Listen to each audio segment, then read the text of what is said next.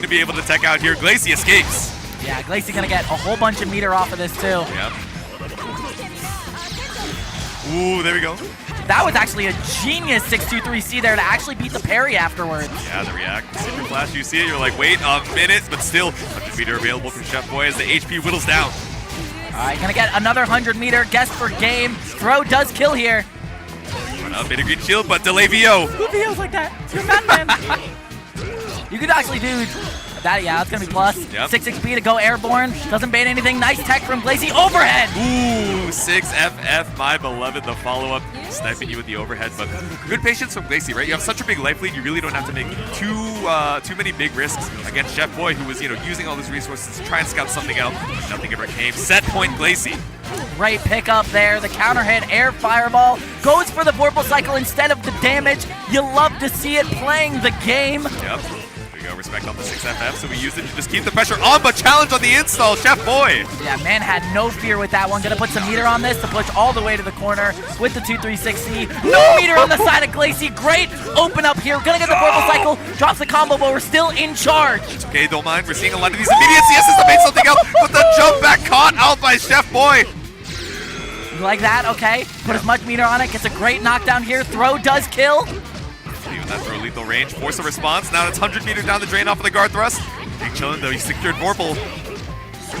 Gets the counter hit off of the delay. Rekka, Chef Boy coming back into this set. Yep. The adaptation is crazy.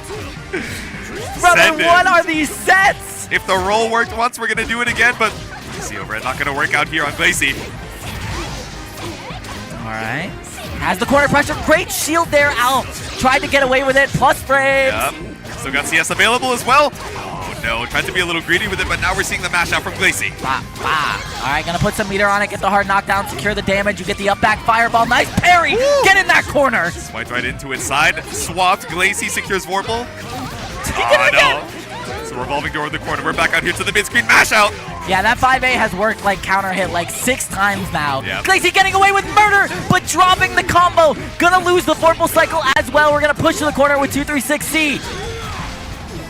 Here we go. Where are you going, my child? Get on the ground. We are going to another game 3. Oh my god. It's 11 a.m. pools, but we're bringing it down to the wire every single time, Cookie. Oh man, I'm gonna lose my voice. This is not great. This is not great. The game 3, you love to see it. They both look so chill for people who definitely have adrenaline running through their veins, right? Already, I mean, he's vibing. He's listening to some Yo Sobi, maybe some creepy nuts. Listening to the new Dan the Dan opening. Oh yeah, he's got Ultra No Cage just blasting through the earbuds right now. Playing a little bit slower on this round start as well, but finally we see the roll. The space out by Glacy, clean with punish. Oh, that green shield not working out, but the 6FF finally finding a target. We're so back. Ooh, we want to roll so bad. No way to try and keep our turn though without the 100 meter behind it. Glacy with the pickup. Yeah, are we going to put some meter on this? You're not going to get the Vorpal Cycle, but you could get the corner carry with 2 and 4C. Doesn't go for it. Yeah, just wants to have the EXCP available. Oh, got a green shield there that stopped the punish, but the charge 5C is going to work out. Are we going to put some meter on this? We're going to drop it. Never mind. Plus frames. Keep the pressure on. How are we going to try and fight for the cycle? Clean shield from Glacy, but we confirm it's okay. We got TK Fireball. Life is good. He tried to wake up Mash 5A. The good morning 5A is crazy, but it might be a good night for your winner's run. Set point once again for Glacy. 2-3-6C from the round start. Love to see that. Yep. You know what? We haven't seen this almost this entire set. Any throws. They're terrified, man. It's all strike, no throw. But 6-6B once again working out for Glacy. We get the install, but we also get counter hit on the approach. Yo, 4C to stop the fireball into the counter hit Rekka follow-up. Stay there. Clean on the defense. CS 100 meter available to keep up your turn. Nice assault there. Yeah, the assault there to secure the cycle was so smart. Yep. Waiting for another 100 to build up on Glacy's side. Yo, my God, this man's taking his turn. Rising JA. I can't say what I was about to say. All right, from behind the back of the train. Havoc not gonna save you here. 5A. Don't VO. Just whatever you do, Chef, don't VO. Stay cool. Whoa! It wasn't VO, but it was a meter spent. The 2-3-6C brings us the final game. final round. The 2-3-6C there in the corner is so smart because it does lead to a full combo. You love to see it. Glacy with the charge JB round start is going to secure a hit. We have a lot of meter here if we choose to spend 100 of it. There we go. Glacy staying cool, moving ice cold right now with the EXDP Ender. Send it with the fireball and still 100 meter. Now we're going to use it for the install. Oh man, this set is so close. Woo. Oh, tries to get the hit, not gonna get it. Charge 3C. Yeah, that is plus frames, but it kind of pushes them full screen, so it kind of doesn't really matter. Yeah, you're so spaced out, you can't do anything about it. So Glacy with the spacing once again catches you out. It's gonna be one touch after this. We have vorpal damage bonus. We're about to with 100 with a jump back dive kick from Chef Boy. He lives. That's a reversal option. What are you playing, Hilda? What are we playing, Merkava? We saw that so much yesterday, but speaking of, the jump back button sniped out by Glacy with no confirm. The wake up 4C counter hit is huge right here, but you have to look out for the EX reversal. Woo! CS, guard us out. Still 100 meter, and then 2-3-6C whiffs. The parry is scary here. Nice block on the high. Nice block on the low. Gets hit by the 5C. Secures the cycle, but what are you going to do with it? The counter hit 5A from Glacy seals it out 2-1. Chef thought they had a turn after that air fireball came out, but unless you get the right shield on it, you are not plus enough to mash. Oh terrifying, my bro. God, what a set! So many times it's like these game ones seem so in favor of, you know, player 1, player 2, and already bringing it down to the wire, but that's it's too early for this. That's 2 sets. There's adrenaline running through the veins still in the first 2 sets, yeah. I can't believe it. That was absolutely peak gameplay. I was so surprised at the adaptation there from Chef to actually play that so well. Yeah. Dude, jump back dive kick actually like jump scared me. I like jumped out of my seat, man. I've never seen that in my life as a reversal option for Enkidu. Never seen one go for it. He saw Murabito playing up on stream yesterday. He's like, this up back dive kick. Looking kind of crazy. He saw Klim. He was like, maybe I could emulate that a little bit. He saw Bryce. Yeah. He's like, I could be Merkava Jr. real quick, but I could be Merkava. I mean, counter hit leads to a full combo. Could have got the side switch there if you went for the 2CCC routing. Yeah, a couple crucial drops, right? Which maybe might have been the difference between sealing out some rounds, being able to take it back. But hey, if this is what we can bring to the table this early in the morning, might be another shark in the waters in that loser's side. But staying on winners, who we got up next, Cookie? We have on player 1 side, Stranger. Not the Stranger you're thinking of. Yeah, this is not the Batista Stranger. Not the Northeast Batista. Right. A different Stranger, spelled normally with no 4 in it. Not a mysterious Stranger, not a mysterious Masher, but Stranger up here on the stand. Versus M-AS, but I assume it's Mass. Okay. It kind of sounds like a Gundam name. That's what I'm saying. M-AS. I see the purple and the yellow, but you know, I'm brain running, man. I'm like, oh, the Takodachi colors, but no. The Takodachi colors. Not everyone's in idol stand like me. All right, and dude, the Zuki theme is so good. I gotta be. It so sounds like for anyone who's played video games, it sounds like the Persona Q2 opening. I've never played a video game before, so I'm unfamiliar. But speaking of Uzuki, wait, okay. Finally an Uzuki on stream.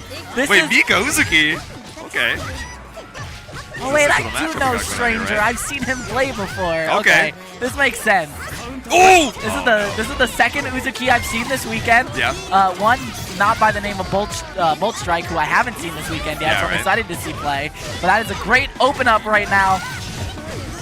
Yeah, this character we don't see a ton of, right? You know, Ryazo DQ'd, but had a pretty good performance on the Uzuki at ECT. You know, Pinku, Orie, but I don't know, man. Mass is kind of running. No, as I said, this corner is cursed, man. Yeah. We dropped the gauntlet, we dropped the drill, but we're still able to find round 1 for Mass. Yeah, really great stuff. Just controlling the space right here. Mika is a character that really has to get in. Yep. And also, you know, struggles on the defensive 214C. From downtown? Yeah, that is a great option if you catch them whipping, especially something like 22B from Uzuki. Oh, there we go. Mika missile the delay. Nice shield. Ooh. Yeah, scouting out a lot of these green shields. Now we're looking for the throw. Grid break for Stranger. Nice, gonna get a knockdown here. Doesn't. Yeah, I mean, that knockdown not gonna work, but 236C. Yep. Get me out of there, bro. Whoa! Okay. Comes gonna grab from downtown, not gonna work out, but breaking the law. A little puddle action, sniped out of the backdash. Stranger ties up the rounds. Yeah, 66C is one of the better options to scout that backdash. Goes very far, not gonna get a full hit confirm from that. Nice block on the side switch though, an immediate shield off of the 3B. 226A, my beloved man. Yeah. Totsugeki so scary, spaced out, but not spaced out enough on the coffin to avoid the tornado. Wow, actually gets the 214B to connect there. Not gonna get a lot of damage off of this. Yeah. Okay. Another 236C out of the corner, still healthy on the meter because of that CS. Yeah, when you actually see her go up into Coffin, you can actually DP. Yeah, right? You can definitely Mika Tornado that because she goes up very fast. Yeah, we saw that a little bit earlier, but maybe not just tuned into the reactions just yet. Send it with the IW. It's not going to be throw range, but any 5A starter should be enough. It's throw range. Yeah, absolutely, it's throw range. You're right. Uh-oh. Okay. Uh-oh. Leap to the coffin. Uh-oh. Nice tech, though. Yep. He's getting freaky with it. The missiles are getting freaky. The 214C commit again. We've shown it so much that Mass has He's the a reaction CS as for the soon as meter. we see that super flash, and as soon as we see the coffin, that's game number 1. Yeah. I was thinking you CS in that situation as Mika for the meter. Yeah. Because you can use that meter to get yourself in with EX Missile. Yeah. Because you can do Tornado into EX Missile and actually secure your turn. Oh, yeah. But just got hit by the coffin setup right in front of him after the CS, so it feels kind of bad.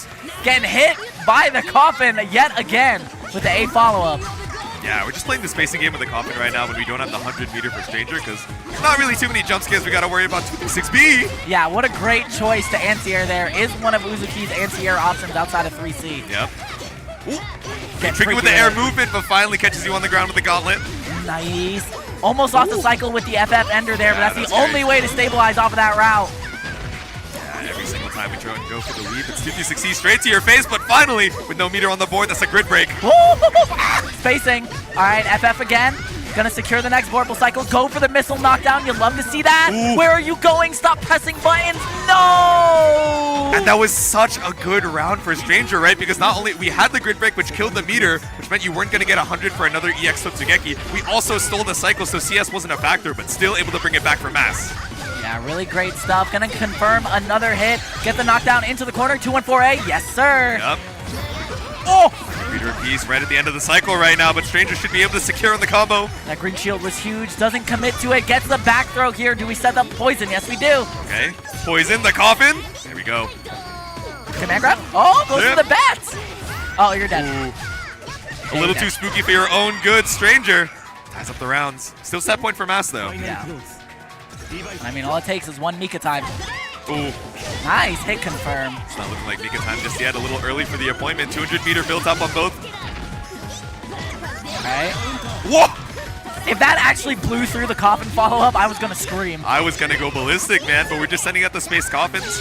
100 meter down the drain, trying to go for the anti-air IW, but that's not IWAX, bro. Oh no! He's a genius. He's a genius. Avoided it with the missile. He's a genius. Never say Mika players don't know what they're doing. He's a genius. Mika technology out in full force right now with a punch right on through that 236C. Okay. Chilling on the overhead, back up to the coffin. Scooped with the grid break. Stranger wants to bring this to this game number 3. He's not getting his dash, though. That is going to be game number 3 confirmed. 3 sets in a row. 3 game 3s. Under night 2 here at Climax of Night. These gamers are caffeinated and ready. 11 a.m. cannot stop the salaryman, bro.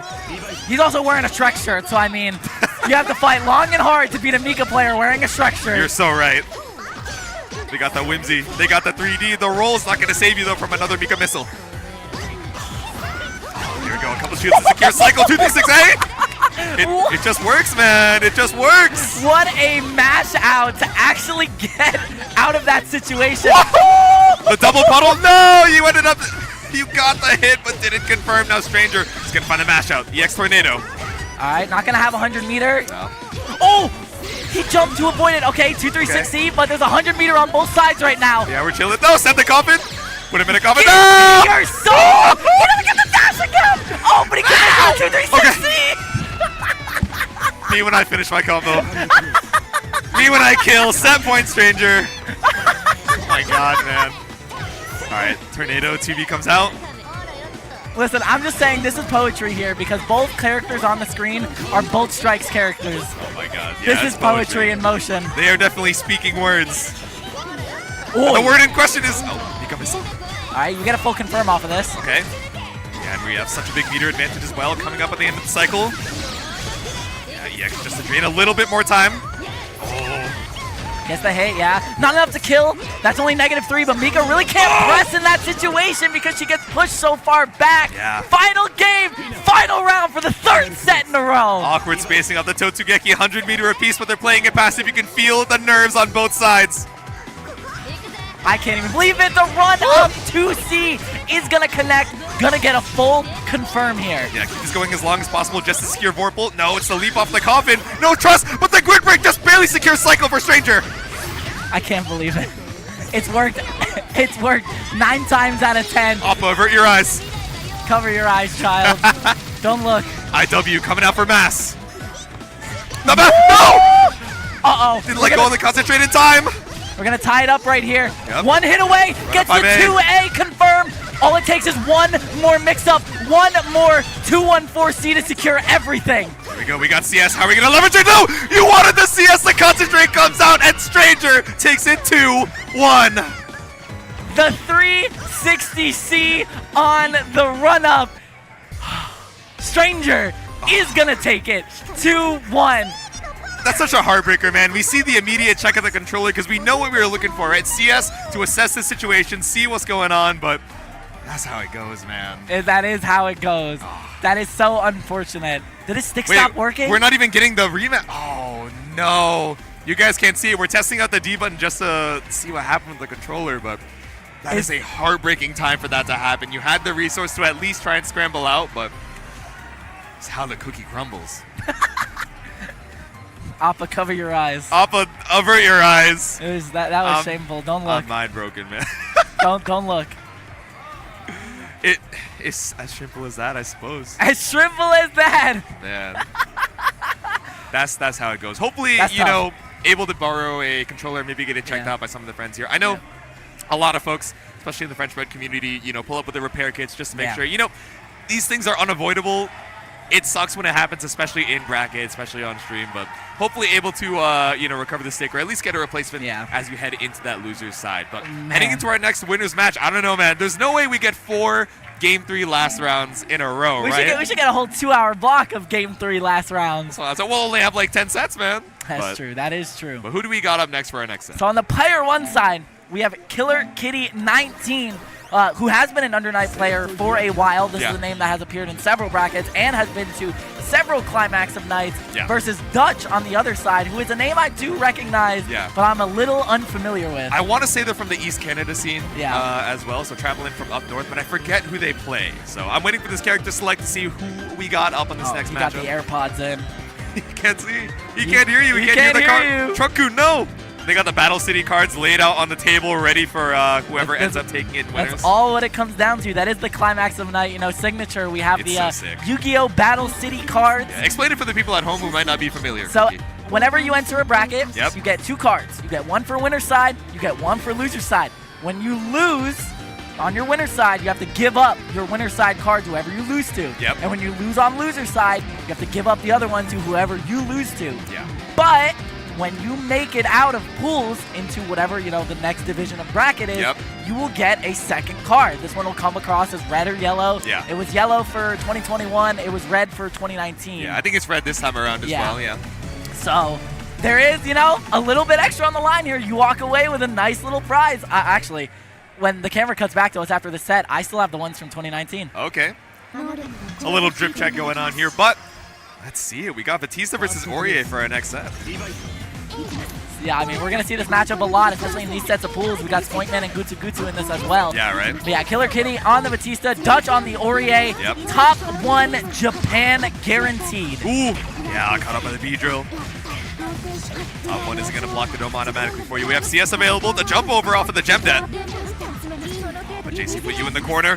Oh, the DP whipped! Yeah, the DP just not tall enough. Killer Kitty gonna get away with murder right there. Nice gem reset into the throw. Still gonna get the gem explosion. Ooh, the side swap, the 5B detonate. Caught. Dodge trying to escape. You can actually kill it here. Never mind. Oh, unless we drop, but that's DP out. Why am I? No, B-drill! To be fair, it is very fast. It is very fast. It's quite quick, yeah. The worst part, you know, especially as you have these bracket nerds, these stream nerds, you see this thing that you're getting hit by so often, you're like, oh, I have to look out for this, but then it's commanding your hands to react in time, so now we get another gem dead. Oh, for Killer Kitty and the grid break too. Alright, gonna keep the pressure going, gonna get a knockdown here, not the correct knockdown you need, but still plus frames. Yep, greedy on the concentrate as well. Uh-oh, do you know? The gem loops, caught up by Assault JB. That's the Batista Classic. That's the ST Classic. Yep. Where you keep doing gem set 5A. Yep. And you just try to see if they know how to deal with it. Exactly. See how they panic out? Not enough to kill. Uh-oh. Party time. We're disco dancing. Yeah, Yakuza Friday night. That's what I'm saying. But on Saturday morning, you run right into the laser to take game number 1 on Killer Kitty's side. Yeah, great stuff. That's just the zoner matchup. That's just something you have to get used to. The 2B immediately to stop the pressure, and the gem net to stop the thrust. Everything coming up Killer Kitty. That's so tricky, right? You set out the gem, you go for the concentrate, your opponent thinks, oh, okay, I can't let you get disrespected, or I can't let myself get disrespected by you taking that grid, and then immediately 5A gem net has you in the corner once again. Ooh, misses the meaty with the gem net there, but Dutch still not able to get anything off of it. Uh-oh. Video game time. Okay, we BDP out, but is it going to be enough? We don't have any resources. We don't have CS. This should just be enough to kill off of an easy combo.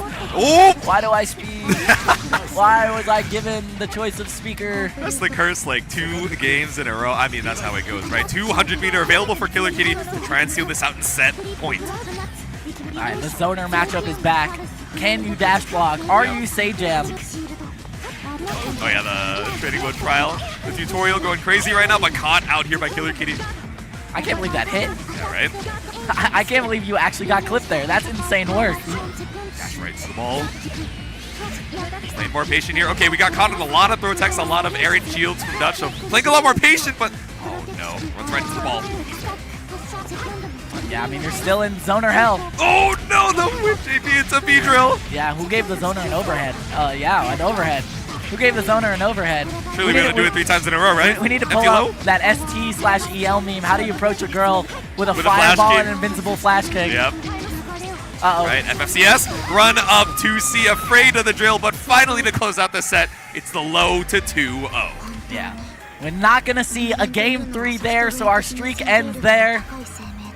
Did he just show off the card that he just took? I mean, they had it ready on the table. He said, all right, it's time to yoink it. But that is true. You were mentioning the cards of previous years, right? What is your reward if you're able to make it out of pools? So, what does it look like? Take a peek at these. Don't look at how dirty they are. That's not important. But with the lighting, it's kind of bad because they are transparent, but you get the general look at them. They kind of mimic, the Yu-Gi-Oh! Battle City cards. Exactly. So you get these when you win, and you give away yours when you lose. And then, at the end of it, you just keep your memorabilia. Okay. So, I mean, it's a super cool thing. And, I mean, it just adds to, the whole Toonami aspect and the Adult Swim aspect of, Climax of Night. And it's really cool stuff. It is so sick. Hopefully you guys are enjoying Climax of Night so far. I know a lot of you are probably tuning in for the first time. You're like, damn, this aesthetic is kind of clean. The Adult Swim bumpers pulling up with, all the, ads. I mean, even look at the overlays. The overlay, shout outs to Corgian. For those who don't know, Corgian is the one who made all the graphics here for Climax of Night. Yeah. Shout outs to them. I don't know if they're here this weekend, but hopefully they're watching the stream, so shout outs to you. They made all the graphics you see here from, the commentator overlays, the in-game overlays, to, any of the camera switching overlays. So, exactly. It's the Atlanta skyline you're looking at, and of course, ooh, that's Gutsugu coming up to the stream. Orie #1, and of course, one of the Japanese players we brought over here with the GoFundMe, going up against Lenin Churchill. So it's going to be super exciting, right? A lot of people very excited to run into Gutsugu. He had kind of his own kumite on Thursday night. Everybody just lining up in the hotel lobby, trying to run these first to fives with him, and man, he was definitely dominating. As far as I remember, the only 2 I can remember taking the sets. I think it was Big Black and Reaver as well. Yeah, that's what I heard. Oh no, I think Squish also took the set as well, but I heard Squish lost 5-3. No, I think he took it 5-3. Uh-oh. It was insane. It was a back and forth between all of these players. So Gutsugu really got a crash course in the American playstyle as far as UD2 goes. So let's see if that's going to be enough to head up against Lenin Churchill. Yeah, Lenin Churchill, another under-night player, has been playing for quite a number of years. One of the Merkabas we've seen around pretty often. I'm pretty sure from the Midwest as well. Midwest represent, showing up. But, Gutsugu coming over from Japan, showing us why Orie ends up top 1 in every single one of their tier lists somehow. Yep, exactly. And Merkaba's really been tearing it up in pools here over at Climax, but Wobu Murabito in his region, right? I'm sure you have a lot of experience against this character we pick up with the DP. I mean, you got Mobu, you got Crow, you got Ryusei. Yep. Like, you are not wanting for Merkaba experience, and we have 3 Merkabas in winner side of top 48. Yep. So you're going to see this character a lot. Great DP there on the red mist. Gutsugu taking it basically with a perfect. There we go. Staggers with the 5 A's, the 2 B's, just looking for one more opportunity to find that last hit. Clean first round. Loosed it. How can we try and bring this back? Gets caught by the stagger 2 A's. That's going to push all the way to the corner. Are we going to BB tag? Yes, we are. There we go. Send the obelisk. We got Thanatos pulling up. I think he tried to go for the freaky route there. Oh, gets the stagger 2 A's again. Good. Everything coming out of Gutsugu right now. Yep. See. Bring it back. Oh, okay. Sniped out of the JT4B. Goes for the hard route. He actually has different routes in this version. Goes for the hard route. Is going to get it. Put the worm down. Carry off it too, yeah. Good old dive kick. We've seen it once. We'll see it 100 more times. There we go. Walk off after the fielded 5A. Tries a mash yet again. Will this be enough to kill? I don't think she has enough damage, especially off of multiple 2As, but we're going to try for it. IW is enough. The laser from the sky. That's Gutsugu for game number 1. Yeah, I was actually really surprised that killed that scaling, especially with 2-2A starter. But, you know, we take those. Because Merkava doesn't have, you know, that low of health. He's kind of in the middle of the pack. So. Yeah, exactly. Ooh. From the 3B. Okay. DP pick up for the corner as well. A little bit of time left in the cycle, but doing a good job of scouting out the preemptive shields as well. Oh, and like we said, the green shield coming out the immediate 6B from Gutsugu. This route is crazy! He really does have the freaky routing. What was that? I've never seen an Orie do a fully grounded route like that. Yeah, right? The Grand Blue avoid the combo limit routing and avoiding the EX spend up until the end, but still going into this potential final round with so much meter. He might be a genius. That's what I'm saying. Oh man, yeah, you have so much time to confirm that with the EX thrust. Yep, A thrust, C thrust. Now we're going over to this other coast. I mean, 4B, the anti-air button, the God button, because it does have some hurt box retraction on it, so you can actually get away with sniping a lot of run-up normals. Coast to coast, just in a couple hits from Gutsugu. Dead. Oh, the stagger off the 2 A's. We got vorpal damage bonus. The meter behind it as well. Should be a clean kill. No drops to be seen, but the CBO just to confirm. It's a 2-0 for Gutsugu. Great stuff there. Makes it very quick. Leuston trying to hand him the card. So here you go. He's looking for the fist bump. He's like, no, your card. No, give me the... Have the card. Your trophy. Gutsugu's like, what do I do with this? He's like, what the... I've never had What the hell's a Battle City? I would hope Nano machines. What is it? Kaiba with cinnamon roll? Oh, yeah. The blue eyes, white cinnamon roll? that art has been some of my favorite to see. It's truly got my way, bro. Oh, man. This next set. You saw both of those players. We'll talk about it in a sec. But, I mean, Gutsugu showing why, you know, they think Orie is such a strong choice. And I actually saw some things in that matchup that I really haven't seen other Ories do. And I think, like, you know, there's a lot to learn there. So I'm excited to see how it goes further on into the bracket. I'm excited to potentially see the Spoink versus Gutsugu, you know, mirror match, because Spoink is really like one of the best Ories we have in the States. Yes, And I'm interested to see him go against one of the best Ories they have in Japan. That'll really be the testament. Exactly. I was talking to Spoink Man a little bit about it. I was like, all right, from the Orie POV, how would you kind of describe the differences in your playstyle versus Gutsugu? Because looking at these pools, right, they are in the same pool. They might actually meet in the winners finals. Of course, some contenders trying to, you know, dethrone them on the way over there. Gravy Jones, you know, one of the people trying to fight it out. He was like, oh man, I think, you know, we both use thrust a lot, you know, in neutral to try and, you know, hold down that space. But I think I am a lot more preemptive, where in certain situations, he feels a lot more passive on the defense, you know, comfortable in his reactions. So I'm really excited because I want to play this mirror against one of the Ories that has kind of inspired my playstyle, you know, to try and push this character when I visited, you know, a few years back. I'm like, okay. I mean, definitely the patient defensive play is definitely something you see from a lot of Japanese players. And then you see Kyo. That's why he wins every tournament. He just matches on these dudes, because that's the thing, is when you watch those tournaments, you recognize how much less of mashers they are and how much more patient they are. But then you also see that that's the reason why they lose some matchups that they just genuinely shouldn't lose, because they're giving up so many turns. Sometimes you gotta let the masher within you awaken, right? You know. Speaking of mashing, can't wait to not mash in this matchup. We have Tannis versus Trock Demon. That's crazy. Where if you guys, oh wait, they didn't get to see it because it was off stream, but you know, a little crew battle action. Either way, Tannis versus Trock Demon pulling up here. Of course, Trock going to be on that Yuzu. Tannis on the walled team. This is a Arizona versus New Jersey battle. Yeah, this is an Arizona versus New Jersey battle. Trock not one to join a lot of net play tournaments. Trock also not one, you know, who can really travel all that frequently. But when he does come out, I mean, everyone is worried about what he can and can't do. Yeah. Rurik has always talked up Trock about he's probably one of the best players. Jushichi as well, one of the best Yuzus. So we're gonna see it here in a matchup that is very hard for Waldstein to interact with Tannis, who's probably the best Wald in the States right now. Yeah, exactly. You got the massive claws, you got 360C, but a character with so much mobility, so many ways to just keep you on your toes. The leap. All right, we're gonna be able to escape in 3D, but we lost so much health just trying to escape the corner. You should be dead off of this with 100 meter. Yep. Wald has a lot of health, but that is a great starter for Yuzuriha. Go 226C for the ender. Clean, perfect for Trock. Whoa, the 2-2 round start beats out the 6-6B. Wow, what a shield into the command grab there. You love to see that. Trock has no resources, and Tannis has 100 and the purple cycle. Uh-oh. Pull up.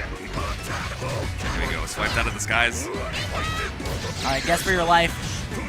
EX God Press, anything kills here.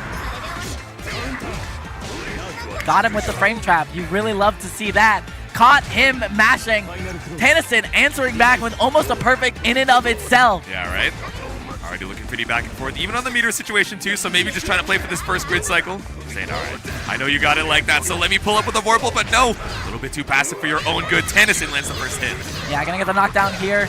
Oh, I like that ender, okay. Scores a little bit extra damage. The 1A counter hit, but no full confirm. Yep. And you let Yuzu get out of the corner.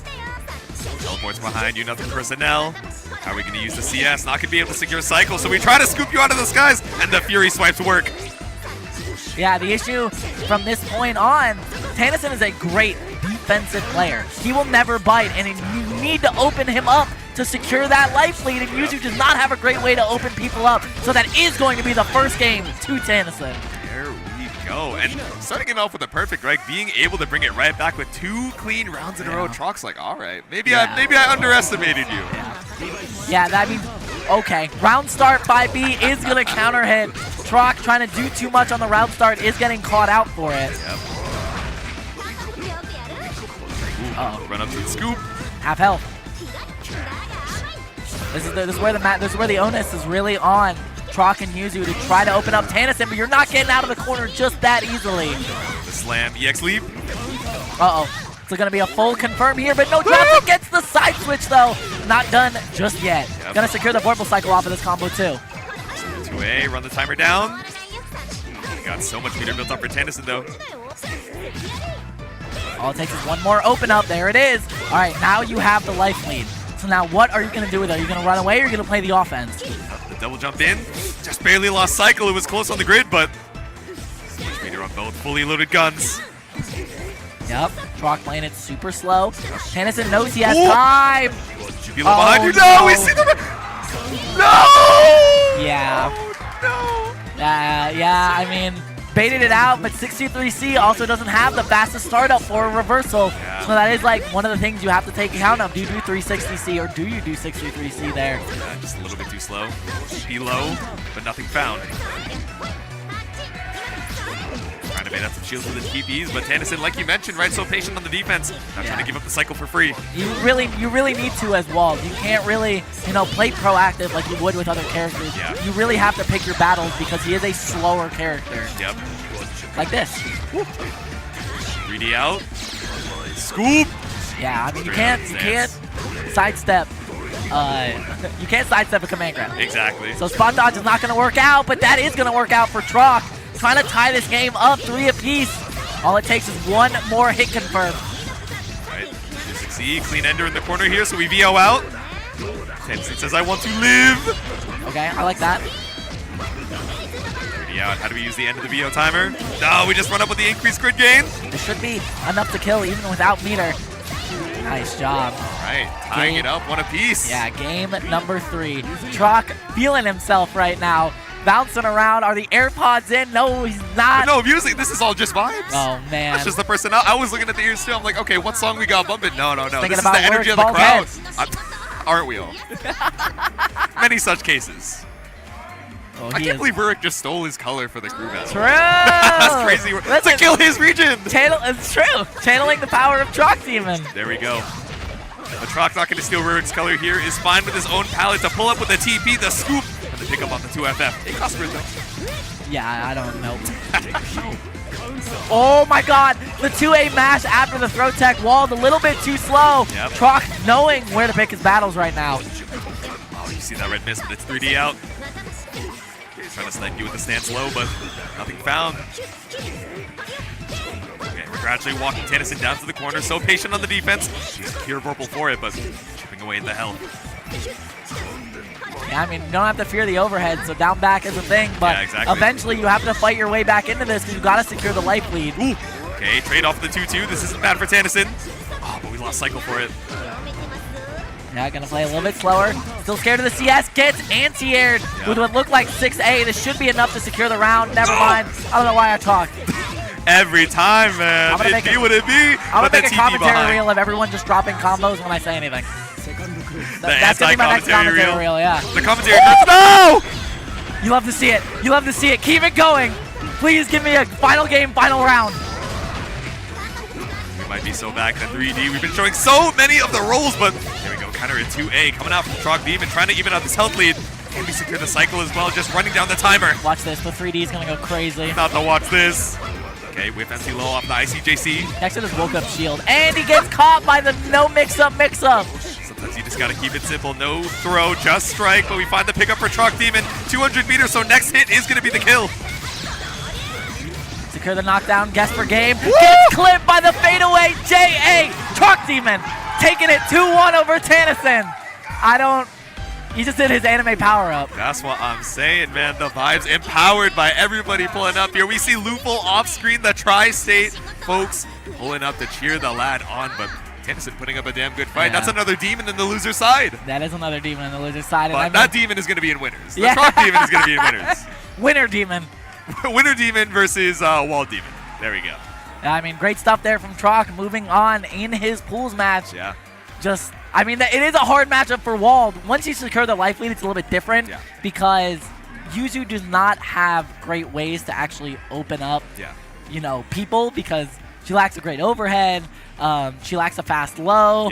Her strike throw is not the best. And I mean, especially like you don't really want to approach Wald in ways that are not risk reward in your favor because you don't want to get opened up by him because Wald's pressure is significantly scarier than Yuzu's pressure. Especially in the corner. So, great stuff from Trock. Secured it out. Played the neutral really well. Just opened up Tannison in the way he needed to, and he's moving on in this bracket. Yeah, absolutely. But so much high-octane action here over at Climax tonight, this Uni 2. So maybe we might need a little break. So we're going to be right back, and we'll bring you some more Uni 2 action in just a sec. Oh, I can't wait to go to Japan and order a Fortnite burger. Oh. Just leave this to me.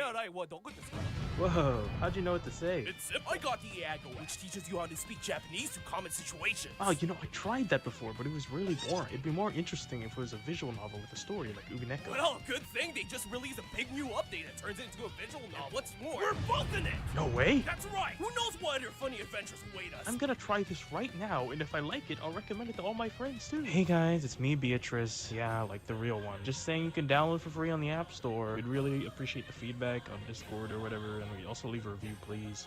Thanks.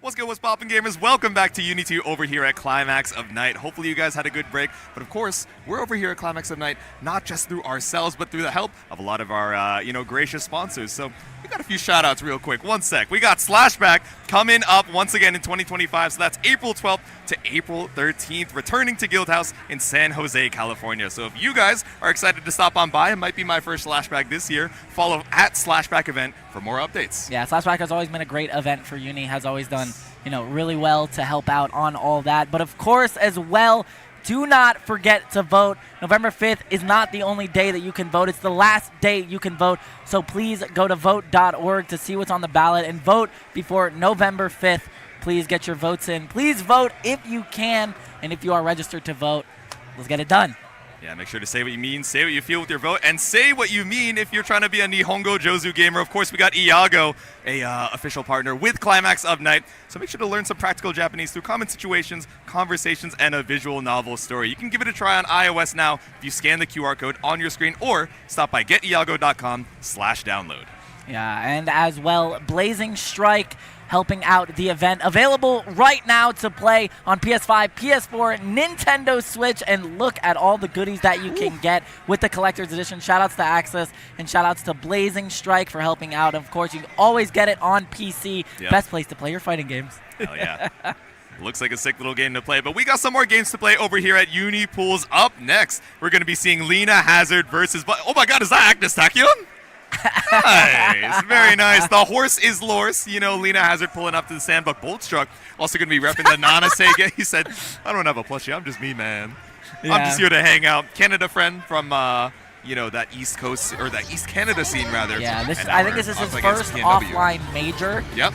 So I'm excited to see how he does because he's been a menace, in the net play circuits, has been doing very well in a bunch of net play tournaments, so I want to see how it translates to offline. And of course, Lena, a PNW representative, has done very well in the Denizens yesterday as well, putting the work on, and of course the horse sponsor. Her tag is just horse. Life is so good, man. Anyway, game number one, we're pulling up here, trying to tap on the toes with the 2 A's, but again, playing it pretty slow. Trying to secure the cycle, but how's it going to get you that first save? We see the red miss, but a little bit too spaced out to try and commit to a DP. Yeah, playing it very slow is Boltstruck here. Doesn't have the massive meter advantage, but is going to lose the next Vorpal cycle. Starts off with a throw, though, and this is where it all starts. Yep. Trying to fireball, flash the green shield. Yeah, okay, great hit confirm off of the 2C into the NATO. Love to see that. Gonna get the knockdown. Didn't count his bounces. Didn't think they landed after the 2C tornado. It's okay. Next patch gives us a bounce indicator, but for now you're gonna have to count that in your head. CS still available here for Lena. Ooh, goes for the stand shield there. Kind of scary. Gets the side switch with the assault into the 5A. Lena finally finding a hit of their own, but drops the combo. This could be enough to kill as long as we please. For the love of God, do not drop it. Surely we spend. There we go. EX dive to confirm that first round. Yeah, still has close to 100 meters, so not out of it just yet. The 100-meter interaction is still going to be a big thing, and Lena immediately giving out 100 meters at the start of the round. Yeah, took to succeed, TP, but really nothing found off of Boltstruck. Playing so patient, but the 5B just a little bit too low to catch that air TP. Got the whip on the green shield, immediately gets the 5A after for the counter hit. You hate to see that if you're Lena. Oh my god, these airborne hits. We up back 3 times in a row. Yeah. I mean, if it works, it works. No DP there. EXDP definitely would have worked there, but I guess you got to be scared of the spot dodge. Yep. Nice guard thrust to get out of the situation with 2-2C. Yeah, we saw the green shield. It was about to be a grid break, so spend the 100 just to try and maintain fighting for the cycle, but this hit really securing it in the side of Boltstruck. I say as we find a couple more good green shields. Yeah, I mean, great shield there on the jump in for Boltstruck. Gonna secure the CS cycle as well. No DP, gonna secure a little bit extra meter, but wow, gets the pickup even after the whip 2-1-4. Yeah. Go 2B6C Ender. Here's the knockdown over in the corner. Oh, and we secure the cycle as well. Combo throw just to run the timer down. Boltstruck still got 100 meter to try and escape here. And I mean, no meter required, man. I'm just sending out the 2B. Yeah, wow, that was crazy. All right, gonna get off these. 2-4C is in the socket. Yep. Ooh, the cross through the challenge on the C sword car. I don't know if Bolt really wanted to commit to the C follow up there. Okay. Yeah, I don't know if Bolt wanted to commit to the C follow-up there. I feel like a follow-up into 2-2C was a better choice. Yeah. And it, it puts you in an RPS scenario that is in your favor. But You know, ooh, gets damn. the 5B on the side switch teleport. Great, you know, awareness from Boltstruck there. Yeah, both these gamers trying to go for the Where you TP behind you, but we still got challenges on both sides. The awareness is so strong, but that dive right after you secured the cycle, but you dropped the combo. Yeah, that's the non-SA special where the dive kick hits at such a weird timing that when you try to press your 2A to get the pickup, it doesn't come out and you just get whiff 3C and die. Yeah, what a world. Okay, trying to keep you locked down in this corner. Cycle over to Boltstruck. Oh, wow, just goes for the mash. I'm surprised. I thought it was going to be ADP. Yeah. All right, going to put some meter on it. Gets a great knockdown here. 2-2B on the setup. That is a meter you have to hold. Yep. Set up the disc. We can chill in, but the pizza slicer isn't going to be enough. All right, EX leap to escape the corner. Clean throw, tech and the dash B. Okay. Are we going to put meter on this? No, we're going for the knockdown off of the 6-6C there. Gets the whip JC into the throw. Not enough to kill. Uh oh. Nope. Okay, still got VO. I want to live. I want to fight. 2-2C. And we run up for that throw. It's lethal. Boltstruck takes game number 1. Yeah, the throw timing there is definitely lethal. And that throw setup is actually probably one of her best because it leads to her having, you know, better throw damage. Because if you do throw and it gets hit by fireball, it reduces the damage by 300. Right? Yeah. So getting the 2-2C there adds about, you know, like 300 to 400 damage there. So that is one of her better throw setups. That's pretty good. Doesn't sound like a ton, but especially in those lethal situations, just knowing that you're going to be able to secure it is so strong. But we run up Assault, the JC to bait out the throw tech. Lena finds first blood. Yeah. Wake up shield, the top player special. Yep. Yeah, just send out the Sakis, the slashes from all the way downtown. Yo, Keep your Celestial? 6B to try and keep you held down in this corner right now, but yeah, like you mentioned, Celestial so content to down back, and we see the red mist for the BDP. Yeah, and we're gonna get full meter here, so put some plus frames on it. Yeah. You want to put some more plus frames on it? Let's do it. Not plus enough. There you go. I actually Did you really see like from downtown the 2-2C, full screen run up? Yeah. Yeah, I mean that is one of the ways to keep the Yuzu locked down from up backing is putting them inside that much amount of block stuff. Thank you for the counter hit off of the TK Fireball. That is a great starter for Nanase. The behind the back, man. The air action, the mobility, the grace. Even had Lupul in the crowd going, okay, okay. Yeah, great stuff there. The 6-6C is not going to get blocked. So Boltstruck is on set point over Lena right now. Plus frames. And oh no, you landed in the return of the 2-2C. You gotta watch out for the boomerang. Yeah, return of the Jedi, more like return of the 2-2C. We are in there. Boltstruck putting the work on right now. Sith Lord. I think we've actually seen double-digit 2-2Cs. I'm not gonna lie. I mean, it's a good, it's a great super that she got. Yeah. Okay. What a great start coming out here from Lena. Puts us back in the corner. Lena not out of it just yet. Still a lot of game to be played. Base the green shield and gets the counter hit throw. Gonna secure the vorpal cycle and has a massive meter lead. Oh no, only actually, 1500. I really like that because that secures Boltstruck out of not having 100 meters, so you don't deal with the 100 meter interaction. And the combo early, yeah, you're right. This 2-2C has been so crucial, but still able to find the hit for Boltstruck. Good decision from Lena, but not able to keep that pressure in the corner. Yeah, that is another game you have to play. Something FoxUp talks about a lot. Please don't drop this combo. You have to spend infinite worth here to kill. Lock in. Oh, wants to save the 100 meter. You're green by B or downfall, the 9JA. 200 meter available for Boltstruck, and the minimum damage, the AB. Iwex is enough to kill. Boltstruck sends Lena down into the loser's side. I said it. That 100 meter just waiting in the bottom left is a heartbreaker cookie. It's exactly like you said. I said it. I said you need infinite worth to kill off of that starter. Tried to greet it with the 100 meter, and you hate to see it. Boltstruck does capitalize and is going to move on further in this bracket. I mean, it's those high pressure decisions, right? Do I want to secure lethal and be, you know, down and out for this next round, or do I want to be a little bit greedy, get a decent knockdown, and then try and fight for that next hit? But especially when you're one hit away as well, your opponent has all the resources, even off of a two-way mash, off of a bad starter, to be able to kill you, you know, it weights that decision really heavily. Yeah, it feels bad. Sometimes sometimes it feels bad to spend that meter, but it feels good to be able to continue the round because if you play another round, you have another chance to get 100 meter or 200 meter. That's how the meter works in this game. Yeah. So it is really like you'll end the round with 0 meter, but you continue on in the match itself, and you can actually interact more, potentially build that meter back, and just win.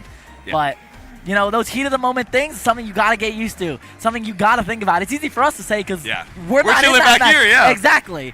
But that is something you have to think about when you get to this level, and that's why FoxUp used to talk about it a lot. How infinite worthing to kill even when you're at full resources, is meter positive because of how quick meter build is in this version of the game. Exactly. You get so much of it, like, yes, maybe you're locked out of like an EX round start, which might have you on defense relatively early, but that's a commitment from your opponent as well, you know, to try and send, you know, a lot of these 2-6Cs. Of course, 2-2C, we saw so much in that matchup, which, you know, not only kept up the pressure and said, oh, we have more plus frames, we have more plus frames. Even in the full screen, right, where Lena would normally feel comfortable as the user thinking, all right, I got Saki, I can just like hold this full screen space. All of a sudden, 2-2C jump scares you from across the screen, and Bolt Struck is right in your face. So you're like, damn, you know, really focus on the meter, trying to play that economy, but that's how it goes. This is how it goes. This game is, you know, becoming more and more like Dengenki. If any of you play the meter economy focus, yeah, I mean, Dengenki is like the #1 game I point to when it comes to resource management wins the game. Because damage is not very high in that version unless you have the resources to spend. 90% of the time, you're not doing that damage. You're not spending that. But it comes down so much to, do you have that meter? Do you have that trump? Do you have that burst? Do you have that assist? And it's the same thing in this game. Do you have that meter? Do you have Vorpal Cycle? Do you have, you know, 30% health for the potential Sivo? We're talking so much about this horse in that previous match, but now we got, not a horse, but we got Philly. We got Silicon pulling up with the Chaos. I know he's got that hide secondary as well. Not pulling but CG as well with, I know this is a button check because I see Lena on the screen. It's not Enkidu, it's not Tsurugi. It should be Tsurugi. It should be, right? Yeah, it should be Tsurugi. I don't see why CG would go back to Enkidu. He did have that whole tweet thread about how he didn't like, you know, the changes in this version. Enkidu was moving in this version. So yeah, should be the Tsurugi. And then of course Silicon, aka Chandler, the boy from Philly, coming in. Oh my God, it is going to be the Mr. Enkidu. Lock-in. Oh, okay. He's trying to get that that Rurik bounty. Or that, the win Rukir a bounty. major. Yeah, but I mean Chandler, Silicon pulling up. One of the, you know, star-studded players of this version. He's always been a strong uni player, but especially in this version, with how bad people think Chaos is, man has really stepped up and put him on the map. Exactly. Keep the Chaos dream alive, and really, this is a character that it's a bit difficult to get matchup experience against, right? Unless you're, you know, picking a lot of these Chaoses who are really stuck with the character for quite some time, or you have that legacy experience. Yeah, so it's like him and Snappy really holding it down. You got one on the East Coast, one on the West Coast, but of course, CG, hailing from PNW, one of the last Enkidus we have. Yeah, exactly. Yo, out. Silicon is fine with spending the meter to try and hold on to this round. Does not want to give CG the opportunity. Try and bring it back. The battle of low tiers right now. That's what I'm saying, man. EX Aussie. There we go. First round over to Silicon. Yeah, no meter though. So the round start here could be in CG's favor. 2-3-6E if he wanted to, like a Tsurugi player. Yeah, tries to go for the threat. Maybe thinking, oh, you're going to try and jump over 2-3-6C. Let me beat you in the air. But Silicon just waiting on the other side says, no, let me get this clean anti-air. Oh my God, gets it again. Are we going to EX staircase into the corner here for the knockdown? Yes, we are. Bring it down. There we go. Little linebacker tackle. Resummon. I like that 2B from CG a lot. Yeah. Aussie's gone, but Aussie's back. Only 4 seconds on that respawn timer. So you have 4 seconds to interact with Chaos with no Aussie. But once he is back, it is video game time for the boy with glasses. The boy with the book. The boy with the book. The hard reads in the corner. Silicon's like, I might be kind of nice, man. He said, I might be kind of, all right, never mind, lock in. Yeah. That's him, bro. That's the lock-in guy. Do you see the eyebrows? He said, I'm kind of nice, though. Yeah. We're going to see the Tsurugi, the power-up. He said, ooh, you want to swap so bad. We can make a reenactment of... He's concentrating, bro. He's starting grid. We can make a reenactment of Combo Breaker where me and Fox did the Unlimited Blade Works chant while he was doing this for Type Lumina. Probably one of the best clips ever to come out of that Type Lumina bracket is me and Fox chanting Unlimited Blade Works for CG right now. Because obviously he looks like Shiro. That's what I'm saying. We've had too many reboots, though. I don't want to try and contest peak. Yeah, it's true. It's true. But he is trying to remanifest the CG of old, trying to bring it to this game, number 3. We've seen so many down-to-the-wire sets. He wants to put one more on the board here for Pool's Block D. Yeah, I think this is like winners round 2, winners round 3. Something like that, Something like that. So it is kind of crazy right now. But CG starting off real strong. The concentration station did end up working. He is the bone of his sword. Well, I'm just chilling down back in the corner. Said, all right, however many blades you got, however many strikes, I'm chilling. Send out the Aussie, and you're still too spaced out to actually hit me right behind. I like that interaction there. Parry to the Aussie, to the 5-8 to kill the Aussie. Oh, so now, ooh, yeah, Rising JA, one of Chaos's best defensive options in this version, because he doesn't have a reversal.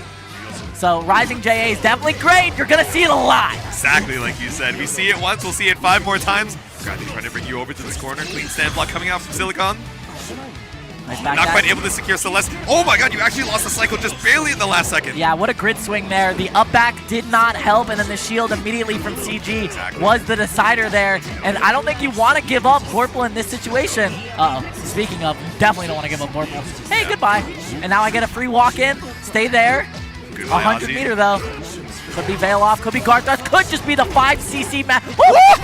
Okay, crucial drop over here in the corner, but it's okay, we get the resummon. Chaos was trying to play kickball with his back. That's what I'm saying. Oh, the reflector. Ozzy, help! Assist me! Not enough to kill, unless you, yeah, no infinite worth. Not enough to, oh yeah, he does okay. get the purple. I didn't realize he had purple CBOIW, cycle, yeah. All right, that will be enough to kill. Spending it all, you like to see it, that secures the round. He goes in with 0 meter, but all you have to do is win a couple of neutral interactions, and we're back at the 100 meter interaction. Damn! Just a walk back. CG said, all right, I'm pulling up. I'm going in. Oh, no. Yeah, gets clipped by the wall cling Ozzy. That is super hard to deal with. You can actually deal with it with fade back JA, the parry after the dive kick. It's my interaction. It's not my Vorpal cycle, though. That is going to go to Silicon. Yeah. Yes, he has to try and escape. We've been seeing so much of the Rising JA, but no, just chilling in the down back. Trying to make CG go for a big risk to try and open him up. Yo! Oh, no! I love that throw. Another one. All right, VO out. Unhand me. Surprised he didn't get the CS out there for the Veil off of the 2-2 there. I think he did want CS off of the whiff cancel, but not going to get it. The 2A is going to kill Ozzy. Oh my god, takes Ozzy off the screen, and now we don't have to risk anything to secure that cycle. Tries to go for the cheeky stuff. That is a gold throw off of his 360C. That is not an actual command grab. Oh no! I think you actually just lost. Move and spin it back out, but it's still no 100 meter required. It's a clean 2-0 for Silicon to take it over CG. That's my guy. He's about to go rock climbing later. Damn! He's holding in the pop-up. Let's go, Chandler! See that? Locked and loaded. Silicon wanna making his way to top 48 winner's side. Not just enough just yet. Still has a couple more sets to go, but that's another one in the books.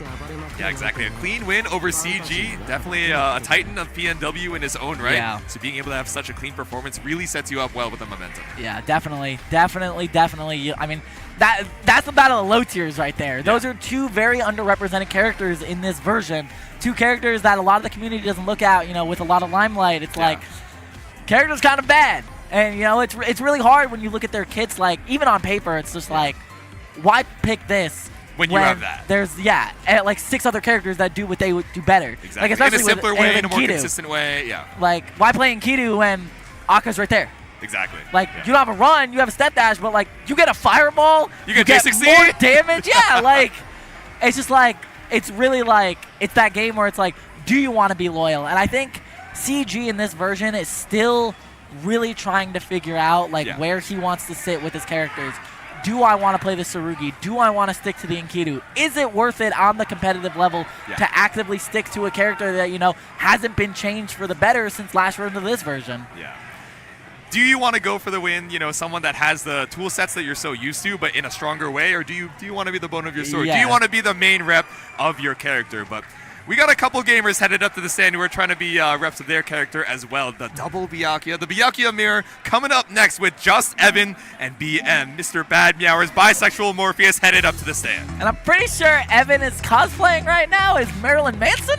I think so. Because they were wearing the kind of killing it with the eye makeup. You guys will see in just a second. They were wearing the Pierce the Veil outfit yesterday, but I mean, this looks like a Marilyn Manson fit. I'm saying pop punk icons. Yeah, true. I mean, Evan is like that. That's why I got my nails painted as well. There we go. I was like, I got to fight Evan.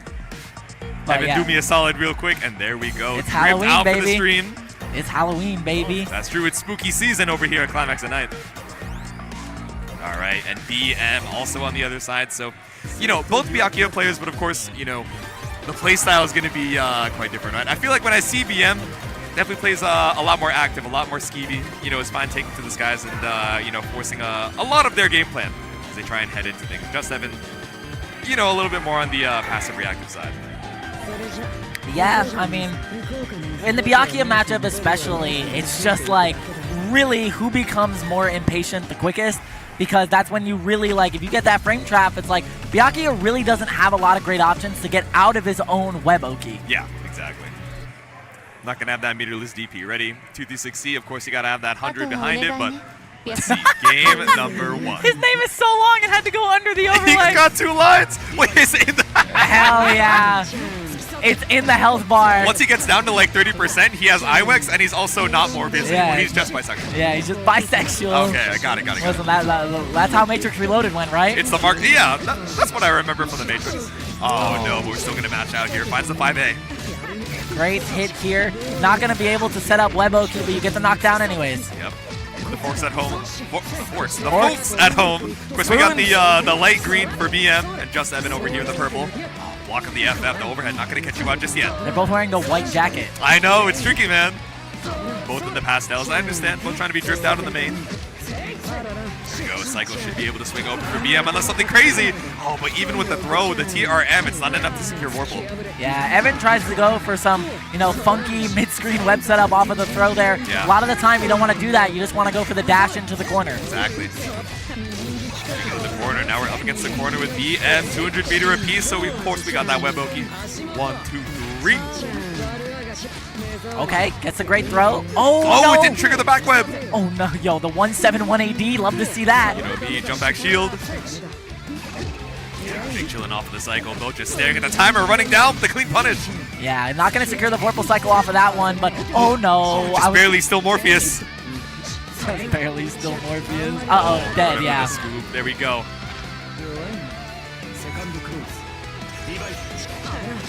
Alright, running with the 6-6B. No catch on the low, though. A lot of people watching a Byakuya mirror right now. I don't know about that. Maybe we should find better chase than mirrors. Nice, gets the great pickup there with the 5B to stabilize. Yep. Alright, we're gonna go into baby jail. Alright, triple web once again. Oh no, goes for the claw, maybe to try and catch her in the dash block, but...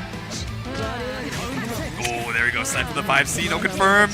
Yeah, that's where I'm talking about the impatience coming in, because you really don't want to get frame trapped by Byakuya, because you put yourself in the own situation of your own demise, goes for the Vorpal cycle instead. Could this be the cost of the round for BM right now, because they both have 200 meter? Yeah. Oh, jumping with the Assault JC, Punish. AV Ender. Oh no, Web. not what you wanted. Assuming we wanted the dash, but we were just a little bit too early on the macro. Alright, we're going to get the Vorpal cycle on the side of Evan. Yep. The first web setup of the game of the set for Evan. 1, 2. There we go, tricky with it, no Morpheus on the table, but all the meter in the world. Tries to clear out the stand web, now just the back web. Ooh. Tricky, and we're able to avoid the dash C2. We still have CS though. Oh.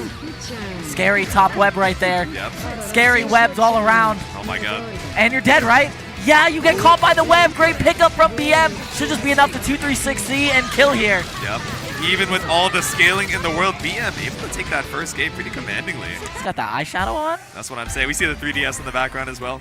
Oh, I'm true. waiting for that Salty shaky getting his cam. recording in, yeah. Getting the crowd vibes in. Stealing the CG concentrate before we head into game number 2.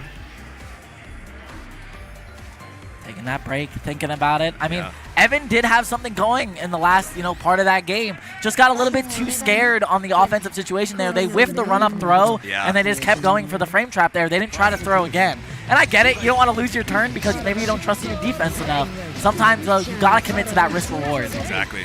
You gotta at least keep it on the mind, right? So that way when you go back to layer 1, it's scary. Encourage them. Give them the incentive to mash. Oh, for the win from the green shield, though. He's gonna secure Vorpal for bisexual Morpheus. Alright, but the Vorpal cycle isn't going to matter. Evan gonna get the corner set up.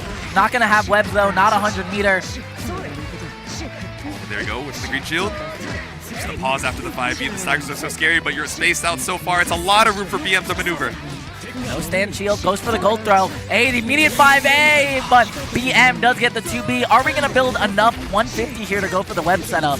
Or are we going to go for it under 150? Doesn't matter. Ah, there we go. Oh, doesn't go No for it worries, no anyways. stress. Oh, leaving the web Oki on the table. Says, all right, it's okay. I got the CS. Oh Maybe my I could be a little greedy God. with the meter, but every time we see people try to play Yeah. for that economy, the immediate punish comes through. Yeah, that is going to be the web setup from Evan. That is going to be a secure on the Vorpal cycle as well. You love to see that. But web, Where back are out, you run up the going? throw. It's like you said, right? Showing so much of the strike, so much of the frame shot. Now it's 2 throws in a row. BM fighting for his life, and finally the delay run up throw. Just Evan is back. 3 throws in a row. You gotta show that throw. The J charge 2C to start off the round. BM is going to get a web setup of their own. That was a weird air combo. That's what I'm saying, man. You started off with the charged air. I'm like, all right, you got it, dog. There you go, triple web, run up for the 2B. That actually worked out really well for Evans. Yeah, the awkward hit off of the top Yeah. web ended up basically combo breaking. No, but the run up grid break. Don't fail off. Don't do it. I know you want to be ungrid broken Don't so fail bad, off. but it's okay. Don't do it. Ooh, EX command grab, charge the 3C. Yeah, the 623C there is going to be clutch. Not going to build it up and going to lose the Vorpal Cycle as well. Goes through the tricky teleport mix. Yeah. Okay, web. There we go. Those are working out. The 2-2C. Great pickup from Evan, by the way. We are no. Still gets the meaty though.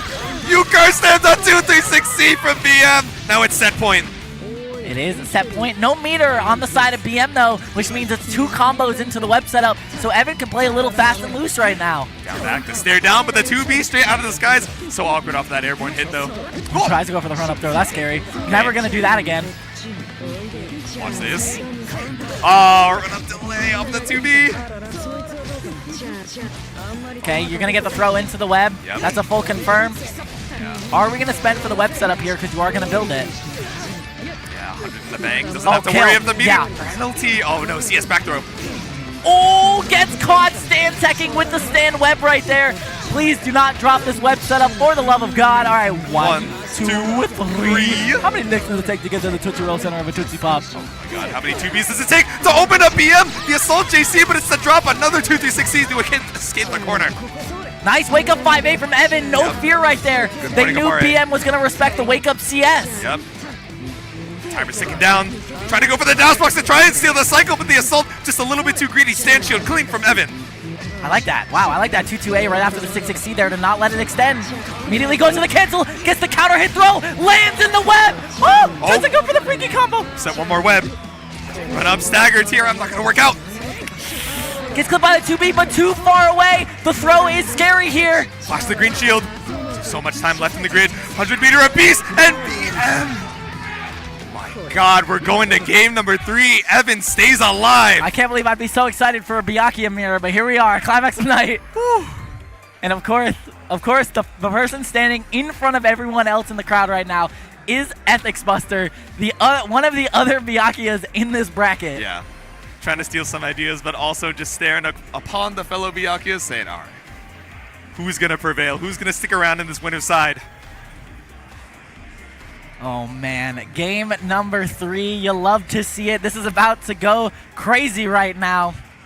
Evan with momentum. I mean, the throws have been working out so well, and it's on for BM to adjust. Evan really hasn't, been getting thrown that often or been showing their throw hand on defense that often. So Yeah. it's all up to BM to, either change their defense or win the neutral more and go for that trickier offense. Yeah, and I like that as soon as you mentioned, we've just been doing strike, so much of that strike. We do 3 throws in a row to take that round, and now Evan's got a little bit more wind in their sails. Now they're taking a deep breath. It's game number 3. Listen, this is a strike throw game, man. You can't just play the strike game unless your name is 2019 Red Blade. That's what I'm saying. This is only pools winners semis. Not even the guarantee to get onto the pools just yet. Even after the high-octane action, run up for the assault just to secure the cycle. No stand shield coming out from Evan. Oh yeah, BM playing very passive on defense right now, giving Evan a lot of turns. Nice 5A off of the shield on the first Rekka. You love to see that. You're knowing your own character's weaknesses. There we go. Charge the J2C. Goes for the mid-screen web setup. Behind the back. There we go. Triple web. Caught up with the 2B. Okay, you have to end this combo early, actually, because it's going to scale differently. Yeah, I like that from Evan. Tricky. Finally, the FF makes its mark. Evan on set point. Wow, Evan turning it around just like that. Even meter on both sides. Evan 1 round away. Scary on the throw whip. All good Whip though. throw Nothing is found off plus, the 5A. always. That's what I'm saying. Oh, 2B counter hit coming out from BM. All right, that is going to be the web setup. That is going to be secure on the Vorpal Cycle. Why do I speak? Every single time, man. Send it. CSJ2C. Fates out of throw. Yeah, that is one of the best options post-CS for Byakuya because it does jump, does avoid the throw, puts out of the medium. Whoa, no! Yeah, wake up throw. Great stuff there. That is going to be the punish. 5A immediately post-throw tech. Not respecting BM's plus frames at all. Oh, it's a heartbreaker. We got the 5C counter hit, but no confirm. So much damage left on the table. And really trying to even out this life lead right now, but gets thrown right back into the corner. Don't be up. All right, throw Be back strong. in the corner. Guess for game. Don't panic. EX grab. Yo, that was brave. Oh, run up 2B. Gets actually the connect here. Are we going to try to, spend this for the win? Yeah, how much do we believe in this round? Might be 100 meter down the drain. We don't get the Vorpal refund either, so this is a big commit from Evan. Oh wait, not enough to kill. This is going to scale super hard, but this is going to set up a guess for game scenario. Yeah, exactly. Okay, committing another 100 meter. Throw kills. Yep. CS to just get a little bit of EX back, but speaking of, it's the EXDP, the 2-6C. We're final game, final round. Here in the Byakuya mirror, 100 meter apiece. Gets the 2B mash immediately. Yeah. BM cooking right now. Are we going to go for the web setup? We have an above 150.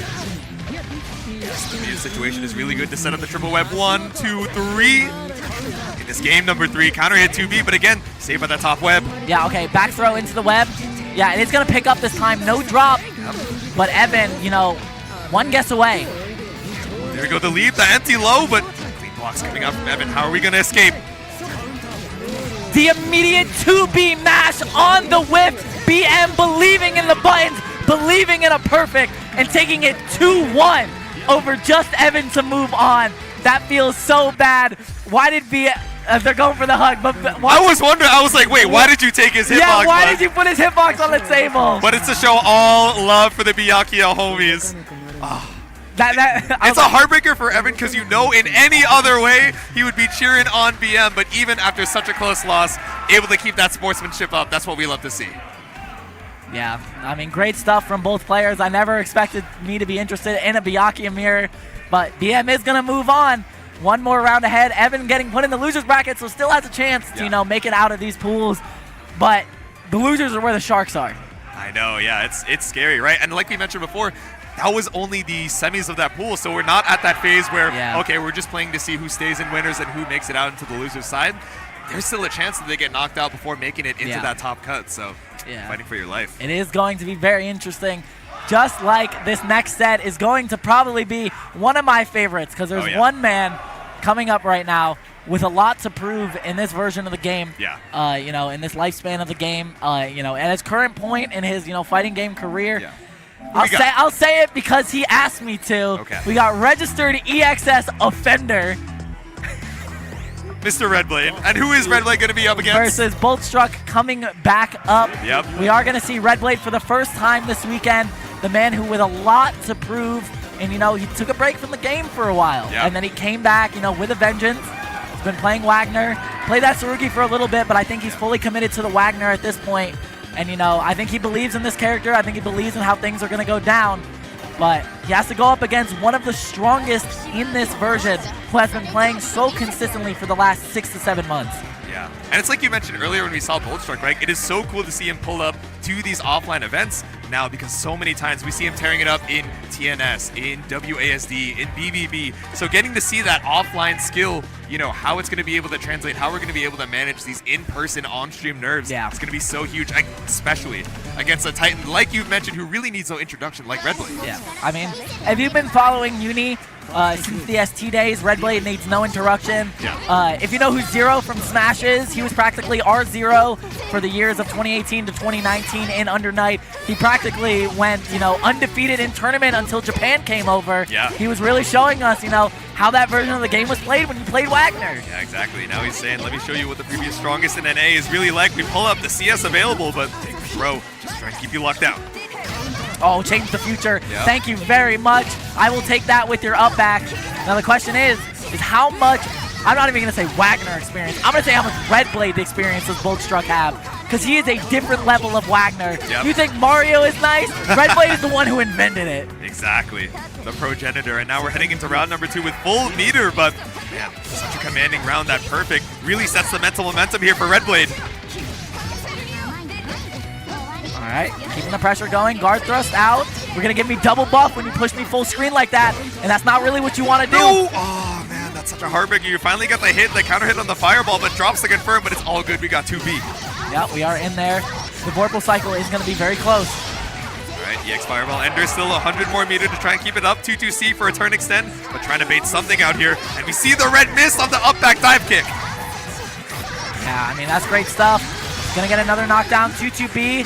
Just out of range. Love to see that. Yeah, that pixel spacing, because you know anything you try and swing out there is just going to get caught out. Oh, but speaking of caught out of the 2-2C, 5A force function, the shield to escape the corner. Yeah, using the armor from the force function there to get rid of the second 2-2C hit. Yep. That's very on the go thinking. That's very important for Wagner to use that, armor to get through projectiles when they want to. When you're up against Oh, the you're wall, dead. you're not out of options. We Oh, no. pull up here, CS available. We go for the empty low, but the delay DP works out for Boltstruck. Yeah, great stuff. Tying up the rounds, but doesn't have the meter. Yep. Uh-oh. Tried to swipe with the 2B, but the low crush rather with the assault. Here we go. Red Blade walking it out. The stanky leg on the 2C, but Big Chillin finally blocks the fireball. Oop. Yeah, get that tornado out of here. Give me another shield buff. Goes through the fireball. No! Oh, no. Oh, you hate to see it. Uh-oh. The momentum was so much in Red Blade's favor, and especially this being round 3, taking the round is a game on the board. That feels so Yeah, bad. I'm sure they're going to be calling over the TO just to make sure. Are they going? I don't think they can, right? Can we do that? I mean, to be fair, I don't know if that's how the rules break, but we're not Combo Breaker CEO. We are a smaller tournament. we are on the tour, though, so going to be That's confirming true. with We the are on the TOs. tour. But just to get, I mean, they'll play it out. Worst case, they roll back whatever the result was. So keeping yeah, up the momentum here from Red Blade. He might actually just kill. Yeah. Yeah, I think we he's said dead. it with the IW. Uh-oh. So what's can you get a TO decision there? That's a good question. I'm looking at the crowd. The crowd's looking at me. They're like, it be what it be. I guess we're just going for it. I mean, gentleman's agreement, but I don't know. We are planning with it. That's what I'm saying. Ooh, okay. We'll wait for an official ruling. We'll assume it's the game 1 over to Red Blade for now. All right, we got this. Game number 2, 6C, Big Chillin. Yeah, uses the 6B to bait the green shield. Wow, gets the 6B right after for the crumple. There we go. Wow, Pick this up on route the was 6B2. Oh, no. Still able to air tech out, but... That was like a hide route. Yeah, right? All right. Shield buff. Ooh. Yeah, drill CS. JA, the overhead. And even with the DC, Boltstruck having a hard time finding his footing against Red Blade. Yeah, I mean, 1 round away. Doesn't have the meter. No 100-meter interaction. Right. Oh, no. Spend the 10-meter on the green shield. Yeah, double bustle. Runs up for the throw. Nice. I like the challenge on the shield bash. Baits the green shield yet again. Red Blade has always been one of the best at catching on to people's green shield habits. Yep. Red versus green, the type advantage is just too strong. Now we got CS available, but the glowing blue isn't enough to save you from the counter hit sword card. True. Fire versus grass. That's what I'm saying, man. All right, 5B, spaced out from the 2-2B, but your so far is really not a huge threat on Red Blade. Run up, back throw for the scoop. Yeah, those fireball sets, Red Blade has been taking advantage of so much. Whenever Boltstruck sets a fireball, they go for a buff. And you really can't be letting Wagner get free buffs in neutral like that because it makes her such a stronger character. Exactly. Boltstruck trying to keep the pressure on. No free buffs here, no free dive kicks out of the corner, but pushed out to the full screen. Oh, look, we're threatening Celestial as well. Oh, Scared of the throw, but tries to challenge on the change the future. They call him the trick. The pickup off of the shield bash is not enough. The up back, fade back away, sees the dive kick coming, goes for the BDP, and after that little slip up in game 1, Red Blade is going to take it 2-0 over Boltstruck. And man is one, I think, should be, is that winners finals? I think it might have still been winners semis, which is well, crazy. I mean qualifying for winners Oh, finals. yeah, making it over to winners I think finals. that might be a So qualifying now for he is winners finals. guaranteed in top 48, Yeah. but now we need to see, is it going to be in the winners side, or is it going to be down in losers with the rest of, a lot of well-known names and sharks down there? Yeah, the top 48 loser side is gonna It's be scary, violent. you don't want to go down there, bro. Well, yeah, y'all better tune in to the Twang playlist for the shaky cams because you're not gonna see a lot of those matches on stream tomorrow, but you will see almost all of them in that playlist. Yeah. Shout out Twang, shout out also the rest of the Unique community as well. Pulling up with the tripods, pulling up with multiple POVs. I saw Bryce on the side too, like live streaming the players' faces for the crew battle, and then Twang behind them with the recording of the phone. When we had to, swap off stream. All right, So I gotta pull up the bracket because let's I'm seeing a match coming up right now that to me, I didn't think. It's a curious path, right? Yeah, well, I didn't think we'd see this. Right. So I need to go look at this bracket because I think there was an upset somewhere. because who we have up next is going to be Gutsugu versus Coco Twinkie, but let's see. This is semis, though, so it might not be on that branch. Yeah, but there was yet, someone else on Gutsugu's path that was was actually a named person. Yeah. I need to go pull up the bracket because I feel like there might be an upset somewhere here. Yeah, right. I need to see the lore, the storyline. There's only so much that we can fit on stream, and hopefully you guys, again, have been enjoying Climax of Night 2024, but with all these shaking cams, everything that we get to see, we can't capture everything, but damn, let's check out that bracket and see what's going on. Now, let me see here. On Redblade is going to be going up against Psychotic in that winners finals as well. Oh, we check over on that side. Come on, load. Start GG, why are you so mad? Wait a minute. Oh, this is winners finals. We didn't see Gutsugu versus Spoink. It on was the stream. Orie here. It was 2-0 for Gutsugu, but damn, I hope someone is able to shaky cam it. I know Spoink fan was very excited to try and have the opportunity to run up into that, but yeah, winners finals pulling up here for this pool. Yeah, and then Coco Twinkie took it over Deerskin. You know, not too bad there. Gravy Jones ended up DQing, feels bad. Free win, beat Infinity 2-0. What? What? Wait. That's insane. I gotta go find Jay after this. Because Infinity, you know, a legacy name, really strong high player, you know, even in this version of the game. But either way, enough of that. We got Gutsugu versus Coco Twinkie for winners finals of their pool. Yeah, the Carmine coming up. I actually haven't heard Coco Twinkie's name a lot, so this is, you know, a little bit of a fresh one to me, but if the Carmine's not as good as Notes, I don't see how you're taking it over Gutsugu right now. That's what I'm saying. All right, roll out. And still be able to catch you on the other side. Okay, gonna go for the knockdown. Gets the 2-2A into the meaty reset with the Assault JA. Yep. Should be enough to kill with a meter spend. ABIW, just keep it clean. Says, all right, yeah, I'm ahead. Yeah, I could probably still take the round pretty easily with so much health on my side. But against Carmine, right? Yeah, Carmine, you don't even want to have the risk. Yeah, especially when you have a round to play with, right? Yeah. It puts you in a round ahead, so you have a round that you can lose. You can play that resource management game. And Japan has always been one of the resource management heavy regions of this game. Yeah, exactly. Nice block on the fuzzy, though. Yes, backdash. Able to survive the bounce for now. Still got one more puddle. There you go, dissolve. We out, and we get the 2A, 2C. Yeah, great stuff there. Gonna get the Celestial on the side of Gutsugu. Goes for the freaky knockdown, and you can't roll that. 2-2C, my beloved. I ponder my orb, the 3D to try and escape, but thinking in 4D here for Gutsugu. The clean catch, the whip VO, the C thrust. No IW required for game number 1. Yeah, wow, great VO setup there with the BB tag assist. You love to see that. Yep. But I mean, he went for the Orie knockdown that, you know, is not really known right now, where you do A thrust with 2-2C, and it covers a lot of wake-up options, especially wake-up roll, but the bomb is going to counter hit, and Coco Twinkie is going to get a knockdown in the corner. We are going to get one bomb set. Ooh, tried to run up, but we still got the bomb detonation to keep the combo up. Nice, goes for the knockdown, going to get the 2-2C here. Yep. 1, 2, concentrate, TK wheel. Yeah, clean setup, tries to go for the thrust, but not going to save you right now. 6B, the whip, the clean jumping from Gutsugu. Still needs a couple more good hits to try and bring this one back, though. I wanted to see the 2-1-4C. I wanted to see Gutsugu's, you know, interaction with the 2-1-4C. Yeah. There we go. Send the persona. 6B. Not going to be enough to kill. 6B scales pretty heavily. Still needs one more. This combo also secures cycle for Coco Twinkie, but no CS to be seen. Gutsugu on set point. Yeah, I mean, Coco Twinkie has been showing signs of life, but, you know, when it gets put on defense, Gutsugu's just been opening up really consistently. There we go. FF on the other side. J214B. Lots of these green shields flashing, trying to get that CS. Oh, but tapped on the toes. Yeah, 4C, 2A. Oh, hey, the double vorpal. Love to see that. Double vorpal all the way across the sky, but how is the CS going to save you? Oh, you still have the threat of the thrust. 6B just eaten up right by Thanatos. Wow! Gotta hit throw. The vacuum throw. That's what I'm saying. Oh, 3D! Runs right into it. Yeah, from that far. I wonder if we were trying to be preemptive about a thrust, or if it's just a misinput. But either way, 100 meter for Gutsugu on the obelisk. Wow, I love that setup a lot. Holy hell. Right. Obelisk, JB. Now throw is lethal as well. CS available.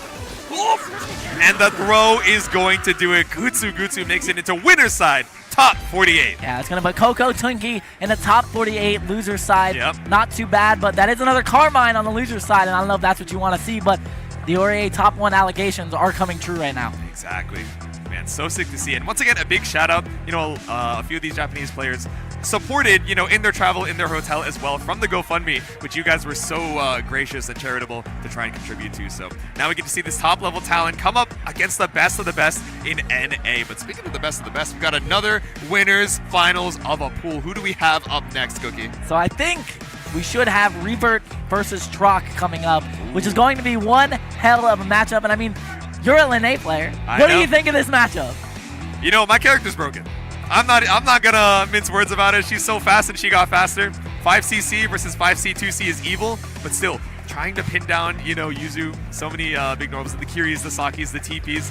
It can be overwhelming even for a character that has, you know, a relatively good time, you know, compared to the rest of the cast, trying to keep up with her. Yeah, I mean, definitely. And Little Majin's here. Yeah. He's been asking people on camera, who's your most hated character? Oh, okay. So you could have done the obvious answers. You could have done Carmine. You could have done Hyde. You could have done Yuzu. You could have done Lon. What's your answer? I said Lene. I think that's a good answer. I said she's that really character annoying is this broken version. in this version, and the reason I said it, Yeah. this is guaranteed. Yeah. I think that is Gordo's #1 worst matchup in this version after her buffs. Oh, That's there he pretty is. good. There he is. Reaver on the screen, one of the most expressive players we've ever seen. He's like, where's the camera? Which one we looking at right now? Trock trying to take that screen time. There we go. We got Canada versus NJ headed up for our winners finals. What's up, gamer? Hey there, buddy boy. I need him to take off the mask. I need to see his mouth. We need to see the expressions, man. Yeah. He's legitimately one of the most expressive players in the FGC. Like, every second that he's on the screen is a memeable moment. Oh yeah, for sure. I mean, there's still I have a GIF saved on my Discord from a shaky cam of CO Taku where he like won a game. Someone said something to him on camera and he just turned around and just gave a thumbs up. He is a turnaround to the crowd during his own combo kind of guy, right? But, yes, he is! But how are we going to land? What the You're hell a was demon, that? man. Run up BD. Oh, okay. I was going to say, what the? The reason I was so shocked is because I would believe it from Reaver, man. Yeah. This is the dude, so we mentioned the Gutsugu Kumite earlier on, right? When he was the last set of the night, 2:30 in the morning, he is yelling at the top of his lungs as he's getting knocked down by Gutsugu. I'm gonna BO. I'm gonna BO, bro. I'm gonna wake up throw. And then he wake up 5 A's. I'm just like, you're a demon, man. Your opponents need to have, like, you know, military grade earphones to be able to play against you. But Reaver's a lot of fun. he is. That's actually the Verbally picture, and facially expressive. Yeah, true. The picture of him at Combo Breaker where he's drunk in the chair and they put the Byakuya webs on him. Oh my god, no, that one is so good. Shout out, I think it's Evan, right, who actually made those, or 3D printed those webs. They're so sick. I think he brought them here, right? Yeah, they're here. Some of the Southeast guys took pictures with them. Squish took a picture with them doing the Aka block pose. Oh yeah. It was awesome. All right. We have a lot of fun over here at Climax tonight, so if you guys aren't here, you're missing out, but don't worry, you're not missing out on winners finals of this pool, Reaver versus Trock Demon. Oh no! It's okay, we got the pickup off of the J2B. There we go. All right, we're in there. All right, gets the run-up throw, half health already. Where are you going? No 3D. Nice. Oh, there goes Stagger 2C. Yeah. The good thing about that mix-up is that you can actually react to the flash and basically fuzzy it. Yeah. Because you have to look for the flash for that overhead, so you just down back until you see the flash. Yeah, it's tricky. The flash comes up like pretty late into the animation though, so, you know, if you have that fuzzy timing practiced out, and I'm sure Trock Demon had a little bit of practice knowing that Reaver was in the path, but how much is it going to be worth when we have 200 meter to find this kill? Yeah, gonna spend it all, gonna secure the first aim. Yeah. Trock did not even see 100 meter. Yo, that grid break really killing the meter penalty. So early on, but we're going to TP to the 6-6 FF. All right, but we get another 2C hit. It's gonna be a great counter hit here. Yep. Reaver, if nothing else, is an active gamer. Here we go. We pull up with the 2A, 5C. Empty.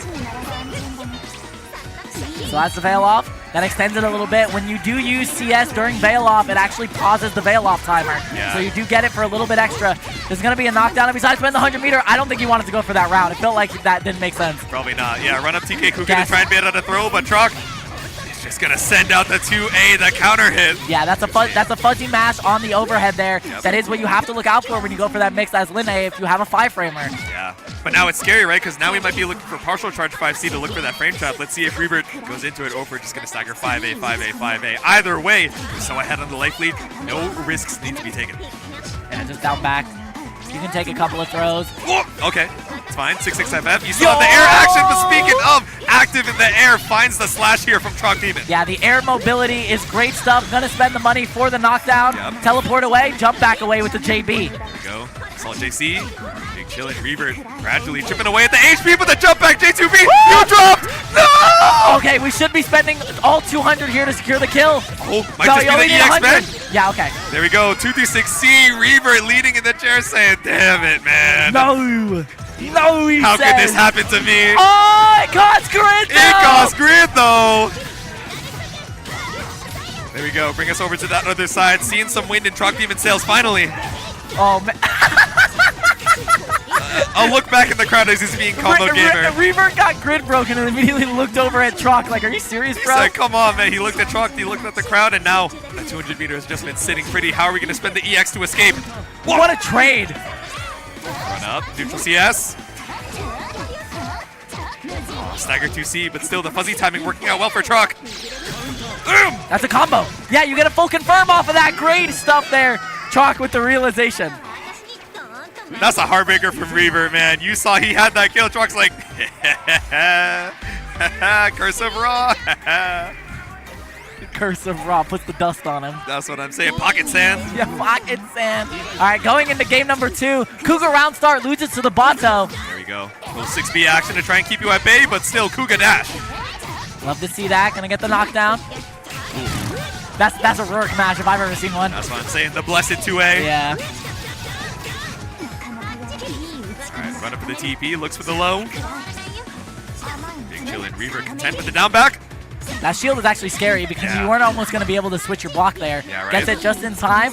Reaver's still in it. Gonna secure a massive Vorpal lead. Oh my god! Oh no, but the J2B drops! Yeah, he did jump back instead of jump forward. Yeah, if you're a little closer up, that really stabilizes it, but you were so far off the hit. But hard to tell in the moment right now. Cycle about to tick around. Made off the concentrate though. CS available for Reaver. Oh! No! You had the right idea! Still ends up getting the pickup there. Trock on one right now. Yep. Gonna get 100 meters, so that means the next hit is gonna be very close to death, depending on the starter. Yep. For the JB. Big chillin'. CS still available, but man, how are we gonna use it to actually get the hell out of here? We see the red miss. Oh, tries to go for a roll throw. Throwing the round. Not done just yet. The one up 2C. Gonna secure the Vorpal cycle as well, so we're gonna get a knockdown with EX Kuga here. All right, guess for game, Assault JA would go crazy. Vorpal refund, there we go, pull up. No throw to be baited, looking for that Yuzu 2A and the counter hit coming out from Reaver. 1 round on the board. Yeah, I mean, is a 2A the option there? Because, like, you look for Assault JB, and it's like, Assault JB beats the 2A, but, I mean, you know, weigh the odds, right? Get that Rourke match. Wow, the immediate dive TK kick. J2B, yeah. Plus frames? Are we going to put the EX Kuga on it? No. Right. That's the one thing I don't see Rourke do, or wow, Reaver do a lot of is put meter on EX plus frames. Yeah, it's fine with just ending his turn, holding on to make sure that he has lethal anytime. Or a clean knockdown off that EX Kuga like you mentioned before, but playing for the cycle, the micro concentrate, you flash the shield, but it's not enough. Yeah, he played real patient for that Vorpal cycle. Yeah. And you know, that is one thing you can do in this version because the Vorpal cycle timer has changed. It went from like 17 seconds to down to like 12, 13, something like that. Yeah, So, and somewhere sped up by close to certain that. actions too, yeah. So you can play for a lot more Vorpal cycles than you would in previous versions. So being patient actually has its virtues a lot. Yeah, exactly, but a little bit too patient, right? There we go, now we're caught up in the corner, 5C. Okay, get the knockdown. Not going to secure the Vorpal cycle. Yo, Celestial. Oh, Celestial, but Trock's trying to send you the hell. This Demon trying to drag you down back with him. What are you going to do with the CS? Ooh, but swiped out of the skies. The J6A, 236C still not enough, but we got TP2FF. It's set point, Trock Demon. I love that hit confirm right there. So good from Trock. Yep. Yeah, the 2FF. It cost cost grid grid, though. All right, send him over to the other side. Okay, spaced out TP, not trying to be too greedy. The crouch shield got out. You have 200 meters, so the meter penalty doesn't matter. And we got VO, the Reaver Classic. Here come the plus frames, I believe. Yeah, he needs to at this point. You need to find a way back into this game. The Rourke 2A is too good. Are we going to put 100 meter on this? Because that potentially leads for throw to kill. Oh, throw definitely kills. Here we go, 2D6C. Once the meter penalty's down, we got another 100 in the bank. The JC from downtown, but it's so far to confirm. Trock Demon qualifies for winner's side, top 48. One more Demon enters the winner's side, top 48. But of course, you put a Demon like Reaver in the loser's side. You have Nephros, you have Reaver, you have Big Black, you have Mario, you have Knots. It's peak. Scary, man. It's peak. It's peak cinema, but it's terrifying. Even if you make it to your pool's winners finals, you're like, I need to win. or else these absolute demons, these sharks, these legends are trying to fight for their lives too, and I can't even make it to that top 8 cut without running into them. Speaking of demons, 3 Lenays on Team World for the exhibition tonight. 3 of them, and 2 of them are in losers. That's what I'm saying. You guys better tune in for that. I know you guys are excited just looking at this pool's action. I know you're waiting for top 48 tomorrow as well. We still got that 11v11 Team US versus the world. Yeah, and along with those, you'll have the DJ sets playing in the background. It's true. I think I know why certain DJ, you might want to stop by, keep that stream audio on. Hell yeah, hopefully you guys are excited, but I'm excited for another Winners Pools Finals. Who we got, Cookie? We have Silicon coming up against Bisexual Morpheus, aka BM, the Texas representative. Hello! He doesn't like me doing the ooh-ooh. He hates it. He saw it on the screen, he's like, Cookie, yeah. I swear. We gotta stop you, buddy. Fox is a hater, man. Fox is a hater. But yes, no, he's got the meal, but you can't be a hater. That's all love. It's true, it's true. Chandler, Chaos versus BM, Byakuya. Yep. This will be one hell of a match. And I mean, Silicon, top 48 winner side. You put a Chaos on winner side. Y'all gonna let Chaos get top 48 winners? Listen, we might be washed as a region. Japan might be right. And it might be perishing as we speak. I don't know, man, but Silicon's so strong. And like we mentioned before, in this version of the game, it's so hard to get, that high-level Chaos experience if you're not, reaching out to Snappy, reaching out to Silicon, or some of these other, rare to find reps. But Byakuya, I think, also getting slightly more rare. Still, relatively popular at, multiple levels of the game, but, some trade-offs. I want to give a shout-out because he's not here. For those who watched Climax previously, the Southeast representative of Big Horny, a.k.a. Jake. Yep. One of the best Chaoses in the States. Sadly, could not make it this weekend. I wish he was here because his Chaos is one of the funnest to watch.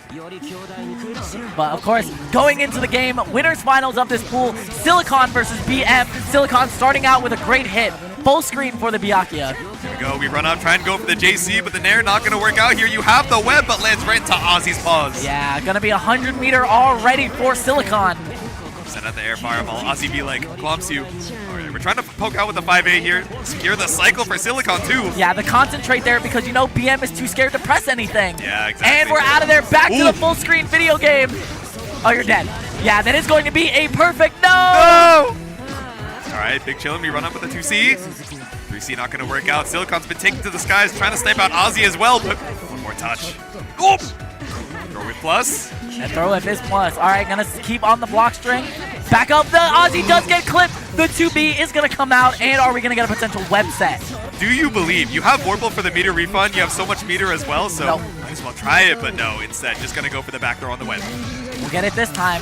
No way you fumble array this round. Chaos has no reversals except the rising J. Hey, I couldn't even finish my sentence before he gave him the cross chop. He said, Cookie, I know what you're about to say. I know you're wondering how I got here. Let me save you some breath. Here we go, round number 1. But it's so difficult, it looks like, for BM to try and, bring Silicon down, being so tricky with keeping space with Ozzy, taking to the skies, and even when we go for that run-up JC, just going right on over. Yeah. Baiting out the green shield right there with the charge DP. Oh my god, the jump over, catch BM jumping in. The 2-2B set is going to connect. Great stuff, the staircase. All right, throw does kill here. Throw combo kills, I should say. Yep. We bring you right back down to earth. There we go, the back spike off of Ozzy. A perfect to seal out game 1 for Silicon. Yeah, gonna get the wall stick there. The Ozzy is gonna counter hit. Silicon 1 game away from that top 8 or top 48 winner side. Here we go, the chomp. Again, another clean start for Silicon. The spacing game, the resummon on the Ozzy. We're actually walking you over to the corner as well. BM, how do we try and escape? It's CS available as well, right? We're trying to play for that next cycle, but...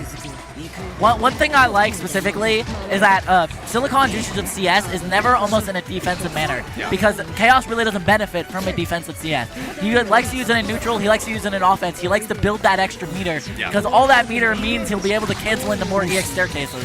There we go, the reflector comes out, the clean whip punish the 2-2B, or 6-6B rather, coming out for BM with the side swap. Gonna be able to escape here for Silicon, still so healthy on the life lead. Send it, charge the fireball. Tail swipe, tail whip, tail whip. Tail whip. Oh, we're in there. All right, EX staircase.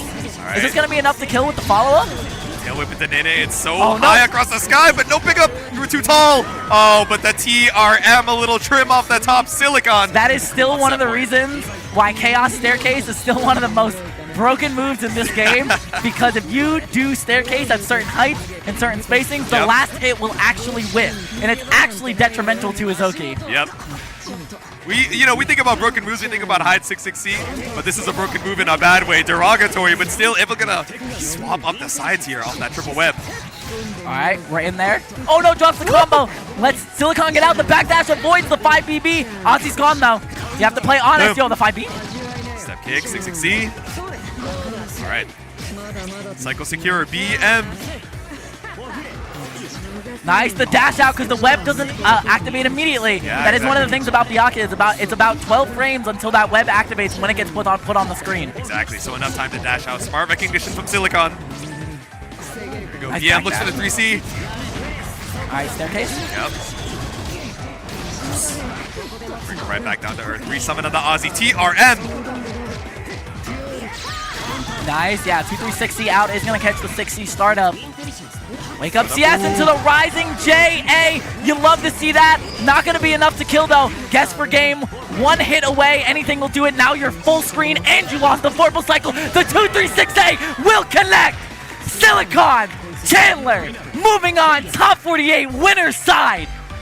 Of course, BM, bisexual Morpheus, not out just yet, but down in the loser's side with, some other sharks, some other legends that he's really going to have to fight for his life against, but damn, what a way to end it. Chaos over here in the top 48 winner's side. There's been chaos this entire time throughout this pool, so hopefully you guys have enjoyed, but we could not bring you this Uni 2 action without the help of our sponsors and partners over here at Climax of Night. And of course, you guys are excited for an event coming up next year, Slashback Volume 3, coming back April 12th to April 13th in beautiful San Jose, California at Guildhouse. So if you guys want more updates, follow at Slashback Event on Twitter, on Blue Sky for more updates. And of course, what you need to go out and do is go vote. November 5th is not the only day you can vote, it is the last day you can vote. So please register to vote, go out and vote, vote.org to see what's on the ballot and get those votes in before November 5th. Hell yeah. Vote, speak your mind, say your truth, and if you want to say that truth in multiple languages, Iago's got you covered. You can download the new iOS app from Iago to learn practical Japanese through common situations, conversations, and a visual novel story. I see a certain J6C'er over there on the screen that you might recognize, so give it a try if you're on iOS at getiago.com/download or at Learn with Iago on Twitter. And if you want some more visual novel stuff, Blazing Strike is coming out with a collector's edition and the art book, so you can see all of that art here, of course, on PS4, PS5, Nintendo Switch, and of course Steam. Blazing Strike is available right now if you want to go and check it out. Hell yeah. It's been an absolute joy hanging out with you guys over here on the mic. It's been J2, it's been Cookie. That's going to be the end of Uni 2 Pools D, but not the end of pools over here at Climax. We still got Wave E coming up next, so make sure to stay tuned. Peace. Ooh, I can't wait to go to Japan and order a Fortnite burger. Wee. Oh. Just leave this to me. Whoa, how'd you know what to say? It's I got the Iago, which teaches you how to speak Japanese through common situations. Oh, I tried that before, but it was really boring. It'd be more interesting if it was a visual novel with a story like Ubineko. Well, good thing they just released a big new update that turns it into a visual novel. What's more, we're both in it! No way! That's right! Who knows what other funny adventures await us? I'm gonna try this right now, and if I like it, I'll recommend it to all my friends too. Hey guys, it's me, Beatrice. Yeah, like the real one. Just saying you can download for free on the App Store. We'd really appreciate the feedback on Discord or whatever, and we also leave a review, please. Thanks.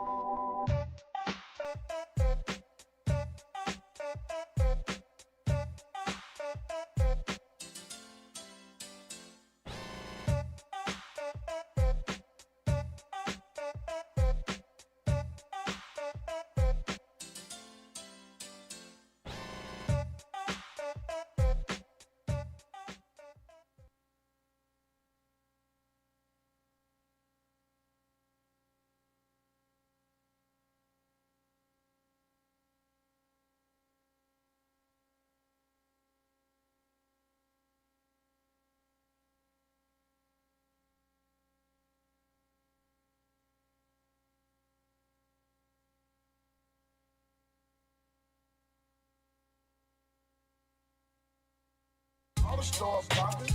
Girls start chopping. The girl so fine that I took the chick shopping. Deuces on the old school, smoking on the food, know that it's a hit. My boy think the Pro Tools, Gucci man, Frank Nitty got it like that. Never seen a chick with a body like that.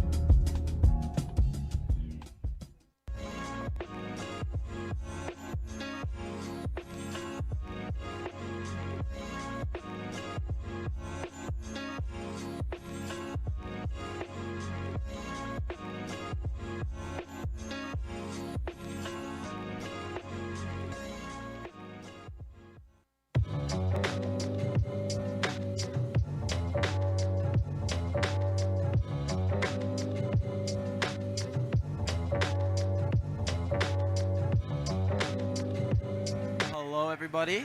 We're here with Climax of Night 6, Strong Plus Hold, straight down in Atlanta, Georgia. My name's Firestar. Some of you probably haven't seen me before, some of you have. I'm with the wonderful Makoto Fox. I hope you've all seen him before. He's been around for a while.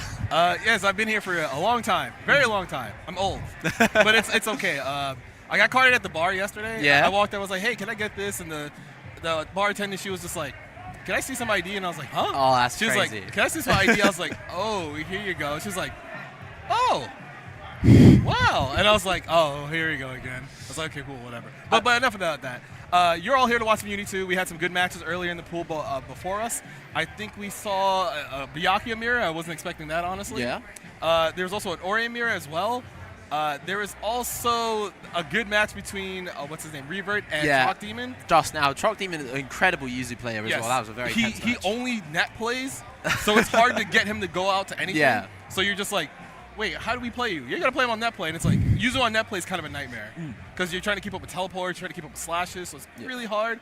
But he showed up, he played really well. A lot of people expected him to go far because one, Yuzu's a good character, and two, he's a good player. Very good character. And it's a very good also, player. unfortunately, I wish there was like a camera on the players while they're playing because the Reaver, when he plays, he likes to emote a lot, like a lot. I was seeing that from the crowd. I mean, like, he lost the first game to a drop. Yes. And like, you know, I was seeing the banter between the two. He's just looking at him like, you know. yes, I love that. I love that so much. But you know, we had some crazy games off stream as well. We caught Glodican versus Redblade off stream to get out of pools. Both plays made out. Redblade making out winner's side, Glodican loser's side. That's EU Yuzuriha. Yes. You know, on the big stages here. So nice to see. And of course, Redblade. If you don't know Redblade, I don't know what to say. But I believe we're going straight back in. I believe we're finishing off the last of Pool D still. So this should be one of our last few games. So it's gonna be Orie versus Razar. So Orie, I know they play Mika, but they kind of like don't like her in this version. But it depends on like how they're feeling. Not the only one. They're not the, I've been saying with Ram this whole weekend, the Mika player. He does like to, you know, complain about the character every now and then, but he's loyal. He keeps playing. So it's kind of hard because you see all the other wacky stuff characters have, and you're playing Mika, and you're like, oh, she only has like one kind of nice thing, but she has to fight the whole cast. You're like, that's kind of rough. That's the thing, that she's a bit of a scrub killer character. Some of the like labbing you need to do to provide counterplay, especially things like a cross-up Mika missile. There's like a lot of work you have to put into that. Yes, Once you've done it, right? Got And so it. it's like you get to that high level, and then it's a lot of an uphill battle for the Mika players. Speaking of uphill battle, I think this matchup's pretty good for Eltnum, mostly because she has ways to snipe Mika out of the sky, charge on C, 3C, ricochet bullets. Her DP goes pretty high as well. And also able to contain Mika from holding up, except right there! That's one of the biggest problems playing Eltnum. Round start, you're susceptible to people just holding up forward versus you. It's only a nice chunk of damage in this corner position as well. Again, a little bit of pre-shot going on for Orie. The advancing 2B low. Side switch? No! Oh, drops the combo. That's a little awkward because you have to realize you swap sides. No push-up for Orie. No push-up for Razar either. But the assault over. Ooh, counter 2-8, doesn't get a full confirm. So Orie gonna push the corner, hold on to the Vorpal cycle. Big cycle as well. Nice little bit of on board to build up enough for IW for CSs. Ooh, trying to read Razar's shield timings. Oh, the 360C. Gets the perfect timing and CSs after to get massive damage, which is one of the reasons why Mika is scary with 100 meter and chain shifts. Because normally it's just a command grab, but with chain shifts available, it turns into a combo after. Oh! That's a cheeky 3k damage every time you get that CS as well. Talk about 3,000 damage. Mika's not quite knowing where she's going. Nice DP punish from Razar. Spacing 5BB. No shield there. That's so much grid on the side of Razar as well. Just barely avoiding that Celestial. Uh-oh, careful. Good CS. Barely hits her on the way up. Gets a throw back to the corner. Gets Double another. throw. Do it again. Ooh! The assault to get the timing off. And now Orie has cycles. You have to be a little careful. Not really, just disengage. I get that 100 meter though. That's going to be very important in this situation. Able to cash out a little bit here if he wants to save it from pressure afterwards. That jump A actually was a sick confirm. Help! Oh, Orie has cycle. Be careful. Command grab's coming in. Just with the low meaty. Looked like Razar probably trying to jump there at that instant. I think he was baiting the 360C with that little shimmy there. Yeah, he's got the CS unlocked, you know, either could have killed, right? So what do you do in that scenario? That really is the proper grappler wake up. Because you're just like, oh, they have 100, they have cycle again, they did it before, and you're like, they'll probably do it again, so I'll hold up, right? But then they're like, I know you know, so I'll just do the low-hitting move that He's just thinking layers ahead at this point. Going straight into the King 2 here. Neither player needing a timeout. Nice bad dash on that throw. 2A stackers. Or dude waiting a lot more. Trying to be patient, trying to see how Razar. Oh, there's a dreaded dash C from Eltnum. Everybody hates that move now because it got so many buffs since this version. It's a whole new move in this game. Able to special cancel, air backdash cancel on the first hit. Very strong. CS as well. Nice bit of meter on board. Doesn't quite matter. Mika run up the counter here. 5A, God bud. Boom. Gonna push in the corner. Also secure cycle once again. Oh, there's a veil off. 14 frames now. It's a different game. Woo! Shields the steer ender and gets the proper punish because I think Eltnum's steer ender is -4, but the shield is -7. I think universally they're almost all -4. Yes, there's a couple there like double-digit minus. Oh no, he stops early. changes. Oh god. Ah, the 2-1-4C. That one, you if there's nothing before it, like there's no block string, you have to just hold up or some invincible. You have to basically try and react to that super flash. Or you can, like you said, DP through it. That's the thing about Ori's playstyle that I see is the difference from the other Mikas. You see, he loves using 2-1-4-8, like right there, right? He loves using that 2-1-4-8 a lot more in block strings. It's a very good way dealing with green shields. But obviously the risk of that gold throw and giving away some of that grid, but regardless, he's showing his willingness to give the air throw! That's one of the ways Elton can deal with people jumping at her. You get an air throw ender, but you have to be careful because you already used a bounce for it. Gets the EXDP ender. She gets the reload after this now. Ooh, gets the 3D out of the corner. Unable to swing that cycle though. So Razar still has cycle, gunshot with CS to stay safe. You see a lot of dash blocking coming through. Doesn't want to get clipped by anything. Usually, massive counter hit card, Gonna push the corner. Oh no, this is gonna be really close to the Mika close to coast to coast. She does have good corner carry in this version with the new routes that she Feels has. like everyone does now. And, oh, what a lovely counter hit. Doesn't get the full combo though, and that's gonna be EP to take game 2. So Orie moves on 2-0. And that now you can tell that Razar was kind of getting a handle after the first game, but Orie plays in such a way where it's not like the normal erratic Mika players you're experiencing, like they're just gonna fly around, do beast cannon, do tornado sometimes. But Orie is like a lot more control, trying to do like small block string pokes, trying to see what your shield timing is, and then use a 2-1-4-A like you said earlier. Like, oh, did you green shield? I just jump, grab it, and then you get a full confirm. Razar, it's a little hard fighting Mika because if you just kind of let her fly around the screen, Outnum has to hard commit to a lot of options, and then she can fly on top of you, force you to block.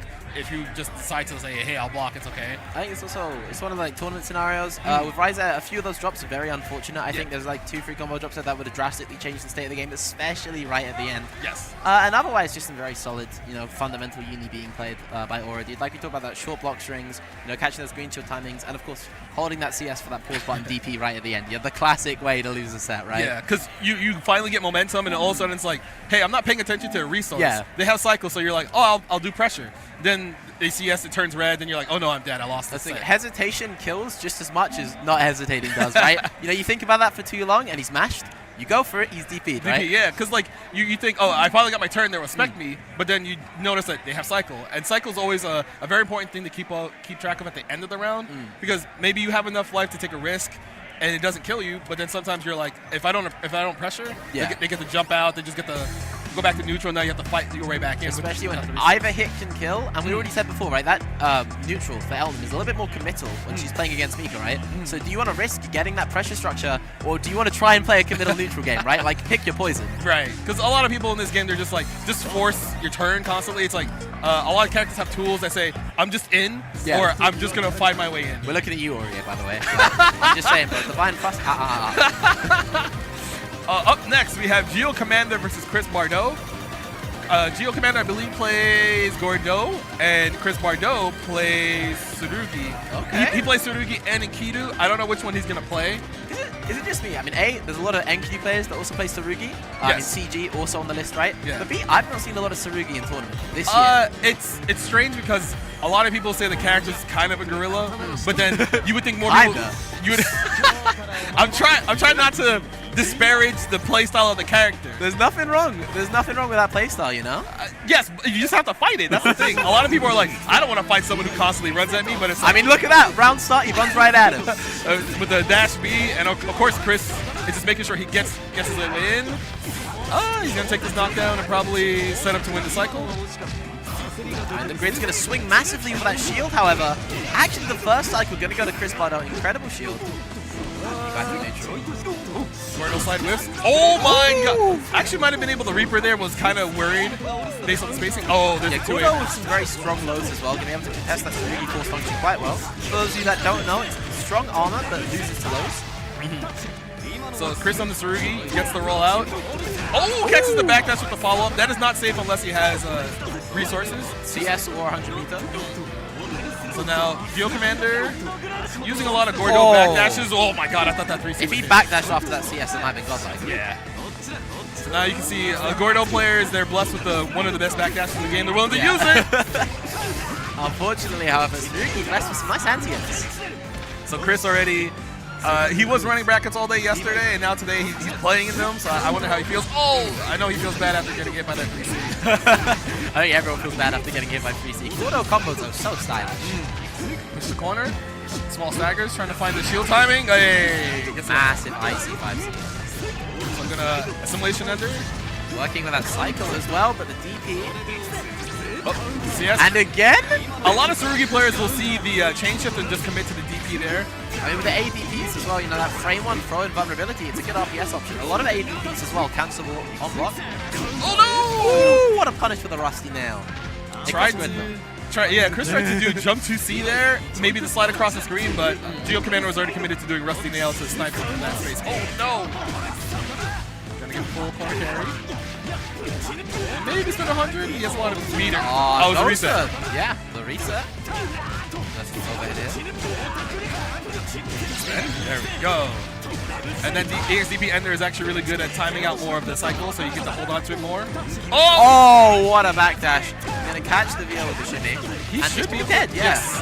Very Infinite easily. word comes through. Yeah, there's the proper threshold to kill with 200 meter. Yeah, perfect. I've yelled at Chris a bunch of times about like, hey, this is where you just should do your 200 IW super. It's kind of like the state of this game. Obviously, until the recent patch that nerfed that IW damage, it really was encouraging everyone to spend. Just get so much now. Ooh, very nice catch. Mortal slide catches the backdash. Chris is gonna get pushed to the corner and lose the cycle, but he'll probably just try to like, reversal. Right out, yeah. He usually has a good sense of when people want to aggress after he's knocked down, which is a strong as well. Able to get the punish. The punish from the screen. Yeah, it's a lot of awkward Kasurugi.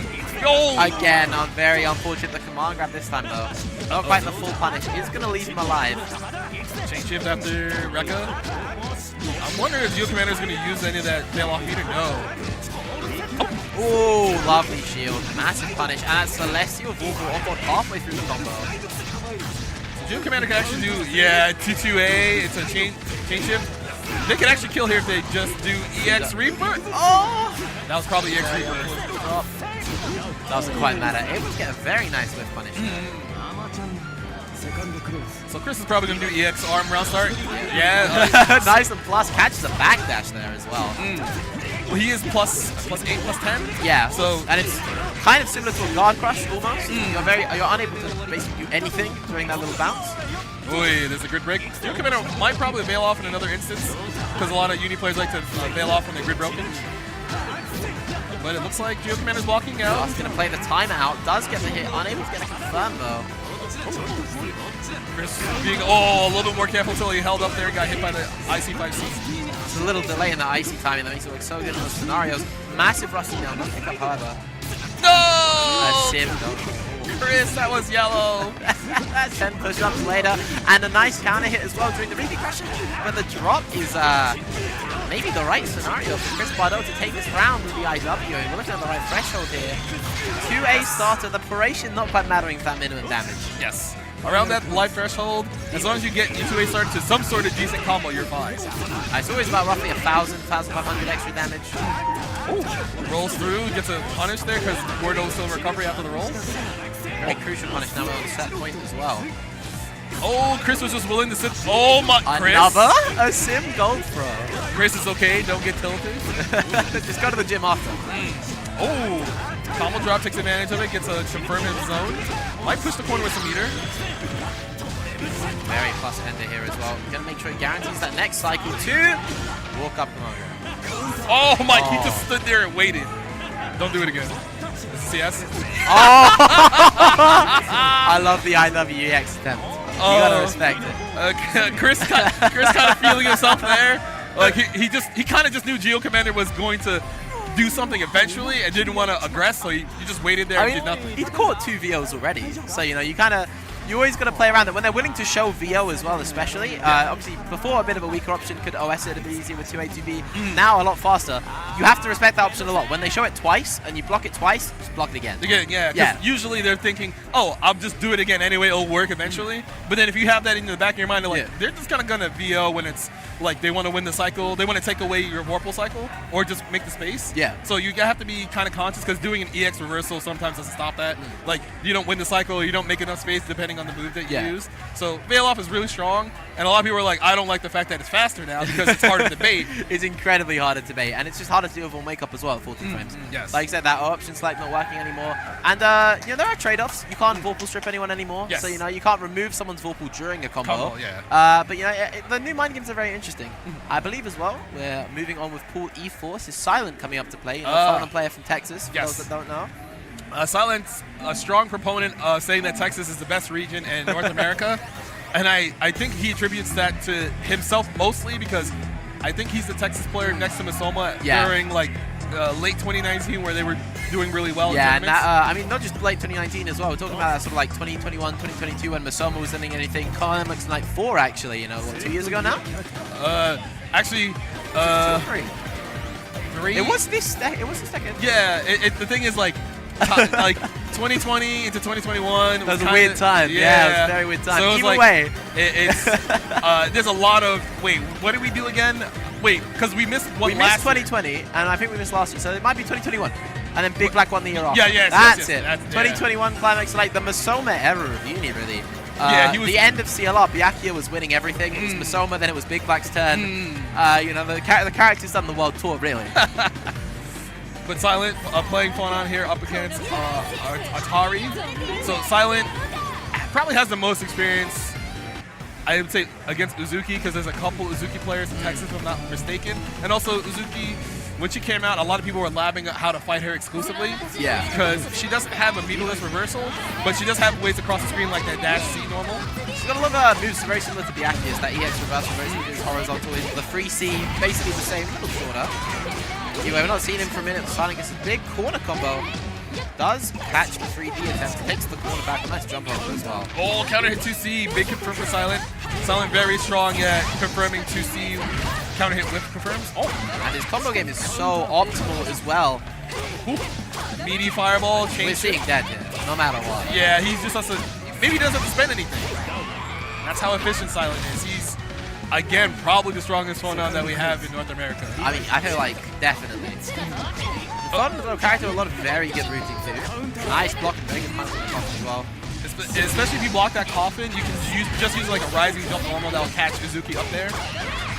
There's a knockdown. Doesn't catch the roll. 3D attempt to wake up again. Silent gonna win. Oh! Air blocks the VO. What do you know about that? He actually read that it was going to be a veil off and not Uzuki 236C, which is air unblockable. Yeah. So that was definitely. Although you might be able to assault over. It's a horizontal reversal. You might be able to assault during the super punch. Yes.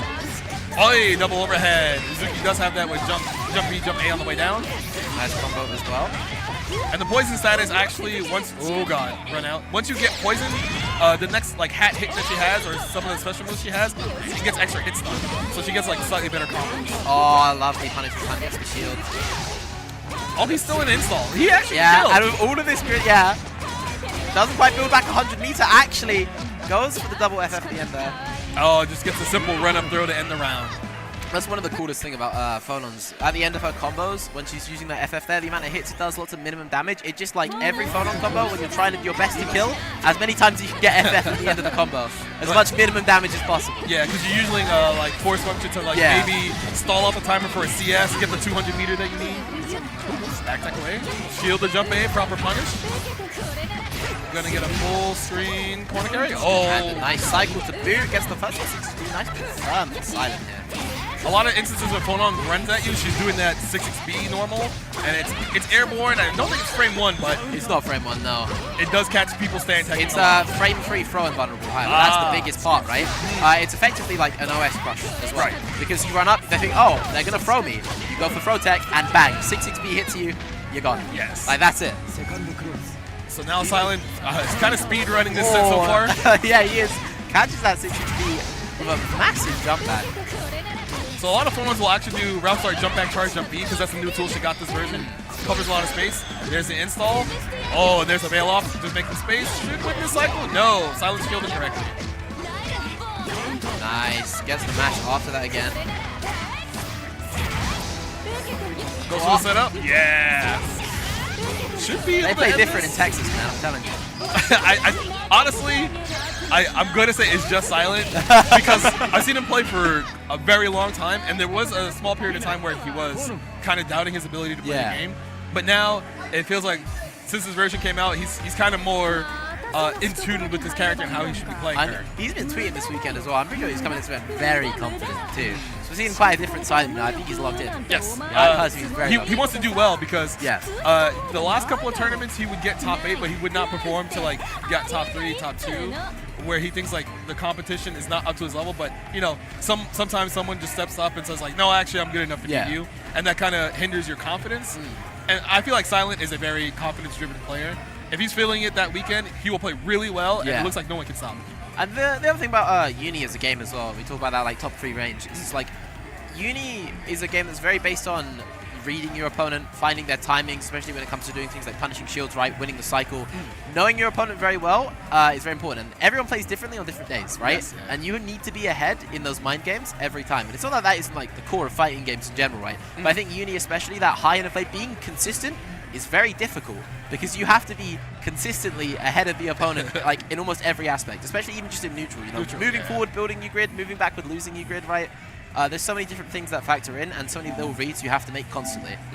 Because a lot of people actually don't realize that there are a couple of times where you kind of should just give up the space. Like, you should just lose the cycle because if you fall into the trap of, oh, I want to win the cycle, I want to like throw, I want to assault, I want to shield.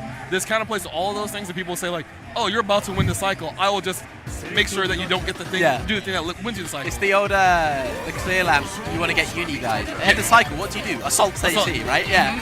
We're going into this next match. We got Tama, a very famous player over here in A. They got him against GSM Flank Roast. Flank Roast, yes. Tama is from, I know they're from the southeast of North America, but I forget where exactly. I believe it's similar to where Define it. I was with Tama in Airbnb on Wednesday. I should ask. Okay. But Tama, I think, is going to be playing Eltnum. Right now, there's a button check that we're sitting on our side, but Eltnum is one of those characters that kind of got some changes that didn't seem necessary, honestly. As an Eltnum player, I'm like, she kind of doesn't need this, but that's cool, I guess. I mean, we saw some of those changes at EVO Grand Finals. We saw that 6k damage combo that won that entire tournament. Yes. Eltnum's in a very good place right now.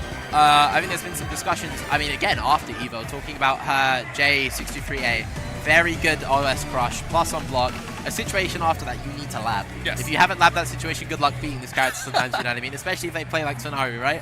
A lot of Batistas in this pool today as well. I mean, one of these pools has Fox of, it's got Air, and it's also got Suika in it. But yeah, it's got a lot. And also Flank Roast is from the Midwest as well. Played in the Donnie Sentinel last night. Did fairly well. And right now Tama... straight with the drill. That was so hard to prepare for because you're thinking like, oh, I'm just gonna... This is normal block string, I'll be fine. But then all of a sudden they're like, hey, here's an instant overhead. Ooh, counter hit throw.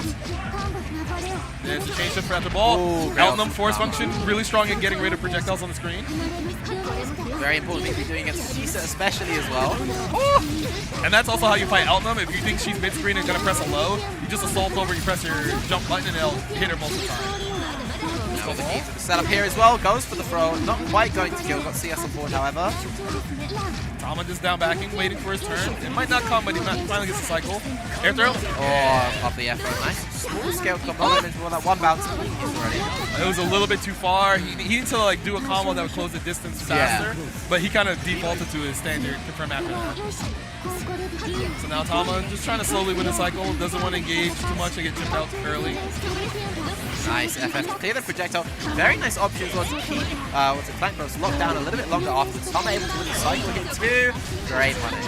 Yes, that EX ball, it does take a while to come out and it doesn't immediately like get to the space that contests you. So you can usually hit it with something like you just saw Tama take. Nice. Off the dash up button for Flank Roast. And not quite keeping it tight enough after that +8. And with the full cycle on board, quite nice little bit of damage to Tama. There's the reload, assault jump A, change shift, no. Oh, nice mash out. Yeah, Flank Roast probably doing the 2AD throw S. So if you get thrown, you tech, otherwise you just smash 2A. And sometimes when you try to apply pressure, people just throw you on defense, and you're like not ready for it. That's the scenario as well with the block string Tama was using doing the 4AA, right? You get a very nice dash throw off that. So using ball. Oh! Unblockable. That's essentially a grab, but Tama drops to confirm. Gonna get a side switch from flank roast. There we go. Jump set. Goes for the explosion. Tama sees red. IW. Oh! Yeah, IW. Tama in that transfer state as well. That Yeah. extra 10% damage staying in there. So IW does like a flat 3,800 something, and then, oh my, well, the dreaded dash seat round start. He used the ground bounce already, so he's just gonna corner push, double 2-2B. No! Oh! But mashes frame after. kill question mark? No, he 100% dropped that combo. I'm an Elton player, I know. A nice grid break as well for Tama here. Who's just gained so much momentum plus frames as well from that air DP. Surprised Flank Rose wasn't charging down back to flash that. But manages to get a hit. He's going to side swap once again and go for a jump setup, but has to watch out for Tama. No, there's no more warp on Tama's side. Oh. Push all the way corner. Might spend some meter. No, just going to take it down again. Chain shift. Oh no. Doesn't opt for the drill that time. Oh! Doesn't quite catch the throw. But still an okay position. There's a chain shift. Yeah, did get the TRM afterwards. Woo! Oh no! I think Flank Rose tried to IW there after. Oh! That was most likely a bail off. But because Flank Rose is below 30% HP, it turned into what's it called? Well, he has to smack the D button as well. But yeah, he does. So most likely it was a throw option select with bail off. But sometimes when you're below 30%, it just turns into I'm a believer. That was a cool out for dash. I'm a believer. I feel like he was just trying to take a throw. Oh, gonna get a massive grid break here as well. Timing perfectly with that first cycle too. Also, when you're grid broken, you do have reduced meter gain. Yep. So there's a lot of situations where that happens, and while you're getting hit, you don't gain enough meters to like reversal normal. Does still have 100 on board, and of course that flash kick available too. It's not gonna hurt too much here. Flank Rose manages to mash out. He's gonna side switch most likely. No, just takes a mid-screen knockdown. Doesn't win the cycle. Does get the gem detonate immediately. That should be Dead, yeah. Oh, wait.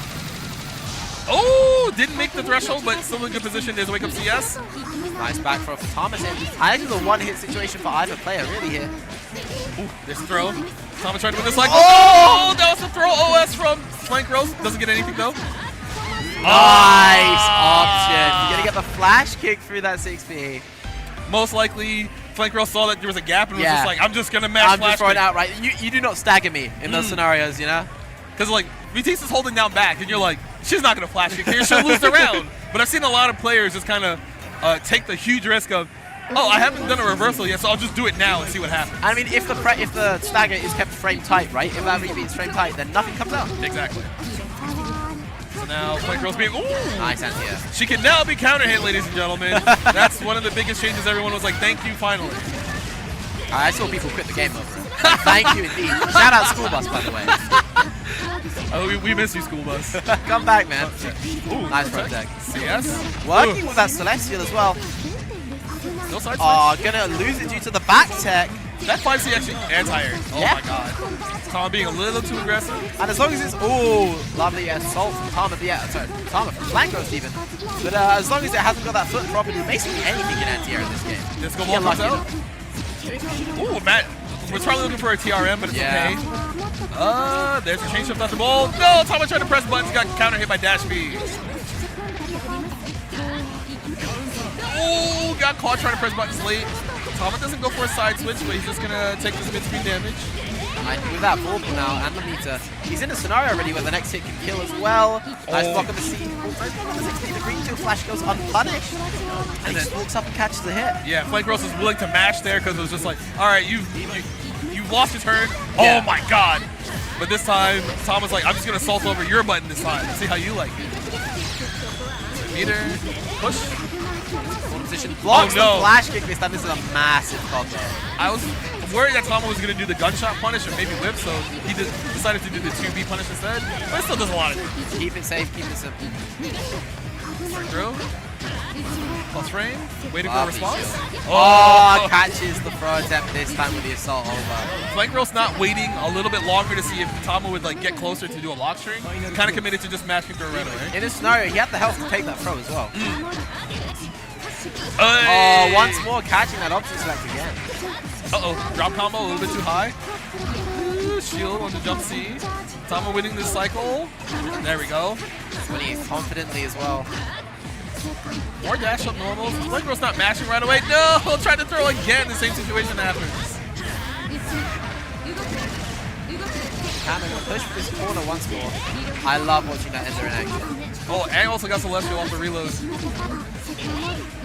Press 2C to get his turn back. There's the chain shift after gunshot. Oh, what a god thrust. Yep, saw that they had green shield and 100 meters, so they were just like, I don't want to get grid broken. Tama manages to maintain the cycle. Chain shift, doesn't see anything red. Now, Tama's being patient. He has a life lead. He doesn't need to do anything wild. He's gonna win that next cycle as well. Just kind of by having that grid saved over from before. Oh, the flank roast, a very nice hit here too. Gonna push for that competition, evening this life lead a lot actually, and getting the full setup as well. Maybe opting for the mix-up this time. We haven't seen a drill yet since the first round. Oh, Flank Roast has cycle, so Tama's respecting it. Making sure nothing can get chain shifted into confirm. Oh my god. Deals with the projectile. Should win his next cycle. Oh, but gets smashed on right away. Flank Roast knew that Tama would try to redash. Oh! And gets the cross-up set up there. Infinite word. And that's going to be the game for Flank Roast. Very unfortunate scenario there for Tama. That last mix-up there, he had not done that yet, so Tama kind of had to guess if it was going to be like a left-right right, there. yeah. Which is kind of hard. You don't want to commit to an option, especially on something you haven't seen right away. It's not just hard as well. It's a game where, like, you know, cross-up protection is very good. So you see the scenario like, oh, you got left-righted. How? How'd you get left-righted? Right? Well, because once you leave blocks on, you now have to deal with the, oh no, which way are they going to land? Is it high, low, delayed high, delayed low? And then even the dreaded throw at the end, because sometimes you'll shield, they'll just land, do nothing, see the shield, grid break it with the throw. Very strong for position for Batista to be in as well. Usually having to commit to that drill for the mix-up. So I think players are moving away from that style a little bit more in Uni 2. I was talking to Air, EU Batista, who's been saying he's been using it less now. And it's like, yeah, we only saw drill once. Yes. In that first round. I did land as well, so it's a 100% mix-up rate right there, going for the drill. Yeah, because like, it could be one of those things that you keep in the back of their head. It's like, I will do drill at the round start, but you never do it. So you expect them to say like, oh, I'm going to get ready to do... I'm going to get ready to block drill. But sometimes that never happens, so you're just kind of like, I guess I have to not watch out for drill, which messes... I mean, it's weird as well because it's a bit of a strange move because obviously you have to buffer it by holding up, right? It's a charge up. Yes. So it's kind of only doable in scenarios where you can truly get the buffer, although doing things like CS and super flashes can help you get it as well. But yeah, so it adds layers to that mind game as well because you're only threatened by it when it's possible for it to be implemented. Yes. There are some times where Batista players will just like jump forward and then start charging. You're like, they're not doing anything. What's going on here? Then the overhead comes. You're like, you really did that from full jump, and like it just works sometimes. Yeah. I mean, you just gotta mix it up every now and then. You know, give them something different. And talk about something different. We're going into our next game here. We got April. I that guy. April is a Merkaba from Seattle. I don't know where in Seattle specifically. I'm going to say PNW. It's like a general region above California. Yeah. They're actually a really strong Merkaba. It's just that they don't travel too much outside of their local. They did go to Combo Breaker, did okay there, but I can't remember how they did at Frosty since they won. But then we got That Guy, famously my character on screen. Byakuya. Very big fan. So a lot of Byakuya players think this matchup is bad because Merkaba kind of just controls that part of the screen. It's not just like the fact he controls that part of the screen, but if he's playing very patient, instead of if he's committing to zoning, you have more options to play neutral interactions to try and get in. You see when those 2-on-4As whiff, you can try and threaten the 6-6C, you just dash block to your grid. And paying attention to how that dash block has won him the cycle here. But yeah, generally it was a bit of a meme to say it was super bad. It's maybe like 6-4 at worst, if that really. Because when Byakuya's in, he's in. And Byakuya can always win when he's in, right? Yeah, exactly. But like this is like kind of tough because you have to deal with Merkaba doing cover flight and then that. And then nice 2-on-4B attempt there. So still all the grid on the side of That Guy. One hit can change it, and it can happen to you. Uh-oh. Light mix coming in. JB blocked. Goes. Oh, gets the low right after flight. For those of you that don't know, in that scenario, Makaba can go straight into another overhead with doing JB again. After flight's blocked, or he can do below. Oh, empty. Nice Wow, that actually got teched. That guy has a chance now. And Sets out a it web. can happen to you. Oh, he has Celestials. Celestial as well. Unable to catch the Wind Punish, doesn't matter. The 2v counter hit. This is a lot of damage against that needleless web setup as well. Probably going to spend on the 63C anyways. Gonna get the knockdown. So that guy there gets the second web. The third web's already down there. Jump back, waiting for a reverse. Oh my. Anti-air. No punish! You gotta try that free C there. Yeah, you gotta try that free C. So Makaba does kind of recover in the air after that whipped EX Fireball sooner than you would think. So you need to commit to an anti-air option a little bit faster. So April, they're doing their best right now to make sure TG never leaves the corner. Uh-oh. Dash B. No shield on the 63A. Yeah, usually when Makaba has Vorpal, you don't want to shield that, but if he doesn't have Vorpal, that's a free grid. Hey, there we go. And with CS just for a full combo as well now. We're gonna slowly push April towards the corner. Yeah, that delay, the 2C delay, 5C delay, it takes you straight to the other side of the world. Like, I should have taken that as my flight over here to the US. It would have probably been cheaper. Oh, it would have been quicker, I tell you that much. CS inside of the Makaba. That's one of the best reversals in the game right there. You get the combo afterwards, it's hard to punish. You have to shield it to get anything more than just a throw.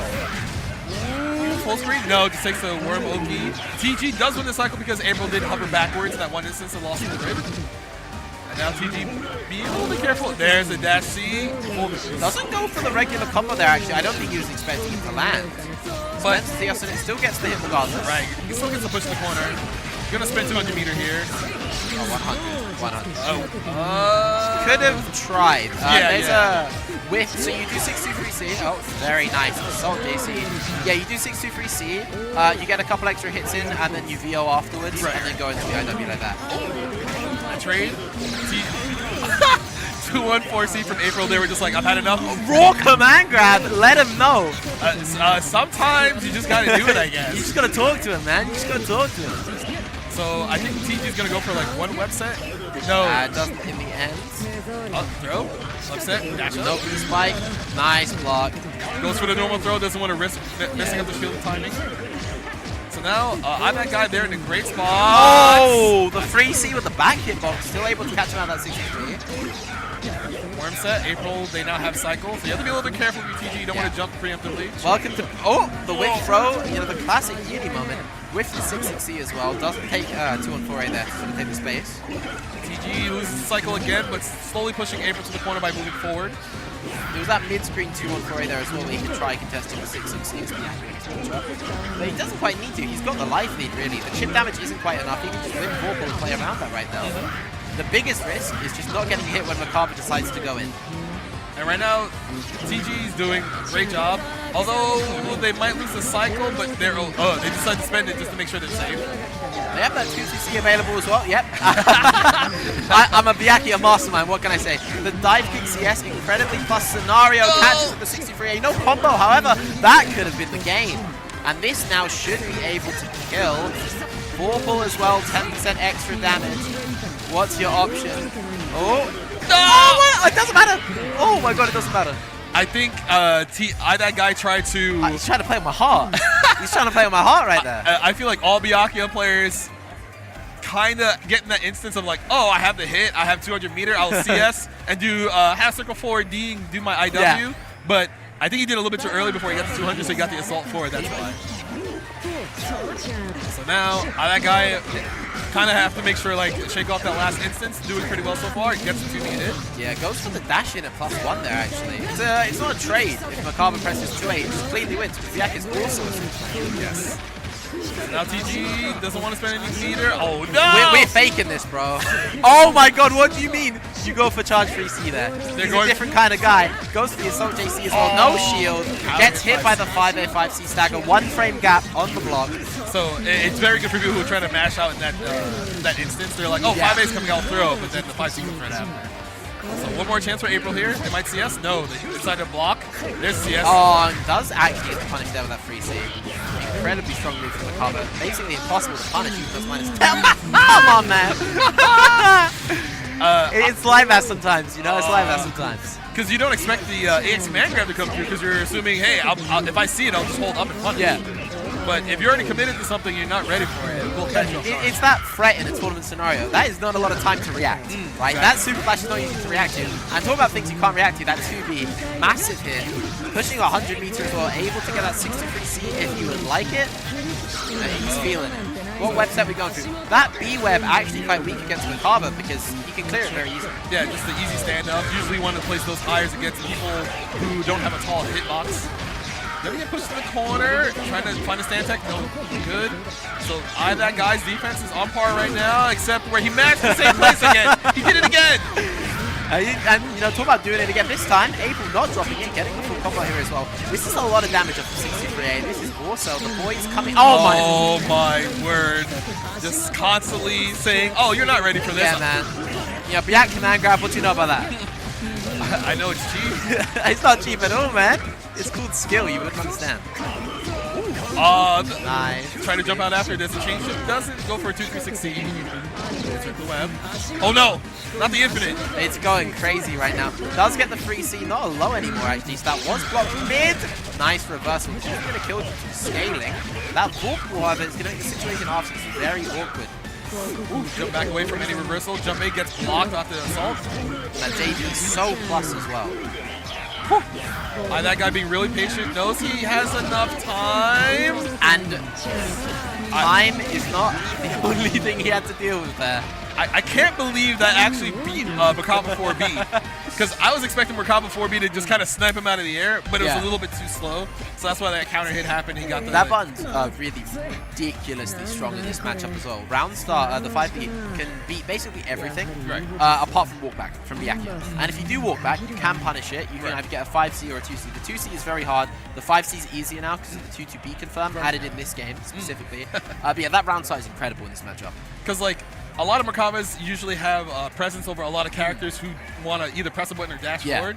And it's not really common for people to walk back round start. They're like, I'm not used to just walking back and surrendering space. Yeah. But against some characters, you kind of have to do that. It's I think it's a call out because in this game, standing up is a bit of a risk, right? Yes, yeah. You dash up 2B, it's over for you, right? Yeah. And talking about risks and taking them, we're going into this next match. We got Rakir and Drunk Suika Ibuki, who is, I mean, a very famous Batista player. And if you want to take some risks for the health of your hand, you can go do his Shin Suika Stick Challenge. It's a 15-pound lever, and like weight, 15-pound lever. You got to complete any 5-1 on any character on it. I couldn't even do a QCF. Like, I go gym, I could not get it down forward. Yeah, because it's 15 pounds. It's 15 pounds, yeah.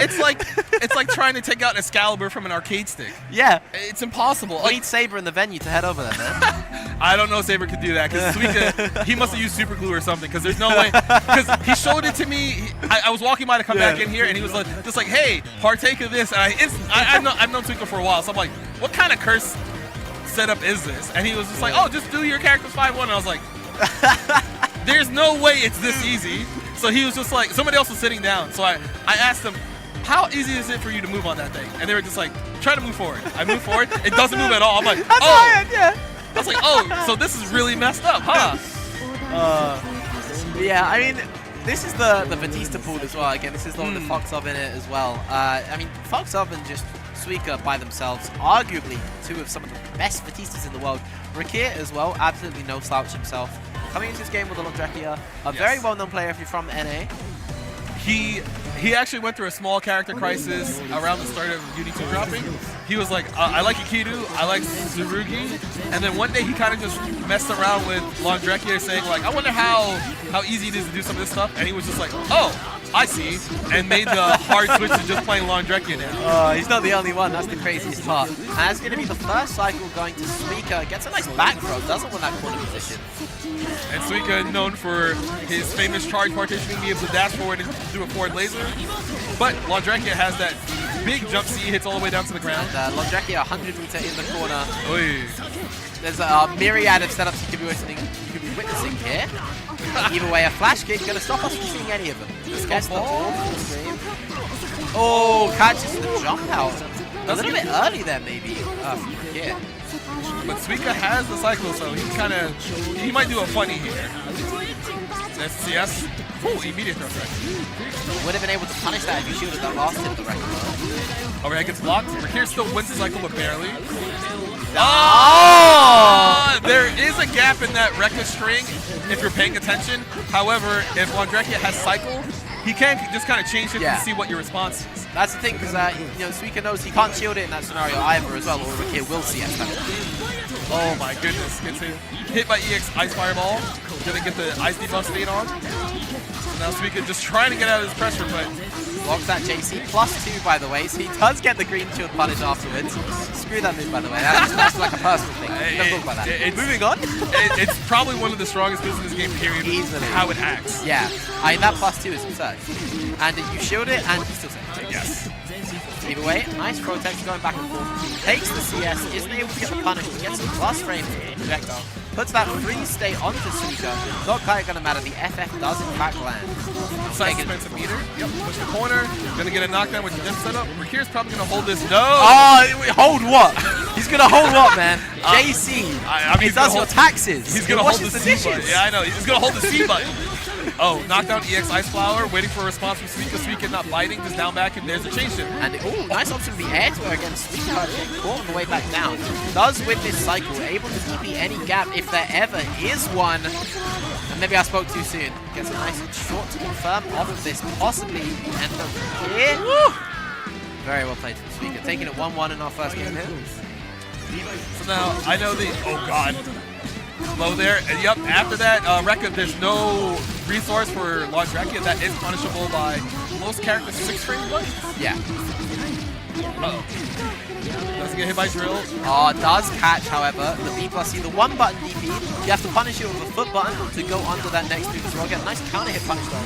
And probably one of the bigger DP punishes you can get in the game. Oh my! The fadeaway force function in the air from Suika catches Rakir stand tech and he should be dead. I mean, I hope so. We saw that last Decisive IW, you know. We were confident that was gonna kill. Sometimes you have a wrong read, and Suika just shaking his head no, and it's like, come on, bro. You guys are in the same, well, not in the same part of Canada, but like they don't play each other that much because Suika's on the west coast of Canada and Rakir's on the east coast. But that's so foreign to me coming from the EU, you know, like that. Like we can't play with like Middle East, right? But like, you know, I'm trying to play with like Germany or something. It's fine. You guys on the other side. Oh no, that's crazy. If you're on the east coast of North America and you're playing someone on the west coast of North America, sometimes connections aren't the best. There's a change shift. Nice jump over to deal with the ice blossom. However, Rakir usually hasn't managed to get that 5B. Suika does have change shift, so you can just pop change shift and wake up if you think Rakir is going to put a button out. But Rakir might just hold on. Oh my god. Goes early. And ice rain to punish with the combo as well. That was a great call out from Rakir because he saw Suika just hovering over there the last time. But now that he had 100 meter, he was just like, okay, I can stop that with ice rain. That's the thing about that ice blossom as well, right? It's effectively a projectile that sends out more projectiles every now and then. And Batista's FF being an option to go over that is incredibly unique. But with Wandrekia having meter, if you're in the air, you got to deal with ice rain. It covers the whole screen and it's plus as hell. So now Suika just managing to get a huge life lead so far. Rakir now holding buttons attack, wait a little bit. And catching that single button DP again. This should kill. Counter hit 2D combo. 100 meter on board. CS as well. Still keeping the extra damage. Thank you, transfer. Yep. It is very important that you understand that when you have change shift and you want extra meter for like maybe to get to 200 for IW, you realize like how long a combo should be for the transfer state. The last hit of Rekka is doing a lot of work for Rakir within this set. Oh, the 4C anti-air. Suika trying to assault forward, gets clipped. Rakir will probably spend the 100 meter now that he has Warpole. Yeah, definitely take the Snow Blossom here. So Ice Blossom tries to make it a flash kick. Oh! Catching that last hit again. It's pulling LeBron numbers right now. I think Rakir's going to go for one more mix-up. Here we go. Yeah. Oh, gets the mash out afterwards. And that is one game apiece. So Rakir was actually looking like he was going to lose 2-0, mostly due to his inability to like contain Suika, because fighting Suika is sometimes a job in itself. Yeah. Because you're just like, what are you doing, man? That's just fat as well, right? Like, it is tough because sometimes you don't know what Suika's thinking, and then Suika doesn't know what he's thinking sometimes. he's just having fun. Hey man, it's in the name, bro. Oh, but he wins cycles. Nice backdash. to defend that CS early. Doesn't go for the drill there in that scrap. Still kind of hit confirm into the throw. So Reaver gonna hold space. He's gonna lose this next cycle, so he has to be a little bit careful about his block streams. I mean, unless the 4CC just lands. Oh, force function gets tagged by Laundrecchia charge up C. Full confirm coming through. He might do a long combo to see if he can stall out because I think he's just not quiet. Get the throw after. Charge 5-ball, then change up to see if anything happens. Up back, Ice Rain. Nice shield. Isn't really going to make much of a difference to the frame data, and a very nice block on that TP as well. Let's see if Reaver has the proper confirm for a good punish. Just about, I think, with a 100 meter on board, surely. Change shift, spend 100. There we go. Lots of minimum damage in that as well. The projectile hits multiple times, so very good new option to kill the scaling, yes. Ooh, that green shield's a little scary, but he doesn't get punished for it. Up back also doesn't get punished, and he takes that grab. Gets the grid break as well. So we can just up back, gets away. Gets the counter hit, full screen at EX Laser. Laser again. Tries to roll through a laser, but just the ball came out. And now all of a sudden, Mika is just hitting Reaver every now and then, doing a lot of small damage. But he doesn't stand up for the overhead Rekka.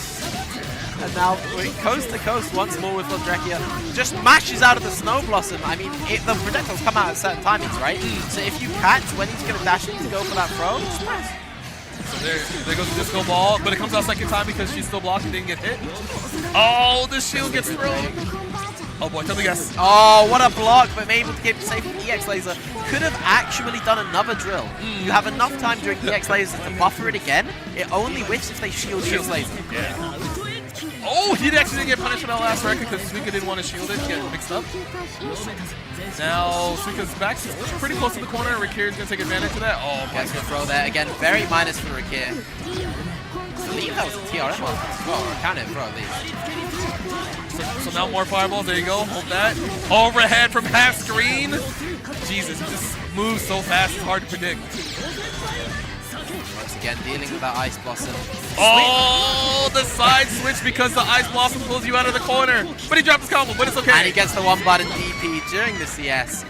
One of Laundrecchia's biggest strengths has to be that DP. There's no execution required. Just slam BC and it comes out. Yes, it's pretty vital for his game plan because there's a lot of instances where when you change to something and you see something red, he doesn't actually get to like press a 5B or 2B to get a punish. He has to commit to his DP because it's like the easiest way for him to get a knockdown, set up Ice Flower, and then get back to the 5B spacing where he just presses in, counter hits you, pushes you. It's the fact that it's just invulnerable frame 1, right? I mean, like I was playing a game in my bracket yesterday. I had 5A, 5C, 1 frame gap. The one player just slammed it, and it won, right? It's a very strong tool in a game where DPs usually have at least 3 frames beforehand, you know, a 6-3 motion, a 2-3-6 motion. Exactly. And being able, with Londa character who gets in your face, yeah, he presses buttons in your face, and like we said, that Rekka ender, right? You want to interrupt that gap, or you want to try and punish it. He CS's, that's a 1 frame option. There's no execution required, it just comes out. So sometimes you have to change your game plan depending on who you fight because you don't want to like forget the fact that, oh, it's just 2 buttons for DP because there are a lot of times I've seen people kind of forget Laundrecchia has an option. They're like, oh, I left the gap here. I should be fine. He doesn't have change shift. No, they just slam the reversal. There's like a caveat to it though as well. It is not throw invulnerable, so you can just throw him out of it every time, luckily. So it isn't a god button or anything, but yeah, very strong. But he also now has like jump C, so you're like, all right, if I dash up and throw him, he has the option to just hold up and press the C button. That's what we were talking about earlier. It's +2. Right? So he does that to you in the corner, it's +2, he just jumps up, he does it again, you're like, alright, I'm gonna shield it. You shield it, he's safe. Yes. And it's like, okay, well, he's gonna do it again. And he just keeps, and like, obviously certain characters have option to deal with it. You know, me, the humble Byakuya player, I just dash block. You know, I don't get much else. You know, but we're not down playing out here, that's just how it is, right? You know, it's a very strong structure. Laundrecchia in the corner in this game is a beast. Yes. He's just an absolute beast. So I know scary. during CLR, his identity was a little bit more towards whiff punishment. He was incredibly good at whiff punishment. His convertibility is incredibly strong as well. Yeah. But right now, he takes you to the corner and you're praying. Like mid-set, hands in the air, you're praying. You have the rosary and everything. You're like, please let me block this mix-up, oh lord. That's why Climax is in the Bible Belt, man. We're down here in Atlanta, like. Okay, so real quick, we got some ads for y'all that we need to get through before we get to this next set of matches. So, Slashback, in case you were wondering about the dates, it is going to be 2025, April 12th and April 13th. if you are on the West Coast, you are obligated to go to this because Brett has been doing so much work the last 2 years to make sure this event is amazing. And trust me, it is. You will want to go to /back event on Twitter to make sure you get more updates. But please make sure you show up if you're on the West Coast. This event is sick. All right, and for those of you in the US as well, remember, November 5th isn't the only day you can vote. It's just the last day you can vote. The election's coming up very soon. Early voting's available now in several states. Visit vote.org to see what's on your ballot and vote on or before November the 5th. And of course, Iago. Learn practical Japanese through common situations, conversations, and visual novel story. They're actually here at the event, so if you are in your room right now just hanging out, you can actually come down, go to their booth out there, get some more information. You can give it a try on iOS, so make sure you go to getiago.com/download. And for those of you that didn't know, Blazing Strike is available now. PS5, PS4, and Nintendo Switch. And we have to go to another, not ad read, but we will be right back. Don't go anywhere. Ooh, I can't wait to go to Japan and order a Fortnite burger. Oh. Just leave this to me. Whoa, how'd you know what to say? It's I got the Iago, which teaches you how to speak Japanese through common situations. Oh, I tried that before, but it was really boring. It'd be more interesting if it was a visual novel with a story, like Ubineko. Well, good thing they just released a big new update that turns it into a visual novel. What's more, we're both in it! No way! That's right! Who knows what other funny adventures await us? I'm gonna try this right now, and if I like it, I'll recommend it to all my friends too. Hey guys, it's me, Beatrice. Yeah, like the real one. Just saying you can download for free on the App Store. We'd really appreciate the feedback on Discord or whatever, and we also leave a review, please. Thanks.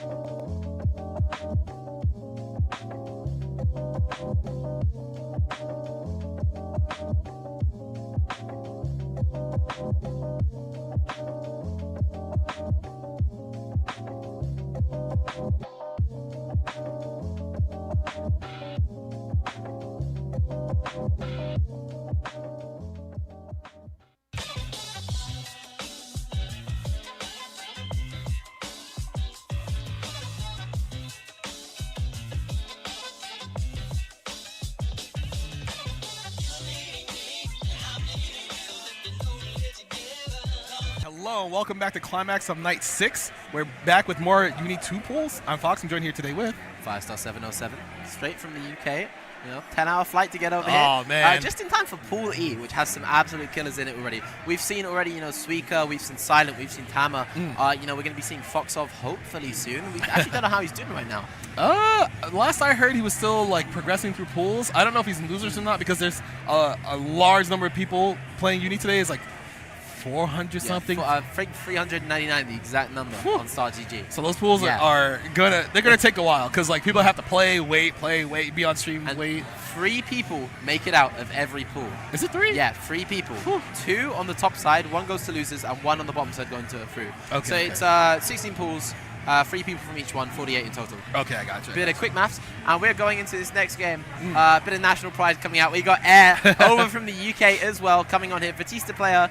If you're in the Uni community, I feel you know who Air is, right? He's very active in main court. He made like half the emotes.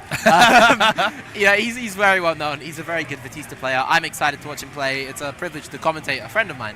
He's going up against Wish. Let me know about him.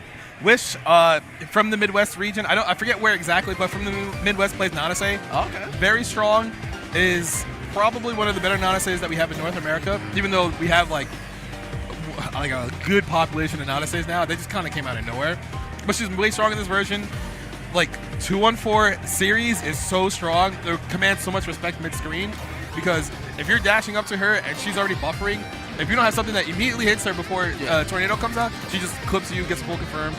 Corner carries you, has really evil setups where she can left-right corner steal. Very evil setups in this game. Or just like delay follow-ups where if you're too late, she gets a turn back immediately. That's the thing. Is like before the game plan against Nanase is like, okay, she's gonna come at me. She's gonna do some flight overheads. I want to shield these overheads. I want to get some punishes in every now and then. Now she's got all these strike throw tools. She's got Milia disc, except it's going back and forth between the screen. You know, different character, but different game. Goes straight into this cheeky little gem set from Aya. Goes uncontested. So, and Wish is also known for just kind of like taking his turn very frequently. You have to against Batista. You know, a lot of these gem sets are minus. You know, people do forget that. It's scary because before it used to. And speaking of the 2-1-4, speaking of scary, anytime Batista is back towards Nanase, you have to kind of expect Tornado to come on. That did 4.6k. Yeah, very humble 4.6k. Already putting Air down into orange HP too, actually. Oh, unfortunately, Trock doesn't quite matter. Lands the full JB. Multi hitting by JC even. So now Air is. Ooh, no green shield. There's a nice guard for us. And that's kind of scary too because if you commit too fast and they wait a little bit, they'll just block it and punish you. Yeah, and that was Air a little bit too slow on the A laser as well. Unable to deal with that fireball being set out. Ooh, uses the full to get away from a preemptive anti-air. Push back to full screen. Oh, the flash kick going to whiff, unfortunately. That's a very nice combo coming back in from Wish. That was actually the right idea, but because of where Nanase ended up, it just kind of completely whiffed.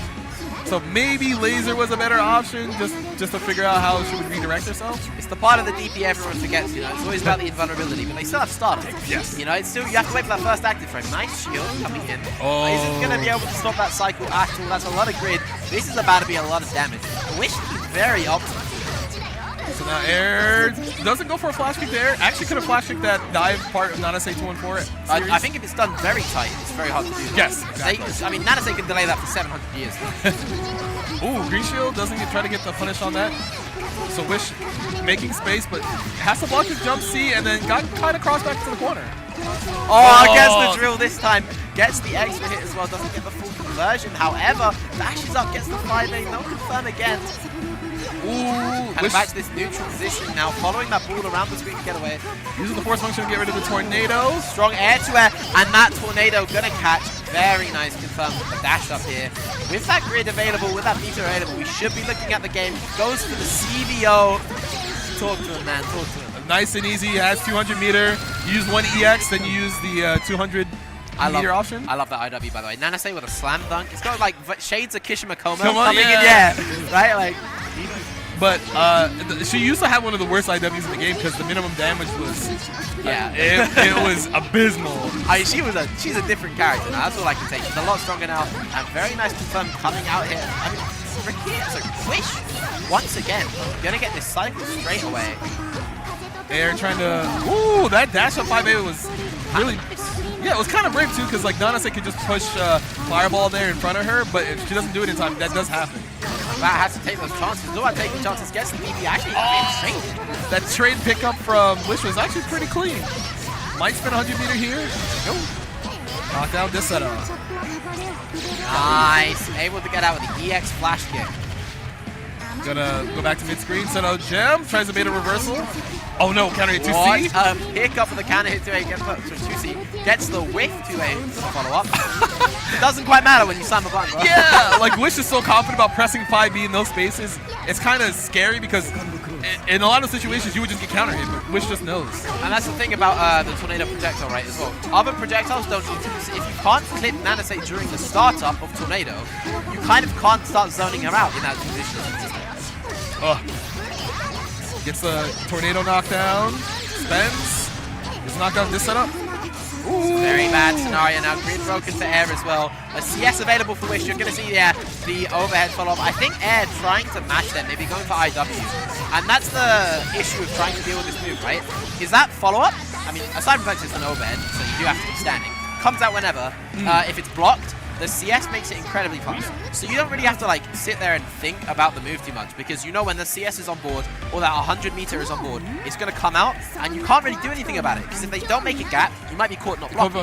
Right. And if they gap it, well, you better hope you were ready for that. And yeah, you're ready for that. Yeah, it's tough scenario. Tough scenario. It does require you to like sit down and training mode versus that tool, because there's a lot of instances where Nanase players kind of leave a big enough gap for where you could just dash walk out of the situation there. And a lot of characters actually have a good way to anti-air it if they have a move that is at least head involved from frames 1 to 7. B+C. I mean, yeah, he doesn't have to worry about it. He just presses B+C and he's chilling. He's good. Like Nanase is one of the stronger characters in this game just due to like two tools that she has. While we're talking about stronger characters in this game, I'm seeing Rurik walk up to the stage. The very hotly contested, the very common opinion of Yuzuriha being top 1. Right now, recently buffed, going up against Pinku as well. Ooh. I don't know who Pinku's going to be playing. They play a lot of characters. Yeah, that's the problem. They lead the Azuki charge. Recently, they've been in Byakuya chat. They've been picking up Byakuya, just like optimizing things. Maybe just for fun. Maybe they just like optimizing for fun. You never know. But yeah, this is going to be a great match. These are two very big players from NA. Yeah. I think Rurik, considered one of the best users in A, along with Trock as well. That's true. Had a great run at Evo too. And again, Pinku. I mean, like practicing with Red Blade all the time. Yeah, if you play games with Red Blade and you're willing to just get beat up for hours on end, you're going to be a good player. Yeah, you're gonna be godlike. You're gonna be godlike. But now the thing is, who does Pinku play? Anyone they want. Yeah, which is a problem. Because anyone she wants. If you're sitting there, you're trying to play them, you're like, okay, it's gonna be. Byakuya, no, it's gonna be Uzuki, no, it's gonna be Kuon, no, it's gonna be who else were they playing? Just start listing characters, bro. It probably lands. I think they were playing Kage. Yeah, they were playing Kage at one point. They were playing Orie at one point. Oh, the Orie flash. Oh. They can hear you, man. They can hear you. See, like that's what I'm saying. Like, I feel like there's no way to prep for them because they play so many characters at a level enough. That's the thing, right? Is you play so many characters at a high level, it kind of unlocks the ability to counterpick, which I don't think personally you see it anymore. I know there are Byakuyas that do things like counterpicking Makava, which I think is a bit much, but I mean, hey, you play how you want to play. Yeah, right? if you're more comfortable. You bought the game, bro. You do what you want. you paid $50. Well, yeah, man. Like, not too much on you, But anyway, we're going straight into the Orie versus the Yuzuriha. The Divine Frost having a bit of an impact on this matchup, especially when the CS is on board. Actually gets the green shield flash, doesn't punish, but the DP whiff, that's going to be a massive punish for Rurik. Took me a moment. So now Rurik decided to hold mid-screen there because Yuzu is very strong at that. Oh, small trade, 5B no confirm. So Ponku's just going to try to, like, keep her at that range where thrust is constantly a threat. Oh my god. Talking about threats though, that JA incredibly strong. I mean, all of Orie's A buttons incredibly strong. This joint is and very confirmed. Oh, Rurik shielding, gonna try to get some grid to win this next cycle, but gets called out from the air Thanatos call, but gets to throw back to the corner. This is cycle 4B. What a button, man. It's basically got an inbuilt sort of like parry / guard frames, and the combo afterwards is so strong. It's a matchup defining punch. Ooh, doesn't low shield there. Ponku's defense is very disciplined. Not swinging too early, but loses the cycle because of the green shield. There's a veil off to get rid of the cycle from Rurik. Gonna take these plus frames out as well. Nice jump out from Rurik. Yuzuri Hole with a lot of movement options. Actually, the JA gonna win that time as well. Oh, counter hit 2C. That should be the end of the round. He doesn't even need the full combo. And it's kind of rough sometimes that when you fight Yuzu, you're thinking, okay, I can swing here, but you need to keep track of the normals that she's used prior and if she's in stance or not. Especially because, we talking about those normals, that 2C is a great starter. So now Ponku has Nice Rurik in the... shield. Oh my! That's some pretty classic tech there. Shielding the 6B and then immediately being able to low shield afterwards as well, get extra grid on that scenario. Fakes the charge, jump 2C overhead. Drops a combo though. Rurik's still in a decent spot. What a punish on Mika. Actually punishes the DP after the teleport. Gonna spin 100 meter most likely. And get a small refund as well. Cycle forward two. Playing the neutral game, is able to, I was about to say, is able to get the jump out this time, but Pinky, they're not letting him get away. Coming up with that chase. Again, the A buttons for Orie, the convertibility is so strong. Green shields to the assault JA there. I think Ponku's trying to car grab there because they see the green shield, but they're a little bit too slow to get the punish. Oh no! I think that's the end of the round if Rurik can actually get this Should be confirmed. 200 meter on board. I mean, yeah, we haven't even hit the 3K threshold yet. There's that much health left. That's the thing with Yuzu. Her combos are very strong, especially with the meter on board. A lot of Yuzus don't like to spend. Yeah. But you have 100 meter. You get to the end of that combo, you're around like the 3.4 range. You do slash ender, 4K instantly, right? Exactly. If they're in orange health and Yuzu touches you, unless it's something very scaled, maybe like a throw starter, you're probably dead. Yes, it's kind of surprising how much damage she does on average for a character that moves that quick. Oh, and by the way, Ponku, Yeah. so there's the Uzuki, but immediately gets hit, so now they're in the corner versus Yuzu. Yeah, very unfortunate 3C with another green shield flash and a great punish from Monkey. 2C. Yeah, Uzuki 2C goes really far, really fast. Coffin setup, delay wake. Oh!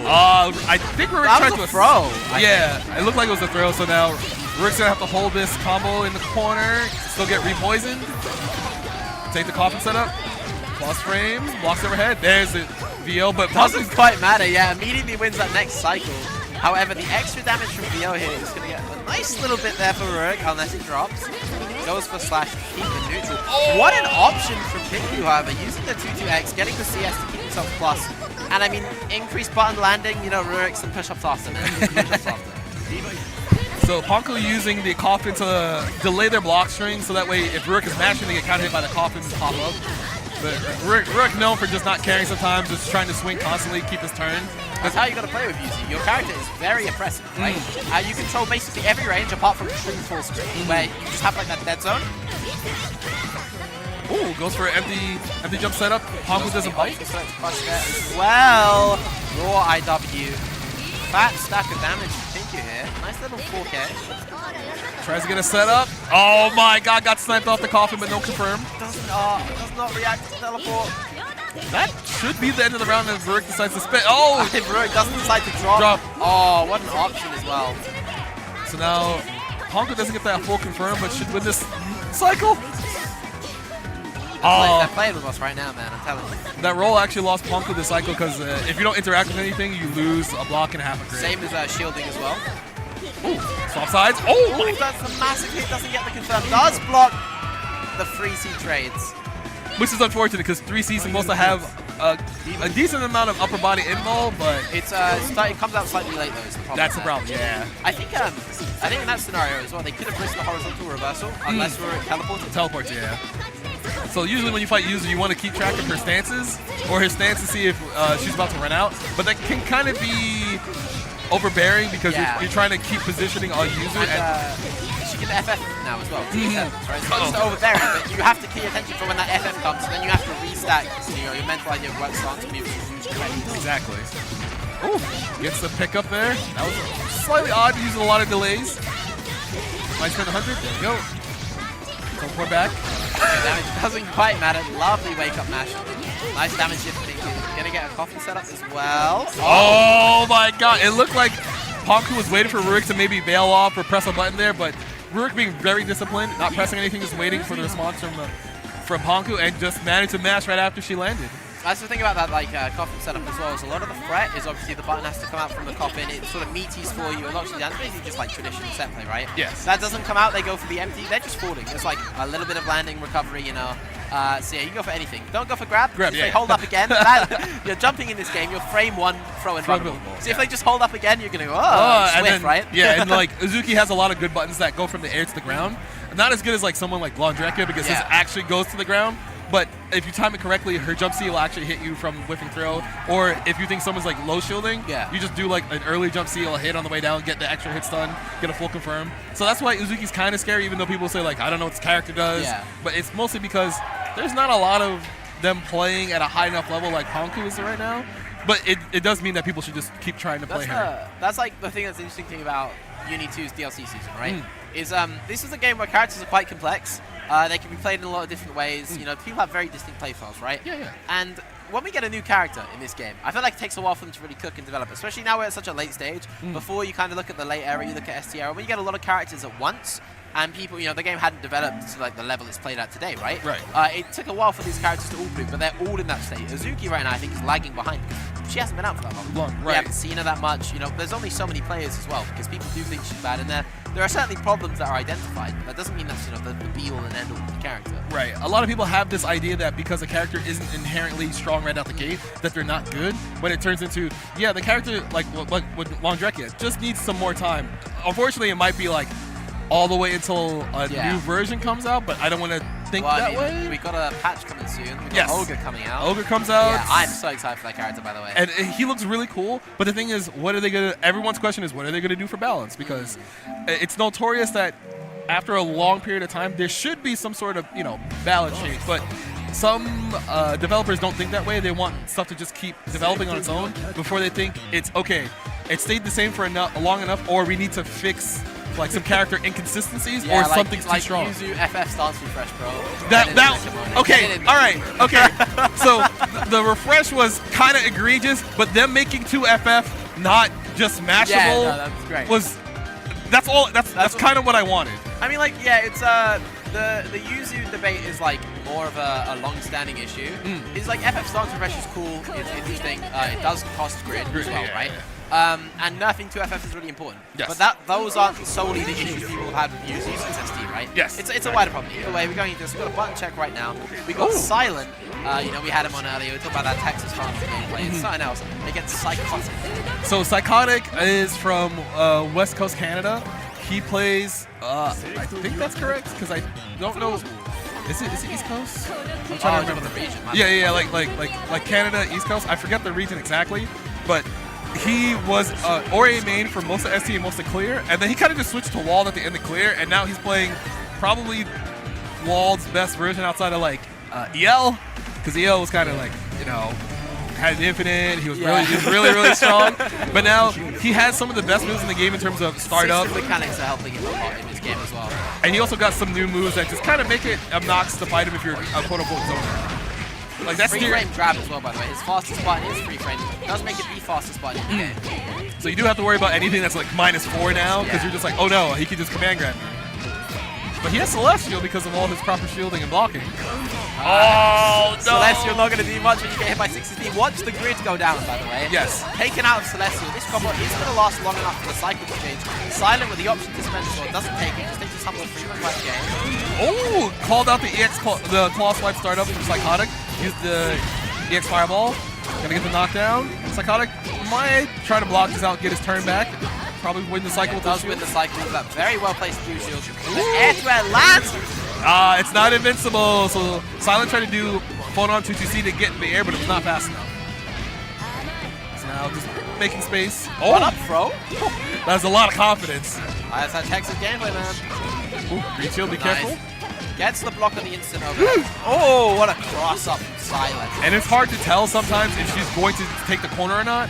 So you have to be instantly ready, or else you're just like, oh, I got Vix, I got hit. That's the difficulty of that scenario as well. You get that PC, you cannot interact with the overhead follow-up at all. Yes. She can just use it when she has CS at 16 frames, it's gapless.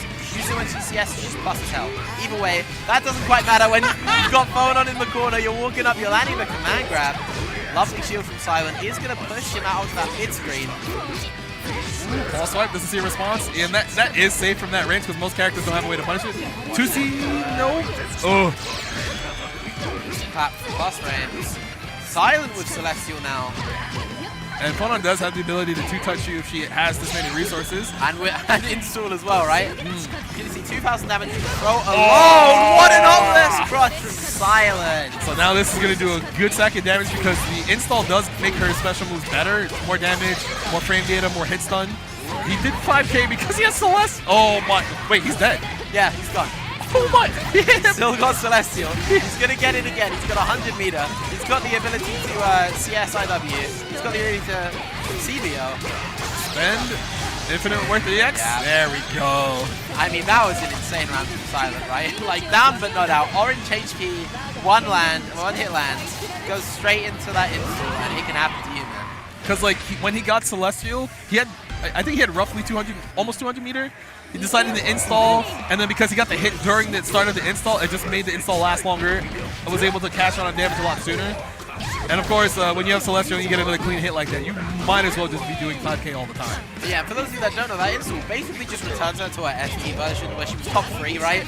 So it's incredibly powerful. Counter hit 2B. Gonna get a full confirm. Might do a steer ender setup here. No, God press ender. In the corner. Now it's really scary against wall. Oh, chain shift, nothing. Nice counter hit from Silent here as well. He's actually gonna get the drop, however. Maybe he was trying to use that CS to concentrate, which is like, doesn't matter. Confirm into install. Incredibly strong, incredibly class. Psychotic still has the cycle, so he can chain shift if he thinks he's going to get a chance, but doesn't get the cycle even with those proper shields. The 2v contest from Silent. Oh, drop another drop, but it doesn't matter. He runs up, gets a counter hit with Melty. Actually in a decent position to kill if he can build 200. That's the real hard part here. He can actually spend 1 EX into...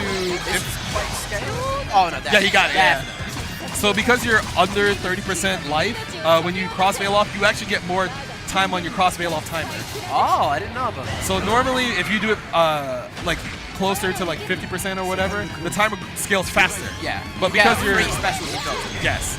But because you're lower HP, the timer is actually longer for you. So you can do an EX into Infinite Worth EX or your IW normally.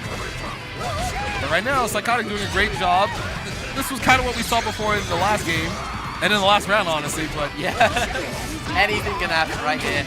And anything just did happen. Nice counter. Gets a lovely Decisive. Another drop from Silent now, but it doesn't quite matter.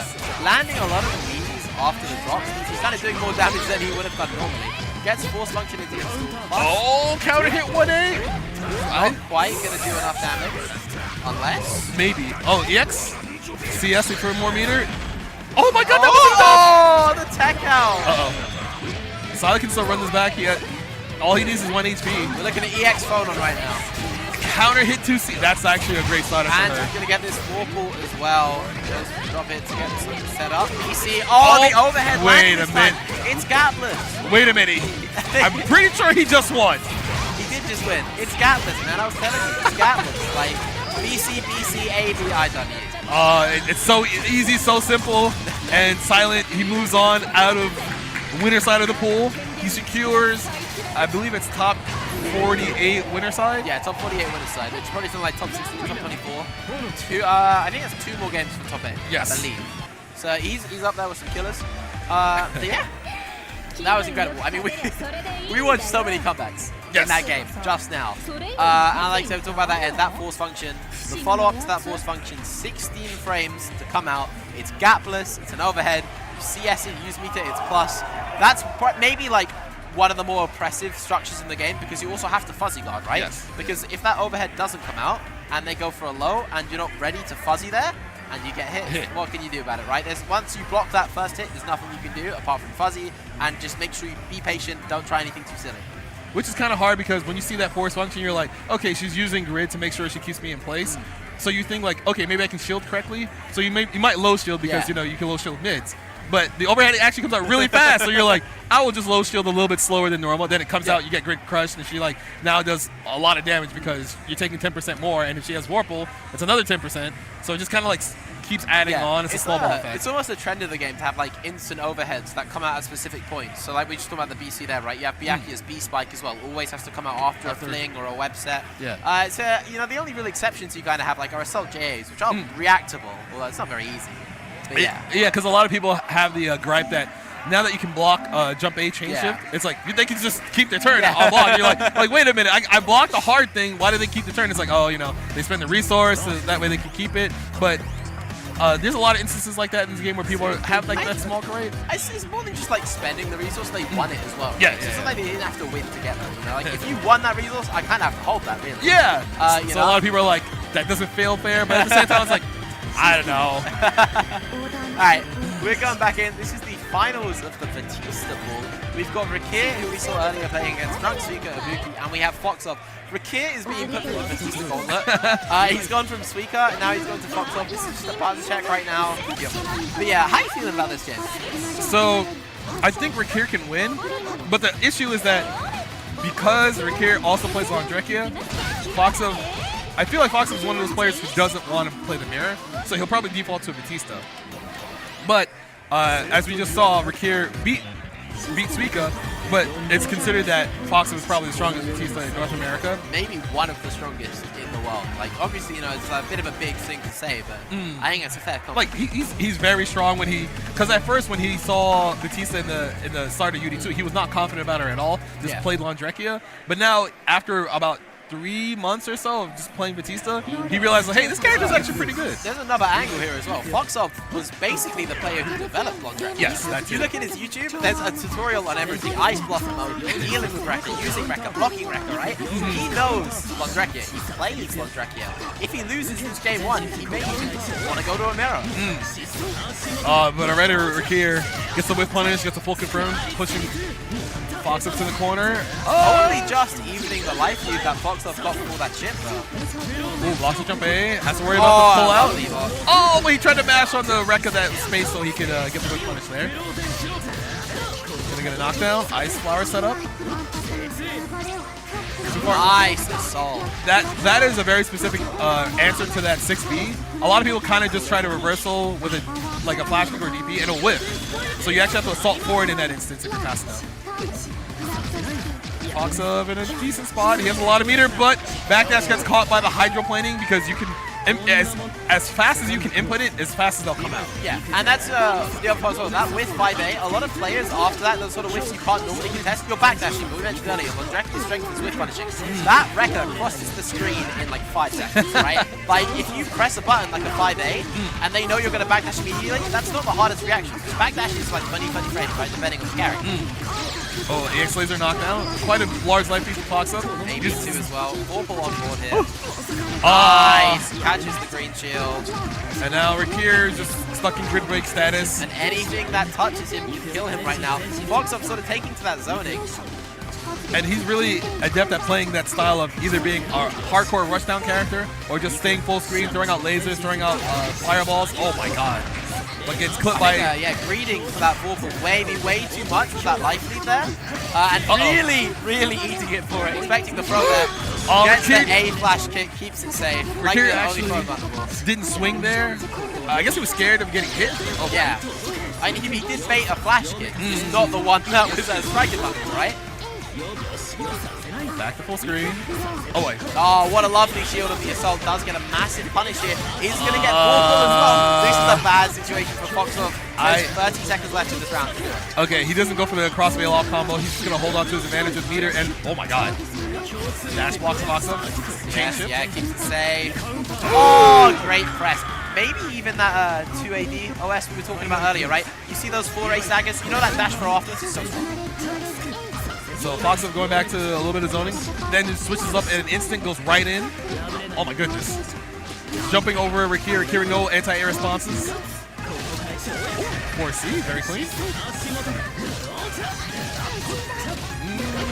Rakir might spend 100 meters. He's got the Vorpal as well, so he's got all the range to do so. Pushes out that cross up. That is actually really tricky to block because you're expecting him to land in front. Ice range? Ice range. It actually whip punished. Alright, so now the question is, does Foxoff just rematch? It was answered quite quickly, actually. He was. There was no hesitation. He's locked in. It feels like he knows what he needs to do. He just needs to. I would say there's a couple instances, yeah, like right there he was being a little bit more aggressive in that throwing a fireball and pressing, but now the fireball with proper coverage will just kind of hit Rikier if he presses too early. And that last game, it was lost to risks, you know, risking that assault JC was a very nice neutral there from Foxov, and also risking that concentrate to grease that big. Challenges 2A, tries a roll, gets thrown, grid break, and then just does another reverse, so Rikier not scared. Nice, does one back, takes the round with it as well. That's part of the risk reward you have to play in when you meet someone who has Vorpal as well, right? Because you might just die off of that DP. Oh! Whiffs the jump in, Rikier tries an anti-air shield. Safe because of the ball. Oh, the drill is going to win, sadly. So now back to full screen. Foxov's just going to try to keep passing Rikier. There's the bail off, wants to get Foxov into the corner. Probably going to spend some of that bail off meter. There we go. Ah, tries to jump back over it. Does get clipped. No full combo. Oh! Doesn't get the dash up for the green shield. The effect of that throw tech coming in now as well. Rikier's going to be able to get that cycle from here. But he's stuck at full screen, having to block his fire. I can't believe he actually got grid crush on that low shield. Oh no! It's the risk you take when you play against Batista. You don't want them to be flush with those orbs, but in the range where they can punish you if you shield either direction. Ooh, solid green shield, proper punish. Now trying to chase Foxov back from mid-screen. Doesn't spend any meter. Foxov really good at pressing 2B. Really good at pressing 5C as well. What a punish. No! Tries to flash kick the ice rain a little bit too far away. And now 212 tutorial. We out here dash blocking. There's a chain shift. Rikier's actually going to get a lot of meter because of that chain shift. Back to 200. 200 in total, yeah. We got ice rain on board. Foxov taking a really big risk here, getting hit by that ice rain and dying for it. If Rikier decides to spend this 100 meter, it should be enough. That was way closer than I thought it would be. Yeah, the EX projectile keeps them in air for a little bit longer, so there's always enough untech time to get that extra hit in, just to guarantee it. So now Rikier is one round away from advancing to winner side top 48, but I was gonna say Foxov is doing a good job of bringing it back, but he got clipped again. He has changed his playstyle a lot though. We're seeing so much more drill now. Seeing that early shield coming from this there, very nice. And he's doing more flash kicks now to disrespect here. Especially on like points where, you know, he knows that setup very well. He's not holding that. What a combo for flash kick. 4,000 off of a meterless reversal. One of the best in class reversals in the game. And a sick... sick 5A pickup. Yeah, he was already going to be aggressive with the dash up 5A, but because she switched sides and clipped Londreki in the air, Foxov was like, oh, okay, I just got to confirm it's easy. That's one of the universal things about Uni as well. Every character's 5A floats really well. So if you use it as an anti-air in those scenarios, you get an insanely good drop count. Ooh, with the Rekka. Foxov tried to shield it. There's a flash kick, wants to turn back. I mean, we've seen more flash kicks in maybe the last round than we have in like the last 4 games of Batista. Yes, that's true. Foxov is a very aggressive player when he wants to be, because he's also known to be greedy in terms of just like, I want my turn and you can't stop me. That's the thing, is the risks he was taking before are like risks that make sense. Like going for that assault JC to break the silence, right? Things like that. Nothing where Rikier would realistically be pressing, right? Ooh, yes. Like in that instance, Rikier is like, he's not going to expect me to reversal here, but he did. Texty yellow grab. Oh! Dash B catches Rikier trying to press buttons. Oh! 5C anti-air, no confirm.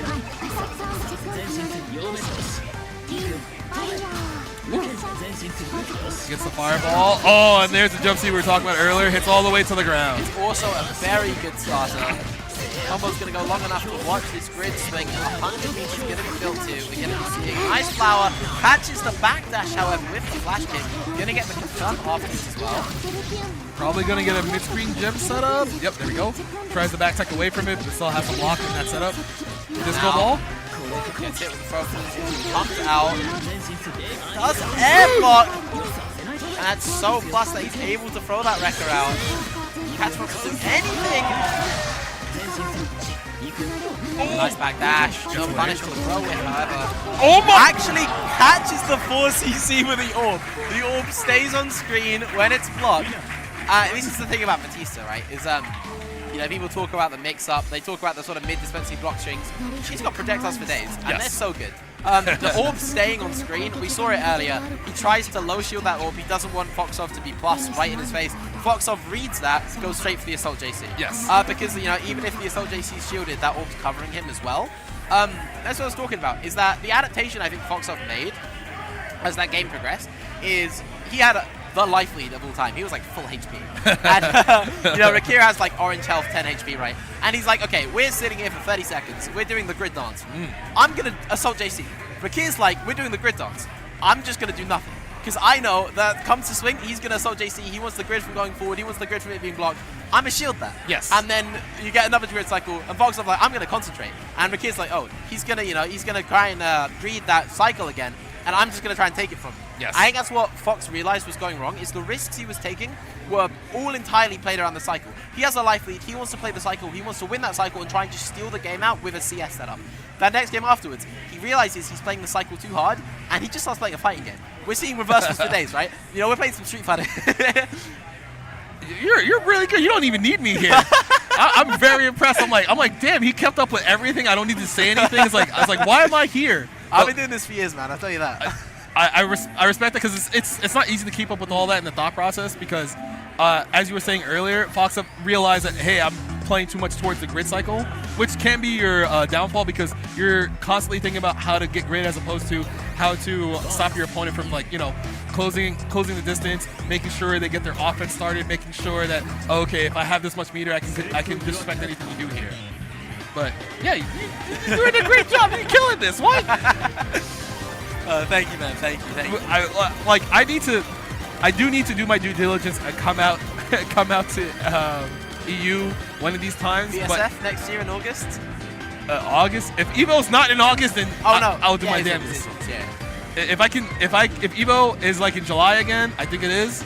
I'll do my best to like save up vacation times and like show up for a week. I'll give you like our list of majors and then go from there. Okay. Either way, we got a list of our next set of players coming in. We got Shady and we got Wish. You know, we saw Wish earlier. Is that Shady or Shaylee? Shaylee. It is Shady, yeah. The Q1 player. Yes. Very well known. And of course, we saw Wish earlier as well. How do you think this one's going to go? So, since Wish plays Nanase actually has a good time of trying to traverse the screen with the 2-1-4 series. But Kuon can kind of disengage because he has the 2-3-6 series, the laser and the 2-2 series, the pillar.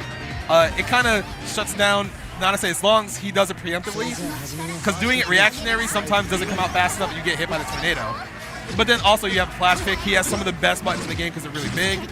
And then he also has like that mixed up with, because he hovers above you so much and he has ways to teleport, it can be kind of tricky to keep track of where he is on the screen. Yeah, and his confirmability as well, I think, is the icing on the cake. Right? Yes. You know, being able to confirm off a speed or in neutral is crazy. And here we go, another confirm. We did the CS this time though, so you know, not your regular confirm. Nice bit of damage. The flash kick, the 2D tick up after as well. I love watching Mo do that one. That's the thing from being from Europe, right? I've seen some Kuon. I'll just tell you that now. I've seen some Kuon. Gonna get a nice throw. It's not gonna kill. Gonna put Wish in that 1 HP situation. Doesn't block the flight mix. And that flight mix is scary because it's either the immediate overhead that you have to already be standing for, or it's the delay low that you have to block in a weird instance. You have to like fuzzy guard it. Yeah. But if you do it too quickly, you just kind of get clipped anyway. And there's double overhead as well that you have to worry about. And I think the real biggest thing is that at the end of the day, he can hold flight for quite a while. Yes. It costs grid and it drains his grid quite a bit. I mean, we're seeing that right now, right? Even though he's on the offensive, full block, half a block, full block, half a block, right? But it's that classic it costs grid though, right? It's still incredibly powerful. People have said that like the general flight mix, like the instant time one is reactable. You know, that's not like not that there's a quote, that's just what I've heard. But he can delay that, he can play around it. There's so much room to play against, you know, your opponent's timing, how they block. Either way, it doesn't quite matter when you're doing 3.6k damage. Oy, but there's a flash kick in retaliation and flash kick and bash with a big drop. Not the scenario you want for Wish. Either way, if he blows on Shaylee right now, he can kill him. But Shaylee's the one throwing the wind around. oh, he should win the. Double VO, and that's plus as hell, by the way. No flash kick from Shaylee there, even though he saw the air dodge. EX ring. Flow actually goes over with massive counter hit. Milk about a yellow throw to boot. Blocks the teleport, blocks the flight mix again, goes into that play again. Like I said, he holds it as long as he wants. He does whatever he wants. CS is a plus once more time. Oh, he went to throw! And throw is not plus in that instance. He missed that ADD, that dash throw. So now Wish kind of getting away with not away with murder, but getting a little bit lucky. And it's always better to be lucky than good in a lot of instances. But right now he has a life deficit. He doesn't have a lot of grit either. Oh, gets hit by the pillar. There's a change to come through, but Shaylee does drop his confirm again. It's not quite going to matter. However, now taking him back to the corner, I believe. No, swap. Mid-screen? Just going to the Oki here, setting up a ring. He doesn't really need to do much. The thing about Kuon is he can play neutral so well, right? You've got this life lead, he doesn't need to commit to anything. He doesn't need to try and mix him up, doesn't need to open him up. Tannis takes very strong DP. Either way, he's in that offensive position. He's landing that throw. He's working on a perfect, but he misses the setup. Very nice punish from Tannis. Wish it. So Wish is going to get this knockdown with the EX Tornado. Set up a disc. Oh, there's the flash kick. Which is scary because you know the character has the flash kick, but if they've never represented it, you lose track of the fact that they have it. You're just trying to run offense constantly. And Shaylee's really good at knowing that, hey, I haven't done this in a while, or you're not keeping track of my reversal options, so I'm just going to do it. And that flash kick hitbox as well, it's crazy. Yes. It's just like a big circle, right? Like, you can't quite play around it the way you do against the pieces. It comes out very fast, you know, it's very unexpected because it's such a massive risk. And Kuon, generally in neutral, doesn't have to take that many risks. You know, you watch these block strings where he uses pin, he uses needle, right? That's like a 5-frame gap between two of them, only like -16, right? So you get caught dash blocking there if your dash blocking isn't tight. What are you going to do about that? Exactly. EX will. Oh, Wish tries to throw there because they think there's a gap to throw, but Shaylee just holds down back, sees the counter hit. Should be able dead to... thanks to transfer state, 100 meter. And change shifts to get some more of it back. So now Shaylee looking very dominant so far. Poised to move on to winner's side, top 48 if he gets his next round. Oh, lovely counter hit coming in well. Cool combos are so sick, man. They're so cool. A lot of people would disagree with you. Listen, man, I got my own taste. They have theirs. I paid $50 for this game. Either way, we got a big combo hit coming from Wish. Does manage to win the cycle this time, spending 100 of that bar. He's got a lot of scenarios he can do here. Oh, but the counter poke 2B, the 8-frame. The fact that that button's 8 frames is kind of criminal. Yeah, it's unreal. Wish takes his turn back right away, but gets counter thrown. Wish might just change shift on this makeup. No, walks it out. Uh-oh. Oh my god, empty flight 3 times in a row. Shaylee's playing with his food, man. He's probably trying to bait out a response from Wish immediately, but Wish not biting. Did use some meter though, lost some grid because of the force function flight, and now Shaylee has the cycle. Able to keep that pressure going thanks to the green shield as well. Stuck in that green shield state for 50 frames. Gets a nice CF2, nice protect however. And just mashes on the dash in. You gotta keep that tight.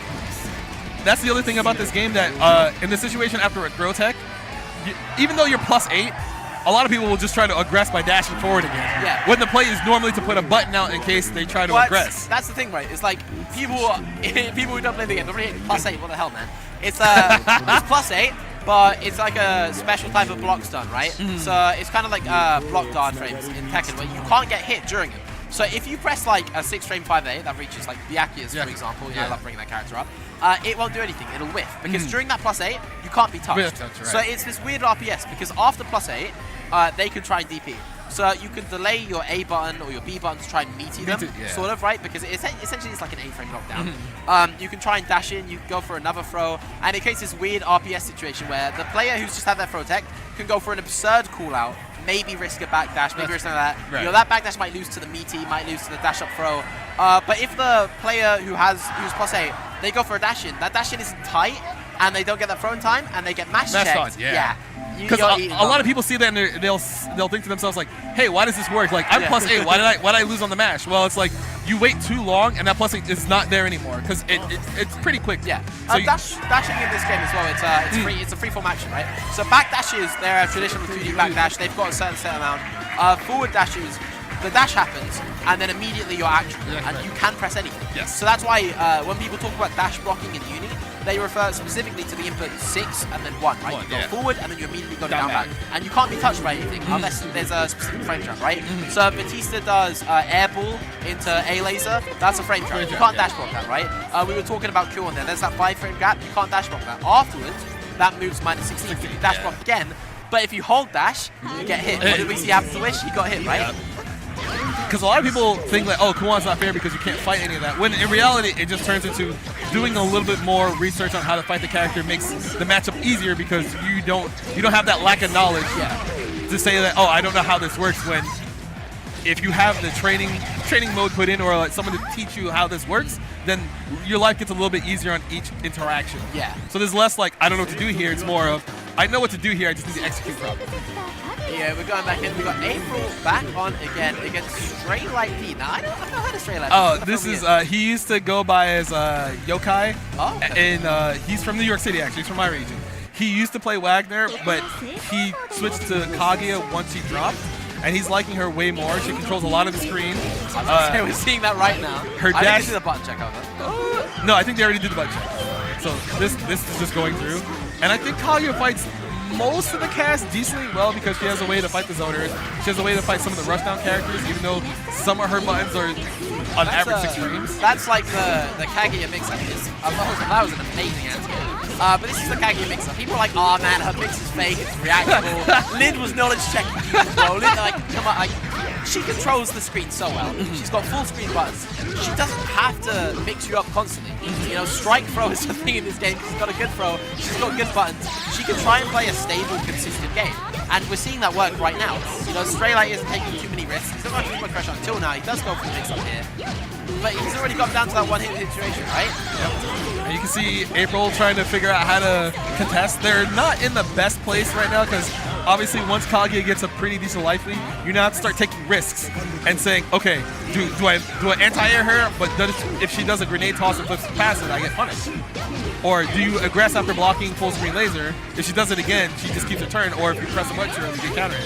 Talk about losing your turn. That was a very nice shield there to take the turn away from Straylight. That is a very confidently won cycle for April as well. Still looking for a way in. Very nice movement with Straylight. And you can see Straylight making sure that they try to get as much grid as possible whenever they're not being contested, but they get hit by the infinite block string of Merkaba dash B. A nice combo, I believe. Oh, no, goes with the flight mix. Very nice option. You are actually able to get a safe jump in the corner there using JB for Merkaba as well, but instead they opted for a fake flight mix. So Yokai gets counter hit there. April's going to use to see if they can get the knockdown worm activation. But Yokai being really aggressive with his reversals because he has meter to back him up. Now able to even out that life lead a little bit. Goes for the mix-up again. Very nice blocks. A nice shield as well. Stealing that cycle away. Doesn't shield the 63A. Ooh, blocks the overhead. There's immediate change here from April. They're trying to be more aggressive. I feel like that overhead was an attempt to crush that shielding as well. We saw him flash that green shield the minute Merkaba went in the air, right? Which is kind of scary because you're typically thinking, hey, I want to shield versus Merkaba to win more grid. But then sometimes if they're looking for it, they're like, oh, this person's probably going to low shield this block string. That's what's so awkward about it, is because like the traditional like Merkaba weakness is, oh, his rebeats are bad, right? And then he's doing these rebeats on you, and you're like, I'm scared of contesting. So I get hit once, I'm dealing with flight mix. I don't want to give him flight mix. I just want to win grid. Yes, exactly. Yokai already, he's going to win grid and has a good chunk of life over April so far. But April with that throw tech and the assault wins the cycle. Yeah, no shield, but just goes for the DP. No, maybe they want the RPS. Maybe they want the smoke, you know? Either way, gets a very nice 236 small, very poor rated combo hit. Tries to concentrate for the grid, reads it a little too long. And Straylight already just deciding, hey, I'm going to mash afterwards. There's a chain shift, had no meter prior, so they couldn't do an EX reversal. Look at that, scared as well to do the instant timing 2A. Because of that DP, they delayed it a little bit there. And I think Straylight should get the confirm here. Nice, very clean. You get full screen laser with a pickup.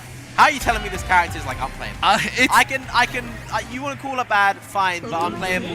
Yeah, because it's like her tools. I feel like a lot of her tools are very instantaneously known as, hey, this seems pretty strong. But then people will say like, oh, she doesn't have an invincible reversal, which seems to be a meme, honestly. Invincible characters have invincible reversal, they must be bad. But there's other ways to reversal. There's assault, there's roll now. You have maybe a 5-frame button to contest as well. But Straylight trying to mash there. April gets a clean hit. They get to go for force function. Trying to get some more grid. Oh, what high an shield. option. Baiting the overhead there. Massive grid break. Catching that stand shield. Now we might be seeing the stand. The boys are coming out. You gotta block this mix. Or you gotta throw tech it. Goes for the instant low. Goes into flight to bait the JB. That very strong plus on block mid. Just goes for the low anyways. Why not? Because those words are out. You aren't delay mashing on me. Oh, a little April kind of assuming that Straylight would mash in that instance, but Straylight just has proper discipline, blocks it out. But I was gonna say they were doing pretty well, but Straight Line gets clipped for trying to throw. Stair Ender. Last time the block with Combo mix up. Sees red. No! No invincible DP. Oh! Probably got grabbed for trying to... Oh! What is it so over? Catches the throw tech attempt. Massive punish combo. Able with so much momentum in this second game now. Sets down one worm. Wins the FF. Ooh, gets a throw into the corner. Doesn't get a combo unless... About to win a cycle unless it's a big swing. That was a risky throw. That could have been a lot of spirit taken away. Straight Line trying to EX Laser. EX Laser not fast enough to punish the landing recovery. Oh, does actually get clipped at the end there. No shield. Straight Line's gonna lose the cycle. April can kind of play really tricky. Stair Ender. Change Gotta go for the 80 plus and catches the green shield. That is the current Merkava knowledge check, really. That 2-1-4-8 AB Ender. The AB Ender for Merkava we were talking about earlier. I think his is one of the ones that is punishable. I think it's like -8, yes. roughly. But you CS that, you're plus. And Merkava's in air. You don't want Merkava in the air. Like we said, that JB, that alone, that's scary enough for you to never ever want to go low. And April now, they got some confidence back from that last game, so it's 1-1 now. Straight Light was doing a good job earlier, but it feels like April kind of got the beat on how to fight Kaguya a lot more cleanly. Trying to get reads on Straight Light's shielding habits, but it looks like April's going to lose the cycle. Yep, there it is. Now, straight to that CS. I think maybe trying to see if there was an angle for an anti-air there. Oh, doesn't get grabbed. Waiting for Straight Light to maybe do a laser for full screen. So there's a lot more hard callouts that you can see from April with the 2-1-4 series. Yeah, a lot of adjustment going on in this game now. Ooh. And you can see that Straight Light's not willing to anti-air more frequently because Merkava can change his descent. That 3D just gave him the whole grid pass right then and there. Celestial spent immediately in the CS. Does get all 200 meter back because of that though. Decides to use EX Laser, doesn't hit Merkava on the way down. Nice jump over attempt, still gets anti-air. Very nice prediction of where they were going to land up in April there. With the grid cycle now as well, able to boost that neutral skill they want. They don't need it. The dive kick is going to catch. It's going to be a lot of damage. 10% extra, 100 meter on the board. I mean, maybe they're going to try it. Oh, they got it. They got it. They got to the threshold. They saw how much meter they had and how much grid they had, and decided to change shift, extend the combo a little bit longer, wait to get to 200 so they got IW. When you see that like sort of like 5 pixels of health left, that little chunk, every IW in this game has roughly 1,000 minimum damage. You know that's gonna kill. Ooh, but the dive kick confirmed. Gonna try to get some grid back and win the cycle. Wins it with the concentrate, so April now in a pretty strong position. Grid thrust option actually. Maybe a bit more committal than trying to shield it, but I understand nobody can take the risk, nobody can green shielded on. There was that ball pull around as well. Ooh, Baits out the hard call DP from Straight Light. And April's gonna get a full punish. They're probably gonna spend 100 meter. There we go. Worm setup. I mean, this next hit could actually kill if they're not careful. I love the wake up CS just to see the option block. Blocks the JB, gets out of there with a VO. Very good, patient defense. However, we're going to be seeing that again, dive kick scenario from the ABN.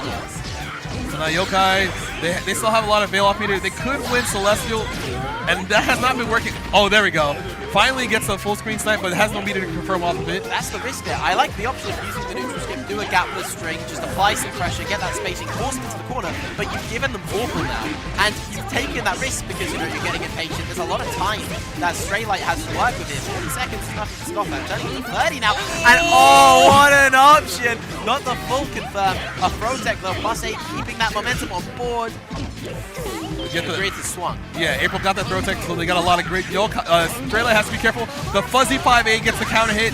This is such an important combo for Straight Light as well right now. 15 seconds on left. This is to qualify to top 48 from the loser side, and we are going to final round. So Straight Light has some meter. They have to be careful about how they shield because April's been calling out their shield timings.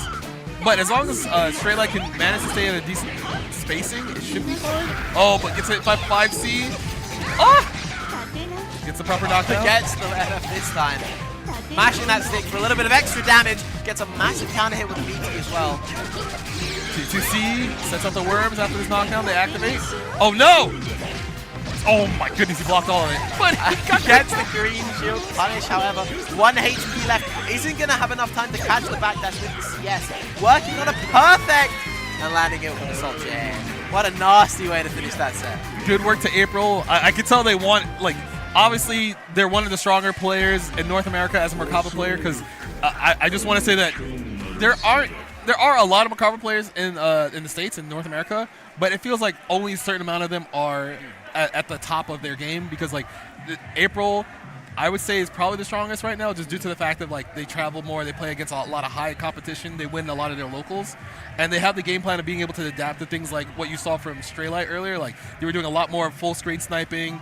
Then they started saying, okay, I'll just hover a little bit more, let you waste that resource, and now they can land safely throughout their own fireballs. They don't have to worry about that. And then just calling out a lot of their shield timings, just be able to like stagger, see green shield throw right away. That's the thing about Merkaba as well, right? It's like the risk behind playing a hard zoning game to give your opponent grid and like, you know, playing those gapless strings as well kind of changes on the character. Yeah. And I think they realized over time they were getting sniped less to neutral. They were struggling to catch flight a lot as well with Kaguya's toolset. Yeah.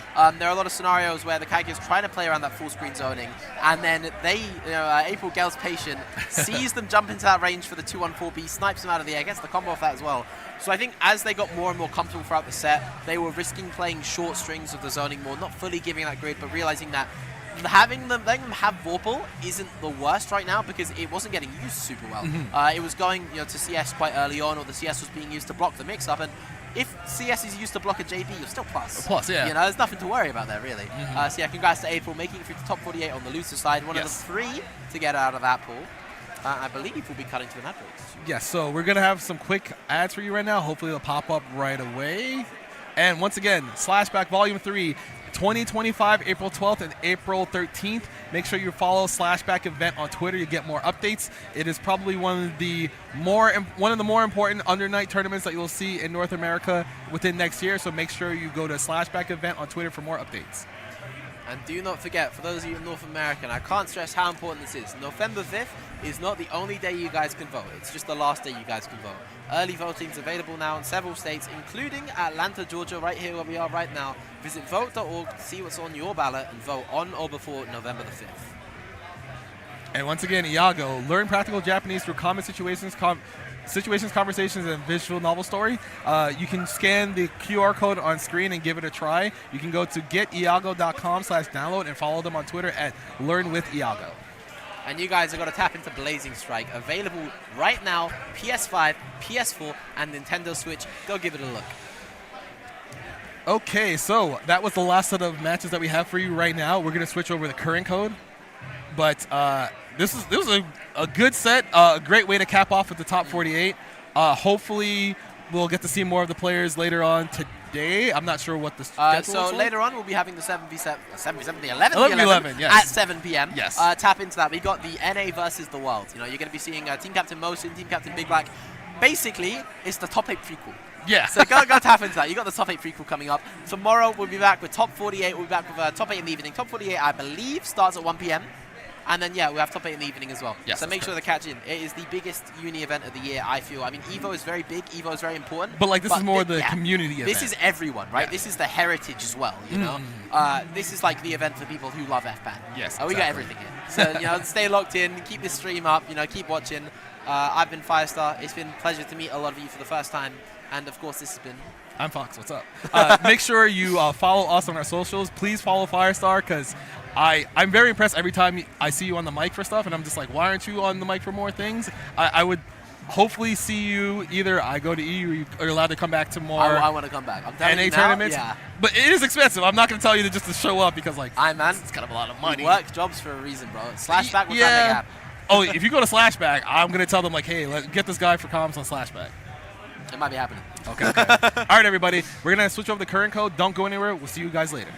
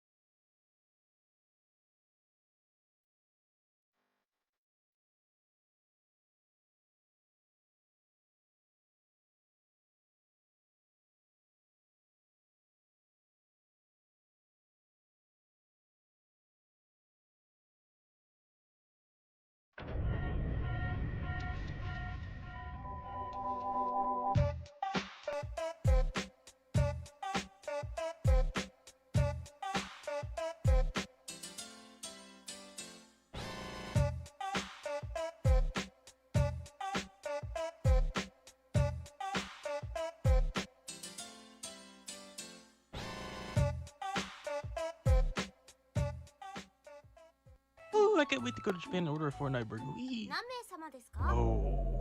Just leave this to me. Whoa. How'd you know what to say? It's simple. I got the Iago, which teaches you how to speak Japanese to common situations. Oh, you know, I tried that before, but it was really boring. It'd be more interesting if it was a visual novel with a story like Ugineko. Well, good thing they just released a big new update that turns it into a visual novel. What's more, we're both in it. No way. That's right. Who knows what other funny adventures await us? I'm gonna try this right now, and if I like it, I'll recommend it to all my friends too. Hey guys, it's me, Beatrice. Yeah, like the real one. Just saying you can download for free on the App Store. We'd really appreciate the feedback on Discord or whatever, and we also leave a review, please. Thanks.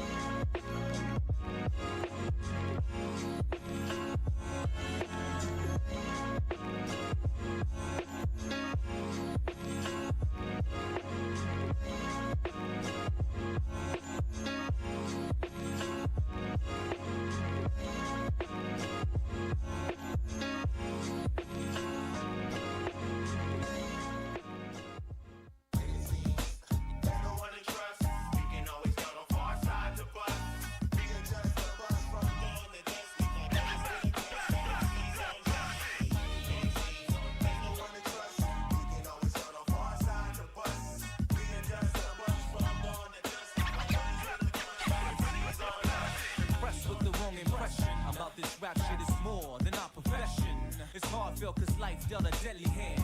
Life's lesson, hard times made a deadly man.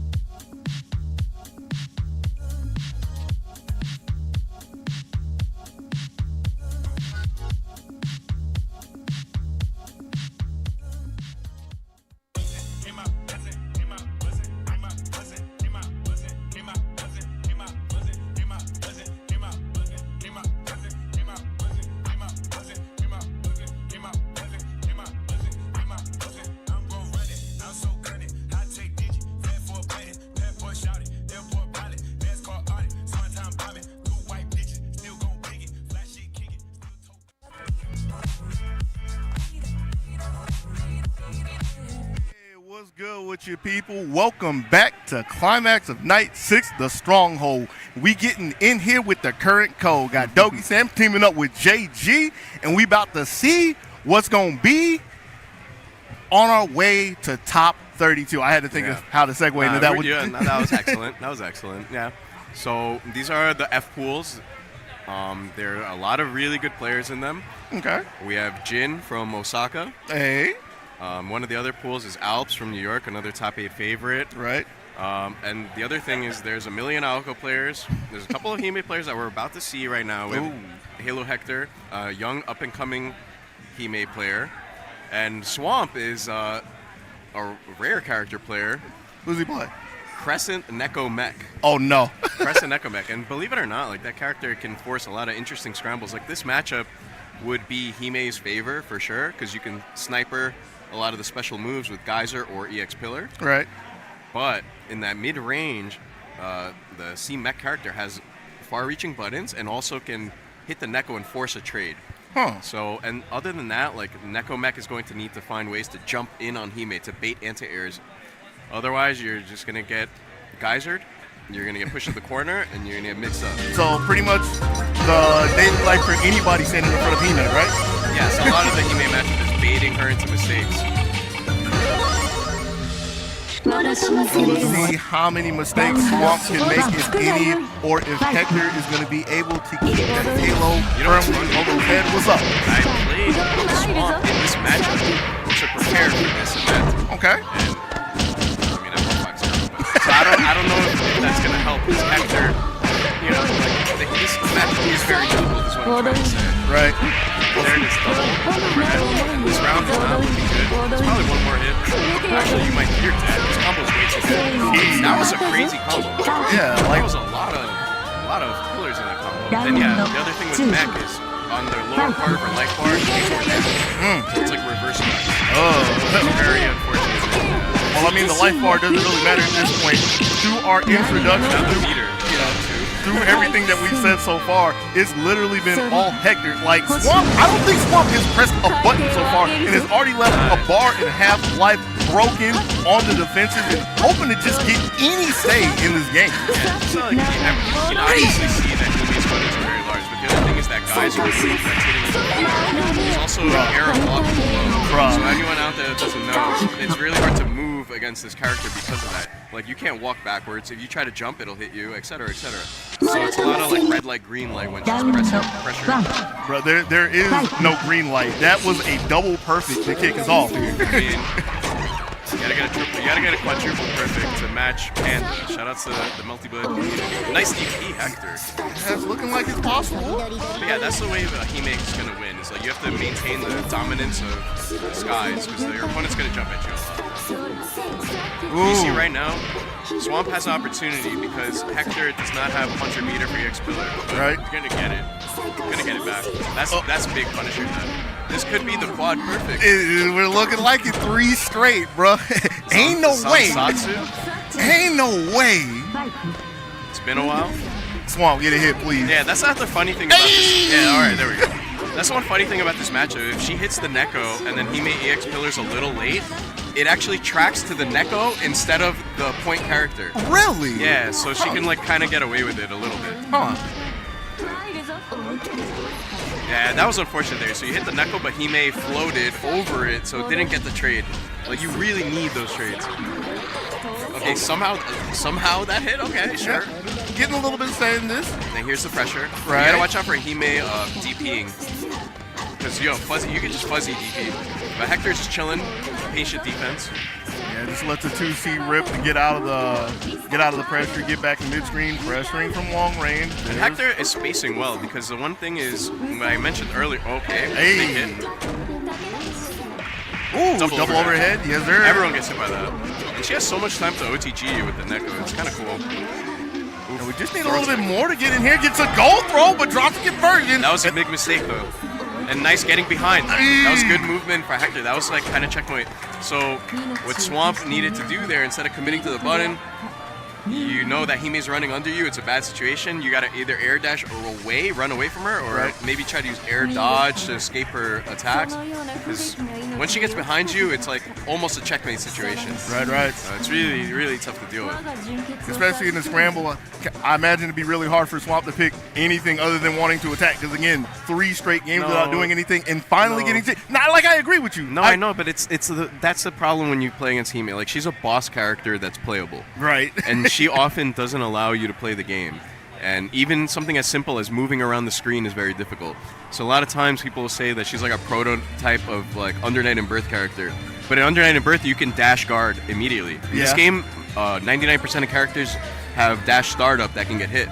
Right. So it's very different. It's very hard to move against her. But yeah, it looks like I see Ryder. And is that Jin? I think it might be. We got so Ryder is the young up-and-coming Aoko player, Aoko player. Very rare. Okay. Young from Boston. This kid's young, but is hungry, works hard. Really good kid. You will hopefully see something good, because if this is Jin, this is the favorite, one of the favorites to win the tournament. Really? Oh, no. I see. No. Am I wrong? I don't know. Let me know who the players are. Oh, okay. It's not Jin. Okay, Yeah, you got his card right there. I got you. We getting everything worked out over here, you know. It's cool. But tell me a little bit about Aoko, since you led into saying we're gonna have like 20 or 30 of them in both these pools. Yeah. So the thing with Ryder eventually is gonna play Crescent Aoko. It's just a natural progression of the player. But the thing with Aoko that's unique is she has really like long-winded pressure sequences. That sounds and cool. Also a lot of corner carry on combos. Also the Reppuken. She has the Reppuken. She still maintains the held orbs that Crescent Aoko has, but she doesn't have the 3 jumps. Right. Doesn't have the 3 jumps. There are other variations that we'll see right now, actually. She gets Circuit Break too, which is very unique. Like, not too many characters can Circuit Break. Alright, so we got Shiki. Yeah, so Ryder's definitely well-versed in this matchup. And we got the blonde Aoko. How do you feel about that color? You like that? You like the lemon orbs? I mean, I like the orbs. I will say that the blonde, like gold blonde, a little too much for me, but it's passable. You got the basic white tee, hanging out with them franchise boys, everything that you can ask for. So we're gonna have to see if we can ride or die with it. Yeah, for sure. But the other thing, Aoko has like these pretty sick fuzzy setups too, so you're gonna see some stuff in the corner. Ooh.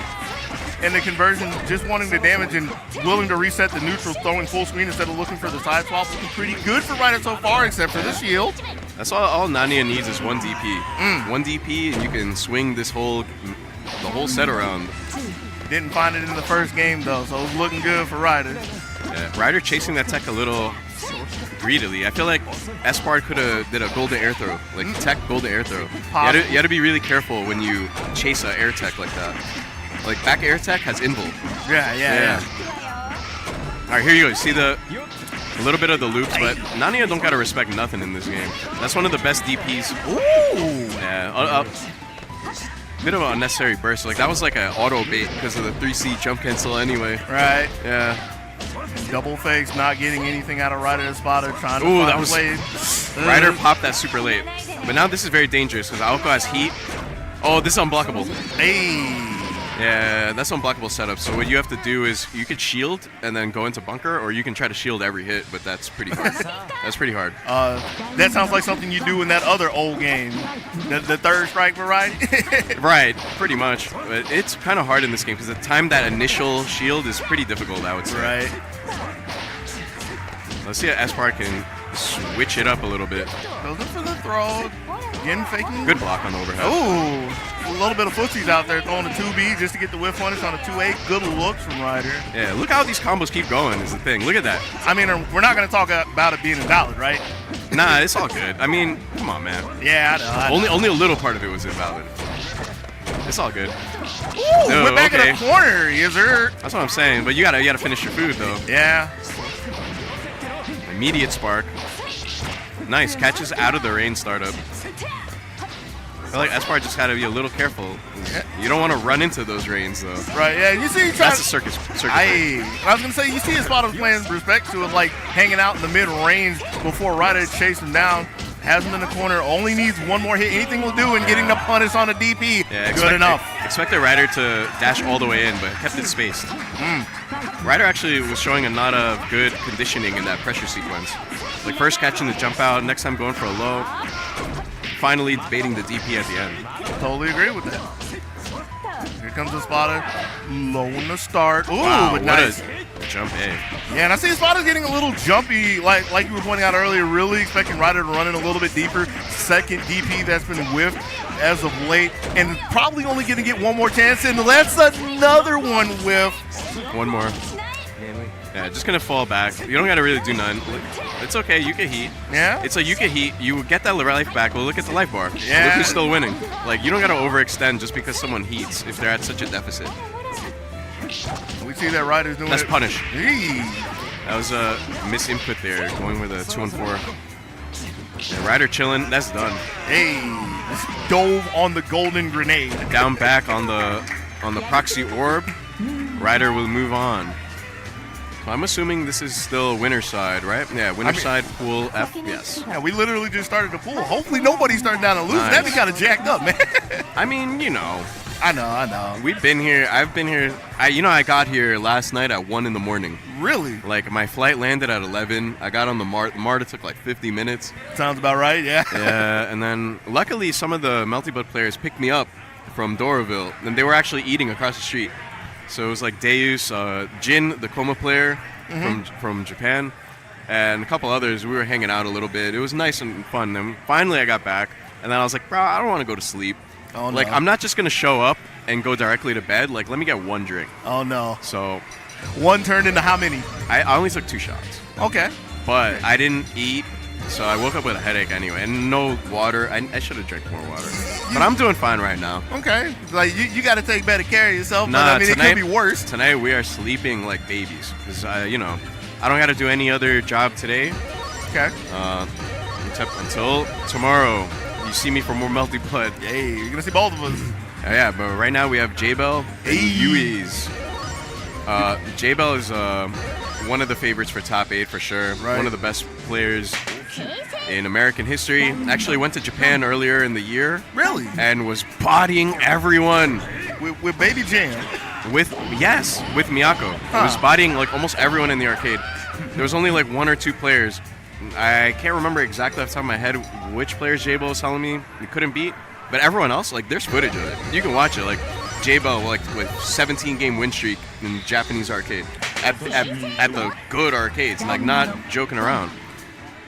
Like, J-Bell is super legit. Like, actual footsies. That's why. And cheap offense. Let's be real. And that's why he's a repeat visitor to top 8 time and time again. We're going to have to see if Yui's is going to have anything to say about it with the Nero, or is just going to be a stepping stone in the path. And right now, it's looking like J-Bell is walking strong. Yeah, I mean, this is historically a bad matchup for Miyako, but J-Bell has a ton of experience in it. Right. I mean, you could imagine, just look at the size difference. You don't need to know much, right? Yeah, it's like even if you never played this game, you're like, all right, that giant guy with the coat. Yeah. And this little karate girl. Okay, sure. And whenever Nero gets to press the button, is literally reaching across the screen, literally controlling across the screen. But this is just another case so far But you see where one person is just jamming somebody else clean into the corner. Yeah, this is the thing. Like, Jacob's spacing was really good. Like, so there was like a little dash under, caught Nero's landing. That was an actual punish and push to the corner. Finally, Bambi gets the rain across the part, Noko time, if you will. Aye. Yeah, so that's another thing. Like, so you want to anti-air her, but she can press her button early, and it's super active. Right. So you get caught a lot with the early button. Yeah, you try to heat. This is quick game 1. Right.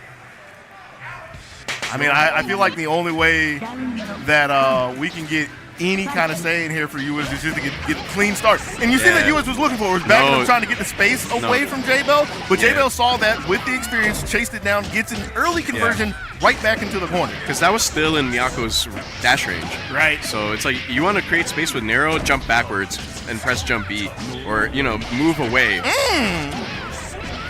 you can kind of abuse Miyako a little bit with this character. So instead of looking like, oh, I need to set up the zoo, just jump at her and press B. Like, she is going to struggle to beat that attack. And then you can start setting up your pressure. I don't think we've seen a button in the air so far, except for maybe Jay. Yeah. There it is. I feel like there you could see like a little nerves. But you see like the shield counter exists, but you could double jump shield counters. Right. So if you keep that second jump. So if you air dash at her, press jump B. If she shields it, you can up back or whatever. Like whatever, man. Aye, big the counter. stagger. Yes, sir. It's gonna take another hit though. Nero got big health. Well, I'm about to say there it is, but I mean that's just a check from J-Bell to make sure that Yui's isn't moving too far. Okay, snake, but can't get a conversion from it. And that's all it's been with Yui's though, just straight hits. J-Bell gunning for the toes though. Hey, just run up DP. All right, there you go. Baji Kwan. Is that how you say that? Karate style? You're asking the wrong person, honestly. I'm just going to have to smile and nod and agree with you. Yeah, I mean, I think that's, I don't know how to pronounce it, but it's Baji Kwan or maybe Baji Kwan. You know, that's the fighting style that, you know, the like Yoon and all of them. The 5-point style, Akira. Yeah, I know what you're talking about. I want to say it's Baji Kwan, and I'm going to get blasted. Okay. No, we're right. Don't worry. Okay. You can trust me. Have faith in me. I have to, because if I'm wrong, I take all the blame. It's all Please good. do, because I have a really good friend in the crew, Blackstar, who has told me about this years ago when we were playing Melty. And since I'm blanking on the spot, if he ever watches this, I ain't going to be allowed back in the city. Nah, you will be allowed. Trust me. You're good. Oh, man. So who we got coming up next? This is the June you were looking nice. for. No. Oh, no, June Bear. June Bear and Moss. So Moss was a player that lived in New York for a minute and moved to the West Coast, so now is in California.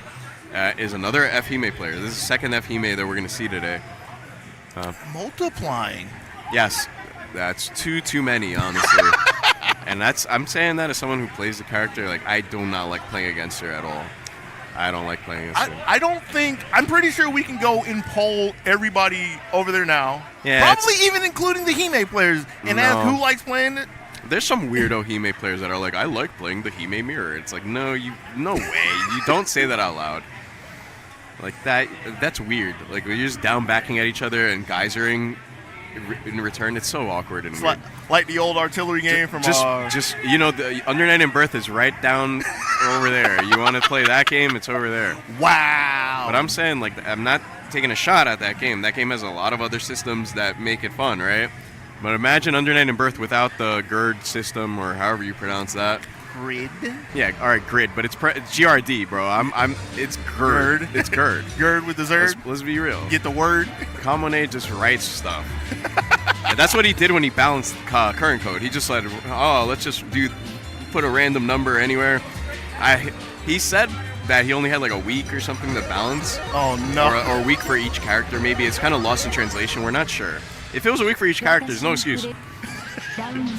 Alright, so let's go. So we got Hime, and we have Flen. Flen, that's cool. Flen. A little bit of a button check first. But yeah, Moss, I feel like should be favored. Junbear is probably like not as well known, so. But I don't know how much Moss has been playing, so. And Flen could destroy you. The thing with Hime beats all the Lens, however. Right. Pretty solidly. I would say definitely super solidly. I would say only H-Len has a little bit of a better chance because she has the long icicle. F-Len doesn't have the icicle. Huh.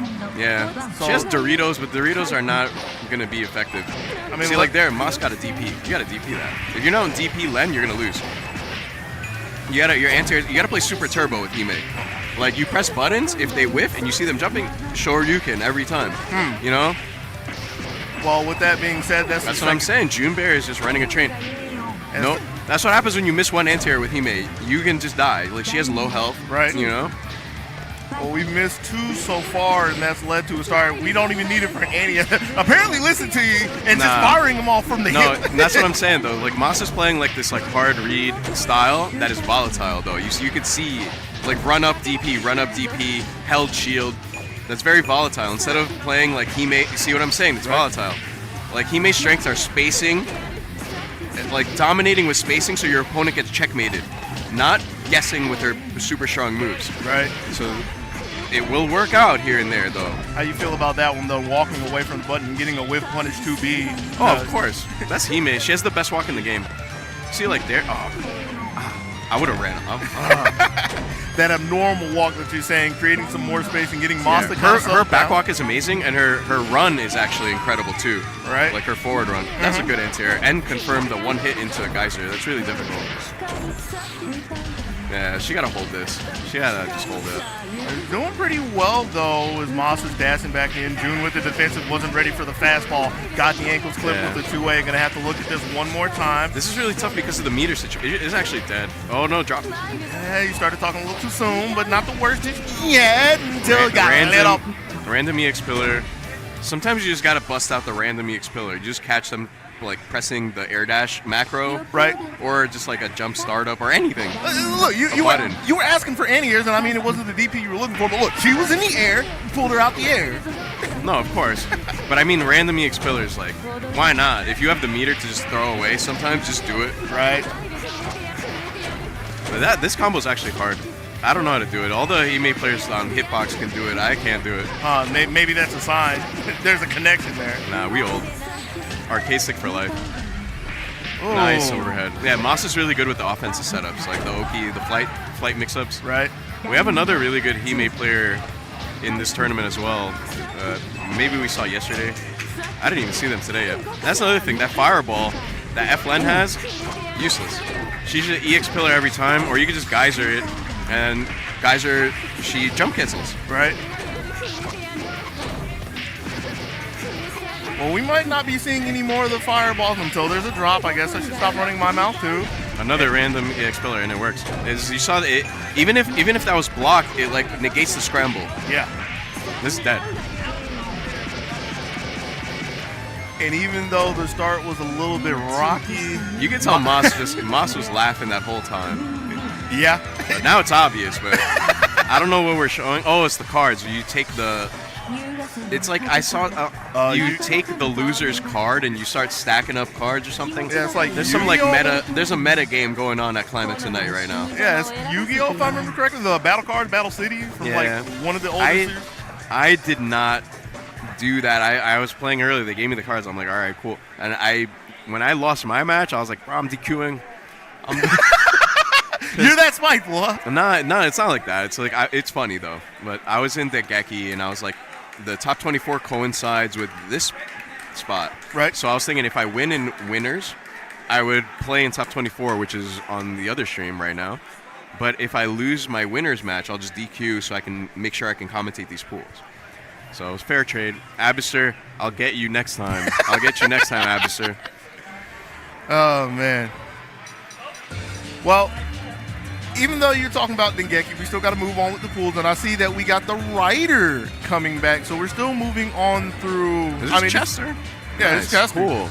I've never like met Chester in real life. Oh, what you know about it? West Coast Nania player. Likes to eat good foods. That's good quality. Mostly what I know. Yeah. Nah, you know the people that post like the actual good food, like not the like I got like like some fast food joint or like the actual like I paid money for this and I looked it up and found a nice place. Right. But I don't know how much Chester's been playing. I feel like Chester is more of a Lumina player nowadays. And Ryder, of course, is just CC only. This game and that's it. Okay, one of those, the diehards. Yeah, so I mean, I would expect a lot from Ryder here. And that was a reset. That's why you don't reduce on the ground, kids. You get accidentally reset. Like, I keep the reduces to when you're airborne, so if you reduce and they drop, you just air tech. Right. But if it's on the ground, you'll accidentally get a button and they'll counter hit you. And you're like, oh no, I could have been blocking their drop. And then depending on the situation, it's like a 5B starter or something beefy like that. Of course. Hey. And you're looking right now, Ryder's looking to bait the bunker. Oh, okay, I thought Ryder was looking to bait it. Psych! I mean, you already know. And you see that low air throw ender because Nania has bad frame advantage on air throw. Here was a little higher, so it's harder to get a good meaty. But Aoko wakes up slow. That's overhead.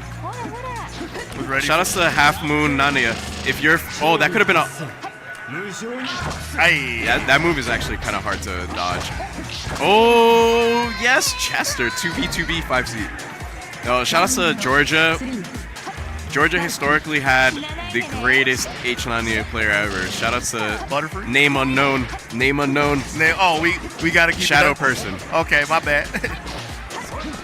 Honestly, man of many names. He's ventured through many games in the States. Nah, we gotta be real. Like, Georgia has such an amazing history with this game. So, and here we are. Climax of Night, Atlanta. Ryder, bit of a drop there. And that's going to give Chester a little bit of a gateway back into this.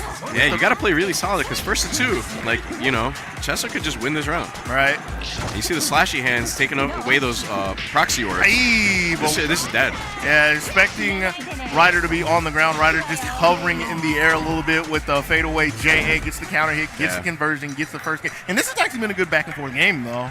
Oh, yeah. Haven't had I think there's been one a little bit earlier, but like stopping to stomping. Yo, what are we going back to the portrait gallery for? You know, we're swapping to Tono. H Tono too. Oh yeah, I forgot Chester plays H Tono. Is H Tono still very fast? Has this linear air dash that goes really far. So I'm not sure if this will be a better matchup. It's more like maybe player or character familiarity. Like Chester likes this character. Well, right now it's looking like a different target for Ryder's block to DP as well. So this is the second conversion in the corner as well. I'm going to get a good look at the whole 2A tick. You know, this character used to be top tier in Actress Again for PS2. So got nerfed to the dirt. And H-Moon got nerfed to the dirt. Yeah. So, that was a crazy awkward bunker. Hey! No meter for Chester, but a sick left-right. Got a hard down, too. Look at that shoulder bash. Ooh. Hey! And Ryder's just been really good at calling Chester's DPs. That's the third. Hey. Look how much damage that did, too. It's like, and you know, that's Half Moon. Half Moon's going to struggle dealing with that. Like, they have the tap shield. They can't even hold the shield. Yeah. So that first shield is very hard. Speaking of dashing, I think we missed it there for the conversion. So back to a little bit of a neutral. Also notice Ryder changed colors. Didn't even think about that. How you feeling about this one? We got the crimson. Now this is like, if you have a game with like 10 colors and maybe an EX or something, this is your 10 or your EX1 right here. That's what we're working with. Yeah, because it's not that different from a regular, just black shirt. But her hair's a little darker. You say it's not different, but it's a black. You gotta understand, a black shirt is... I mean, that's her outfit, you're right. That was actually a sick whiff punish from Chester earlier with the super. Oh, missed an air unblockable chance. I could have been 3C on that orb guarded. Yeah. Ooh, dangerous. Push the orb forward. Ooh. Catch the jump. Swapping sides as well, get more real estate to work with. Push into the orb. Yeah, good bunker. This could change everything. Aye. Big counter hit and the counter hit confirm. Nice confirm. Oh, dude. He's like, no one knows about the H Tono overhead. Nobody except for Ryder, right? Well, you see this the flash. I wouldn't have thought that's an overhead, honestly. When's the last time I've seen H Tono be played? I mean, very rare character. Has it been this year? Let's start with that. No. Oh, has it been in the last 3 years? No, I haven't played against H Tono in years. Dang. It was probably Chester like 3-4 years ago. All right, nice. More Aoko players showing up. We are going to have a lot of Aoko today. Don't forget, we also have Hardbread soon too, unless Hardbread lost. I don't know. I don't know if they're updating the brackets as they go through the pool, because I know they're walking around with paper brackets and everything. So. Oh, Ange Mage. Ange Mage? No, it's Ange Mage. Let's go with Ange Mage. I'll go with Ange Mage. Yeah, and then we have Gaku. Oh, Gaku is a Aoko specialist. Also plays Crescent CL and F Mage. And Ange Mage is up and coming. Looks like Kohaku and Mech. Another. This is definitely a hard matchup for Aoko, I would say. Like super hard. Now you want to talk about a character on a lesser scale that people apparently don't like playing. This is something I heard walking around the E-Pool earlier. Of course. A lot of people are just not really like terrified, but just annoyed at seeing H Koha Met, because it's like you just lose. You're sitting there minding your own business, chilling. She has ball appears. Very oppressive neutral and oppressive offense. So, and that's the thing with Aoko. Aoko's bad matchups are characters that can ignore her zoning. So this is the character that's going to be throwing a giant spike ball from the top of the screen across the screen that's air unblockable. So Aoko usually, like, you know, Aoko's held orb, the way it works is if she blocks on the ground, it goes away. But if she blocks in the air, it stays there. Right. But now you have this air unblockable mass, like a, you know, the Sephiroth. What's the Sephiroth move? The meteor. It's like the size of that. You know, I'm kind And of it's air unblockable. Now I'm laughing at the reference in my head. One could just like, yeah, I think it is just meteor. No, Like, that was his move when you fight him in the final boss fight. He like destroys the whole galaxy, and then he does it again. You destroying the same one again, bro? I only laugh because I was thinking it's like, haven't you been going through a lot of old JRPGs lately? Oh, you PSX, already didn't you know that? You already know. So yeah, I would still say Gaku is favorite just because Ange Mage is like more new, but it's like Kohaku Mech is crazy. Good block on the overhead. Yeah, I feel like everyone should block that 6A. Yeah. It's slow. But you gotta watch out for Koha Mech's overhead. Koha overhead is slow, but everyone gets hit by it. You see, that's why Gaku is going for that air shield, just seeing the spike ball. But the thing is, the spike ball didn't reach, so you end up whipping the shield, and it's awkward, very awkward neutral. Luckily, not too much Look at the damage Oki. is really done. Cross-up. That gets the cross-up, like you said, good looks. That's a true cross-up. That like breaks cross-up protection. It's a 6 setup. So now you're gonna see Gaku has like really good offense. Hey. Yeah, throw it into the orb, cool combo. Cool combo. That could go way longer too. Got everything we need to get on the board though. Yeah, you gotta be careful. And getting away That from orb this is there, but it's not. It's being navigated around pretty effectively. Gotta get away. Yeah, Gaku is really nice movement right now. Nice jump A. Ooh, almost got to confirm. That would have been super sick. Gotta watch out for Bunker. Bunker is definitely in play right now. Yeah, there it is. Good bait. Right. Like H-Moon, Bunker is very predictable based on the meter. Like if they have like 180, 170, whatever, you know they're gonna bunker. Yeah, not trying to go into 200, not wanting to go into the auto heater or anything, so. Good Nice dodge dodge on the 2C. Yeah, and that's the charge 2C, so maybe even a reaction. Probably a guess. We'll give it to Gaku. Right into the orb. Oh, the chicken guard into mash. It works out. All right, let's go. Corner. What are you going to do? Not opting for a spike ball is made. This is a pressure reset for meter management, but I mean, going into heat would have been okay, I think. Maybe because there's a lot of red health on the table. Yeah. And now, don't have bunker either, and you're gonna just hold all of this. Because again, H-Claw Mech doesn't have a reversal actually. Yeah. So only has bunker. And just got it in time, was possibly thinking about it, and that might have caused a hesitation. Deer in headlights as the 6A comes raining over the top, and that gets Gaku on the board. Yeah, it's situations like that because, oh, now I have 100, now I can buffer bunker. And it's like, oh, I'm holding down back against overhead. Whoops. Dun, dun, dun. Nice jump in the scramble. Everyone in a multi-blood scramble is going to mash 2A, so Gaku's like, what if I hold up and watch you whip? You know what I do in scrambles? Low shield. Just like, yo, everyone's pressing 2A. I'm DV. Let's go, tech punish. Ooh, yes, sir. Ultimate kick-ass, Jeffrey Manson. Shout out to Jeffrey. Nice combo. Full conversion from it. This is all Gaku so far. Yeah? Gaku popping off. It's a little too soon, but I feel yourself. You can feel yourself.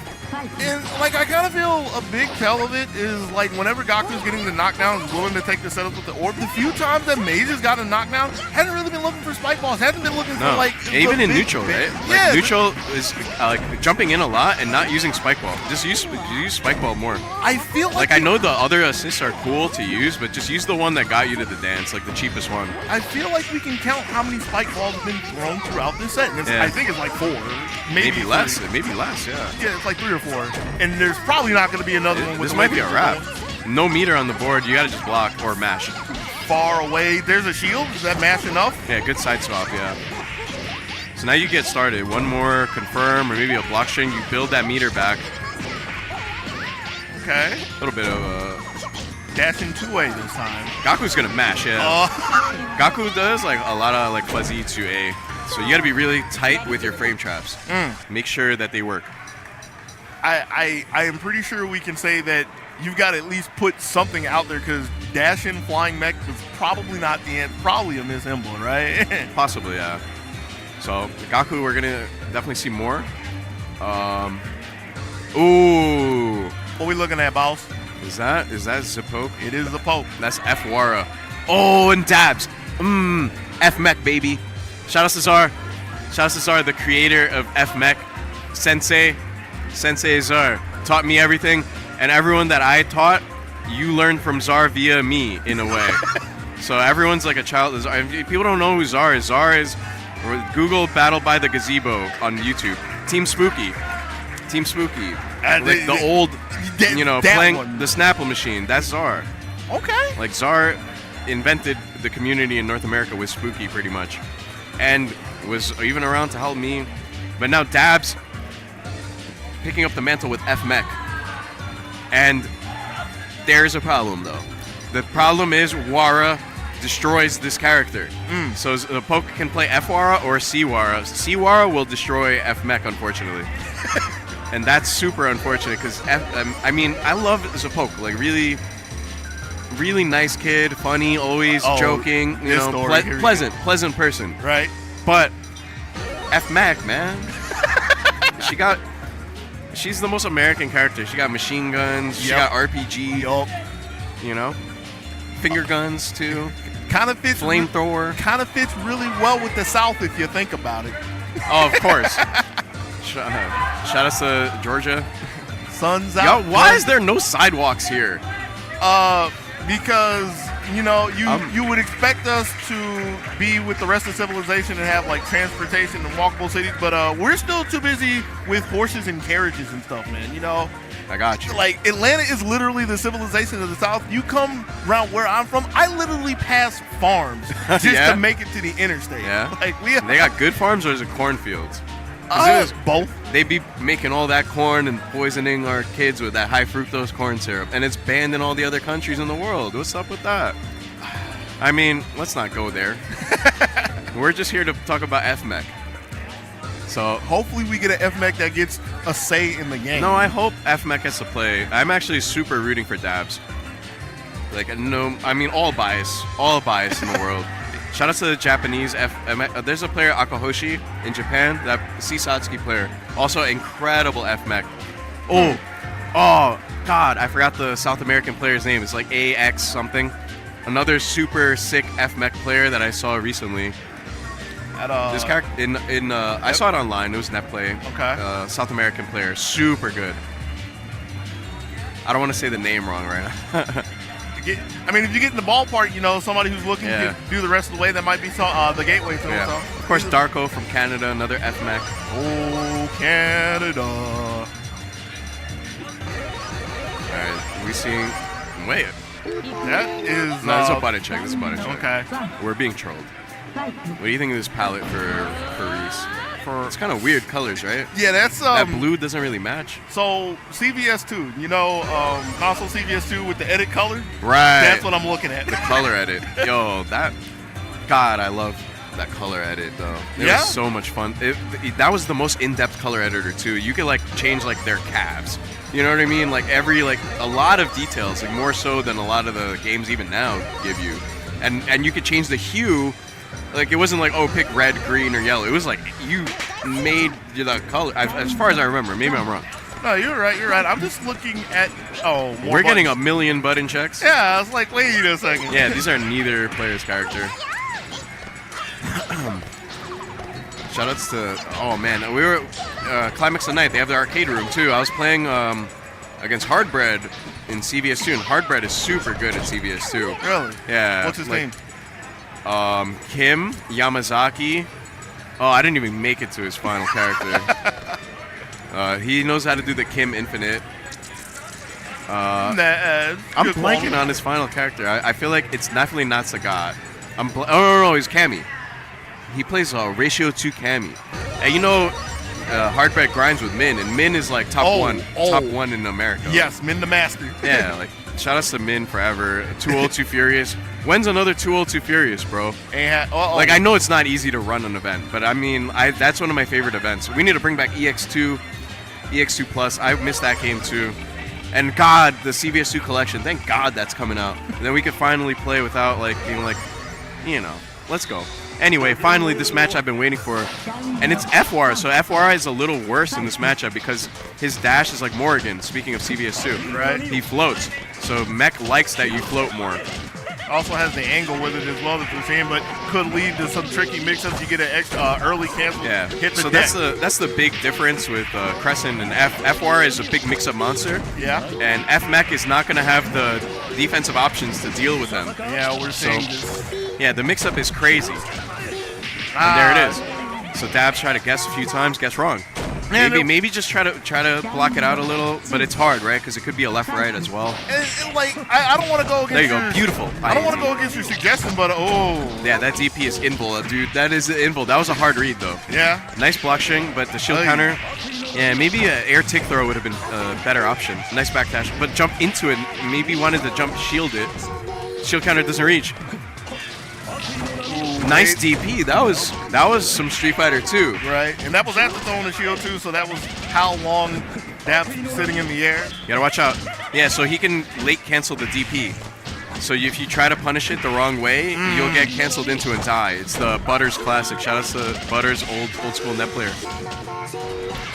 Gumballs, baby. Let's go. Dabs, get something going. Let's go. Counter hit. Set the no bomb. Okay. Oh no, that was an accident. Yeah, This is the cross under. But that was probably just trying to press A, like 2A, but got like dash undered, and you know. Yeah, it happens. Fingers crossed. Let's go, Dabs. Let's get a knockdown. Let's get a heater set. Let's see some junk. Yeah, it's like as depressing as that round was, it was still better than the first one because with the misinput, we got a little bit of this. We got to see Dabs moving a little bit. It's the block in time. Good punish too. Get to corner position. Heater. Nice. Tell me we got those. Yeah, of course you got those. You're Dabs. Nice. Oh, but you get him mashed. Don't let them mash you. Don't let them mash you. Now you're getting mixed. And that's a multi. Every one of his buttons is multi-hit pretty much. Hey. Time to guess. We saw this last game. Going to the ankles one more time. Could possibly one more look. Got caught trying to up back out of the corner. And Mech dies. Again, we saw earlier in this pool, any version of Mech Hisui has a reverse gut, so she dies on her lower leg bar really quickly. Yeah. The haze allows interesting, unique combos for FWARA, so we might see something crazy with that too if Zapoke does anything. Oh! Immediate spark. This like I want my turn, but now you lose it. Oh no! But Dabs misses the A lot is going on, right? So that 5C is actually safe to shield counters. It's like such good frame advantage. Okay. Again, these DPs are working out a lot for Zapoke. Yeah, taking up so much space in the air, making it hard for Dabs to move. Gets to the backside one more time, tags the ankles. Is this enough? Yes, sir. No, I gotta say, I feel like Dabs was trying to scrap a little too much. I feel like Zapoke was giving a lot of space. I feel like you maybe just put a bomb down. Like, put a bomb down and just play the neutral from there. I could agree with that, yeah. Like, it's hard to say, because, like, anytime Dabs tried, like, a rifle, Zapoke would just DP from full screen, and it just, like 0 for 2, I want to say, with those? Yeah, so I understand the hesitance of wanting to use those tools, but I feel like bomb set. Like, the bomb is the fastest junk. Like, we saw the heater, the one that goes all the way up. Right. But the bomb has quick recovery. You sneak it in if you have a little space. So but one that could adjust the neutral quite a bit. Right. You know, you have a literal ticking time bomb on the screen, and I hope we see Dabs again in losers. Please, Dabs, because Dabs is sick. It's just that matchup is very difficult. I mean, if nothing else, like you were saying, just trying to get off of his back, like time and time again. We saw it in the first round, or saw it at the beginning, saw it at the end. Like, you get hit once, and then FWARA has got crazy mix, and it's not like if you play Crescent Moon, you could guess more because you have heat on command. Yeah. X shield is not baitable. Like, you have to hard bait X shield. Yeah. Whereas F Moon shield, you could block it, chicken guard it, etc. So it's really hard out there when you're F Moon with no reversals like F Mech. All right, we got another Wara player. So now we're gonna see Crescent Wara, Aligari, and we also have myself, which is not me. It's a player named myself. Nah, just go ahead and take the credit for it, man. Put yourself out there, man. So Aligari is a super good C Wara player. Been pretty You can deep. see that the chain of Wara's 2B. Wara's 2B is like a meme in the community. Yes. Because everyone says it sucks or whatever. It's really good. I promise. Okay, oh yeah, myself is a Crescent Miyako player, so I know Aligari was actually preparing for this matchup, but it's also like, nobody plays this character. So how am I gonna really prepare? I was like, just go to training mode. Don't get hit by the Type Lumina move. You know, because the Type Lumina Miyako is based on this variant. Right. So she has that cross up elbow move on the ground. It's like little things like that, and the stomp super that she has is like a little gimmicky too. Like you got to know how to block it or deal with it.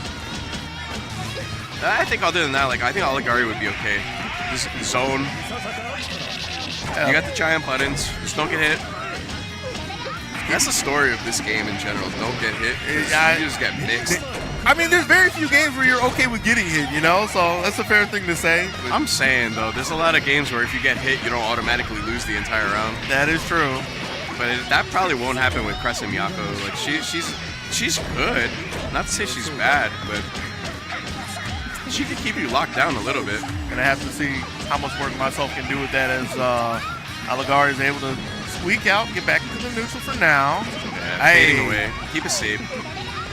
Yeah, there's no reason to overextend. You have a big life lead. Just stay in the spacing to win. You know, like, don't allow Miyako to get a heat off or anything either. Right. Yeah, there it is. And ready for it, just like you said. See the disjoint on the 5B, and the 5B like looked like it finished recovering as that heat came out, so it just baited it naturally. That was good look to fade away. Run away from this girl. She's a monster. And perfectly willing to play any of the spaces, even in the corner, as long as it's like 3 or 4 character lanes away from her, 3 or 4 entire Miyakos away from her. Yeah, so Oligari moving excellently so far. Nice dash unders, good spacing, and it's maintaining that pressure. And it's really been making a lot of mileage out of staggers, like staggers for the pressure, staggers in neutral, just catching myself being a little too antsy to try to move after one tick. And the spacing right there, didn't have anywhere to move, but just let it rip, knowing that myself was like nowhere in the zip code to get anything, and that's going to be the first game. So it's like you mentioned, the one thing about Crescent Wara is like you should respect his buttons a little more, because he's mostly just going to do strike, throw.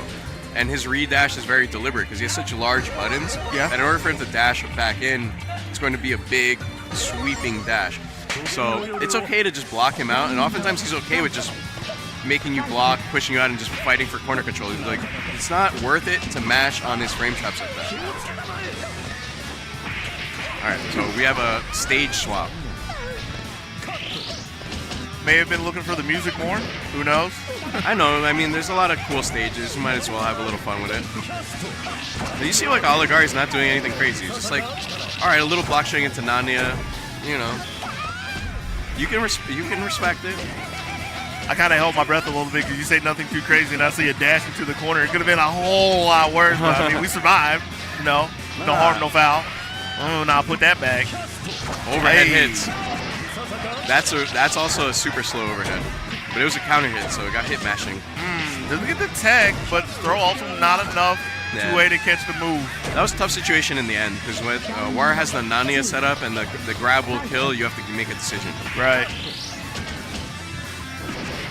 And like you said, Oligari is just patiently playing slow staggers, space staggers as well, just to make sure that has to be a big commitment if we're going to try to swing back. Yeah. Hey, there it is. Beautiful trade. The 2B that's not to be trifled with. Not a ton of damage, but hard knockdown. And I like to look for the overhead there, especially since Oligari's faked it a couple times. I like the defense for myself, that's what I was getting for, but still can't get anything going. Yeah, let's look at that all alley. Oh, I forgot to mention, I went to Oligari's crib. You know, I was in LA last month. Okay. Yeah. Well, just let them match. Let them play. I was expecting There's no meter. There's no meter. Yeah, just got a zone. Keep it simple. Yeah, so I was at Oligari's crib. Made me a drink. A Kyoto cocktail with using the Midori, the drink called Midori. And then I don't know what else they mix into it to make the Kyoto cocktail. But it was a delicious drink. Oligari took out the bartending book, had the bar ready, put on the bartending outfit. I was like, all right, bro. Like, I just asked for a drink. I'm just saying, but I'm saying I got the full bartender experience, you know. And the drink was delicious. So. They made sure to treat you white. That's what we like to hear. Multi-talented human being. Oh, shout outs to the LA crew.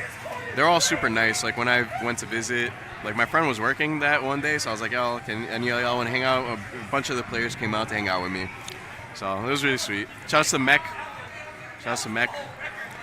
Well, before we get too far into the stories of old pastimes, we got to do a little bit of ad ring, and I think we're taking a break. First one that I see is we got to talk about Slashback. You talk about going to Cali and having a good time. Slashback, the third volume, the third episode is coming back April 12th, April 13th, and we're going back to the Guild House. You're trying to get some information, just keep up with it. See down at the bottom at Slashback event for your updates. I'm assuming that's on the X, better known as Twitter, but check all the socials for him. San Jose. Yes, this is an important one. I need to do this one myself. November 5th. It ain't the only day you can vote. It's just the last day. And me, you, if you ain't voted yet, we need to get up out there, or we need to go cast our ballots. We can early vote.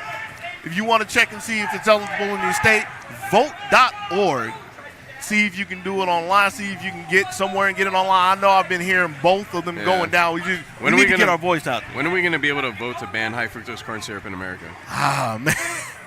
Go to vote.org. Yeah, I'll go. Okay, I'm kind of interested in this. Learn Japanese, practical Japanese in common situations, conversations, and a VM might be too much for me, but I like the idea of that. You see, That's actually really cool. Yeah. Ooh, because I mean, all of the weebs in this community, we all want to learn Japanese, whether you're a weeb or not. Because we have some Japanese players here, we want to learn too. Hey, new games? Oh, Blazing Strike. Get it on console. Get it on your favorite console, PS4, Switch. I mean, I don't know if you're trying to play a fighting game on Switch. You can do it. Steam PS5. as well. Yeah. I see you down in the corner. I'm getting down there, man. I got you, bro. I got you. Because, you know, we all about that PC life. Yeah, shout out to indie fighting games. You got to support, otherwise, how are we going to get any? Like, it's very hard even for AAA developers to greenlight a fighting game. They're like, these aren't profitable. Right. Like, they're not. They aren't. It's like, you have one Tekken, and then you try to make a 3D fighting game. What happens? DOA 6. How many... Everything gets funneled, you know what I mean? Like, Street Fighter 6, super popular. Every other 2D game, except Strive, made their own lane. Yeah. But every other 2D fighting game, struggling. Like, I feel like fighting games need to go away from the esports model and go back to the fun model, when all the games could have sales and live amongst each other. Like, remember DOA 4? You could get hit by a car in that game. In the stages, you just get hit by a car. And that's not competitively viable, but it's fun.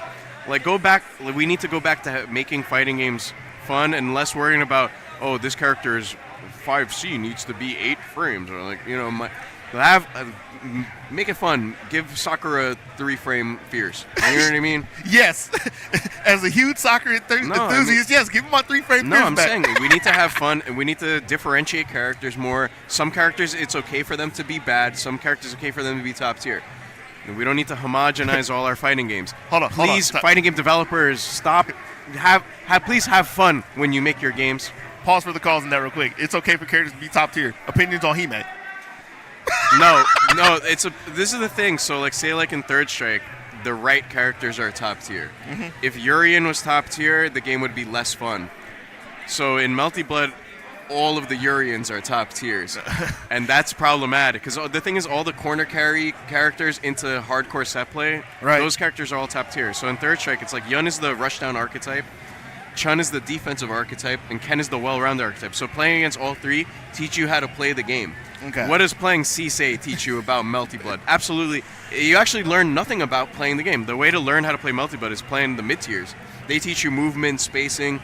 When you play some of the top tiers, they teach you, you're learning Marvel 2 instead of Melty Blood. Well, with that, we can talk about this a little bit more, but they're waiting on us. We got to actually throw it over to a break. We're going to come back more a little bit soon. Don't see go y'all too in far. a little bit. Yeah, go get your snacks, go to the bathroom. Don't go too far. We'll be right back.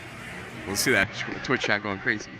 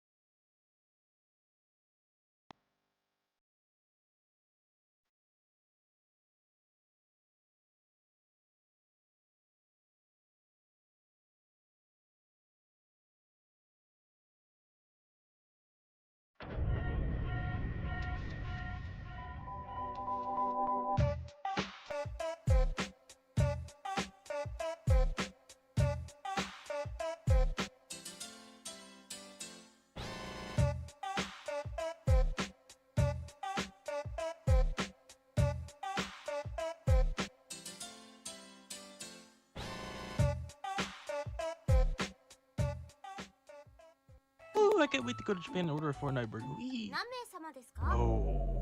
Just leave this to me.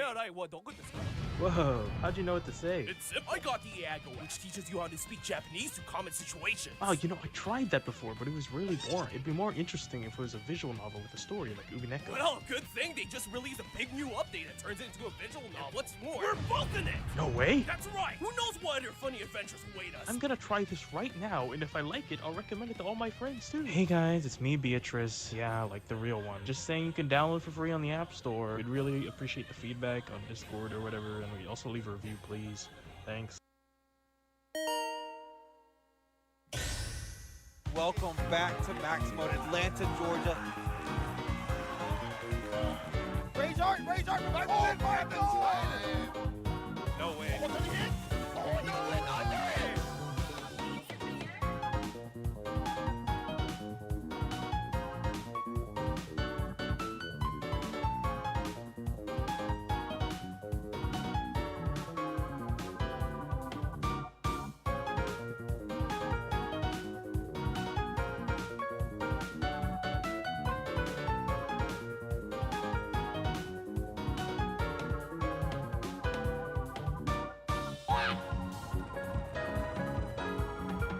It is good to be here. Just getting back to Atlanta again. Yeah, I'm amped for this. Let's go.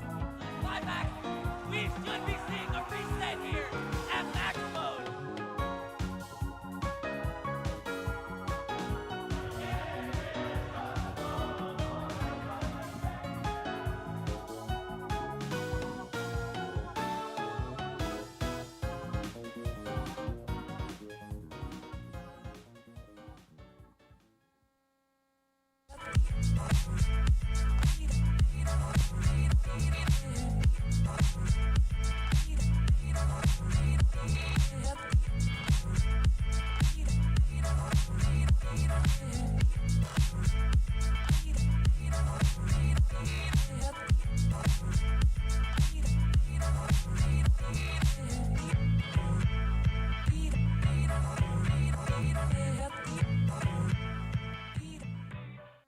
Cleopatra in the casino will go.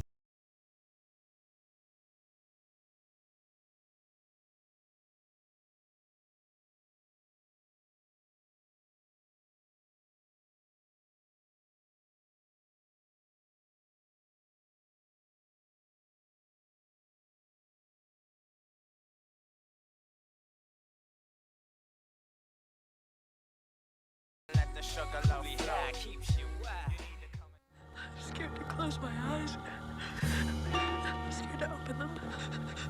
If you in the bathroom, if you over there dealing with the delivery man or something, take the package and come back in. We coming back with more of the current code. We back. Let's and go. we are back with, how did the kids say, a banger. Yo, of a this matchup. is a crazy match. So you have Hardbread on Scratch Aoko, Ryder on Half Moon Aoko. So this is like, Hardbread is the sensei, Ryder is the student, the up and coming student. So this is teacher versus student. And look at Ryder, kind of has that like kung fu movie vibe right now, right? With the headband. You can convince me he knows a little Jeet Kune Do. I believe it. And shout out to Hardbread, of course, one of the greatest fighting game players I've known, like multi-game specialist. I've known him for over a decade at this point. I would consider him a good friend. So, I mean, a little New York bias, my boy Hardbread. This is New York versus Boston, and I got to root for the old. You know, we old. And so we're going to have Hardbread with the default white shirt, Crescent Aoko, Ryder with the black shirt. Yeah, we got to differentiate because the movesets look a little similar. The only major difference is that Reppuken. Shout outs to Geese Howard. And there's a lot of orbs. Those are both held orbs too. So you saw Duke jumped in to bait them, but it allowed Ryder to catch the landing. Right. So Ryder is in huge control right now. Yeah, commanding lead. Wow, just like, yo, I know the orb thing. Oh, man, that was Aoko knowledge. I'm just jumping out. And with the wheel kick, able to get a little bit of the say in there, get a start in here, but still trying to get Oh, that was so unfortunate. So that Reppuken hits high, so you saw it anti-aired. Yeah. This has got to be dead, right? Should be, especially with the meter. Don't want to hold on to almost. Went for a really fancy, and that's catch the landing. Throws the bunker. This is it. You really went for that tech. You might throw this. Okay, Hardware ran into the rain. You know better than to run into the rain, Mom. You know better. You do that move. You do that to everyone else. Getting a taste of his own medicine is hard bread. Ryder getting his first strike, but this is looking like a different start right here. Because like this, I feel from the start that we had, this is what hard bread is going to need. This is very obvious in Melty, just putting somebody in the corner and keeping them contained. But it looks like Ryder's blocking it out. Yeah. This is how you block. You got to block against this character, but it's a half moon. Half moon can't EX guard, so has to take a lot of this pressure. But look at the patience. That's how you play against this character. Ryder's doing the right thing. And an excellent anti-air. That was a Shoryuken. It was really eager to tech. That's the second time he tried to tech out of the corner and got tagged with the 2B. Of course. I mean, the Alco players are testing each other because those tech traps, they know, but it's like, are you executing today? Kind of a deal. Look at all the orbs on the screen. And see, this is the thing that I was trying to lead into. I feel like this is the place that is really strong for Ryder that we've seen so far, except for jumping into the spotlight of the counter hit orb close to the end. Duke needs this. You can be patient, though. There's so much time. Yep, wind. 2-3-6-8, that's the wind. That's like barring a drop. I'm pretty sure he's getting that one. No way, right? Ooh, it just falls with the C. It looked like Hardbread tried to rise up with A, but in that situation, it was too late. So this is huge for Ryder, getting that corner position. Baits the heat, too. The early heat baited. This is going to be really bad for Duke. No meter at all. So not only baiting the heat, but making sure that there's no meter to reversal whatsoever. So Duke is in a bad spot right now. Right. And I like that Ryder was fading away a little bit, trying to lean back into the neutral game that was looking good in the first round. I would dare say it's a little more on H Alpha side because of the Repuken. That's how I've been seeing it so far. Right. The Repuken does change a bit of the dynamic. And there's a huge hit. Ryder overextending. Ryder had a huge life lead too. Yeah. No reason to go in like that. I feel like he was pun slightly intended, riding the momentum of the beginning of the round, because he started this round chasing after Duke and getting the hit. So it might be feeling a little overconfident in that. And that was his Ryder threw that. The Ryder actually threw that. Like a big life lead and then just gave Duke the big hit. And at the end, Duke just had to keep it simple. And Duke indeed kept it simple. And of course, Duke is hard bred. For those out there that are not in the know. I said it a couple times, like I get the qualities, I get the clearance for it. My bad, but it's the Duke. And that's, what a cool name, right? Yes. It's like a first name, just Duke. Have to see how well he can play the keys. He might be the next Duke Ellington, if you will. Yeah. So we have one held orb, two held orbs, and the proxy. Duke got a great configuration. But loses it all to the Repuken just because he tried to push one more ground orb. But see, this is the difference between the first game. Though. Like the beginning of the first game was looking really scary for Hardbread because like Ryder was actually sitting and getting even orbs, had the big fort in the beginning on the left side. But now Ryder is starting to Hardbread's like in control now. Yeah, Hardbread's getting more orbs out in the neutral. Ryder's leaning more into Repukens and trying to run into it. So just giving up the control to try to get more damage out front. Yeah, Ryder did start off just like playing it slow.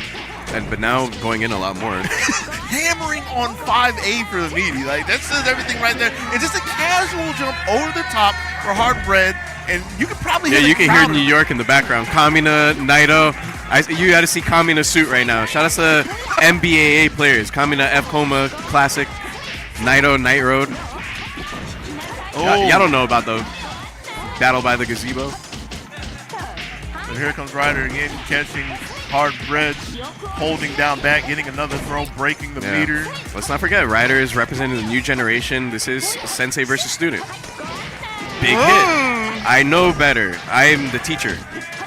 They couldn't get the 3C out in time. Now it's Duke's turn. Yeah, let's go. Hardbread, setting that orb. Just keeping it simple. Nothing crazy. Just make you block. You can get out of that mirror thing too, by the way. You could dash it forward and get through it, actually. Let's go, Ryder. Let's see something, Ryder. Show them why H is good. Do the fuzzy. You scared the fuzzy? A little bit. A lot of overheads though. But Hardbread blocking everything. Gets out of the corner. Sneaking back in. All right, Ryder holding that position though really well. But Duke gets out. Yeah, that's kind of a tale between the two of them. Like every time Hardbread's been getting a knockdown, or a lot of times been looking for the tech, caught it twice earlier, waited for it earlier. Duke shaking his head there. But Duke had the aerial position, and Ryder was just holding the laser to make it unblockable. Duke knows he could have beat that just by falling with a rain, falling with any attack to knock her out of the attack. Shaking his head a little bit, throwing, kind of like, you can't mess around in tournament. This is first to 2, every round counts. Now Ryder could get the momentum back. Let's see what he does with it, though, because he's been struggling to break through the defenses for the Oki. Yeah, but now you have heat, so you could go for more throws, because you get auto spark to back you. And there you go, circuit break. That was a perfect usage of the heat. Doesn't get better than that. And that's huge combo. Wow. Hardbread's going to have to make a decision soon. Wake up bunker. That's a good one. Gets behind. Big hit. Oh my god, Ryder. Why are you getting hit there? You have such a life lead. Why are you guessing? Oh, that little bit of a mistake there from Duke. Nice heat. Oh, Hardbread. Hardbread laser arc drive. Hello? Hello? You're in heat, bro. Alright, that's arc drive. Apparently he's caught up in the moment. No, yeah, he definitely got caught up in the moment. I was thinking any special move, any B lasers, that should be getting arc drive guaranteed. Like, you know better than that. Like her, Alco's arc drive is a full screen super. Invincible. Yeah. So it's like, come on, man. You know better. You were in heat, bro. That's huge, because now Ryder has all the momentum. Yeah, looking very well for Ryder right here. A couple of straight orbs, another throw. I wouldn't be surprised if Ryder's throws have been in the double digits at this point. And the circuit break. Again. Can't gamble. That's crazy. They let they still let you bunker with no meter. Crazy. That was a piano input probably, or unless he really wanted that. And again, looking for the text. Ryder not complying with those. Going to just take the OTG damage. We're bunkering each other. Oh, gets under the rain, but doesn't quite punish. I'm guessing Ryder wanted to run into it with a shield. Possibly. Let's go, Hardbread. You got to make a lot. You got to make a lot of big plays. Mess up the orb to catch the text. And that's really unfortunate because that's the break that Ryder needed to get out. Don't have a lot of time on the clock either, even though Hardbread can stop it with a heat. Yeah, he might need to, and he will. So put us the fat orb. Not going to regen much at all, and Ryder's going to make sure you don't regen enough. Yeah, not enough for the lead, so... Big hit, though. Hardbread just Hail Mary, and does it take the life lead? Watch out, orb, run away. It's over. Look how high she is on the screen. The power of Aoko with the triple jump, right? Yeah, so this is... We're getting really tense. The crowd is getting into it. You can hear... The crowd is mostly Kamina. You love to see it. Alright, we're stalemating, looking at each other with orbs and lasers. What a sneak under with that run. Oh no! The forward moving 2C made the air dash whiff. Kind of unfortunate for Hardbread fans. Ryder fans, on the other hand, love to see it, though. Yeah, you gotta be really careful. Good heat. Good patience. Yeah. Now, Hardbread can arc drive any special. Until, you know, the heat runs out. I was wondering, like, if I was in that position with heat, like Ryder keeps spamming special moves or Repuka, I would just wait and be like, bro, you do it. Let me see you do it, you know?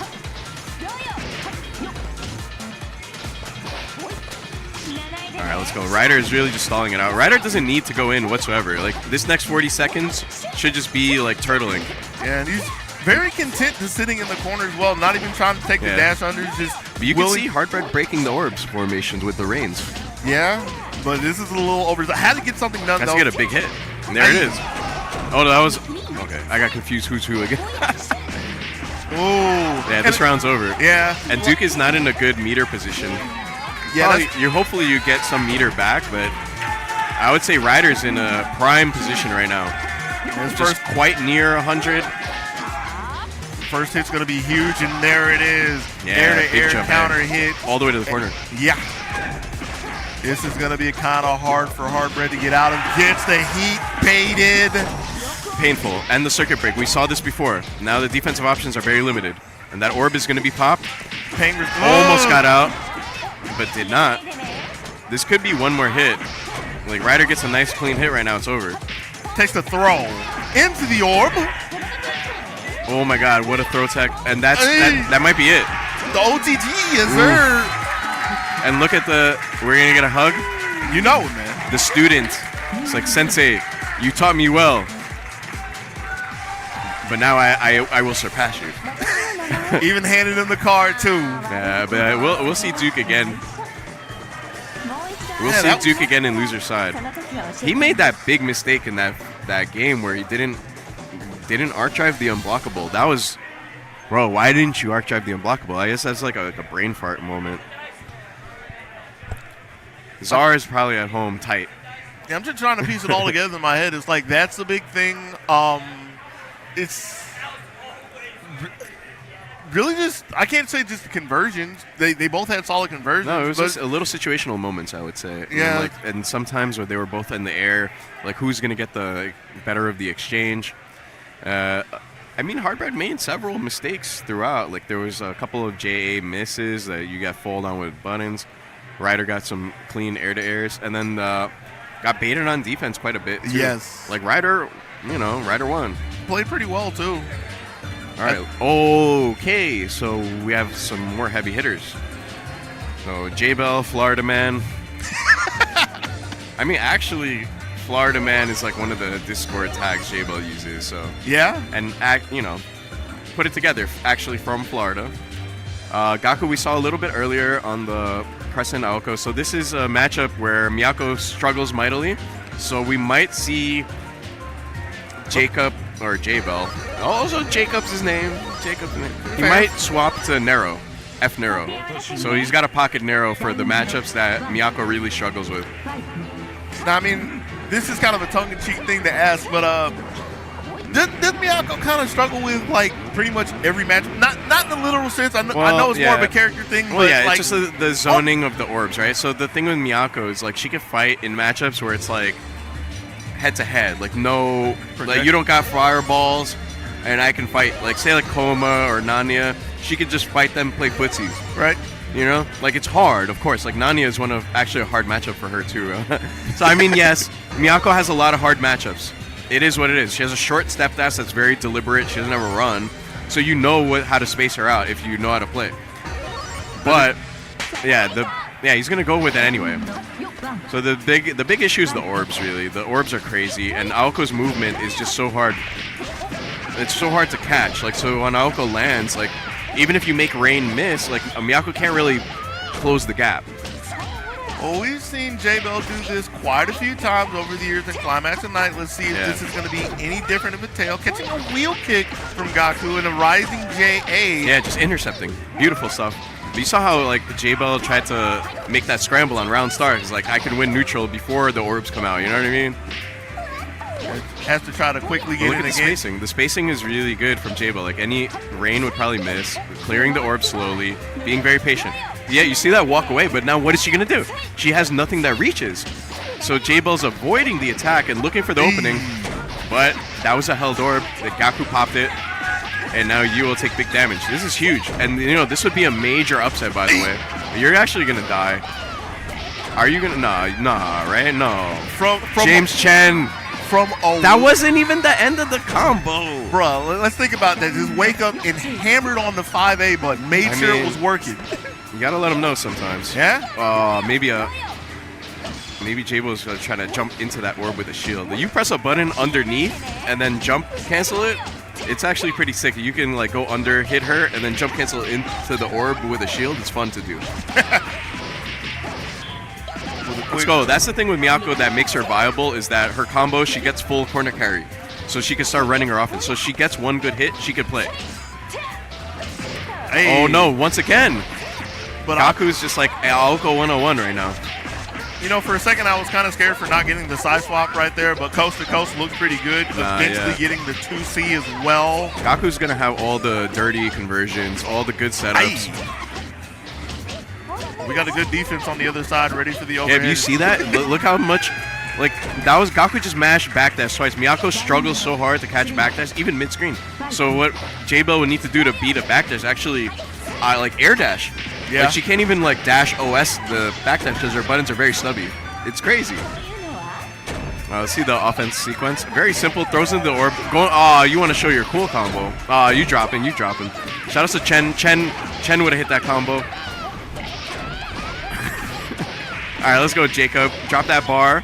Let's go hard down. I was letting you finish before I pointed out that 5A again led to 5K. No, that's the thing that makes Miyako Miyako. Big damage, good corner carry. And footsies. Yeah, Jacob playing super safe. Yeah. But again, like super safe until the moment where he jumps into the orb, and that's the one thing that is screwing him over. But there it is, dash under 5A beats the wheel kick. And all that after making all the calculations and running the formulas against the trajectories. Good break from Gaku. Willing to sit in the corner and tag the toes. Nothing really doing with the rain though. And there it here is. comes J-Bell, big stagger. So it's like Gaku was playing it very well up until that certain point, that one wheel kick that got hit. It's like you're walking that tightrope when you play Aoko. It's like, yeah, she has a great zoning, but you, like you said, like Miyako will hit you and it will hurt. Look, J-Bell taking that first game. That was a scramble. Things happen. J-Bell pressed button first.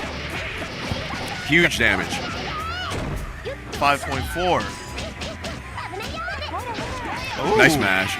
Aoko's limbs are longer than they appear. Yeah. And they move a little forward, too. I mean, let's be real. Her leg is literally bigger than Miyako. She can kind of do No, that yeah, sometimes. you're right. That is a measurement, unit of measurement. All right, let's go. Set up the big orb. Interesting setup. Maybe trying to bait something out. Couldn't get anything from it, though. Was, just willing to take the space. Yeah, but you see how J-Bell just being really patient now. Aye, asleep at the wheel. You gotta block that. You gotta block that. Or even shield that. You got EX shield on that. You gotta punish. Throw it, do something. We saw J-Bell was trying that a lot yesterday in the exhibition, that charge overhead, and it was getting shielded every time by Jin. Okay, nice goal throw. Doesn't have enough hop to get the elbow. Look at J-Bell just waiting menacingly. I mean, again, like, what can you... Like, we see him going through the effort to try to chase Gaku down. It doesn't work very often. So, at some points, he's just got to literally stalk Gaku to the corner and wait for the prime time to strike, or wait for the escape. And here's another one. That's a held orb. That's a held orb, yeah. Gaku popping immediately as soon as Miyako gets into the threat range. Yeah, these are the plays you have to make. You got to make reads like that or get into the position to make the big play. Oh, no! And the worst part is she's considered standing there, waiting long enough for the stand for the full combo. Yeah. And that was the Gaku-specific tech trap. And, of course, Miyako's going to go for the grab while you're in max mode. Gaku, mash. You have max to back you. Don't let her throw you.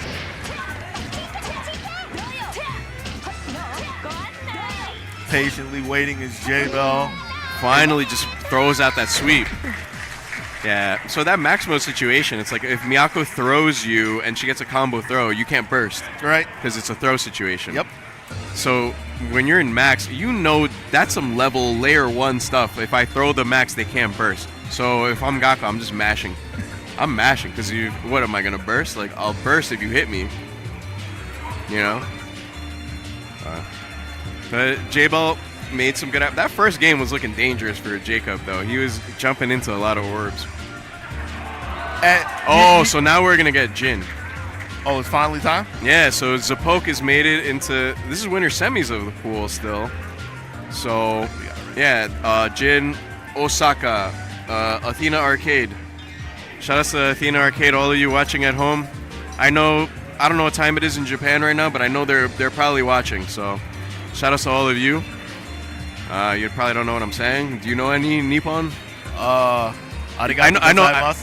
know Yosh, and I know Yamazaki. Give me Yamazaki. I want. Oh no. I like the Yamazaki. What else do I know? I know. You know. That's not even a word. No, I'm just joking. Yeah, I did get to meet Jin. I think I mentioned that earlier. It was really nice. We took a cool... I want to see that group photo. And we're seeing F Coma. So, or at least right now, but Jin can play F or Crescent. So I would be curious to see which one is chosen in this matchup. I would wonder, because like F Coma maybe has a little better time in neutral with a very large horizontal jump B and the 2B anti-air to maybe beat out Wara's flying attacks. But Crescent Coma would do better defending against the mix-ups of Wara is the thing. All right. And there it is, right away, the 2B. Consider blown this, up. Consider this, though. What if we never have to defend? Well, that's what I'm saying, though. The neutral part did come up, though.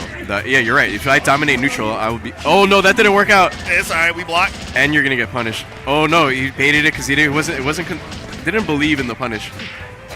Yeah, 5A. The 5A is very high, so a good trade. Wow, Zapoke just mashing. Big throw. One more guess. Oh. And we're going to throw you... Zapoke over-relying on FOR shield. So FOR shield counter is bugged. So that it's like fully invul no matter what. Like, it's weird. Yeah. But you can't over-rely on it, like especially not against these high-level players. Like, shield is still baitable. If you whiff it, you're going to die. Especially not against somebody who's playing a grappler, looking for it and willing to snatch you up time and time again. I feel like that's the 5th shield we've seen so far, and there's been like one follow-up came out. No conversion. We only just begun too. So Jin is very content to just chill out. Yeah. And just sneaking under that fireball. And another shield baited. And just dropping these combos. The thing with that, F-Coma's combos are super difficult, actually. And maybe not used to the... You know, they play on arcade, and the lag on PC is much lower. Yes. I've heard the horror stories of trying to go over and play at arcade. It's like, why does it feel like the old in-client net play? Zapoke, what is going on? Desperation. Jin, what happened? Missed the punish? Just 5A. Just fly swatter. Fly swatter. Wap, wap, wap. This is Zapoke showing us a little clownery, but it worked. It was working. Yeah. But I feel like Zapoke could just chill out a little bit and play more like generic Wara, boring neutral. I'm not one to really say this, but I think the fear is really just when he gets knocked down. Like, the neutral, we haven't had too much of that yet, but think about what we were saying. Think about what you were saying. It's like so many shields, and that's all coming from when Jin gets a knockdown, and Zapoke is just afraid to, like, block. And I don't want to just blatantly say just block. And the combo. Oh, my God. And you got a pickup off of that? Yeah. I did not expect that combo. Okay. All right, Zapoke taking around. Just started off with one good hit, and the mix-ups actually worked out. And this is another good part of this the... We're pressing now. Yeah. That's another good part of the defense as well. It's just the evasion. Like, was hanging up in the corner away from Jin just to not have to block anything at all. Like, again, just anything to not really over-rely on the shield, like you said, will probably get Zapoke good results, which we're seeing so far. Hasn't been touched in this round. And Jin has been playing super aggressive this whole game. Like, this round, too. Like, Jin was very antsy, like, constantly going in, and Zapoke's like, no, I'm just going to do my Wara thing. Like, Jin, in that first round, was taking, like, his sweet time, finding the good spots, but now it's, like, getting crazy aggressive. Hey. But that was, like, game 1, too, the 2B anti-air. You got to know how to punish this. There you go. Finally. Third time's a charm. Didn't strike out. No. When we're sticking with F, when we're dropping the F combos, you got to hit them. This time the 2B lost.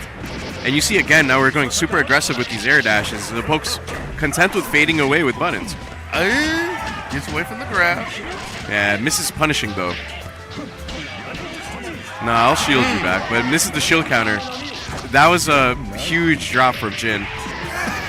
Good mash. I mean, you know, it's Melty blood. Gotta throw one of them out there every once in a while. You're dead. Getting back to the front side with the overhead. All it takes is 1 or 2. Might possibly need 2 more to get out of this game. Jin looking okay to start things off. Has a decent amount of meter to work with. Yeah. Gets another 2B. You saw Jin was just waiting for the pressure reset. And just 2B'd it. We're baiting these reversals. Like, Zapoke's gonna still believe in them though. But the thing is right now, Zapoke is very low on meter. Probably has armor, baby. Oh, we armored that whole DP. All right. Again, a big whiff, but it's gonna hit again. Right. Jin went for a grab. That's not how you want to fight against that move. You want to press an A button, so if he cancels into the EX, you could block the EX. Right. Zapoke might be dead. One more hit, I think. I don't know if this will kill. If you don't reduce, then you are dead. That was crazy close, though. Let's be real. Like, Zapoke way too close. Jin was like, that was a nail biter. Yeah, especially with the volatiles. The beginning of it was just shields on one side, dashing in on the other. Like, could have really gone either way, but when Jin was able to get himself situated and take a look at Zapoke, and the few times that Zapoke was trying to come in, or at least in the air, because it wasn't, the 2B wasn't always like. It didn't always work either. It didn't and always work. Space, it wasn't spaced properly, and sometimes you know, I feel like Jin was playing mad aggressive to the point it was like in his detriment. Like sometimes that's why Zapoke was that close. Honestly, we can't say that all the time, because think about it. Like I don't play Coma, and I know you got to go in, and he has high health, so it's like you can afford to take a couple hits, kind of a thing. Well, no, it's like I can't say that he played aggressive the entire time, because think back to the first game. The first game was sitting there waiting, and a lot of like meter charge, waited for Zapoke to put out a fireball, sneak under it, stuff like that. Like it was very different. Yeah. But game two, like you said, that was being a nutcase. Yeah, so. I mean, yeah. But yeah, now we have on the other pools winners semis. You have Young Alps, first time on the stream today. My fellow New Yorker. The literal keyboard warrior, as we saw. Literally Nania. Probably playing Crescent Nania. We saw Ali a little earlier, Aligari on that Siwara. This could go either way. Like, Alps is a favorite, and one of the favorites for top 8. But Aligari is super strong. Of course, Aligari always rocking this color. Alps just picked default. He is literally Nania. Like, right now he's Tono if you look at him. He got the glasses on. But if Alps ever take off the glasses, transforms into the demon. But he needs them to see. So he won't take them off. the unfortunate curse of not having great eyesight. I know all about that. Actually, I took Alps out to hang out a few weeks ago, and we discussed a lot of things and strategy. There we go. Alps will not care. If I'm next to you, I will air throw you. Oh my god, we're starting off cheeky. That's one of those overheads that you should be blocking every time. Well, with the gold throw and the overhead, we have a 50% lead air to air as well. Looking really good with Alps starting things off. That's one of Alps' greatest strengths, is like not afraid to die, not afraid to lose. What a perfectly spaced jump C. So like Alps will make these plays that look risky, but you know, embrace death like Sam Show 7. Like that's how you win in fighting games, right? Yeah. Like, you have to not be scared to put yourself in dangerous positions. Alps like defines that, and Nania defines that. So perfect player for the character. Yeah, it's quite willing to. Yeah, Aligari overextending to bait the spark. Alps is not going to spark there. It's just do your combo. And this is finally time for Aligari. Gets the knockdown. What are we looking for afterwards? Gets the summon. Push to the corner. Summon Nania against Nania. Nice fadeaway. Keeping the corner position. Good stuff from Aligari. Ooh, ready for the overhead too, even though it was out of range. There's a DP to swap sides. That's what happens with Alps. Like you put yourself a little close, and Alps will just DP you, and the momentum shifts completely. This happens to the best of us. With a lot of meter to work with, what are we doing with it? Like I can't even say Ali made a bad play. Just like Alps DP'd. He just made a good call. And it was a good DP while you were like hovering above, you know? He could be in play at any point for either player. Hey. That's a big hit. That was a big mistake from Aligari. Like pressing that 5B while Nania still had the air options. Like that's a ground-to-ground attack for the most part. Probably was looking to catch the landing, but you know, I'm kind of chuckling. That was a big mistake. That was his only mistake, though. Yeah, I'm kind of chuckling. I kind of need to say this to Cascade, or I want to say this to Cascade off of you. Like, from what we saw on the camera, that kind of goes along with it. It's like, Aligari makes a mistake, but this is a mistake against somebody who was just in the zone. No, like, yeah, Alps is kind of playing crazy right now, in rare form. Like, Alps is super determined. Alps said this is his last tournament. For fighting games, period. And he wants to win the whole thing. Well, he's playing very relentlessly. Not recklessly, but we're seeing him chase time and time again because he entered the earth with a lot of success. Look at Alps' movement with using the fastball, too, as like a bait in a sense. Like, a lot of times people want to air-to-air you. You super jump and then go right into a fastball, and they jump back to try to fade. And then, oh no, now you're whiffing in the air, and Alps is on the ground. Yeah. It's like crazy stuff like that. Something you Nania players at home should try. And Alps also really good with the pressure. And yeah, I just saw that looked kind of iffy. It's just like, I'm going to press DP. Good mash. Alps is just good at mashing, too. Like that's a skill in this game. You got to have psychic mashing. And had the mindset to hit 2B as well from that distance. Like everything you could ask for. Ooh, nice sniper. Yeah, you can't just summon for free. Another big conversion. As the meter Went for it again. And yeah, he's gonna mash. He has max to back him. And that was a reset. Why did you get hit? Unusual. Look, don't ask questions you don't want the answer to. Right? No, it is a little unusual. Not like this, Ali. It might be. Run up heat. Just to get a little bit of a say, get some life Yeah, back. you need that health back. And that's actually more health than it looks like for War. He has like very high guts at the end of the life bar. Okay. Well, what's he gonna do with it though? That's the real question. You have a lot of time. That's the thing. But you gotta be careful now. The Nania gets you down. You gotta guess. And Noir doesn't have meter, so only X shield and it's over. Yeah, that was the thing. Like, it's so hard to keep Alps out. But there was a lot of time. Let's be real. Like, there was 60 seconds, but Alps got in. So you have to guess. It's rough. It's really rough. There's a lot of time. Immediately we see War on the back. It's like, oh no. Nah, yeah. And Alps was just really cooking because Algar is a super strong player. Like, we were not taking anything. Like, seeing someone that good get like trounced in that manner. That's like, a fair word to say, Alps yeah. is on fire right now. That's all I can say. Hopefully, Alps can maintain that going throughout the... I don't know when the top 24 is or whatever. Top 32 is tomorrow. Okay, tomorrow. So probably early tomorrow. 11 o'clock. Ooh, man. These kids can't party tonight. I know, some varying ages. Alps is in the 30s. Shout out to everyone in the 30s. Hardbred, I see you. About to step back up. So this is another... old generation versus new generation. So Hardbred, and it's a Fee. I'm saying Fee. A lot of people say Fi. I'm saying Fee. This is an F Ryogi player. This is a newer player that's only been playing for like 6 months, I believe. And is actually sick. Like, super sick.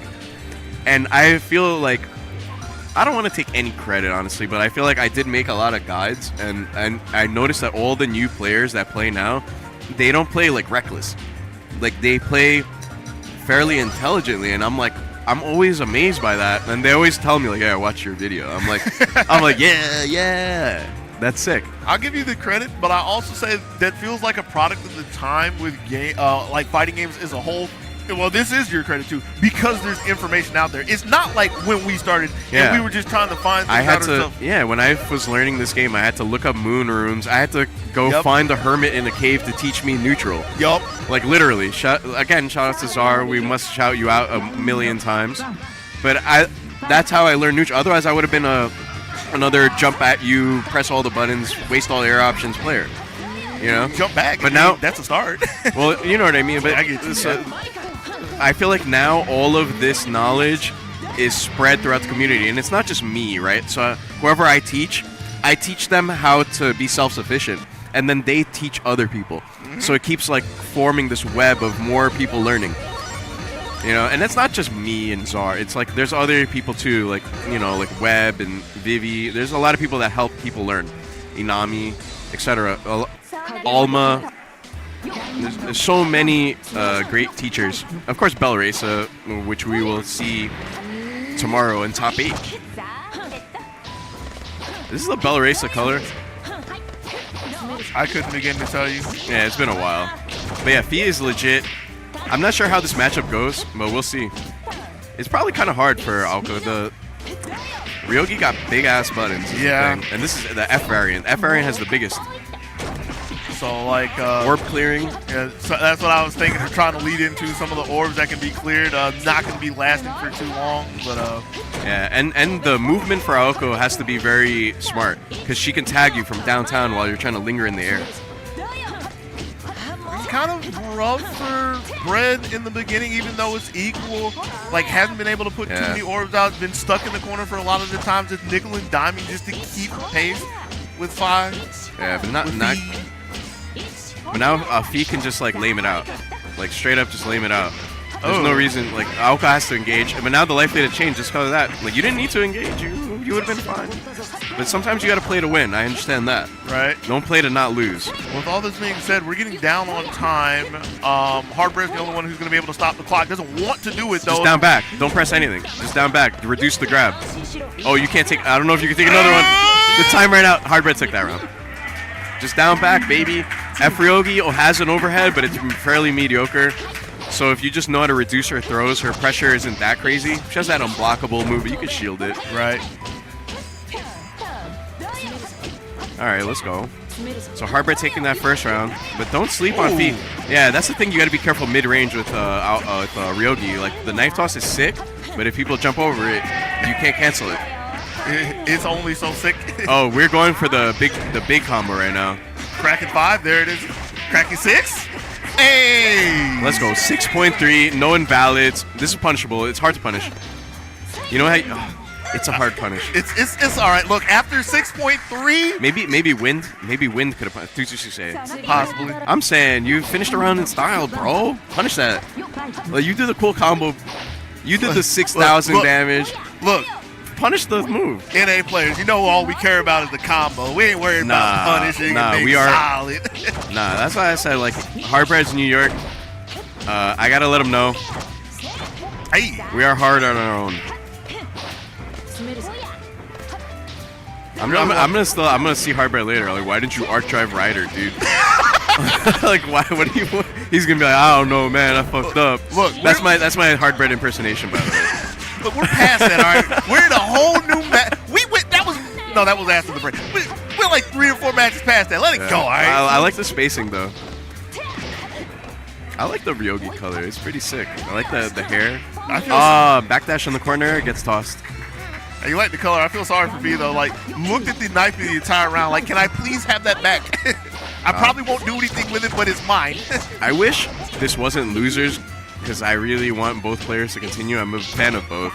It's such as fighting games, right? Yeah. Double eliminations and all. Like, I first got aware of Fee my word! Like, very recently on netplay tournaments, and I was so surprised. I was like, wow, this movement's so good. Like, Fee, like, really great dash unders, good spacing in general. But I mean, Duke is one of the legends of this game at this point, like in North American history. Even in like Aoko history at this point. I can see that. I can agree with that. Oh, no. This is where you get in trouble. Where, you know, Duke will guess on defense like that, and a wrong guess leads to doom. Like, that wasn't like a crazy mix-up. It was just a jump over, air dash back, meaty. You know, nothing crazy. You can chill. You don't got to shield that. Was a big believer though. Well, oh yeah, I forgot to mention that when Heartbreak goes into that was cheap. Nah, that was cheap. When Heartbreak goes into losers, you see the palette swap. So this is zombie Aoko. The losers bracket Aoko run. I feel like I remember you mentioning this or somebody's mentioned this because before. We probably had this combo 5 years ago when we previously commentated together. Right. And this is also a reunion for us. So I forgot to mention that on the commentary. Yeah, he is in a really strong position right now to take the game. Resetting. The meter situation's pretty good. One hit will kill for Fee. Heartbreak's still guessing. And yo, the meaty 2B. Like, that was just a meaty. Like, you have to respect the F Ryogi meaty 2B. It's... The other Ryogis struggle to meaty with normals, but F Ryogi's buttons are massive. So, I mean, that's just like a knowledge thing. Like, there's no reason to not down back that. With that being said, come on, Duke. Like, you know better, and punish that. Tech again. Okay, you don't want to tech. I know you don't want to tech again. You smart, Fee. You're smart. Now I will give. Wake up, jump, just block, Fee. You could do it. Like, you could just. You don't have to. You could bunker that, by the way. Oh, but too late. Oh, and Ryogi's bunky sucks. It's very short range, so it could actually whiff. Oh man, so that was a quick round. This could possibly be the final round for Fee. Like, yeah, it doesn't really help coming off of a perfect like that. It was a complete steamroll. So you notice how Heartbreak set nice sniper, but I was gonna say Heartbreak set the orb a little high so the knife wouldn't eliminate it. Good observation. And there's that short bunker you were talking about. Yeah, they worked out this time. We were really up close. Heartbreak playing it safe, catching that dash in with the rain. Defending the knife too. Yeah. No knife, no hope. Let's go, Duke. Let's see what the offense is. Keeping it simple. Strike throw. The orb is still... Oh, that's how you... I mentioned that earlier. You can just forward dash to beat B mirror. You cannot rely on B mirror too much. It has a lot of counterplay. Good defense. And that's a counter hit starter, too, the B mirror, if you dash it. This is huge. Blood heat. No blood heat? IH mix up. That was a high... That was kind of like a cheeky high-low. There was really no mix-up there, I'll be honest. That was not a mix-up. You just crouch. Oh, it could be a mix-up because the IH into a high. Yeah. Oh, I get it. Interesting. Now here's the thing though. Even though they got fee out of the round, the cost was the entire bar. Yeah, but this is tournament for each player now, so this is huge. This is the final round. One of these players is going home. Let's see who it is. So will it be the young blood or the Aoko legend? Right now it's looking really good for Hard Red, still maintaining the pressure. Can't find the 6A and a little bit of a bar. It gets some space. This could change in an instant. Scary backdash. Yeah, but stuck like in the corner if now. if he did a hit stop OS on that jump C against that backdash, and there's a big hit. You got to be careful how you move. You got to be careful. There's no reason to go for that play. That air dash back was the same as the last game with the shield. Get out of there. Watch out. Why are you chasing the Neko Tech? Of course you're going to Neko Tech. Why are you chasing? Okay, big whiff punish.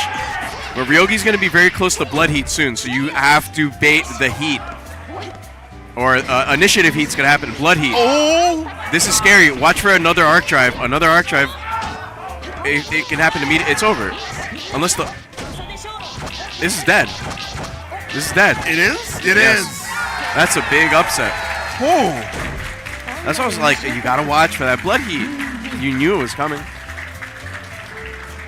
Huge upset. So, like we mentioned, Fee is...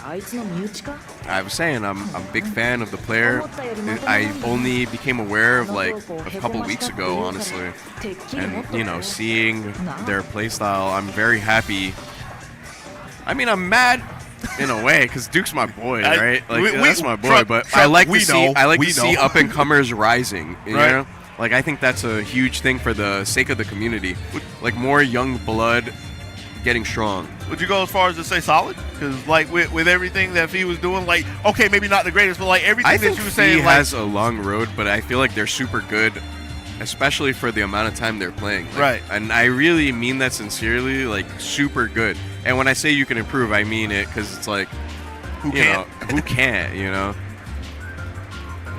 It looks like we have Mas and Gaku. So this is funny as well because I helped Gaku prepare for the Fhime matchup. So Mas, for those who don't remember, was playing Fhime earlier. I played Gaku with Fhime and I actually lost. I lost a set, which is crazy because Fhime should dominate. But Gaku is very smart about not using special moves that can get sniped and then just discombobulating you with their Aoko's insane amount of air options. So, yeah, I lost. I couldn't believe it. I was like, okay, this is the best Aoko I've played in terms of the Fhime matchup for sure. With everything that's been going on throughout our cast so far, that sounds like a complete shot because everything else has seemed to be working out for you. You finally took an L, huh? No, I mean, I've been taking L's. Like, I've been playing the last couple of weeks in order to prepare for commentary. Right. I've been losing to a lot of players. Really? Yeah, I've been losing to a lot of players. Like, hey, listen, after I shake off the rust, I was doing a little better, you know what I mean? But I still got smoked by several players. Shoutouts to me, though. I beat Skeleton in the first one. Skeleton's like, play me in the first to one. Loser buys a drink, right? Oh, and he's like, oh, pick my character, pick my character. And I'm like, no. You're playing Sikoma. I'm not trying to play against a sub. Like, I'm not. It's like, the stakes are high, though. I'm like, come on, let's go.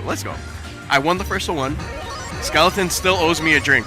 So, Skeleton, wherever you are out there. Probably in the hotel room taking a break. Yeah, probably. But you owe me a drink, Skelly. Rude. This is a button check. So Gaku does play this team, but I doubt we're going to see it.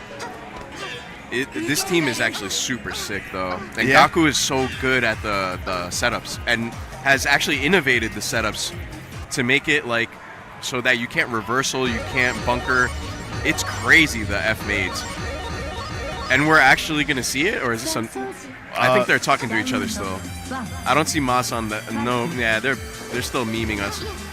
Okay, almost baited. Would be nice, though. Maybe you actually check out Mas. Look at Mas's outfit and look at that Hime. We are matching. I don't see any gold. I guess maybe the white. I mean, bro, the white and the purple. I know, but I was like, I'm looking for the complete scheme. You gotta get the gold chain. Gold chain kind of would work. I can see it. All right, so here we go. So again, I feel like Gaku knows how to deal with this, but the thing with Mas will play against the grain in the sense. where the attacks will be like out of nowhere, and so instead of you're thinking you're baiting them, and he's like, I'm just doing whatever. How are you gonna bait me? It's kind of what we saw in the beginning with the heavy use of the walk back from Moss to start things off. Yeah, I mean the first thing was the shield counter not baited by Gaku. Gaku like strung like an air button into an orb, which is why the shield counter was able to work. Ooh. Not blocking. You gotta respect your air throw. The 2B meaty is like guaranteed. There you go, block. A lot of shield. That's gonna hit.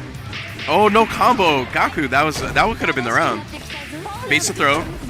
Tech punish. That's a round.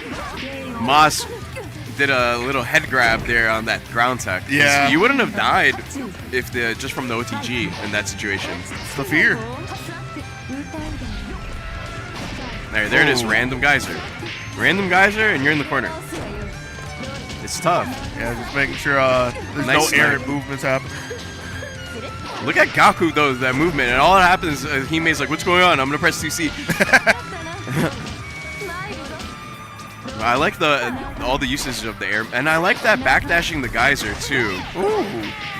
Well, I'm a fan of the 2B over there. Getting a good start. Really far. Yeah, that's a Punisher. That was an ambitious laser, foot laser. The thing, any move with high startup is dangerous to use against Hime. That was a reset too, by the way. That didn't combo. That. Hey, we'll take it. Nah, don't let that happen. Against Hime, you can't allow little things like that. Oof, try to air wheel kick. Just got hit by Hime swinging though, so I mean, alright. Alright, here we go. Yeah, brave charge to start us off here. Third round. Good look from Gaku. Oh! That move actually does not have invul. Believe it or not.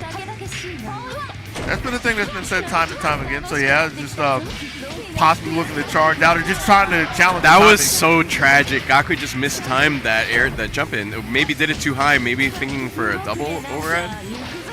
The dash under DP. Thanks for the meter. Yo, Moss just walking back and press shield. There it is, air to air. No confirm though. Overhead. They're dead. You're dead. You gotta block that. Yeah. Where are we in this tournament right now? This is the qualifier, huh? Yeah. So at this point in the tournament, if you're not blocking Aoko charge 6A, it might be your time. I want to give the benefit of the doubt and be like the first one, but you're the nice I also guy. have to agree with you. So, yeah. Wow, that didn't go through. That was surprising. Usually that move like goes through projectiles. I'm like to the credit of Gaku's movement. I like the idea of hanging out with the triple jump and then throwing the wheel kick to eventually get in. Like started to build a hefty lead, but is gonna find himself on the defensive now. Not for too long though. Gaku keeps doing these single hit jump A's, looking for that counter. Like Gaku got it there, but and there's other times it's like you could just string it, because a lot of times Moss has been getting hit like non-counter hit. This is the Gaku specific tech trap, by the way. Oh, unfortunately we didn't get to see it, but it loops more than the normal Aoko tech trap, and it does mad damage. It's crazy. Hey. By the way, that was another reset. All you ground reducing children. You're just not letting anybody have that. I get the logic. It makes perfect sense. Well, because you reduce the damage, and the ground portion of the combo actually does the most damage, so not reducing that part, you take mad damage, though. Yeah, shout out to Gaku moving forward, qualifying out of pools. Is that... we have more matches, huh? So we have more Hime. Ooh, trying to see if we can look a little further into the bracket. Well, we know our next match is Halo Hector and Zapoke. So this is actually curious because Wara technically does okay against Hime, but Zapoke plays F Wara. So the thing is, like, C Wara does better into Hime because of the massive ground attacks. Makes sense. Combined with the dash, like the quick moving dash. But F Wara's dash is all airborne, and Hime's geyser is just air unblockable constantly. So being airborne against F Hime. Look, yeah. But hear me out. Get 5 beat, bro. Hear me out, though. Mix up. Yeah, exactly. What if we get the knockdown? What if we get the I think that's what Zapoke's game plan is going to be. I think Zapoke wants to play F Wara all day. But we'll see. Yeah, we're seeing F. Alright. And Halo Hector. Last night was my first time meeting Hector. Really, really friendly kid. Good kid. Actually, before playing Hime, I was playing Fse. Like, you know, like a decent character, but you know, compared to Hime, it's like, you know, you went from rags to riches, you know? Pretty much. Like, the only other step after that is going Roa. Yeah. Well, we'll see how this goes. We kind of laid out what the matchup's going to be like. There it is, 5 p.m. There it is, a shield counter. Let's go Zip Hoop. Eventually gets the low. And I think that was part of the reducing again, reset with the reducing, maybe? Possibly, I don't know. I think I think Hector was just getting mixed, honestly, because Hector wasn't pressing nothing. Oh, the second one was a counter hit, though. Oh, all right. Let's not talk about that. We already drove the point home, right? Right. I don't want to. And I mean, if we're gonna talk about points, though, the F4 air dash to get our closeout. Nice dash under. Get me out of there. DP'd a little too. Oh man, Hector was like didn't know what side he was on, pretty much. Nice walk back. Holds shield. Ooh, air dashes over the 2C. So everything's going Zapoke's way. Oh, drops the mix. That was a setup? It was a setup. That was not a setup, It bro. probably wasn't a setup, but look. It worked out perfectly, though. It was like perfect meaty. And there's the block on the DP. So Zapoke taking that game. And that was fairly convincing. Convincing and fast. Like, bro, did we even get like a minute between both of the rounds? I don't think so.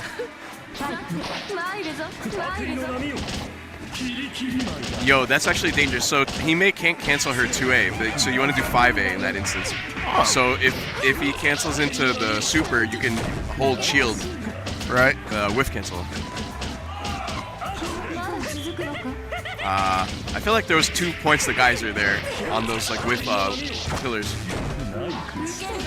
Ooh, and the DP just nothing afterwards, but looking really good. I feel like Hector's just not prepared for the matchup. It's like kind of feels awkward in the spacing. Yeah. So we're gonna have to see a major adjustment. There we go. That's a good start. And Zapoke doesn't care. Zapoke doesn't care. It's like, oh yeah, you're gonna meet me from half screen. Well, my DP reaches half screen. Yeah, like until Hector can get a knockdown and get anything started, I feel. Yeah, with Zapoke just having the green light. Like, why not? Like, anytime he gets knocked down, he's been converting in the mix-up. He's just been winning the game. He's going to win it from here. I'm very convinced. This could be it. One more hit. IH2. Yeah, set up the fireball into the low. Zapoke will move on, qualifying. And, oh, yes! We are going to have another really nice matchup next. So, this one's going to be special for me. Who we got? We have Makoto Fox. So, as I was playing in Lunar Phase from 2019 on, Fox would always be on commentary, calling my games, telling me why I'm wrong, what I got to learn, what I got to improve on. Finally, for some reason, Fox has entered Climax of Night, and now the tables have turned. I get to commentate Makoto Fox, and I will critique his game. I always have the running joke in my head that I think it was the rerun, or it might have been 4. I think it was rerun, where I commentated with Fox, and after, it was a rerun, and then to 4, Fox started playing. It's like, look, I'm sick and tired of being next to Dogi. I ain't trying to commentate with this guy again. So let me go ahead and make sure I can make it down 32, top 8. So I ain't got to sit with this jobber no more. And I mean, why not? I mean, and it's sick that Fox is making it this far. Yes. I mean, Fox doesn't play as often anymore, clearly, but is still a very solid fundamental player and knows how to press down back. And with F-Akiya, F-Akiya is the character he plays has the highest health in the game. Yes. So the iron skirt. This is going to be difficult, though, because it's against Aligari, and Aligari is really, really strong. I'm not sure how this matchup will play out. I'm wondering, like, the pits in neutral might be strong to tag Wara's large cape, because even though his cape is large, it does extend his hurt box, too. So the pits could come into be a huge factor in neutral. Otherwise, Akiya is going to get smothered because she can't really do anything about Wara jump B and jump C. She needs to have good positioning and spacing with her special moves. We're going to have to see if we can get off this stage. This stage is shout out to our colorblind players out there that cannot see on red stages. Most unfortunate, but yeah. No, it's real. Yeah, and there's some seriously red stages in this game. Yes, there are. Remember when Lumina came out and they had that blood heat thing where the screen turned red and everyone's like, I can't see, and they actually changed it. And that's been the thing that's been cropping up in the games lately is accessibility features. Yes. Yeah, it's really nice. All right, here we go. We got Makoto Fox. This is East Coast, West Coast. This is old gen. Oligari's been around for a long time, but Fox is like old gen. Like MBAA, Actress Again PS2 generation. And also Fox is the greatest teabagger of all time. You saw that round start teabag? It was warming up the pit. What are you talking about? It's actually, it's speed crouching. Excuse me. There we go. So now Fox can get this set up a little bit. Pushing forward too. Keeping the positioning. Nice dash under from Ali. Really important to get the space away as well. You see how Ali is trying to not interact with the pits. But there, Fox making a mistake, overextended. Shot the pit too far forward. Trying to snipe Ali. Anyway, it's resetting back to neutral. Good dash under. Yeah, nice movement. Yeah, but got clipped on the way down. Good look from Indeed. Fox. That's the thing. That's what Fox was stalled in the air. Baited the attack. Baited the heat. I mean, the pit. The pit baited for you, you know? Look at that. Speed crouching, baby. That's what we call it. That's how you have to say it. The politically correct way to say teabagging is speed crouching. No. Back in the old MLG days, it was sometimes referred to as body defilement. Body defilement. You can't say that nowadays. That's what I'm talking about with the pits, though. Yeah. Trying to be a little cheeky instead of doing a meaty there, and Oligari gets away. Holding that pit. Just hold the position. You already know Fox. You're a veteran. But your pit ran out. The pit doesn't stay that long. That's all right. 2-4. You could jump the 2-4. I think that was clearly a misinput. Hey. Oh, wrong way. Fox tried a 5A, but got Melty blooded. Most in the fort. See how it's Oligari getting the corner position and running that left-right. Air throw ender. Cheeky setup. Unusual, too. Usually you just see the tech trap thing. Or trap, sort of. Ooh, good dash under 5A. Doesn't get a full conversion, so... Yeah, Fox missed the air dash. Yeah. Yeah, this is not looking good. I think Fox is fine, though. Just taking the L here. Just block a lot, build a little meter.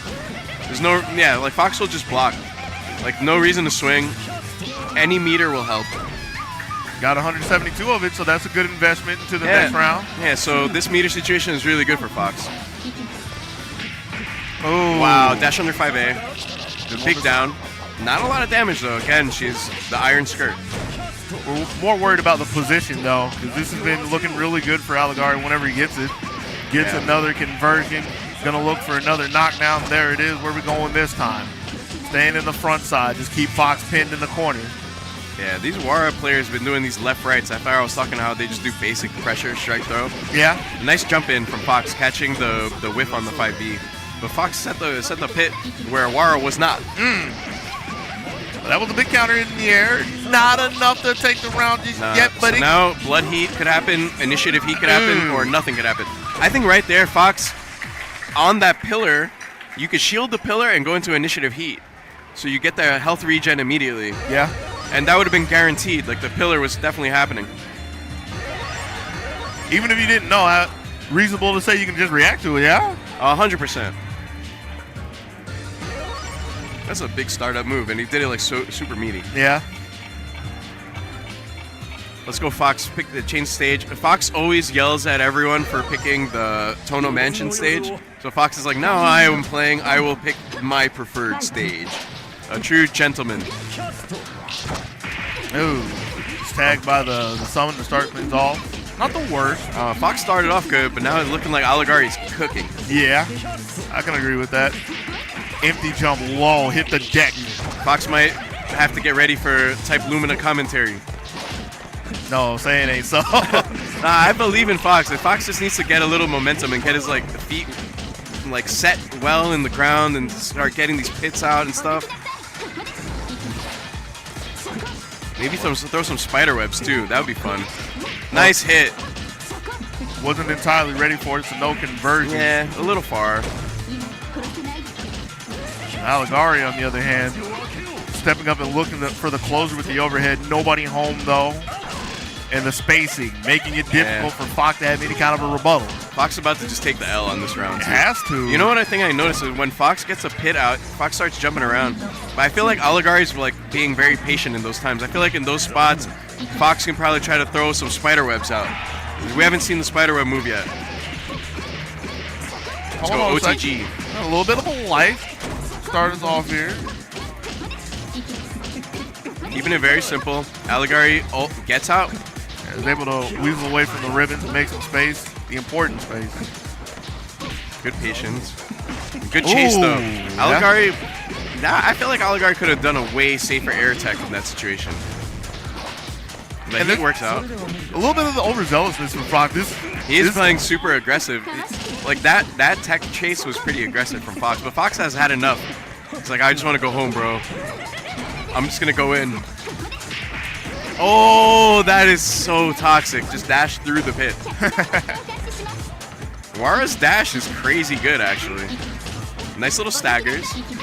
Can't find anything. This is, though, catching the jump out. Good looks from Fox one more. Gets mashed. Getting mashed. Really thinking about a throw. And the backdash punished. Good looks from Oligari.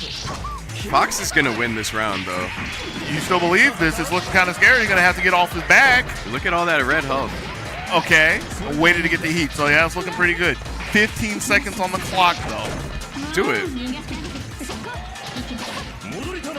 Just let him heat. Just down back. Fox, down back. All right, just win. Actually, this is not going to kill, which is hilarious. How about we just let go? Yeah, just actually let go. It's like a sign of dominance. The alpha pose. T-pose is assert dominant. I wonder if more high B ribbons, too, would be really good to cover that space that Wara likes to be in. I can see it.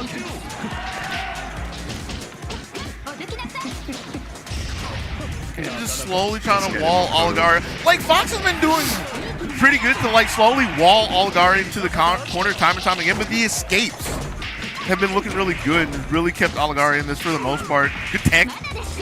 Gonna need more, though. Yeah. Yeah, really had to release that pick because you didn't know if Wara was going to fall. And then we got the corner position.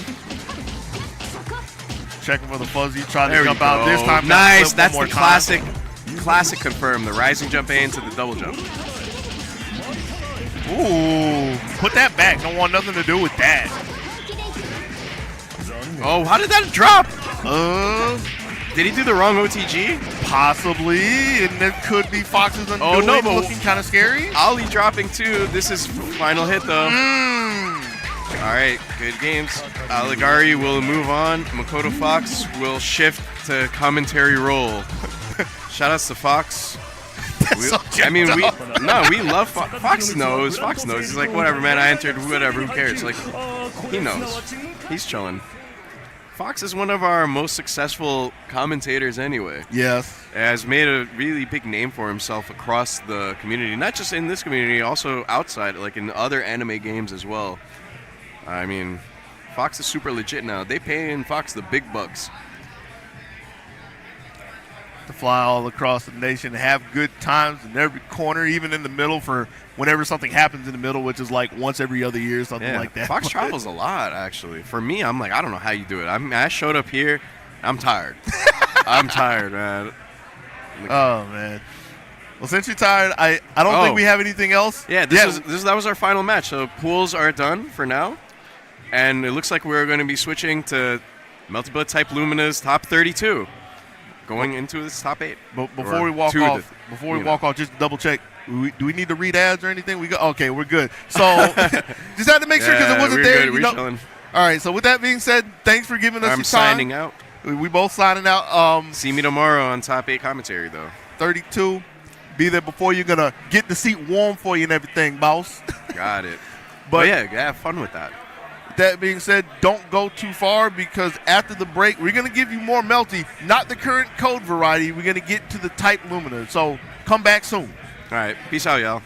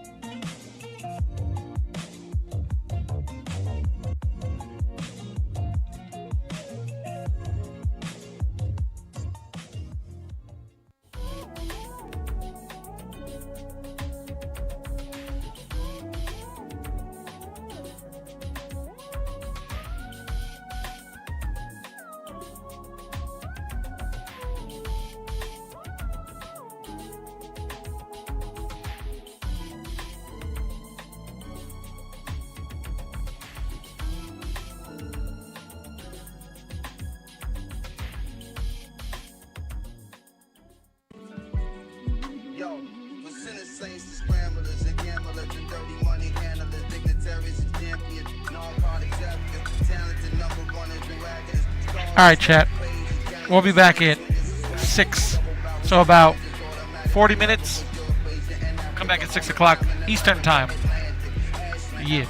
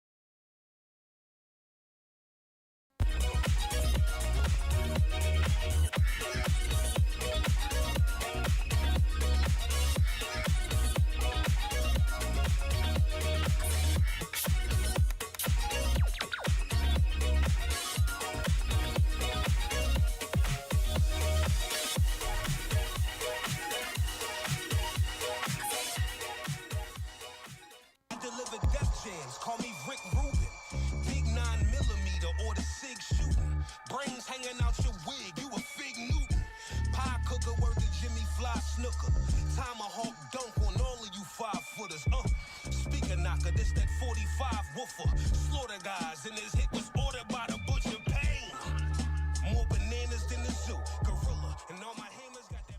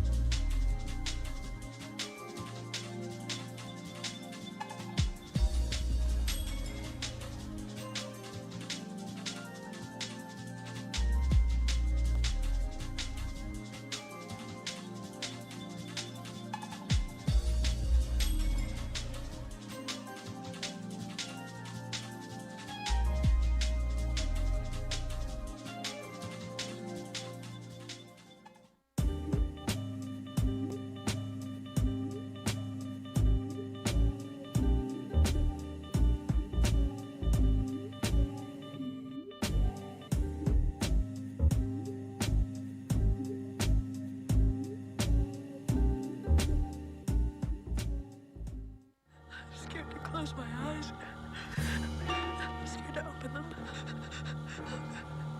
I'm gonna die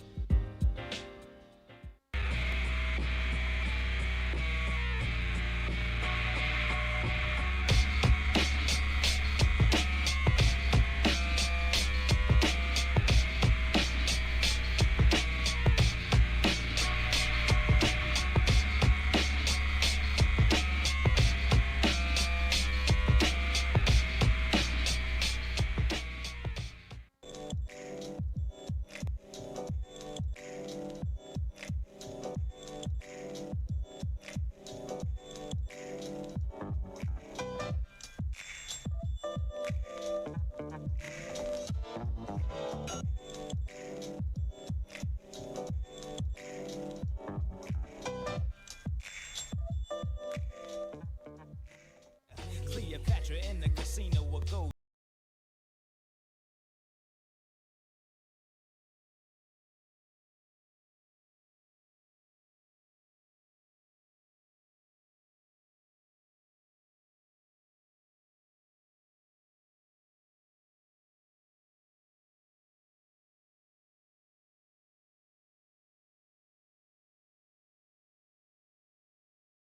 Yeah, keeps you wide.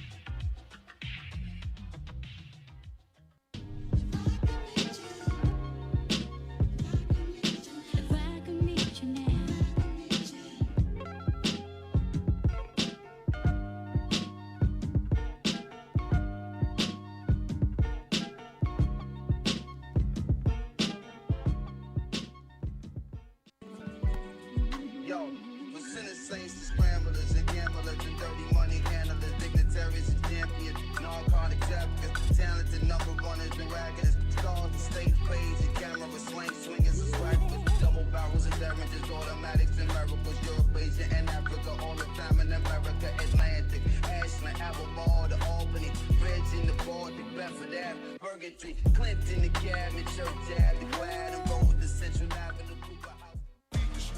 My pistol gon' bleed the streets. Ski mask on my face. Sometimes you gotta cheat to stay ahead in this bitch.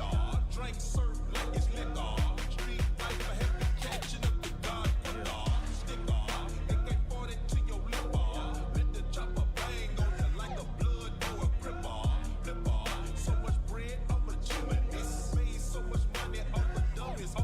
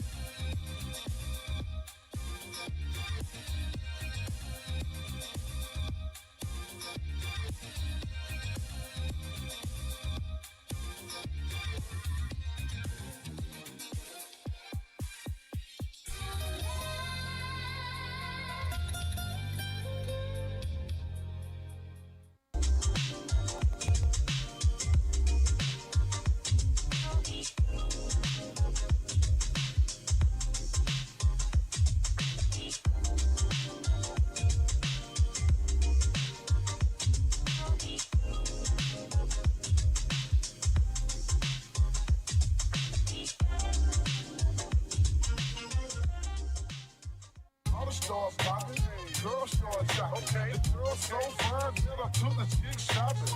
Deuces on the old school, smoking on the food, know that it's a hit. My boy think the phone tunes, with your man Frank Nitty, got it like that. Never seen a chick with a body like that.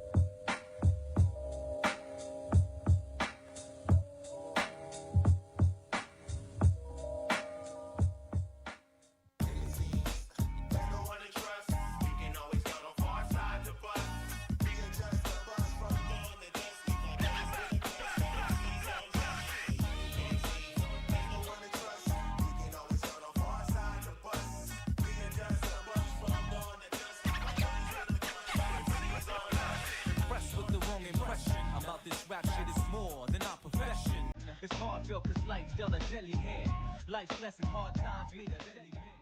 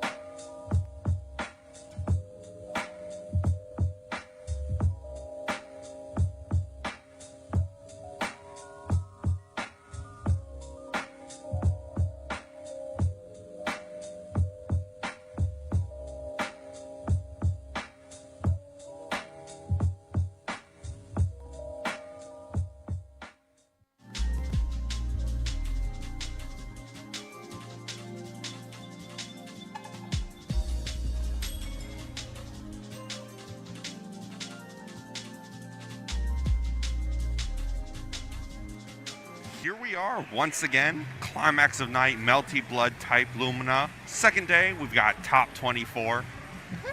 I'm Winty, and with me is my good friend. Hi everyone, Arkma here. Barely made it out of pools on my end, but I'm here commentating instead. Barely didn't make it out. You almost won and made me commentate with someone else. Oh, that would have been such a cursed thing to happen, especially since Climax Night is notorious for having this happen multiple times on occasion. Yes, but today, our very first match, right there you can see, Moai. It's going to be up against Arkma. Sneaking a peek on the camera. Oh, the piece. Let's go. That's what we like to see. Both players having a good time, ready to beat each other up mercilessly. Yeah. In game. Throwing up gangsta. Oh my god. The other camera? Alright. Alright, everyone's happy here. Everyone's ready to go. They already made their custom colors. Yeah, Moai going with this patented Roa, and Arkma going with the CL. The regular CL for this matchup. He does have a Powered Seal, which I think is the stronger of the two. Alright. But I don't think Powered Seal does just quite as well in the Roa matchup as well. I mean, if you pick CL, you're fine. But that's true. We're getting right into it. And like this is exactly why you pick regular CL. You just want to stay away. You don't want to play the dash block simulator against Roa pressing lightning at you as you try and walk forward. Instead, you just play normal blocking simulator as Roa presses lightning on you. Yeah, both characters being able to turn from both ranges immediately close the gap, and both players just activating their shields right in front of their faces. Two plays chicken first. It looks like Moai taking the first strong combo back into the corner. Triple overhead opens Arkma. That's the 4 jump A's that will actually whiff if you duck the first one. Mix up only against good players. Yeah, if you are reacting to roll overheading you with the instant air dash options, yeah, the triple overhead will that is not quite enough to hit lightning before it starts up, and Arkma down on the first round. But not 4 full bars and a half moon gauge to work with. Yeah, all the resources you need. Takes an early air throw, goes for another throw, not quite, zipping around the screen, and that is a shield beat with big punish opportunity. Very big punish. Hard knockdown here. Save key. Nice casual 4K. Ooh, instant air throw. And an instant beat up to... Oh my goodness. I like that aggressive wake-up option. And the fastest needle here. Yeah. Again, the lightning starters have been nerfed, so this is not a lot of damage from Roa, you see. Yeah, that would be much stronger. Nice control situation, and that's the round. Yeah, Arkma actually ending this round off as if he didn't even use any resources at all. Yeah, ends up exactly where he began. Really good situation, but Moai taking control early on. The moon skill starter, always a great thing to see. Nice damage off of that. One throw. Do it again. Next mix, another throw out of the corner. He doesn't get the 50-50 anymore, but now he gets a safe jump afterwards instead. Kind of like similar to CL, actually. Yeah, and with Moondraw, with Blood Heat on the table, just a bit of passive play while that timer runs down. Good jump cancel. Did not jump cancel into shield, so no punish. And right back into the corner for Arkma. Moai with lots of meter to work with, but ran out of moon gauge right at the end. And gets thrown? What an option, but dodges the unblockable. Here should be end, yep. Yeah, spend it, end it. First round going to Moai. And yeah, just rematch, go back in. That was close. Just need to win those few interactions and not do this. Don't do that. That was like some shaky nerves there, goodness. What were you looking for with that Piero? Like ground tech into lightning, hopefully? I don't know. But like Moai has moon drive. Nice delay get up. Delay stand blocks. Yep. Get me out of here. Oh wow! Did not block the cross up. Yeah, going all the way back into the corner. Get this. Not safe to shield BC. Safe heat. Get the health back. Biovino, safe jump. Let's go for the empty low. Finds a little gap to get that little heat in. Yeah, Ooh, whoa! Oh, didn't That quite was get so the close. conversion, but catches the stand shield. Yeah, you'll very often see people at this level heat versus the air dash. Really good place to do it because normally they're pressing a button there. No one's going to empty air dash shield. And if you do, you're a crazy, crazy Two person, that's for throws. sure. I love the fact that Arkma is just going for that wall jump back and focusing the knives. Goodness. Yeah, Moai did a double jump backwards jump B there. I'm not sure what that was supposed to catch, but just got hit right after. Oh my god, Moneykin's going for those hard reads in the air throws. Should be free shield. Yeah, Moai just takes some meter instead of interacting with that shield. You don't need to mess with it. Just chill, react, get counter hit. OTG string. Small one. Oh, wow, whipping the needle. Crosses up the input, possibly? I think so. Need to practice those cross cuts. Okay. Ah, here we go. It Yeah. should be a full confirm, but I don't think he gets very much resource out of it. Does use This is going to be very little due to the shield starter. Yeah. Yeah, the minimum damage is reduced heavily. The triple overhead's always so funny. Okay. Oh, that was not a safe jump. Staggers. Coming in. Oh my Ooh. goodness! Don't be shielding Pulling that. full screen for that command grab. Yeah. And fatal counter, this should be it. There No we meter go. necessary. Arkma taking the second game much more solidly Got a than that giant first one crowd was. behind him too. Yeah. I mean, we got an American crowd. Moai's the international favorite. Yeah. Like, Evo champ here. he is the infiltrator, and we must defend our turf. Yeah. Hard knockdown. Safe jump. Jump. Okay, just escapes out Over of there. there. Oh my Lots of God. shield interactions. Going crazy with it. Yeah, Moi's uses the moon skills, getting a little bit of that bar and getting out of Moondrive as fast as possible to build back up. Safe jump. Stagger pressure Yeah. is scary. Back in the corner you go. Oh my god, the spacing trap against that BDP. Very nice bait. God, this routing is crazy too. Alright, which side? The shield Ooh, side. we're Ooh. holding it. Like, Boot to the back of the head. Again, shield starters nerfed in this version. Just a little damage on that. Ooh, my God. Punishes the heat with that. I like it. yeah. I like the extended block string from Arkma too. Reduces the amount of health that he can actually heal from. Oh my god, punish on the 60! This should be dead. No meter Got it. necessary! Yeah. Arkma 1 round away from game. One round away, going in with full resources. Ro is a character who has a ton of options, but nearly all of them take meter. You see He only the needs one. Moon Skill Lightning into EX Lightning, get this combo started. What? And here's the pressure, Uh-oh, this is big damage. which he does not need meter for. Oh my god, this corner pressure, the 4.2k with no bar. Oh my goodness. Goes a little bit further on the no tech, 4.8. My god. Uh-oh, are you dead? Yeah, that should be it. Does need some resource here. 1 bar. Damn. All right. And a quick one to return the favor. Last game though. Oh my god, starting him off the round. Some people were a little doomer about this character being nerfed, but damn, Moai. Moai's definitely making it work. That was sick. Oh, another early jump 8. Needs him in the air, counter hit fatally.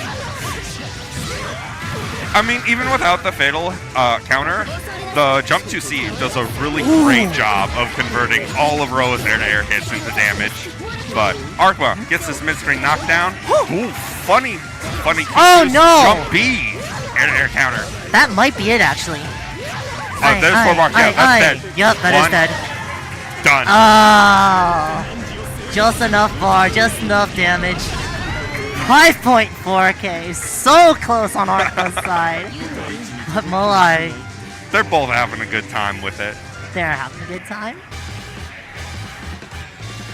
But Moai, goodness, that Evo Champ title is nothing to scoff at, that's for sure. Yeah, I mean, Arkma putting the pressure on though. Yeah, mixed up their timings and offense very well. Made it very difficult for Moai to actually defend against. You can see a lot of like getting tossed over and over and getting hit with those overheads.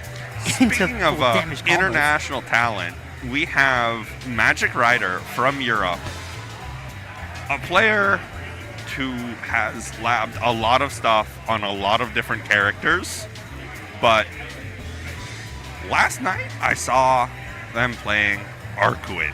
Arcuid. Arcuid. It's not a character we see very often nowadays anymore. I feel there's a lot of people who play Arcuid, but not many who push her to really high levels, because being optimal with that character, especially in the current version, is a little awkward due to the way her moon skills work and the emphasis on moon skills in the current state of the game with the most recent patch. Right.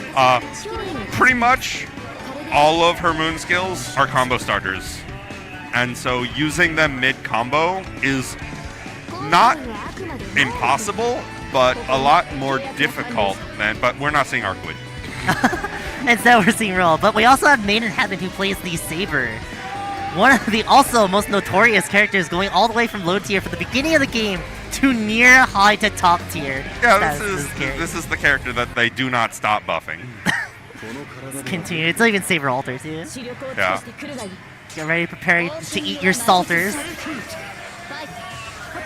Get ready to kick your dives and block these overheads. Just immediately take the plus frames and get a throw. Oh, went for the high shield on the empty low. That's not what you want, but there's a drop. And here from full screen ahead. Just chase down the backdash with a throw. Keep this pressure going. Just gonna walk Maiden Heaven all the way back to the corner again. You get to stay there. I'm not done with you yet. There's the mash out. Gets blocked. Tries to jump out at the wrong time. That's a lot of health that you can actually just recover from, though. Yeah, there's so much recoverable health, and it was like all chip damage. Yep, save heat. No, we're just going straight for the offense. We're gonna keep going. Plus, trades moon drives. Ooh, wins the RPS after. Both characters one hit away. Heat plus Give me plus. Oh you God. mashed. Damn. Yeah, and it's like sitting on so much recoverable health, Maiden Heaven doesn't even care about it. Just keep the offense up, don't need heat. And trying to start the offense, but gets counter hit. Saber does have a 6-frame 2A. Price of gigantic sword normal. Oh, the rare instance where Jump C actually just does a hit behind her. I mean, Saber's Jump C is, it only crosses up if she charges. Yeah. I think the only character that has that property. It should be it. You're gonna have to spend 2 bars though. Trying so hard not to, but no, you have to. You have to give up that second bar. I'm sorry. Tried to optimize as little damage as possible that you can get.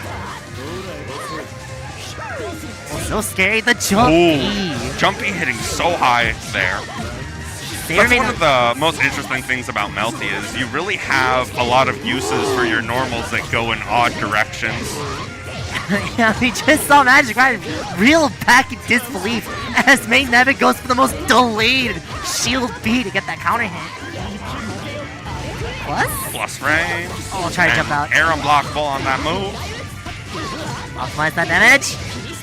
Bop. Receive? Nope. Let's go split safe now.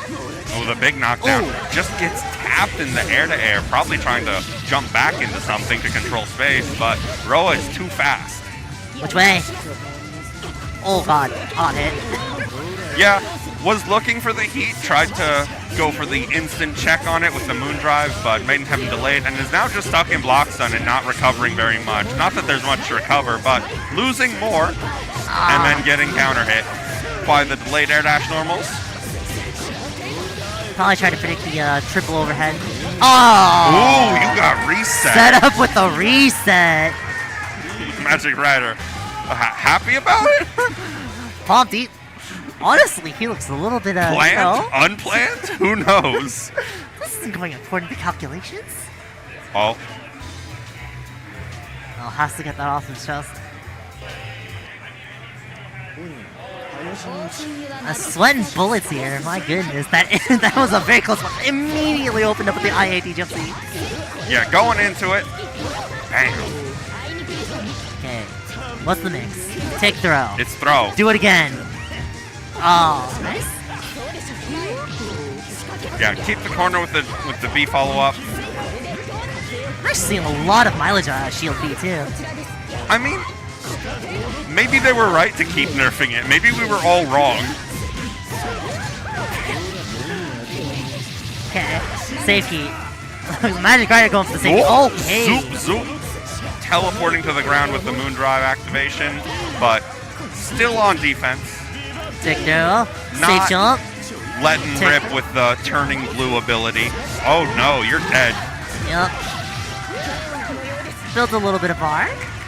Yeah, just pop the moon skill in there to get some bar. You still got 90% left, don't worry about it. Woo! Got another dick throw from Magic Rider. Okay. Nice conversion. Oh, not quite. Got it. Okay, And this should be big. Slap the back of the head. Punishes that lightning. Oh, I love that extension so much. It does so much damage. Alright. Hop, hop, low. I. Launcher! Air throw! Going for another mix. Baits the throw. Uh-oh. Wow, goodness. Really scrambly. Ah! Ooh, really scrambly is right. Saber's button's not catching that jump. Ah. It shouldn't be death. The damage from shield is so nerfed. Yeah. Woo! Oh, that's dead! Punish. Aye. Only one bar necessary. Kill the villain. Yes. Alright, that's the hero. The wrong hero, but don't worry about it. Close enough. Yeah. Oh my god, wait, how much damage is this? I've never seen that starter This is a before. bad starter. Like, look at this. Already 4,000. Nope. I mean, Doing it's something 4,000, I silly. guess. Yeah, 4,000 damage. Alright. Side switch, back in the corner you go. Aye.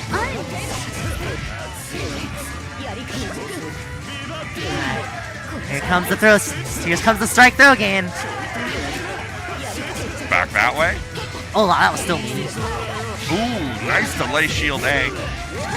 Catches the BC right afterwards. Up. Alright. No. Went for that reset again, it looked like.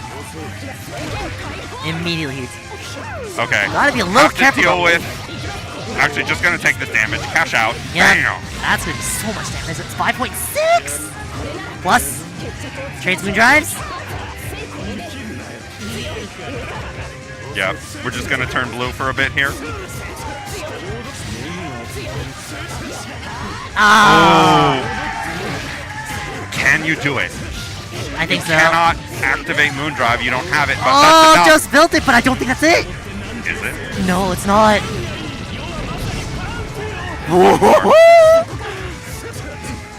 Ah, the 6C jumping tries to over match. the 2 Goodness. Yeah. 6C, frame traps. Jumps Pretty over well. lows. Yeah. Those are some nail biter stats, though. I mean, we're looking. This bracket is really stacked. If you looked at the pools, like there's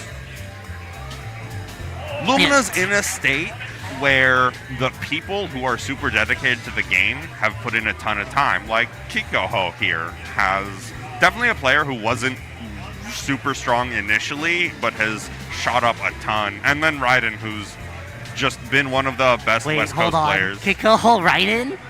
Yo, the Wark mirror? Raiden was not playing Warky yesterday. Was Raiden not playing Wark? But might be today. Because we're No, coloring our Warks. This is Oh wait, no, Kikoho, that's the though. Kikoho's color. Raiden doesn't get the color of Wark. Oh boy. If it is a warp mirror though, we're gonna be having a good time because this is a hyper intense zoner matchup. Wart's a really cool character to see. Definitely. I don't know if we're gonna see another robot. That's what it was yesterday. Oh. I saw Raiden sit down for the team tournament and just pick Roa, and I'm like, Oh my god, it is Roa? Oh my goodness. nerfed character by the way. Nerfed character by the way. No longer top 1. They nerfed him, but you know, people are still playing Roa because You know, he's not still gonna good. lie, with this much Roa in top 24 winner side, I'm kind of shocked. Everyone putting up an electrifying performance tonight. Are we noticing? Alright, let's start. Right, I haven't seen their Roa before. I've seen Kikoho's work. Usually does some work, but right now he's getting absolutely... Just being mauled right out the gate. I don't have any more electric bombs, man. Oh, I'll take that. Not take that, counter hit. Like, I mean... Take throw out a move, I guess. We've seen the last 2 matches of Roa, so this isn't all that shocking, but... Oh my goodness. Moon skill ring, get back in the corner. Yeah, just chuck him back to the corner.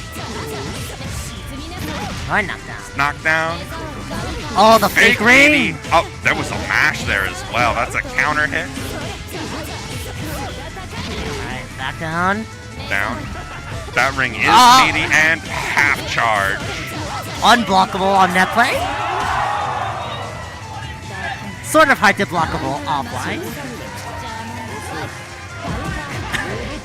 I mean, that's another thing. If they're not reacting to the 5B startup, that mix-up's not going to work anyway.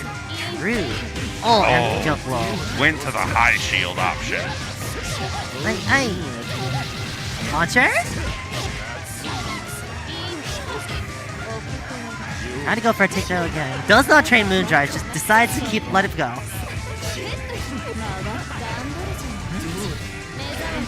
Nice block. Oh, what the?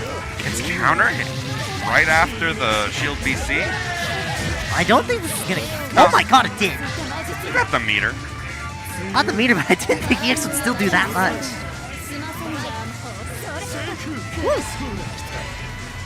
That's the Wart classic. Just jump 4 BC, get out of there.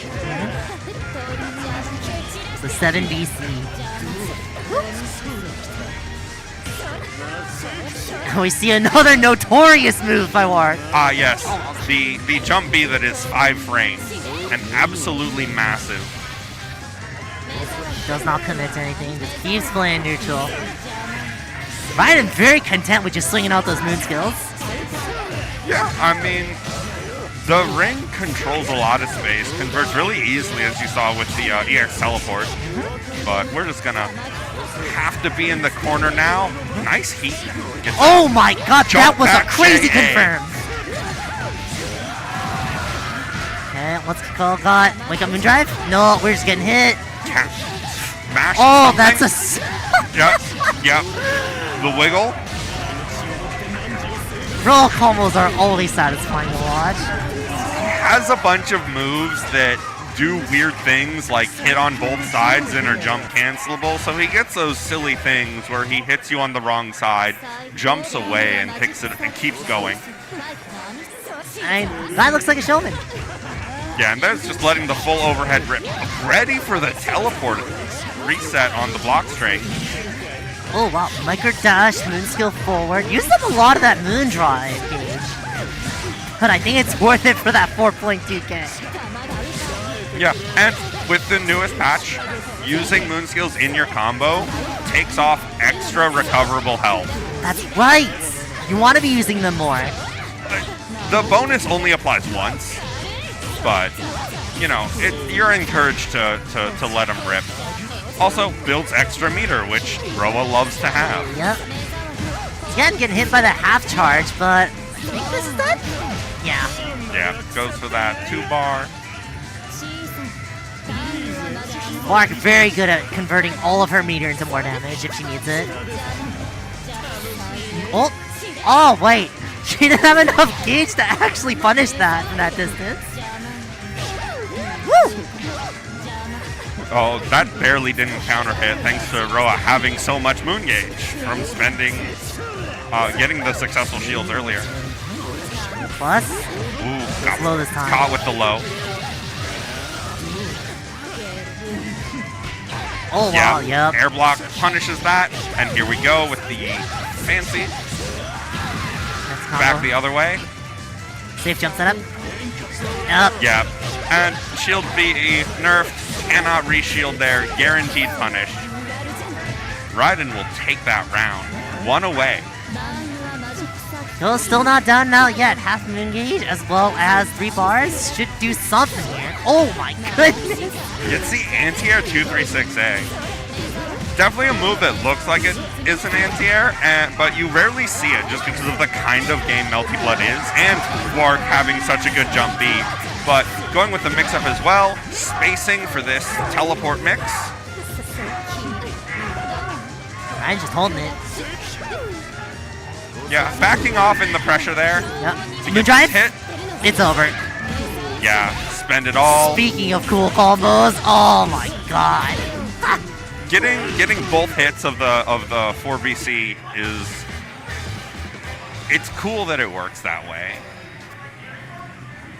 Because Wark goes sailing away, you think she's done, but she can follow that ring all that she wants. Right into the corner here. Raiden doesn't want to stay there. Immediately gets out. Side switch, get back in there. Yeah. So, what's the mix? We're just getting out. Yeah, jump B, jump to C, get that conversion. And spending as many moon skills as possible just because still in moon drive and wants to get out to build the next one. Yeah, Raiden happily content with just buffering the 6-3B. Get me out of there. Spends a little bar for that extra damage and hard knockdown. Ooh. Yeah. Actually comes to the overhead this time. Get me out of there.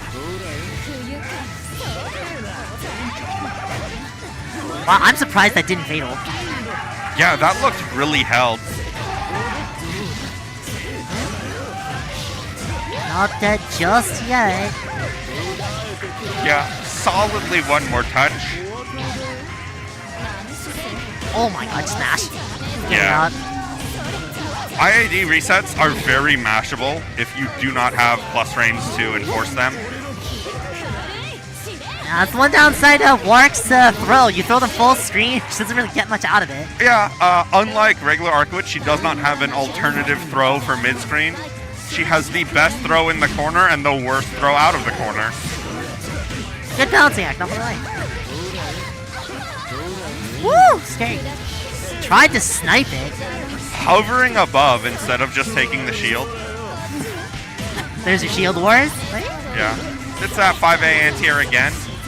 You don't see it much in this game, but Wark is a classic 5A anti-air presser. You don't really see it much with, unless it's like Mario or something, or a character with other high-hitting 5As. Speaking of high-hitting shield B, do wonders! 2.8 exacts, what do we got? Fake Nini. Plus frames, let me start my offense, safe shield. Yeah, want that health back, but not getting very much. In block stun.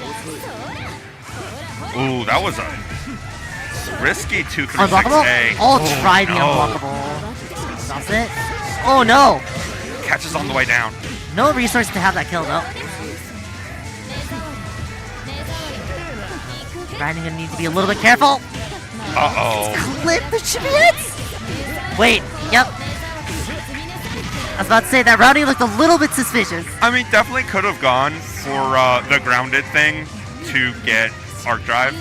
Wark's an interesting character because she cannot convert into Arc Drive from the air without having all 4 bars. Right. She's one of the only characters that actually has awkward routing when it comes to Arc Drives. Whereas a lot of characters do have like a very simple, easy way to get into their high damage This Arc is Drive. your way to end with Arc Drive. We're gonna see Moai again against Kiri. Are we seeing a roll mirror this time? Is Kiri going? Wait, Kiri might play arcade. Do you know if Curie's playing Arcane? I've been told about the Curie Arcuate. I've seen it in a few streams. That was a few weekends ago at ECT. I don't know what we'll see in this instance right here. Curie also well known as a Noelle player in the past. That was one of her first characters too. Yeah. So. Definitely that standout placing at the first Evo.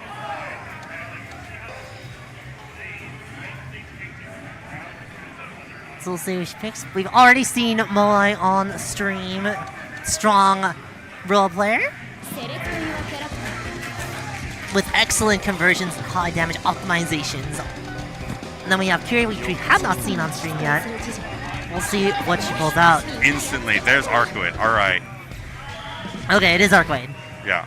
And immediately going into it. Never mind, it's a button check. Not going into it immediately. Just checking the buttons.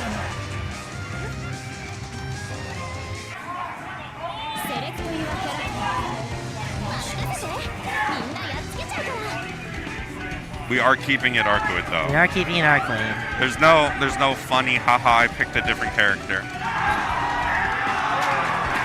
What's the theme? What is the theme?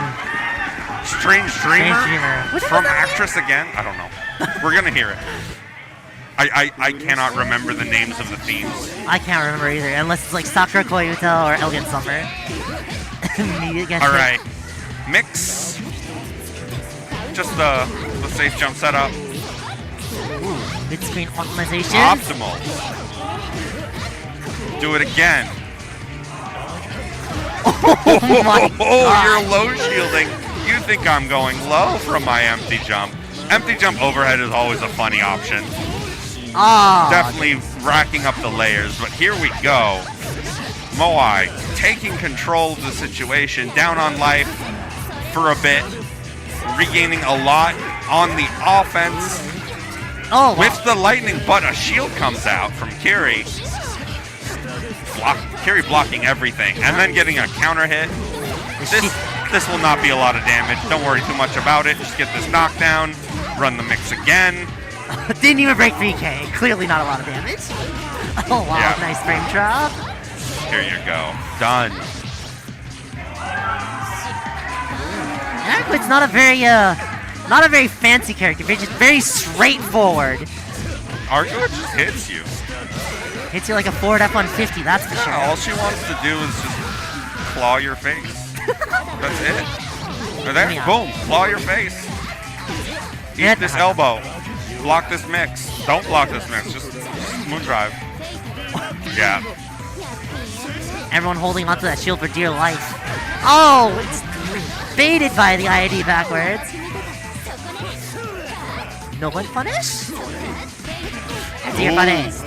Oh my gosh. Moving around, getting behind Roa there, but Arcuate ends up being the one mixed, facing the wrong way, and being put in this situation after that combo drop is the end of the round. But still having to use all of those resources. Meanwhile, Curie literally fully stocked up. Well, the thing is, it's Arcuate with resources, so she can't.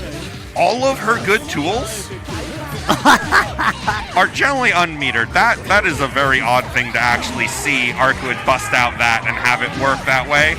But we're gonna see. This is left, right. Here we go. So much damage! Yep. Moai says, I know how this works. I've played versions of this game upon versions of this game. Yeah, one more touch though. Moai, no heat possible. Immediately moves with. Oh, okay, gets slammed into the wall. Oh, what the? That was an odd drop, but Yep. just mash. Just mash. And win. All right, Curie taking the first point. Arcuate, one of the queens of scramble situations, having so many fast buttons, as well as a TP to back those up. If you ever get put into those situations, you are going to be stunned, she is going to be faster than you, and she's just going to smack you in the face. Okay. Very hard read on the shield. Here we go. Back to the corner. There's a pixel gap. Not this time. Seeing a throw do 2.8k is actually crazy. I mean, Ward can break 3K off a throw. That's fair. Okay, he hits immediately. Get me out. That should be a free punish. Yep. Yeah. Okay, mid-screen optimization should be 3.5? Almost. Which way? Oh, frame Delay that. Rekka. Yeah, the delay racket can actually go into another combo itself without resources, correct? Yeah, that's actually, they nerfed it because they didn't like her getting so much off of Rob. Immediately reacting to the guard cancel. Boy, stuck in the corner yet again. This is rough. This is the Evo champ. And Kiri's just Is the goat train. washed? No, give Moai another chance. Got another chance. Never mind. Give him another chance. No. This doesn't kill.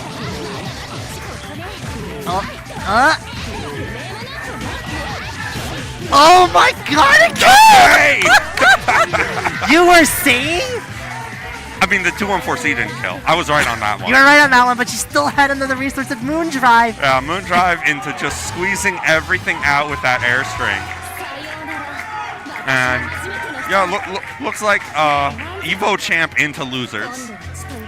By a very dominating performance by Kiri, too. Speaking of Evo, Masoma himself and Aaron. Yeah, Masoma, I believe, second place at the first. Wait. Is this a match without Roa? Wait, I think it is. Unless. We found. Unless. Unless Aaron also plays Roa, which in that case. I know Masoma's a vlog. There's I no have- other. There's I no way have he's playing Dante's. I have seen Masoma pick 3 characters in this game, and only 3. Yeah, it's Akiha, Vlov, and Dante's. Yes. But if he does pick the Dante's, I think Vlov is washed. And then Aaron, powered CL. Okay, powered CL. Which makes sense. It's either Shiki or powered CL, and I know Aaron's been more confident in the powered CL. And I do think I like the How do you feel about powered CL against Vlov? I think this matchup's even. It's this even? matchup's definitely even. It's even, yeah. I mean, powered CL does have gigantic buttons, but Vlov is a character who can very easily not be in range of those buttons. Not only that, but still also threaten at the ranges that powered CL wants to be in. Yeah. And I mean, it is one of those things where if Vlov is in a bad situation, it's bad for Vlov. It's really bad for Vlov. Oh yeah, his only defensive options being shield and heat. Can't really do any of those against powered CL, so he's kind of forced to just hold one. Powered CL is very easily outside of range of system mechanics, and that's all Vlov has. Oh, don't match your color with the background. That's cheap. That's cheap. But I do like this matchup. I think it is very, very even. There's a lot of things Vlov can do in this matchup. Just throwing clashes and shields everywhere, but Aaron with the hit, take it to the corner. All that from an ADP starter too. Bam. I mean, ADP is an unsafe special if you know how to deal with it. Okay. Oh. Whoa. Masoma. Accidental double jump. Can't really do much about that. Doesn't have any meter to actually extend the combo. Accidentally goes for the throw. Put too much in the block stun. And what's the throw? Alright, just tries to get the resource. Yeah, just chilling full screen. You don't need to go in. Yeah, now you do. Sometimes you need to go in because you want to take that space back. Yeah, you want to walk forward. Ooh, you would love 3C. You would love 3C. That's a punish, yeah. Can't be whiffing those neutral. Whiffing buttons. Oops. Against Vlov when he has 2-2C, big shoe, Lamal. Yeah, big shoe. Big screen control. And shield A.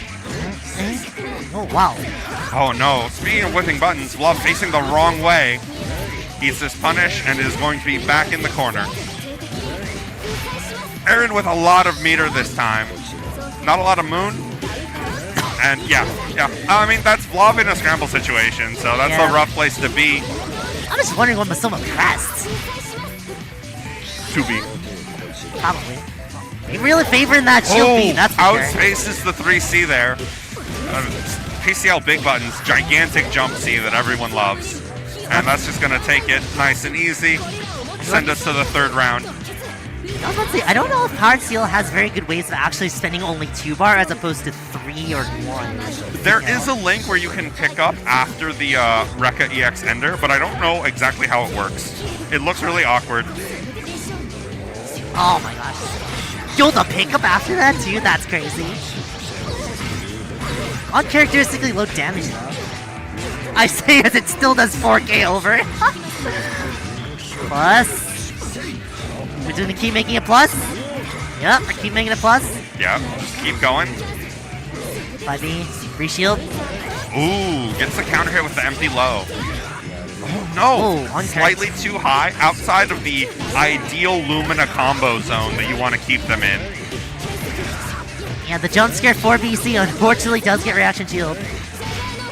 Out of Moondrive, which means he only has heat, and heat in this match is not as great. Yep, there it is, at the same time. Yeah, you can heat through that armored charge because Aaron also didn't have Moondrive to cancel it, which is generally what you do when someone heats it. Gonna knock down. Yep. Yeah, but again, not. Oh no. Pressing buttons as Flav in pressure. Yeah, Masoma has no resources, can't get out of anything. Has to kind of hold this. Yeah, just block. Yep. You're an Under Night player, you know how to block. Dead?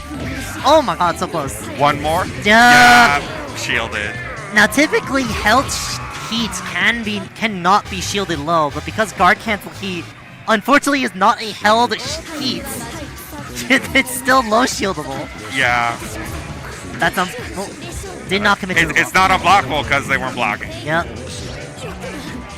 Safe jump. Yeah, but take this corner position and get throw tech. Fakes out the charge with the jump back. Going all the way to the corner just from block strings alone. Woo. Until you get shield aid. Yeah, it keeps it simple. Yeah, just trying to stay so far away from Powered CL. Please go away. Oh yeah, he's really just going to be like, yeah, please don't touch me. I just want to build resources. Look at all the health that Aaron can get back. But like, Blob's full screen presence makes that literally impossible. You cannot heat full screen against Blob the way you might be able to against certain other characters. Oh no. Caught by the delayed Rekka. OTG string here. Oh my gosh. Mashing on wake up. You can't be doing that. Might have been predicting a throw or something. I mean, sometimes you just go for it because it's the option that isn't supposed to work. Whoa. Delay shield A. Yes? 2, 3. Bunka. That does like no damage.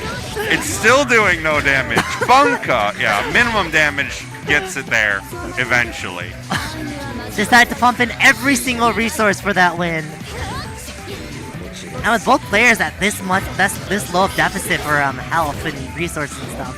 Masoma is going for the unblockable before confirming the block, which is really interesting to see.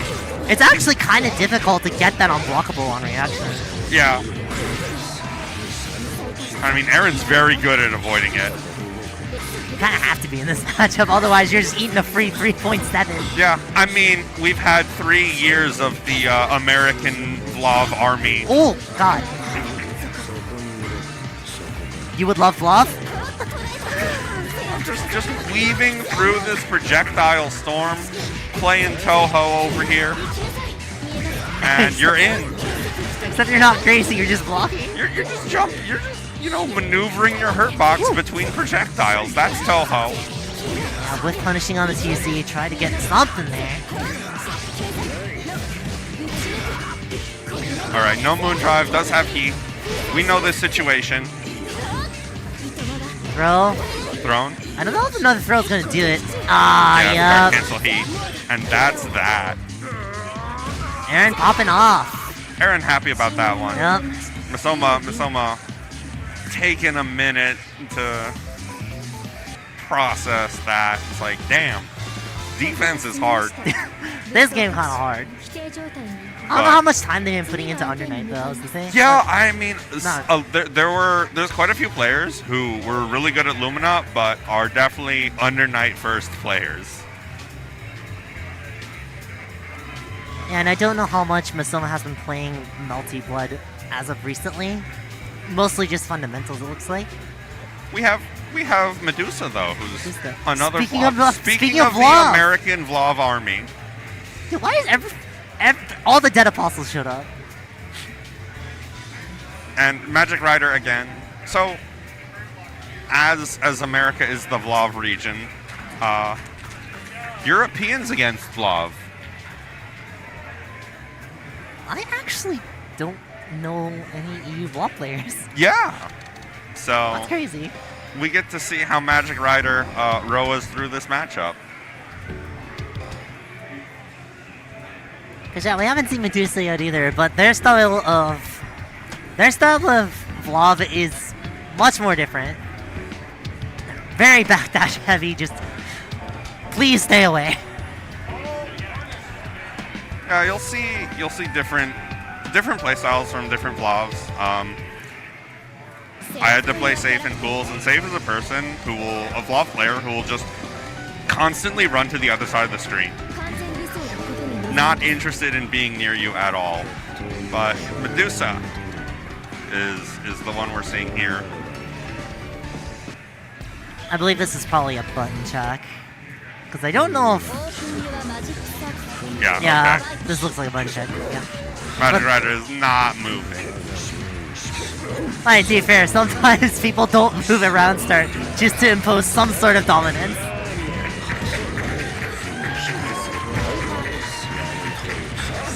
Alright, how many more buttons do you need to check?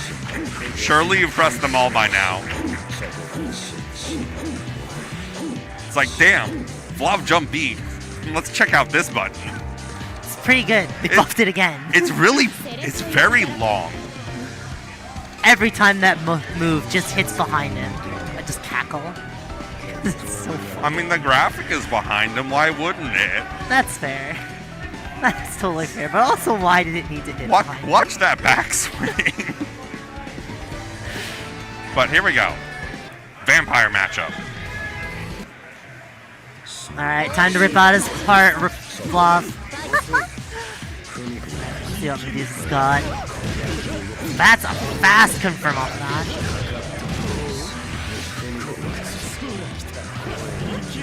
Yeah, alright, time to dash block. Yep, and just hops right through the gap between projectiles, and Roa is in. Oh my goodness. Ooh. The patience just waits the shield out, gets the punish on the recovery. Yeah, this is a tough spot for Medusa as well. 4.3. Very content with just holding one. Yeah, when you're against a character that doesn't have any fast buttons, you don't need to go as hard on spending resources on your pressure. Your staggers become a lot more powerful just because of the gap in frame data. There it is. Until you find the key, you are pressing buttons. Right. This should be when our you drive. are on the screen, which means you are in Vlav's threat range. Just imagine just taking 5 points each. Yeah. It's like you press buttons after Vlav hit you with heat. Do not do that. Either press a button or jump. Shield's okay. I'll try to confirm if it was going to be an arrow blockable situation. Saw that Magic Rider landed just in time.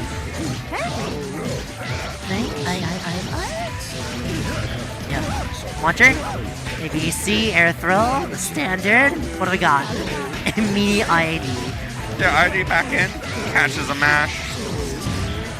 Yep. Launcher again. Wait.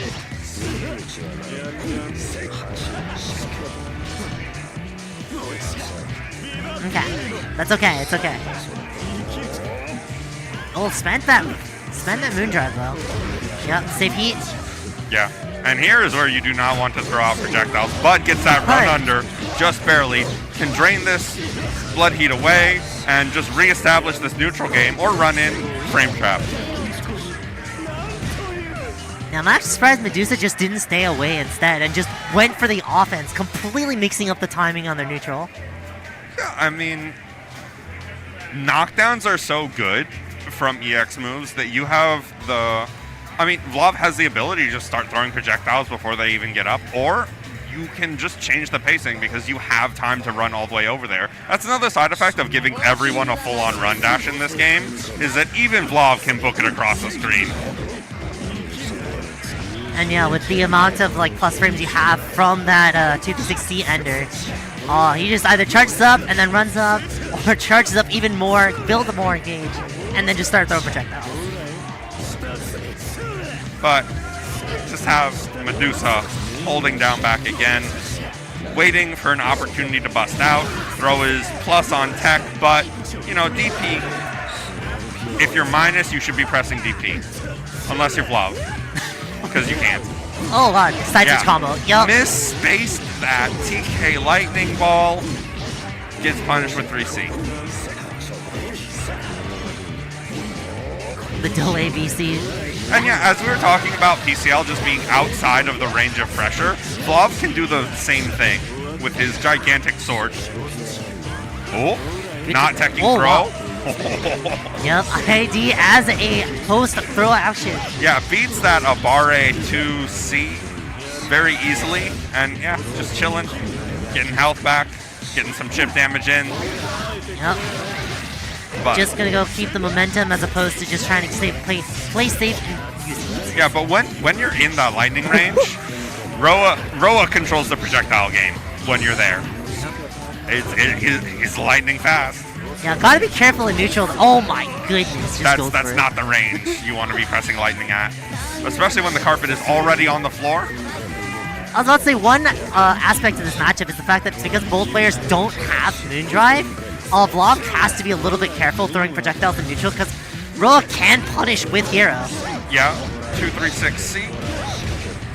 So that's one of the things Medusa wants. Is Medusa wants to get Moondrive. Or just never be in a position where they're predictable enough to be... What the? Predictable enough to actually have that happen where they just get heroed.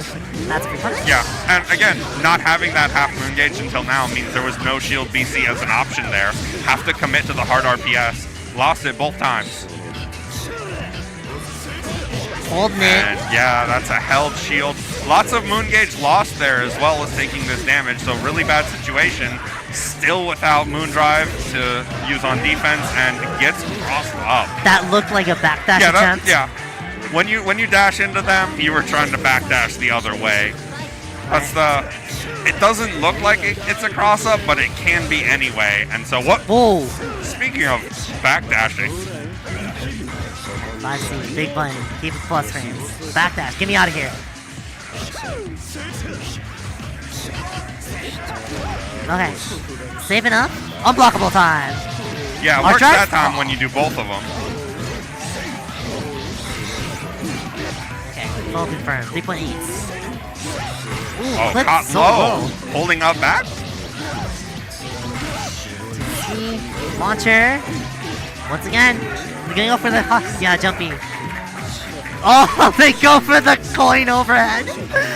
Oh, I love the purposefully whipped 6C into 2148 is such a thing that catches a lot of like strong players off guard. Because they're expecting the overhead to hit, and suddenly they get clipped for the 2148. Oh, backdash reads the beats. Oh, drops the combo though. Oh no. This is no good. Doesn't have EX to end with, but doesn't need it. Has strong air throw ender in the corner. Goes for overheads. Magic Barrier playing very patient. Back in the corner you go. Keep right. Plus frames. Does have Moondrive here. There it is. That's it. All right, 1-1.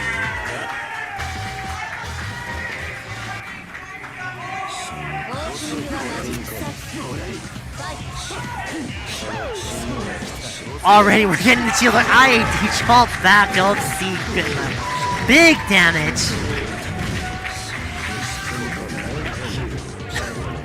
I always love the run up 3C and the delay 2 on 4A. It's a little bit nauseous like too, because if it does hit, you get the launcher, right? Yeah. Roa DP big enough to catch backdash. Very, very nice option there. Covers both. Unblockable. Put this damage in. Woo! Jump out of there. Get me out. Yeah, panicky. Get me out. Yeah, there's your anti-air. Okay. Both players very content with just using every single resource. Okay! Once again, the post-throw tech IAD. Yeah. If you have it, use it. Yep. Magic Rider did read it, but still got counter hit. Was not fast enough. Sit down. Immediately clipped. Okay, hard knockdown for full screen. Just builds up a little resource. Wants to get up to that 1 bar. I don't know if Medusa would be content with just throwing out projectiles and just trading moon drives. That moon drive is kind of a valuable resource for Blob. And when you do trade, he does get in, is the other thing. But the trade has happened. The knockdown is secured. But Spicy Mash. That was a lot of movement to bait. I'm not sure what. Definitely would have baited heat, but that's not what happened. Often you don't need to overbait. Oh, like that. yup. The overhead. They should be over. Just don't drop it. Death. Done. Whoa! All right. Also popping off. Let's go. Go back to Europe. Damn. Orie giving them a big hug. We see Kamone in the background here. Medusa repping up all the Blobs. Blob's not really much of a popular character online, but offline he's still a massive threat. Yeah. Okay. And we're gonna see more Blob. But yeah. I think this is the last one. Because we have next up Kikoho and Safe. Yeah. Are we actually just bringing back the tradition of all Blob top 8? Oops, all Blobs? I mean, we have to give them all a chance to play. Right? Right. That character is very funny though. Big damage, big range, no defensive options. We're min-maxing the hell out of this character.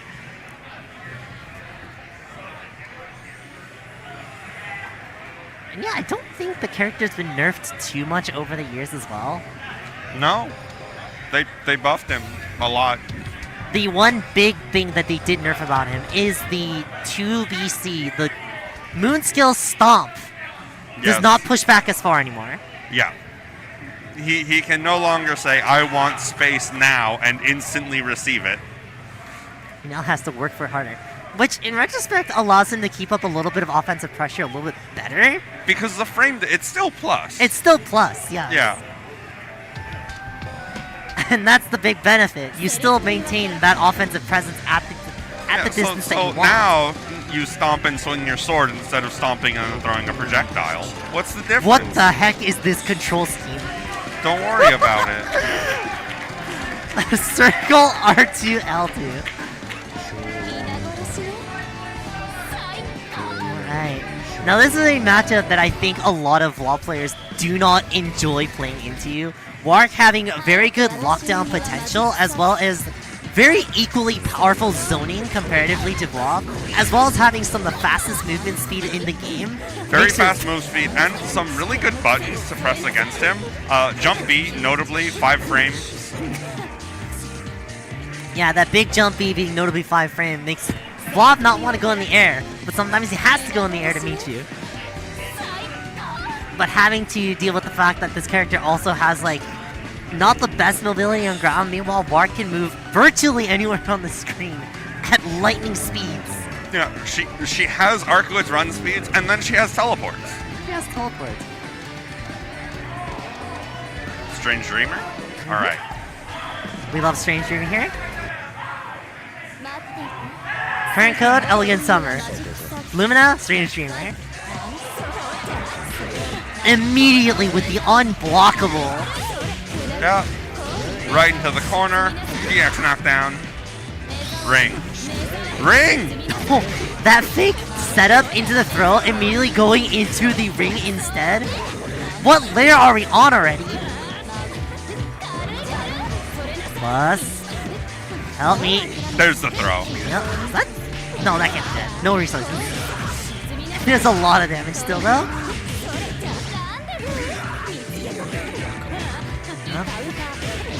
Yeah.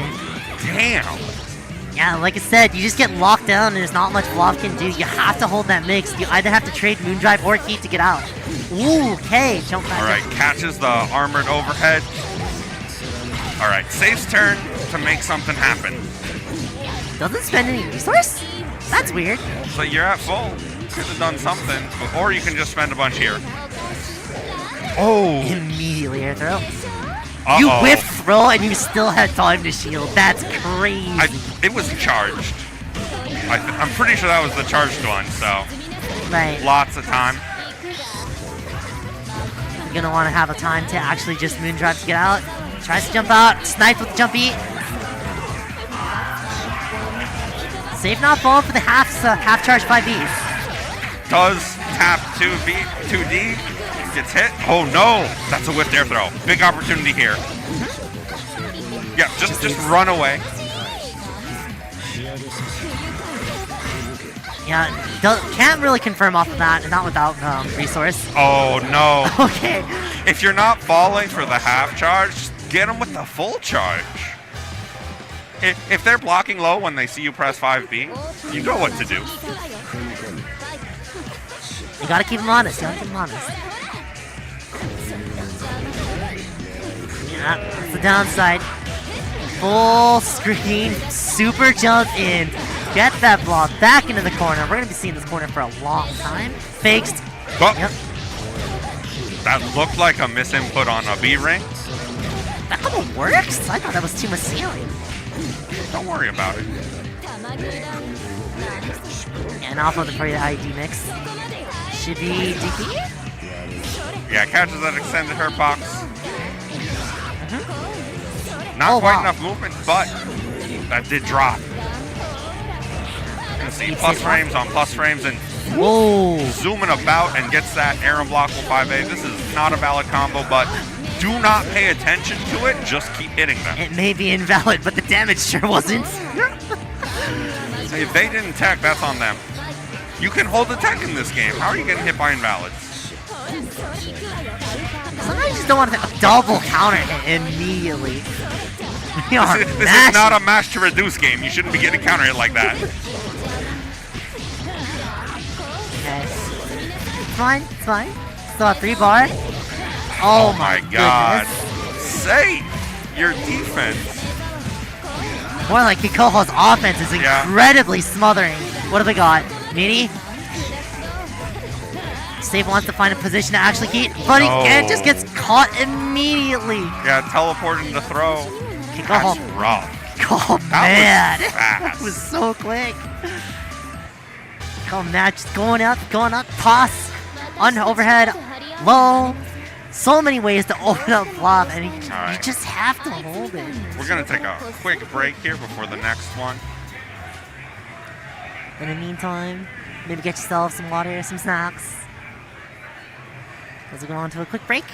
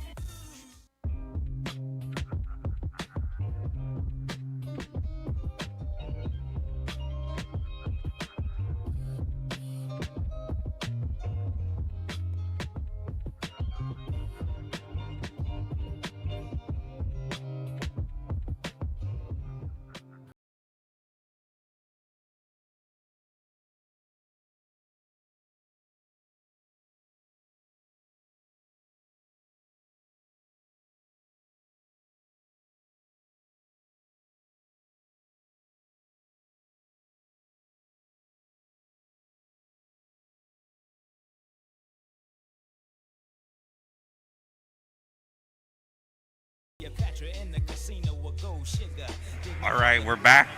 We're moving on to the other side of top 32, the loser's side. We're going to see some people we saw before. We're going to see some people we didn't see before.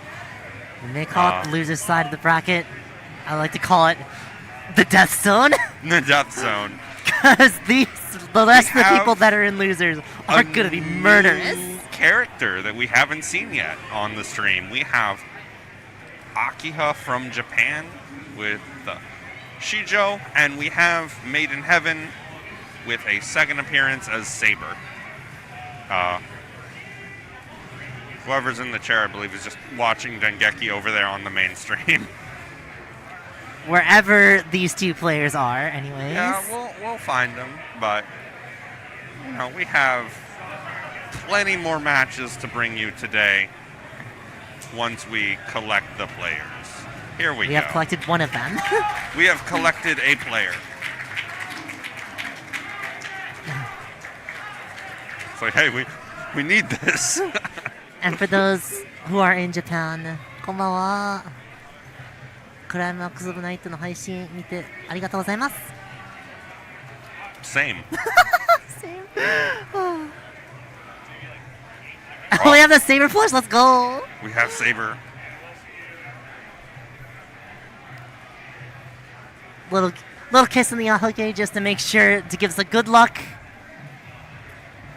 Heck yeah. She is so mad. Oh, there's a photographer there. Oh, right. Gotcha. Doing a pose. And while that's going on, the Akiha color immediately being created right now. Hey, we didn't make the mistake of going that way. You do have to look good. You have to connect your controller. You have to log in. I hate having to log in. You have to look Miss good the good old days where you just plugged it in and it worked. Plugged it in and it worked, and you had to choose between 36 different colors. 36? How many colors is in current code again? I'm just talking about old consoles that didn't make you log into a profile just because you plugged a controller in. I don't know what you're talking about. Oh, well. Because I don't know what I'm talking about. Plugging into the controller to current code, that doesn't always work. That's true. You had to go through the you had to go through a separate application window that launched before the game. Yeah. Goodness. Anyways, Akiha versus Saber. One of the funnier things about this match is the fact that Akiha having such strong Oki, and yet Saber having one of the tools to defeat said Oki. Yeah, the anti-Oki tool. Akiha players recently have been really liking her EX cancel into command grab or just into arc drive from setups. Yeah, it's really cheap. 3.5k command grab that is incredibly difficult to counter. They're just building resources at this point. Yeah, you know, Sparking Zero came out recently, I hear. Alright, clipped with a low, full confirm into that corner. Get them out of the corner. Out of the corner? I mean, honestly, I think it's better this way because you go left, right, left. Yep. Left, right, high, low, into the corner again, out of the corner again. What a silly character. Well, that's so cool. That's the one thing about Akiha. Like this air throw ender, left, right side. I mean, it's not a left, right. You can shield it. But you gotta guess left or right on the block. Did put you in the corner though. Plus frames. Take these plus frames. Gonna do it again? Oh. Yeah, going for that record pressure. Delay, shield A, catches the BC, and away we go. Knockdown, fade away into air dash.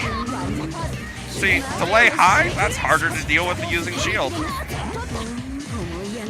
Mayhem keeping their offense very safe. Get out of there immediately. Does not want to deal with it. Gotta be a little careful around Akiha's air normals. To the head. Unlike most characters, you really cannot walk under Akiha's air normals because she doesn't really have boots here. She's got the shoes. She's got the loafers. The loafers, the Mary Janes, the big shoe. Wait, she doesn't have that. No, she doesn't. That's this is have the a big shoe, but Saber has a dive kick with the sword. That's the juiciest combo starter that you can get. At least one of them. Oh, catches. A mash with a frame trap into another combo. Not going for that air throw ender. Just taking the extra knockdown time. Shijo just very content to just plays very, very safe. Yeah, just chilling. Oh! And there you go. Caught jumping with those big air unblockable swings. Alright. She's just sitting on a lot of resources. As the one strong strength of Saber is the fact that a lot of her strike throw is very scary. Her damage is very high. Throw, maybe not as menacing, but you're still taking a lot of damage from just stray throws here and there. Yeah. There's an overhead that is blocked. You can jump cancel it on block, but that did not happen. Instead, we're getting this ring. Not the ring knockdown. This other knockdown. Empty low catches the high shield. Woo! This damage is so high! Yeah, racking it up. Still going. I think that's command grab range. This might be art drive. Avalon. Yeah, baited it, made sure to do nothing. Not pressing anything on Oki. I'm just air dashing at you. Must have been like looking for the ring. But kind of jumped the gun on the Avalon. I mean, from that air dash, she could press a button, or she could do ring and move herself backwards, and Avalon would cover both of those, but Shijo was just content to wait. Amusingly, because Avalon looks for any active hitbox, if you whiff an air throw close enough to it, it'll go off. That's right. It doesn't matter. It does not discriminate. Yeah, it doesn't matter if your move would have hit or not. If you touch the Avalon box, you get Avalon. But we're not looking for Avalon on offense here. Alrighty, get me out of here. Yeah, kicked away. Wasn't doing the right thing to convert from that. Swinging Rekka into a full combo. Ouch. That fatal doing some wonders. 15 now.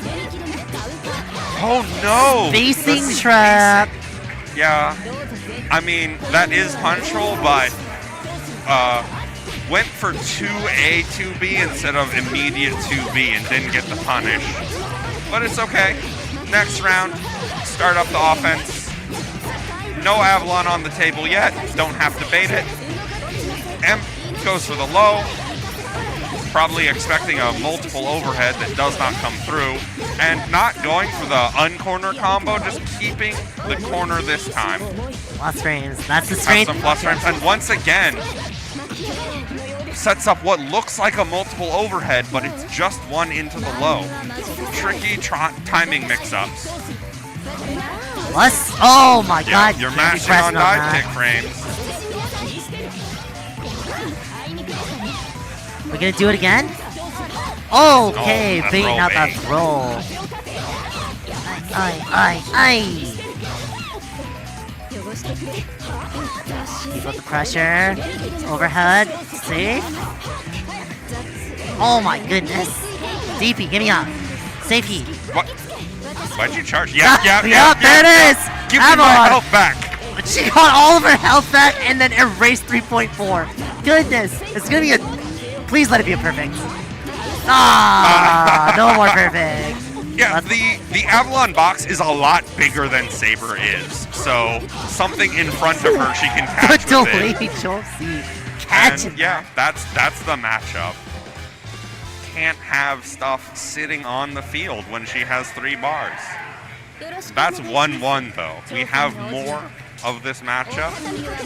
Saber is still in Akia's house, making a mess of things. Making a mess of things. She wants to eat all the food. Give me all the breakfast. Give me the lunch. Oh my goodness. Yeah, that's the one benefit to Akia's jump B. Very strong, catching both sides. Getting the immediate fatal counter into the corner string. Dropping it though. Get me out. Yeah, just dive kick away.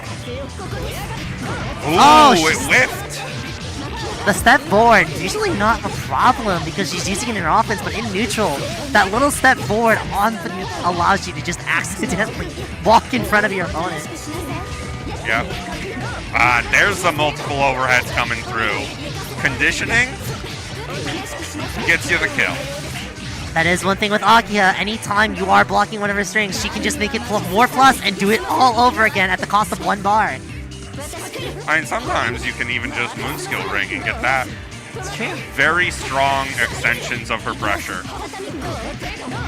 And catch him with the jump C air dash. That's a lot of damage for that too. Goodness. Yeah, nice patience catching the shield B. And the side switch combo.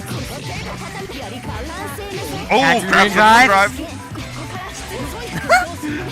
Both players being real patient. Yeah, cannot throw a ring because of 4 bars on safer side. Oh my goodness. Safe heat. Oh wow, that's gonna be huge.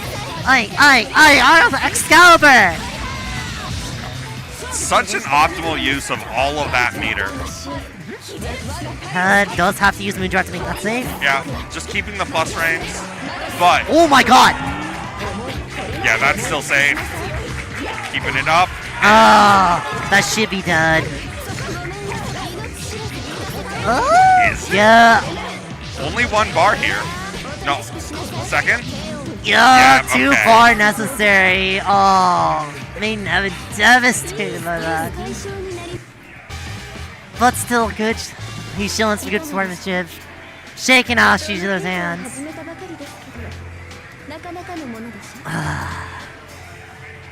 Played really, really well though. Yeah, that was super back and forth. You saw a lot of interesting facets of both characters in that matchup. And I mean, Saber is a character that is not played very much in Japan. Another very American character. She's That's British true. though. Yeah, we saw, like, as you said, multiple facets of each character. You saw the Avalon, you saw the Ring Oki from Akira, you saw Didn't actually see the command grab setups, That's despite true. talking about them. I saw them a lot yesterday, but we did not see them. Here is Phantom. Wait. Masoma and Phantom. Why is Phantom? Who put Phantom in losers? We did not see Phantom play in winners. Huh. All right. Phantom probably playing Miyako here. Yep. Has played a lot of different characters, but is mainly known for Tono and now Miyako. And Masoma, we saw Masoma in winners. So this is a matchup. This is a classic of fighting games. The big zoner guy versus the super fast short range character. And yeah, the moment Miyako gets enough love. But both of these characters have Big Shoe. That's true. We have Big Shoe versus Little Shoe. Who will come on top? It's a big stomp. It is a big stomp. It is a big stomp, but it's supplemented by Big Shoe. Or Small Little Shoe. Little Shoe, big stomp. Look at those pink things. What are those? What are those? We're bringing that one down.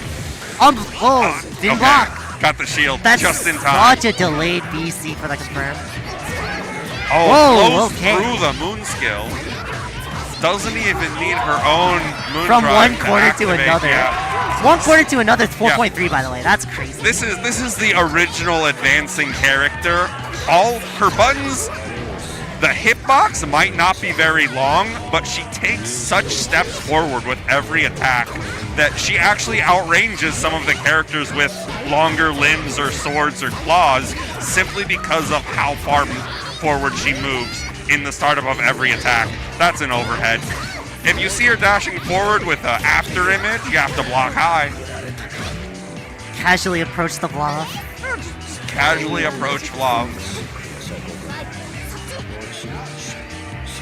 You have to also play kind of very safe against Miyako, because anytime you're zoning and you don't have Moondrive active, sometimes she just snipes you with the big stomp. Look at that damage.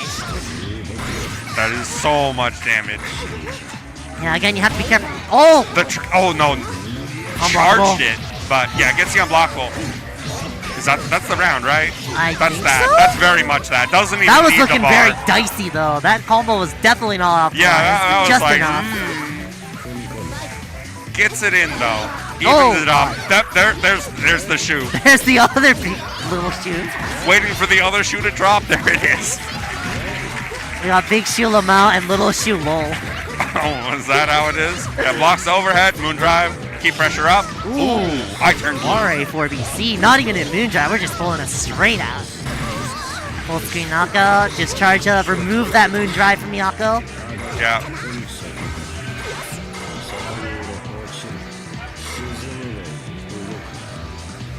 Phantom trying to snipe something. Unblockable time, yep. Unlike in previous iterations of the game, shielding multi-hit moves doesn't give you a ton of meter. And yeah, that's that. Like, despite how strong that first round was, the matchup just immediately flips if Miyako cannot get started. Yeah, that's the thing. If Miyako gets started, it becomes a one-sided, like, slugfest for Miyako. But if Miyako can't get started, then it's a one-sided flop for flop. Yeah, that's definitely the dynamics of classic fighting game dynamic. Yep. Whoever gets started first wins. But this time, there is no Virgil to switch to if you can't get in, or if they do get in. Oh, almost got it. Uh-oh. That's the one chance Phantom needs. Yeah, side to side, not quite. Catches the backdash with the stomp. Goes for the corner. Heat? No, drops the combo. Really bad situation now. One hit. Just Block fix is non-existent. do not flinch. Didn't flinch, but you're still getting chopped. It's like that's where you need to flinch. You need to react to that one. Yeah, if you don't react in time for that one, you can't big stomp that. Keep her away, keep her away. Okay, she fell on you. Elbow drop from half screen. Yeah. This is where the mix happens. Uh-oh. That was not the overhead. That was a normal run. Alright, unblockable time. Yep, unblockable.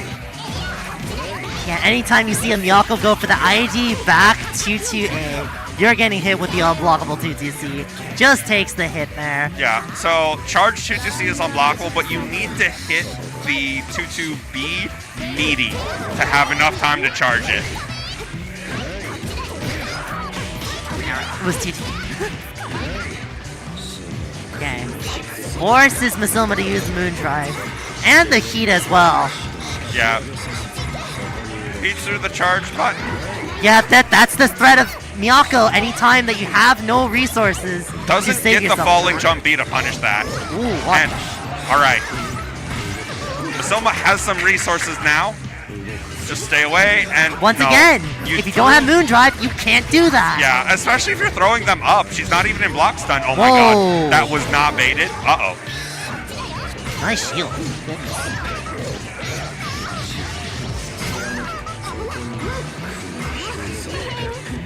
Good defense by Phantom. Smash, get me out of here. Ooh, God. Oh, no! Oh no, the drop! There it is. No! This scramble fest is going on for quite a little bit. Okay. Okay, technical Side that switch? time. This is death. No, you not because you're still dropping. Please finish it. Okay. Oh my god. Phantom winning and just punching over, head in his hands, unable to believe it. You won! You can pop off, it's fine. We won't blame you. Someone might.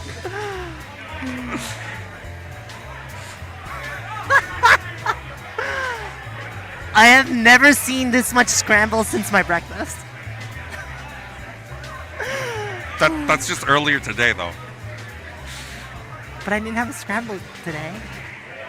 When? How many days ago did you have scramble? Honestly, I don't know. And that's why. Alright, then. Since my breakfast at some point in the past. Alright. But another person we haven't seen, Jurassic Orie. We're not there yet. This is still 1-1. It's still 1-1? Yeah. Oh. I don't know. I looked at the screen and I was yeah, no, both players we're about to leave this. Stuff. Yeah, they thought it was over. I'm trusting them. Like, the fact that it was so scrambly, I think their minds are also scrambled. Yeah. This is 1-1. This is 1-1. last set. They have to keep playing after all of that. I Can know. they? Are they able to? This Phantom, Marcelo just looks like he's having a good time. Oh my god. It's okay. All right, stabilize. Here it is. The Pantodon Miyako Vortex. Welcome to the blender. Which side? You're getting tossed. Back into the corner you go. Oh my god, outspaced. Blob getting outspaced by Miyako is just absolutely funny. Her limbs are so short. How'd she do that? She just stomps the ground and he gets hit. Oh my god, what a round. From one scrambly game and then immediately into a perfect. Yeah. Thank god that ice actually hits a little bit lower. Oh my god, you're getting command grab fatal. Not close enough. That corner is nowhere close to where you are. Uh-oh. But now it is. Now, there's the corner. That's what you were looking for, right? Now you're in it. Yeah, Masoma's patience is going to be his undoing. He's getting tossed back into the corner. Try to go for something cheap. There it is. One more interaction. Spending. Oh! All right, now you can pop Now off. you can pop off. It's like, all right, that last game, forget about it. This is how I play. Clean. Like air dashing in, seeing the heat start before the air dash even happens, being like, yeah, I'm shielding. I'm pressing shield. Good reactions on Phantom 2, especially after that like round with all the scramble situations. The adrenaline must have been pumping so hard that, for lack of better terms, locked in.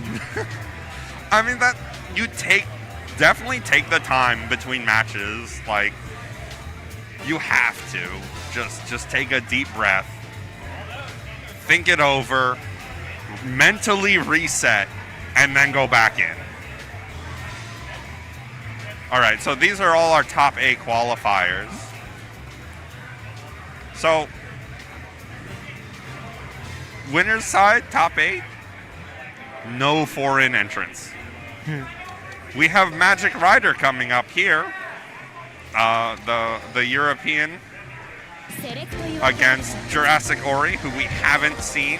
Have not seen. I don't know if they're gonna go with the Vlav with the Hisui. Because I know she likes playing Vlav, but Hisui, I believe, is a much more fit character for her, I believe.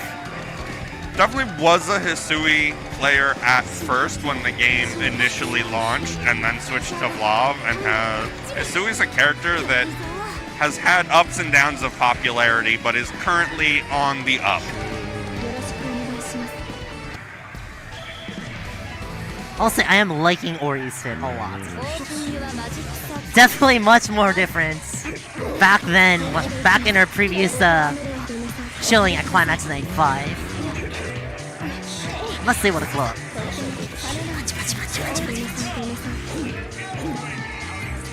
There's so many bentos. So many bento. Are you gonna eat any of that? No. Oh. The Hisui's cooking is awful. You're not supposed to eat that. Oh, right. It's got. That's why they do damage to you. They're hell bento on destruction. Yes. Okay, we are seeing the Hisui. We are seeing the Hisui.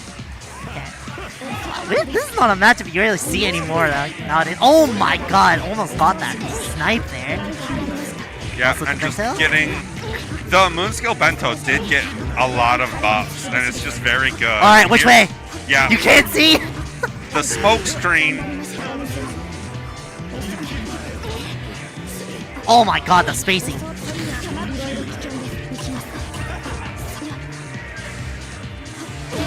Oh, that's a big juicy starter. Yeah, table to the face. Double lead. Alright, Vento. DP, get me out of here. Yeah, jump not quite safe. Look at Spending all the meters, going back to the corner. Not all that health Magic Rider can get back. Doesn't need to currently right now because of all this offense that he's getting from this damage. And safe feed here. Yep, There it we go. is. Plays a little safe. And lock him down. And not getting that much health back because being stuck in block stun all this time. Basically not still sitting on so much recoverable health, but no meter to heat right now. Just has to sit here. Still in block stun, still taking chip damage, being pushed slowly to the corner. Blocking everything. Hasn't been opened up. There's the throw. All of that chip damage from that entire block string sequence was actually just enough to make that last throw kill. Yeah, that's how strong Hisui is with just all of her items that she's able to put out with both the item toss and the bento, extending her block strings in various ways. Meeting her in the air with an immediate jump. A, force the full corner combo. 2.8. Alright, what is Orie's response to being cornered? Shield? Yeah, just backing off. Oh, clips. Then getting the jump in. Oh, clash interaction. Alright. Oh, doesn't punish the whiffed air shield. Instead, punches the other shield. Punishes the heat. Knockdown. Left, right. Oh, wow, she actually... just moon drive. Yep, the guaranteed punish there. Back to the ground, Gil. Which side? Oh my god, conked on the back of the skull. If you commit to the low shield to punish, to deal with the left, right, you get air dash, clocked in the head. Didn't that item toss get buffed? Yeah. So... Shotgun. It's very classic Melty, is that air backdash button isn't a left-right. You may be crossing them up, but it's completely cross-up protection. However, it does beat the low shield because it's an overhead. It's not a cross-up option, it's a high option. In theory, I guess it double beats that shield option because you're also hitting them in the back of the skull, which you also cannot shield. Yeah, you can't shield even non-cross-ups that way. Okay, there's Arcuit, Okay, we're switching the Arcuit. I said that he has an Arcuit, and here it is. And we're immediately going into this match. Gonna be a little bit different, it looks like. Magic Rider. Honestly, fast. I think this is a bad matchup for Arc. Really? She does not deal with items very well. The item toss is very strong against Arcuit. 5 anti-air. Well, you're not gonna need to if you're just gonna keep her locked down with offense. Yeah. Fuzzy mash! Yeah, fuzzy mash. That was very much like not the full combo you get off of that starter, but you know. Plus. And still just eating so much chip damage. Locked down here into the dust. Gets counter hit. Oh, just stopped. Getting clipped by every little hit there. The should kill? Yeah. Have your cake and eat it too. And yeah, that's like, I definitely feel this switch was very much a desperation, I don't know what else to do from Magic Rider. Does have the right idea. That's the optimal new combo to, like, very awkward. You need one hit of her moon skill to get the bonus recoverable damage in. Yeah, Orie just content with just doing only strikes. What is strike throw if just more strikes? Yeah. I mean, chip damage is damage. Damage is damage. Alright.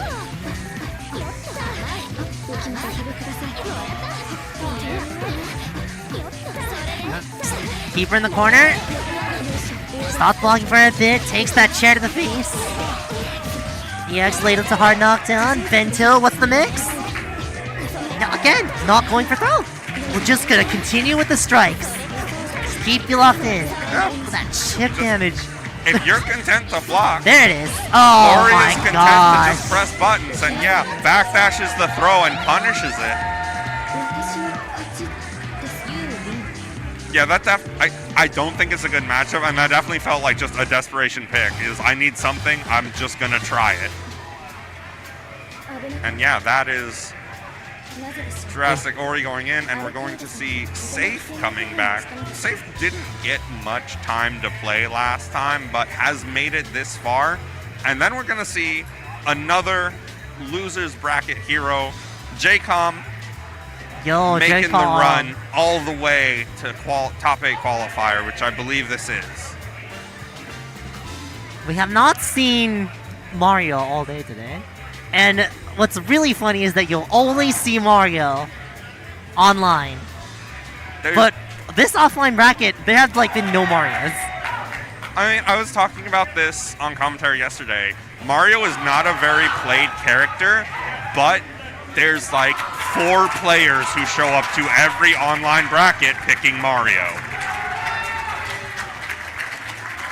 And so if you watch, you see him all the time, but it's those same 4 people. Yep. J-Com is one of those. And J-Com is one of the Mario brothers. Yahoo! Even got the American fit. My goodness. But yeah, Mario, puppet character, with a lot of dirty mix-ups and so much safe pressure. And safe Oki. Very strong pressure and Oki setups, and a lot of things that just kind of don't necessarily break the rules of the game, though he does have cross-up break setups, but break the conventions of the game. You do not run under this character.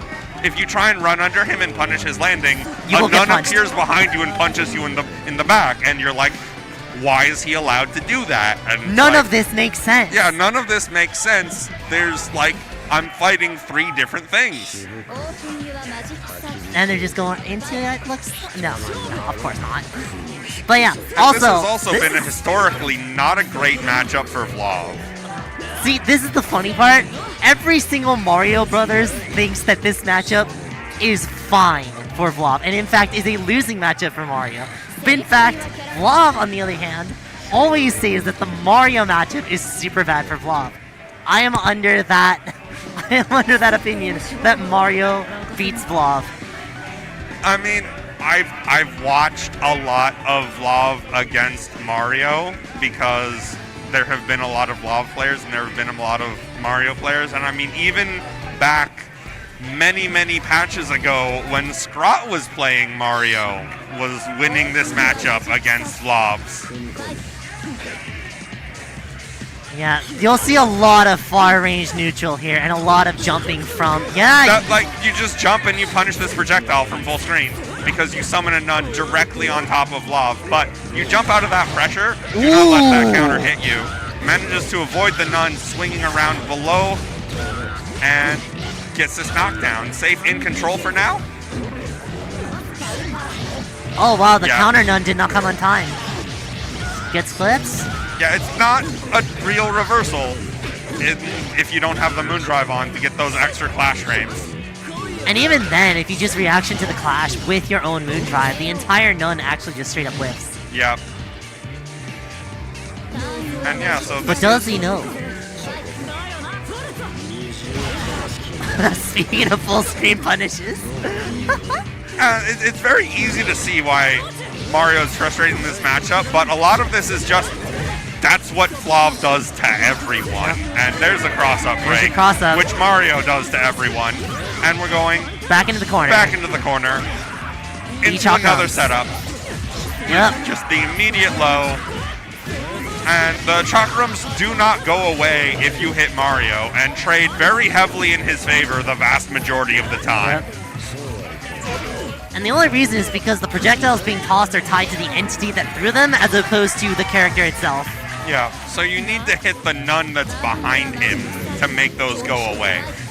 Vlav, does not have difficulties dealing with that because of 2VC. The only issue is mashing 2VC.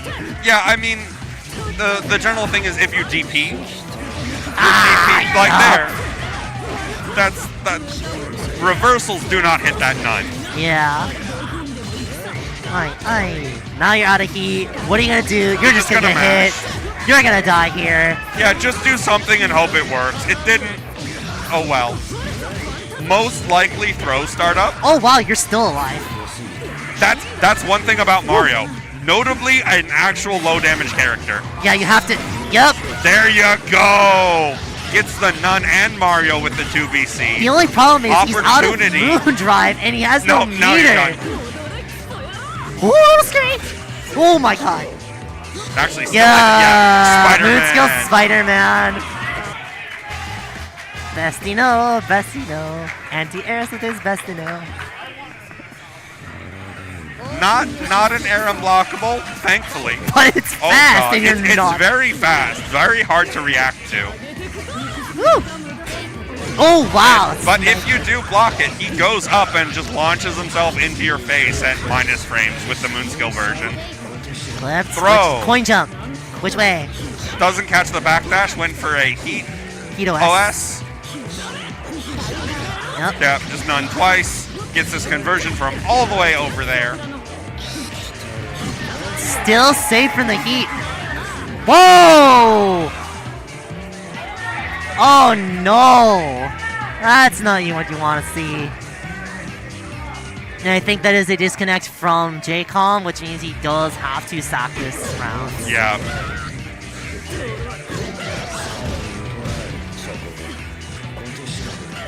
I mean, you could be mean. Yeah, you could be mean and just charge first. Okay. Okay, but we're not doing that, it looks like. I would definitely call BS on that one. It's like you just have to. You don't get no Oh that. my god, yeah. The Nun, once her active frames are out, she can not get hit, which means once she starts swinging, you ain't stopping that train. Yeah, punch then.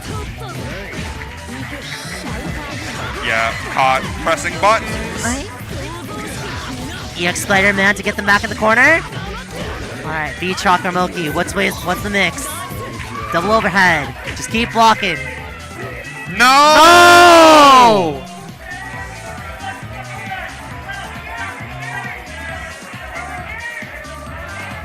That's not what you want to see. God damn! Alright. Who made this stick?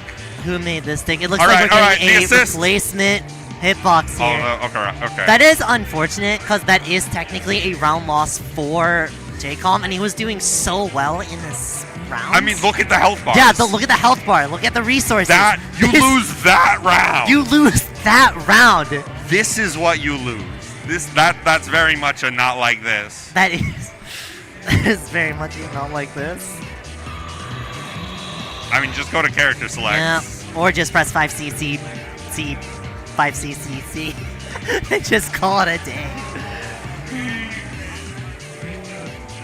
This is what are they doing here? I guess they're letting it run to time. I guess. I don't know why.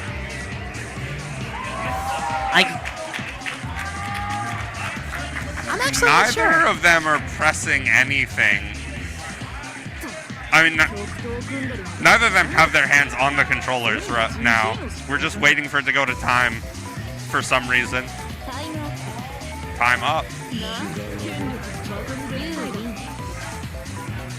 Is there going to be a call? Oh, I guess they're playing it. Okay, they're going next. They're giving. Jacob that? What? Alright, I guess. Sure.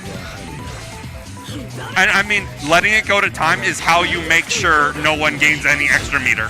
That's true.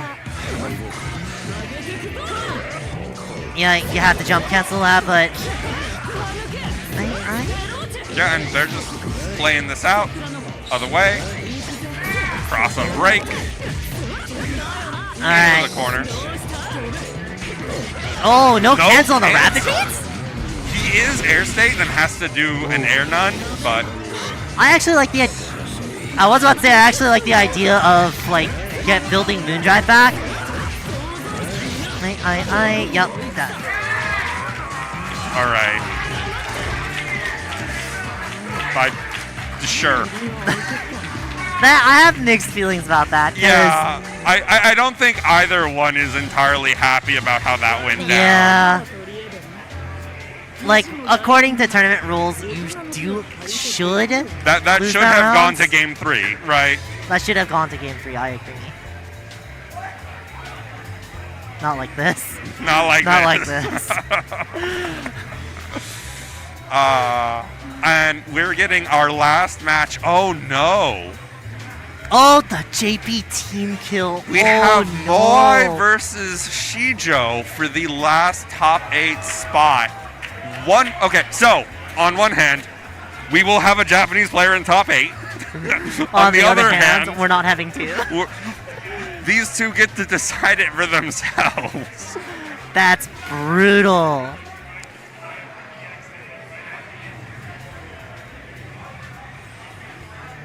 And we have Red Blade here telling Safe, you should have taken the round. Why didn't you This take is the tournament. round? You have to be merciless. Yeah.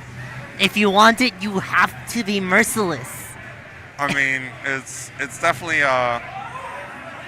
Again, not like this. Not like this. Don't do it. Don't be nice. Don't be nice. Out here's a war zone. We're not playing Grand Blue. You don't have to be nice. You're playing Vlav. You don't have to be ice. You can be fire. That's lit. Until you're forced to be ice because you lost. Which in that case, you just gotta be a little bit cool with it. Yeah. You gotta be chill. Anyways. Moai対史上。熱い戦いにはなりますね。すいません、日本語だけでは配信したんで、ちょっと英語の話せる方にはちょっと難しすぎるので、we're just gonna do it in English. I mean, if you want to you can respond to everything I say in Japanese, and I'll just pretend I understand. We're not gonna do. I guess we can. Dual commentary. Dual commentary. Bilingual dual commentary. Yeah. Currently just a button check. All right. They have checked all of the buttons and have not decided to check out every other button the character has. Do not need to observe Vlav Jumpy this time. What do you mean you don't have to look at Blob Jumpy 5 times? I mean, Times 5. I have some opinions about that move that other people don't share, but you know. I'm pretty sure a lot of people share a lot of opinions about that move. But we're not seeing a Blob on screen. We're seeing Ro and Akiha. In the Neko Stadium. Neko Stadium. Alright, starting off with a ring charge. Just getting that resource. Yeah, so these are both characters who have projectiles that don't reach full stream. So you can just sit there behind your stuff until a hit happens like this, and the offense is unleashed. Both characters having some incredible offense, just continuously ways of just resetting back into plus frames. Alright, 2 down. Oh god! Good trade. Oh, Oh, not quite. Didn't dash quite far enough. Shield. That's an overhead, but you have Moondrive. Not gonna you can kill shield them. it. Yeah, that scaling's a little bit too rough. Yeah. And so the main thing here is to drain Moai of resources without using many of your own. Oh, I've never been to GameStop in Japan before, but I think this is the first time. Do they have those there? No. Why would they need to? They have a lot of hobby stores? Yeah. I like the game hobby store we have in Seattle. Anyway. Right, full corner carry. Yeah. And again, she's just sitting on a lot of meter from that last round. Made sure not to spend anyone down on life like that. Yeah. Catches the stand shield. Alright. Back into the ring. To a knockdown. Trying to make base something. with a backdash. Gets that little tap. Plus frames, double her dash. Moai showing a lot of restraint on defense. Now get out of it. Get tossed in the corner. Oh my goodness. Jumpy. The fadeaway Big jumpy. up flip. The stanky leg. Okay, safe jump. Backdash? Oh wow. Oh, just chilling. Alright, plus frames. Carry her into the corner. Yeah, here we go. Shield. Out of there. Right back to neutral. Dash block simulator. Oh, wow. Both players just moving around so well. And we Almost see again, Shijo not committing to options during air dash is able to just shield things. Oh my goodness, that was scary. That's so much damage. Make it happen. Command grab. That should be like, I don't know how much. I almost feel you could have done manual last arc there. I guess so, but like... It does a tiny bit more damage, but it might have dropped because it has more startup. Right. Definitely not something to risk at this point in the tournament. The late shield A, unfortunately punishable. Plus... Ooh, chase is down. Ooh, nice block. Corner, which way? Good block. Plus frames. Yeah, Moai has no resources, so he has to eat. Oh my gosh, he had to eat all that pressure with double overhead. This should be it. EX ring. All right, Shijo takes the first one. Up one on the Evo champ. Immediately started off both rounds. Air dash back in. Woo! Zoom, zoom, zip, zip. Don't want Here we go. Other way. Alright, which way? Left side. Nice air throw on that. Get some momentum here into the corner. Alright, what do we got? Woo! Okay.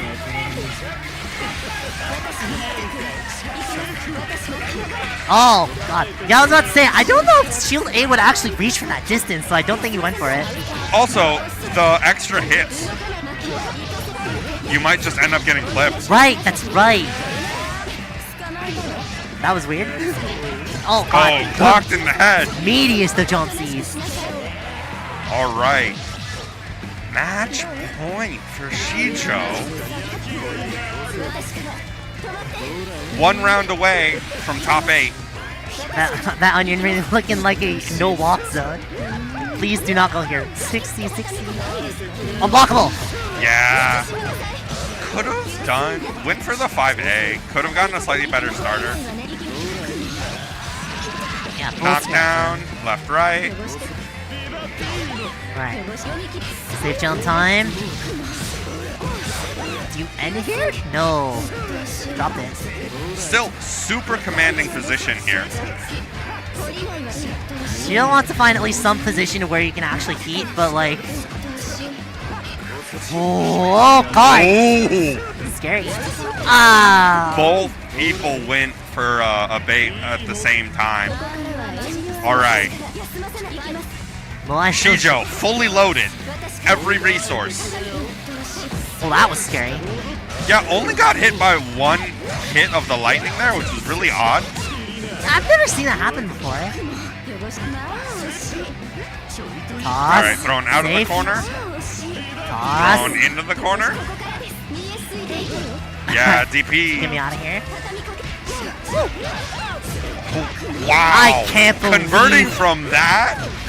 The re-jump was crazy. Oh, that's so cheap.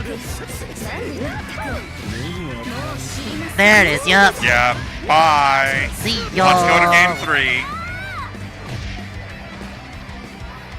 Yeah, it recovers way too fast that you can't heat. Hey, Moai explaining something. I'm not sure what. Can you lip read in Japanese? Through the mask? Oh, wow, it's nice. Oh, wow, excellent. This is the 2d6. Woo! Woo! They're just charging. Like, the ring doesn't move. The air ring doesn't, the ground ring can, but it only moves backwards. Oh, excellent. Frame trap, I guess? Could confirm that. What have we got? Oh, snipe. Oh, okay. Safe drop, safe drop. Looking like Byakuya over here.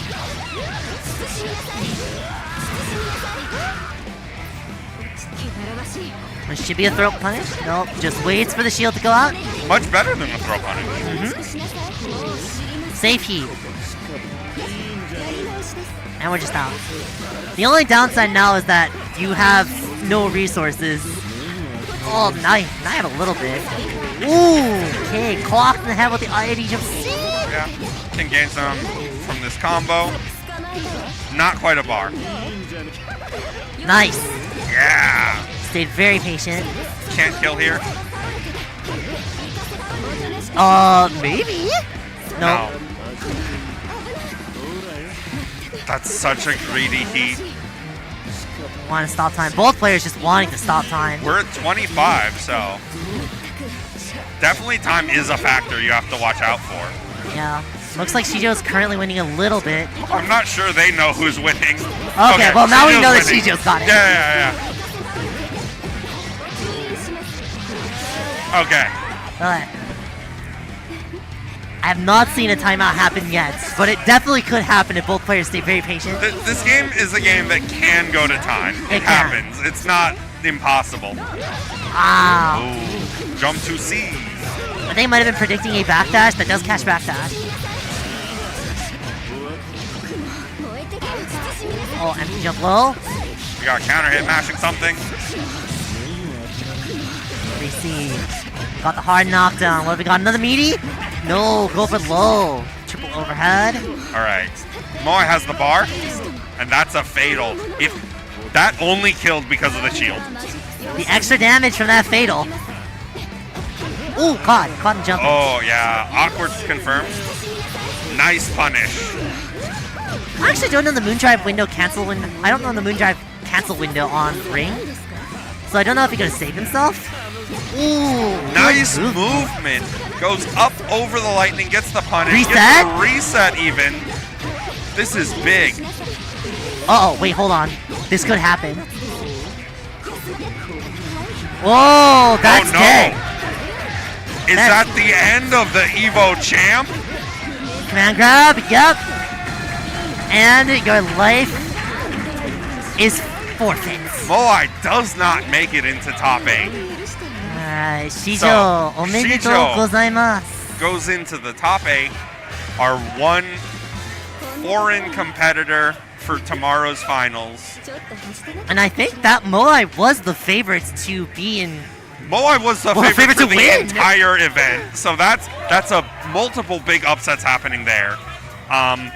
But we will be signing off and handing it over to Street Fighter 6 side event. But before that, let's talk about who's going to be in top 8.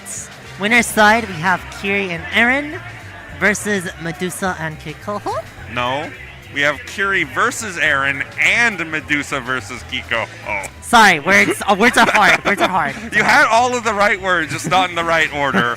And then Shijo will be playing Phantom, and Jurassic Orie will be playing against JCOM in the loser side of things. And that will be happening tomorrow. I'm not sure the order of the top 8s. Under Night should be last. I'm not sure. I believe it's Type Lumina first, then Current Code, then Under Night. Isn't that first? What? Dengeki's already playing its top 8. Dengeki top 8 is right now? I thought all of the top 8s were tomorrow. Okay. Nope. All right. Yeah, there it is. Yeah. So, early in the morning, if you're on the East Coast, you can tune in and see that top 8.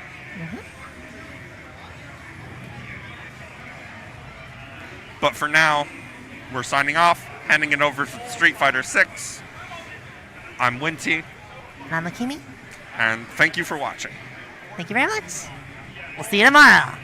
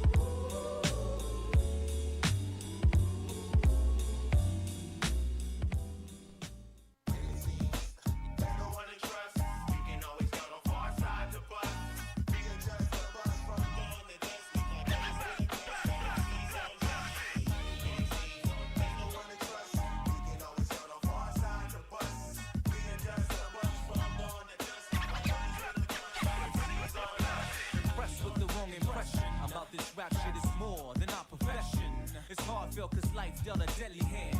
Life's lesson, hard times made a deadly man.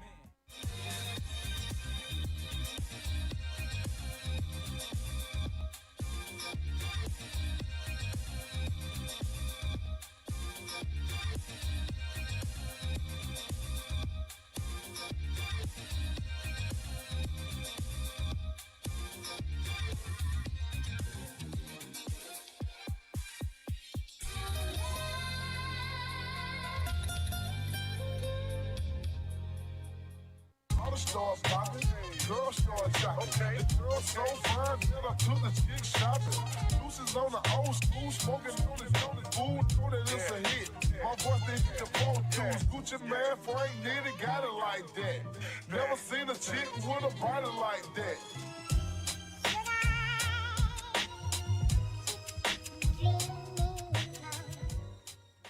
I'm scared to close my eyes. I'm scared to open them. I'm gonna die out here.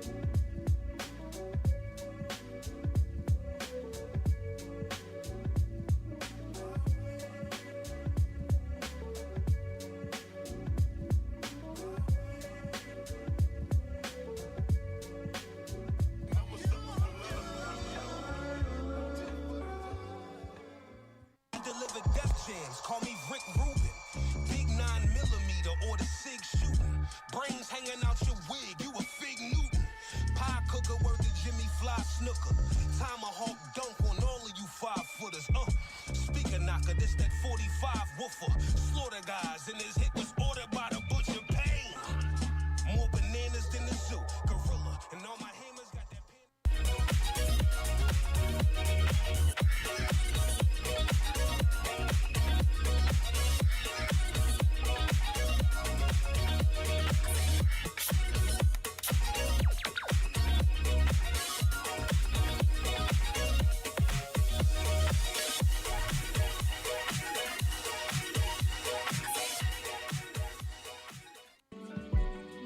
Yo, for sinners, saints, the scramblers, and gamblers, and dirty money handlers, dignitaries, and champions, narcotic traffickers, talented number runners, and racketers, stars, and stage plays, and camera slang swingers, and swaggers, double barrels, and damages, automatics, and miracles, Europe, Asia, and Africa, all the time in America, Atlantic, Ashland, Appleball, to Albany, Bridge in the Baltic, Bedford Ave, Burgundy, Clinton, the Cabin, Church Ave, the Glad, and Road, the Central Avenue.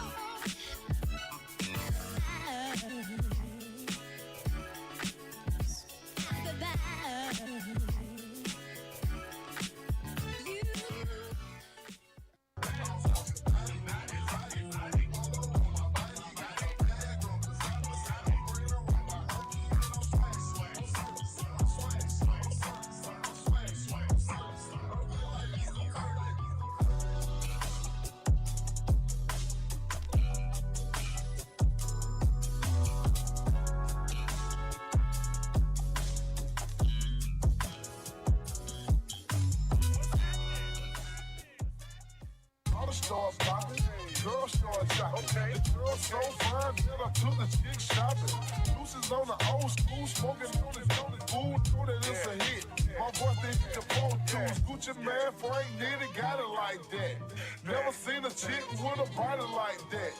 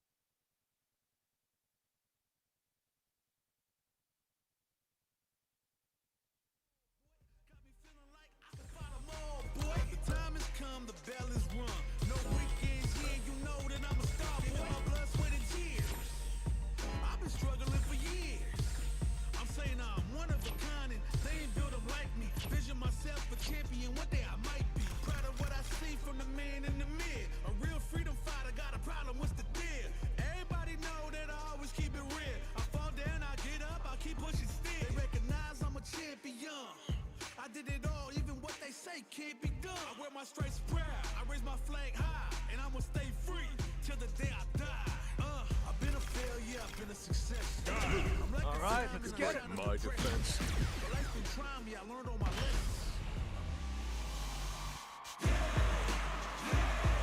I'm ready for a fight when it's on its own. I'm charging like a bull when it's on its own.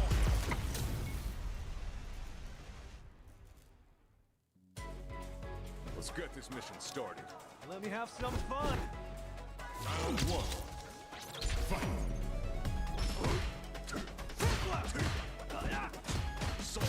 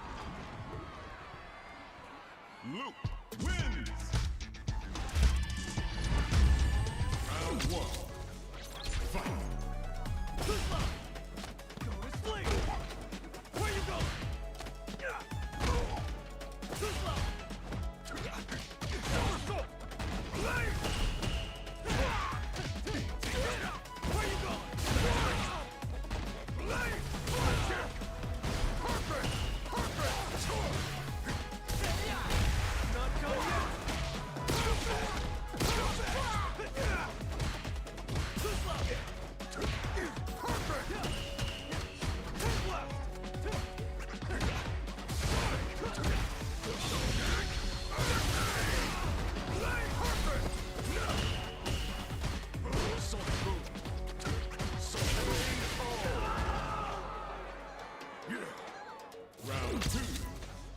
Fight.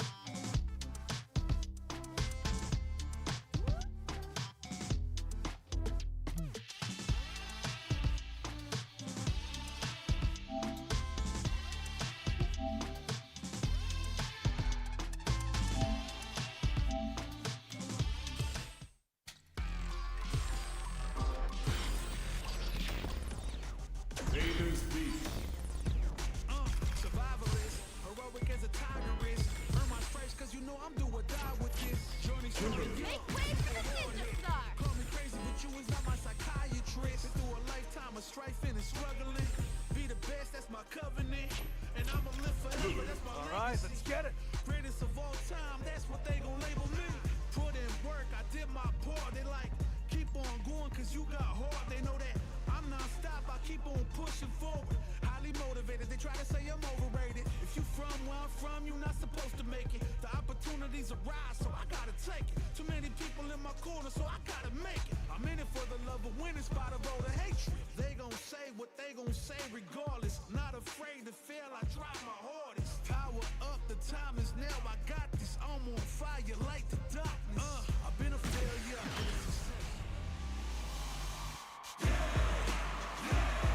When it's all said and done, they gon' call me a legend. I love to break bread, but I'd rather break records.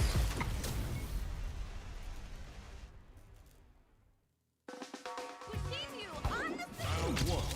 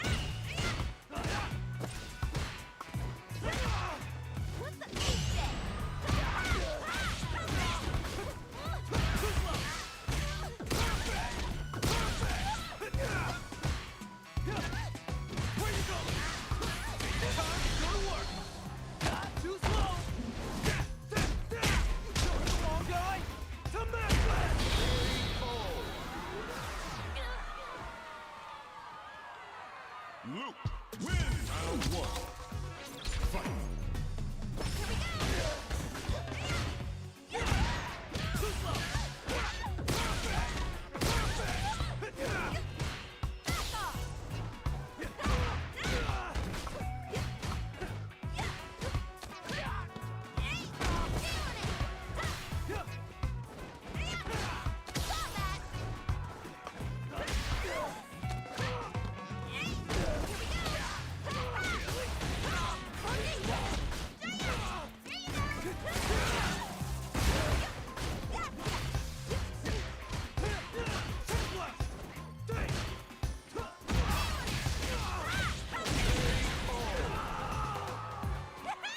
Round two. Fight.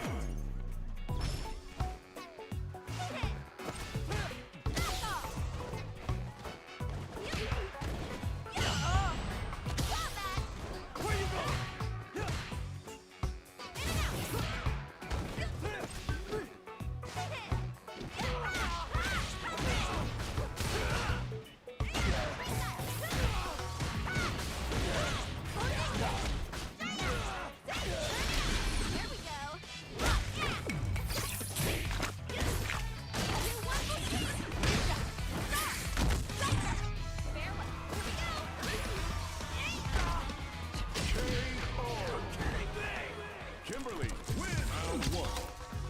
Fight.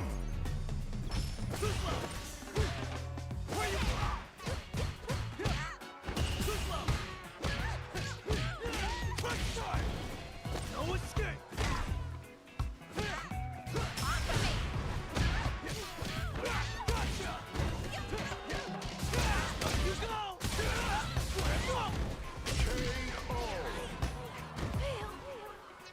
Round two. Fight. Where you going? Ten left! Too slow!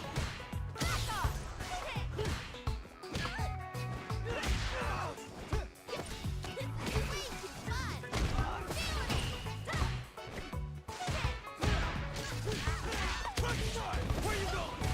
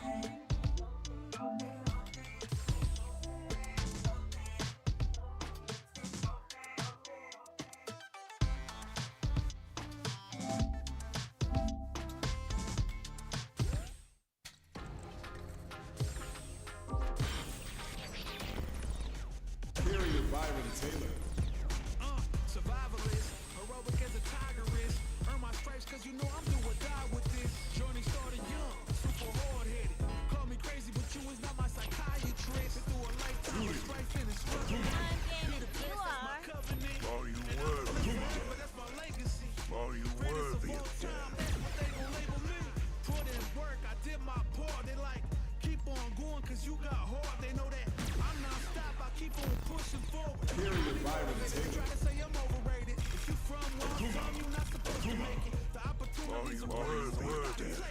many people in my corner, so I gotta make it. I'm in it for the love of winning, spot a road of hatred.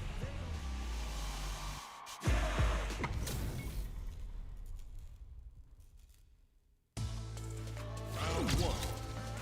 Fight.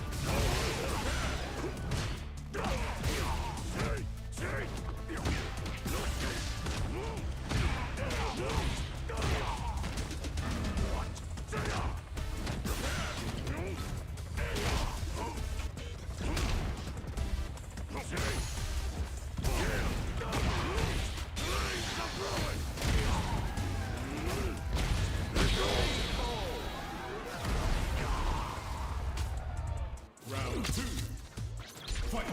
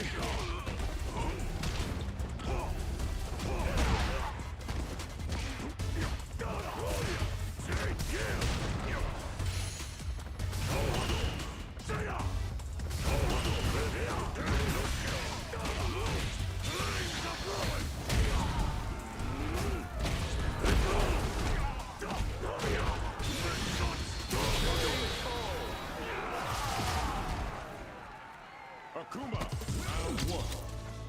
Fight.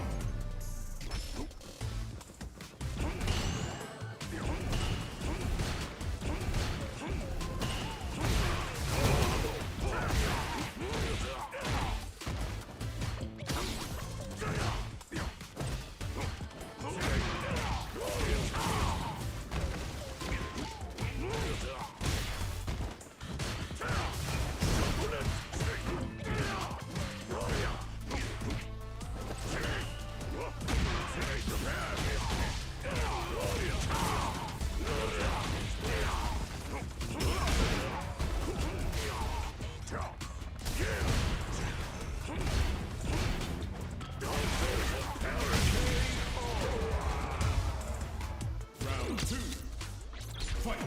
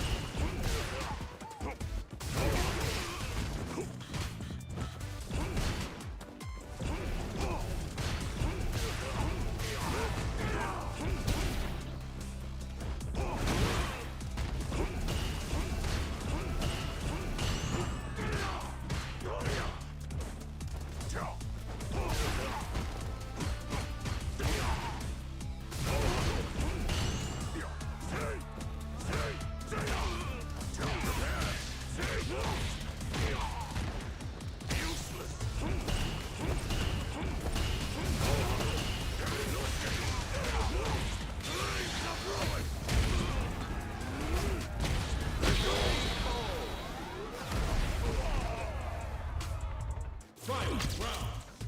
Fight!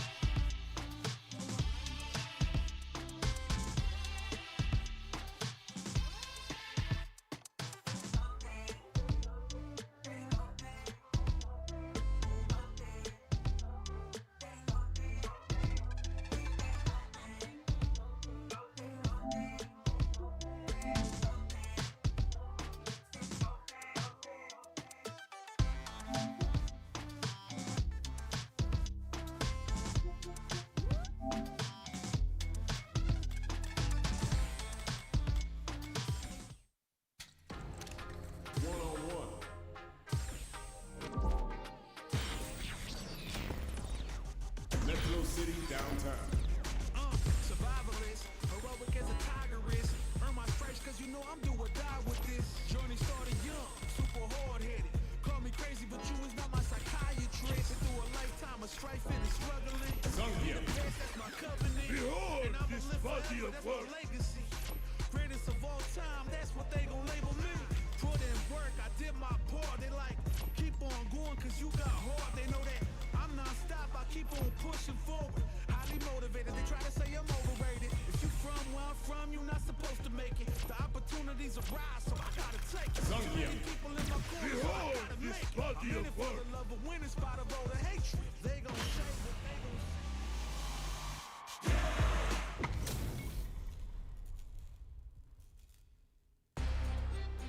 Show me everything. Round one. Fight.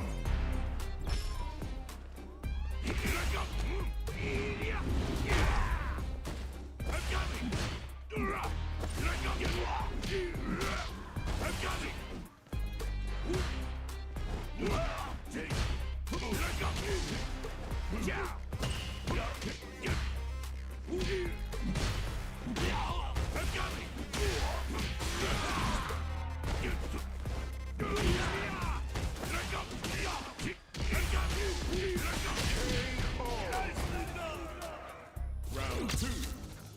Fight. Siberian Express. I'm coming.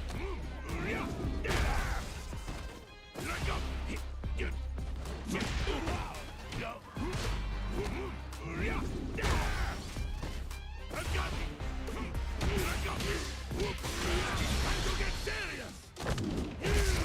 This is your last ride. Let's go. Your regret has stopped.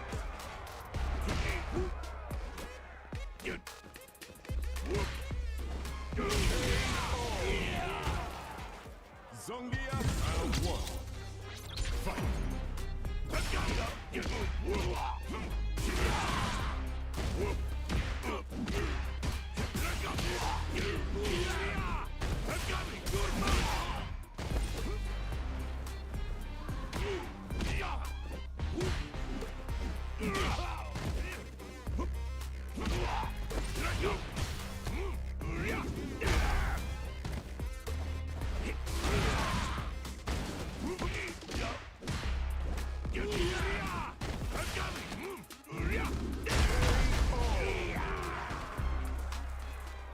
Round two. Fight.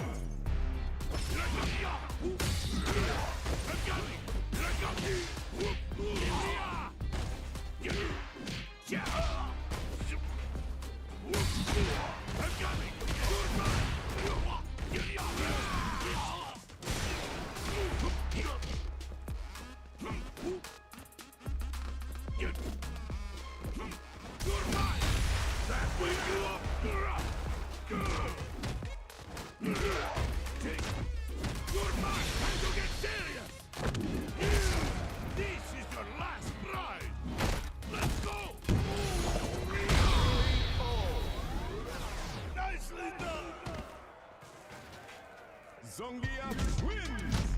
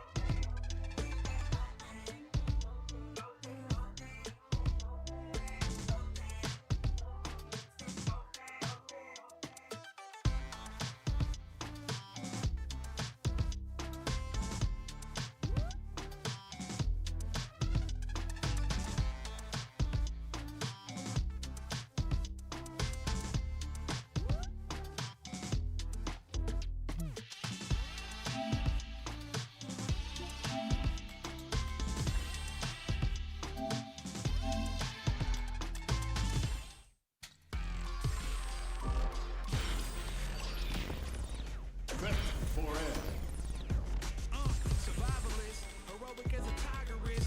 Earn my stripes cause you know I'm do or die with this. Journey started young, super hard-headed. Call me crazy, but you was not my psychiatrist. For a lifetime of strife and struggle. Alright, let's get it. Company, and I'ma live forever. That's my legacy.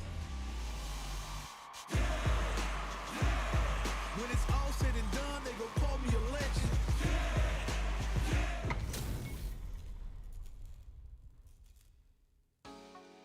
Round one. Fight.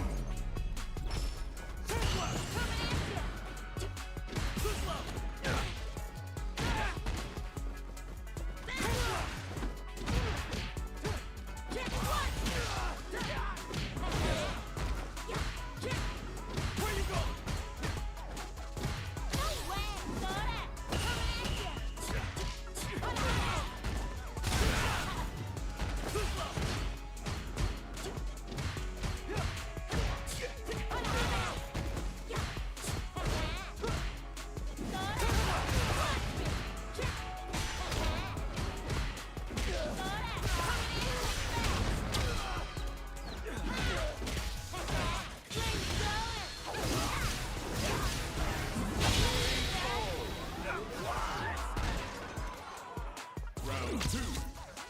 Fight.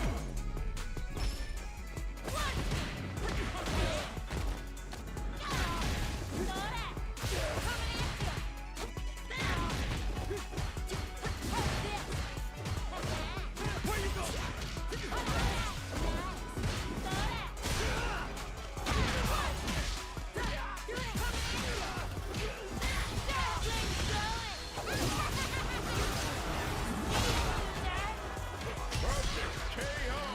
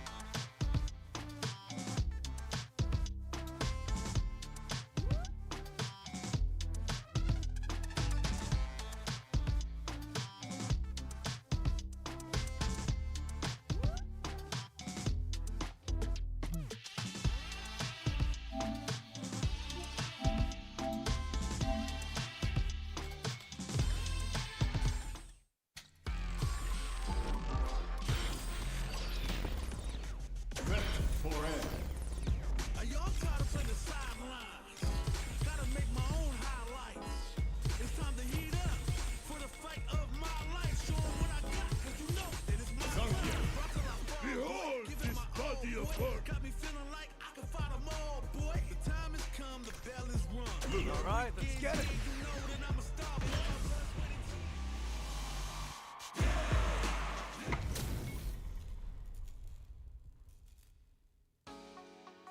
Show me everything. Round one. Fight. Where you going? Cindy, I've got me.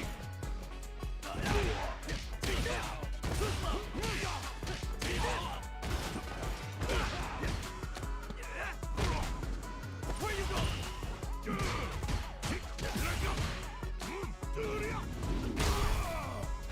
I've got me.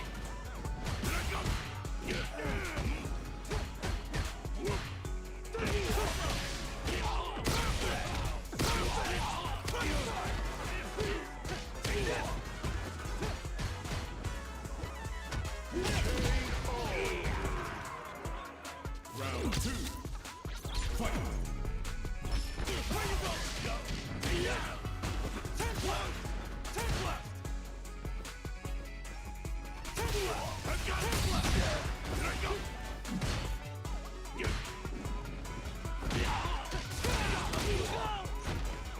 This will hurt. I've got it. Here I go.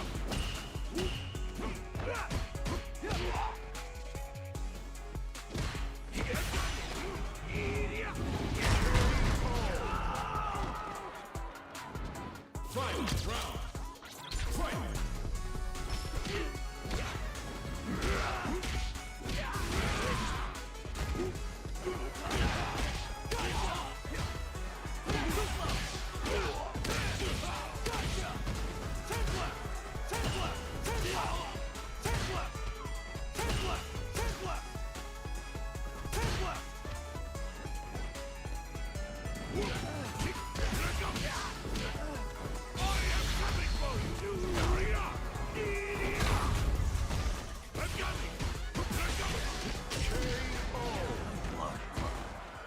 Zongia, round one.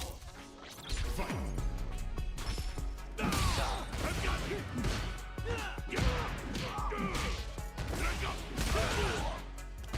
Ten left. Where you go?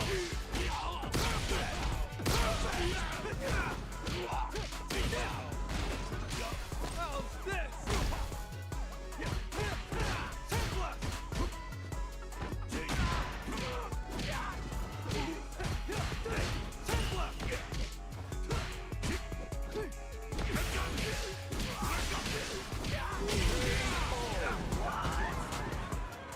Round two. Fight.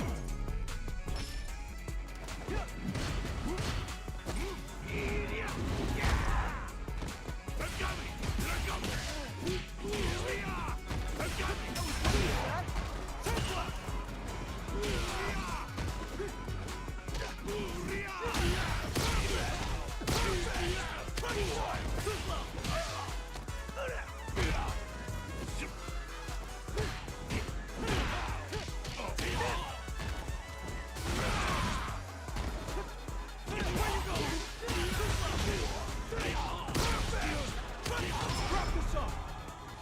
Too slow. Stay.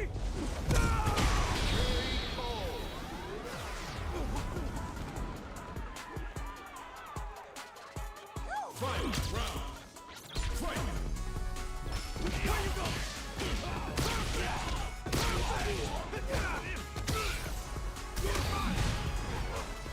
Take left. Take left. I've got it. Take left. Time to get serious. This is your last ride. Let's go. Your retreat has stopped. Let go.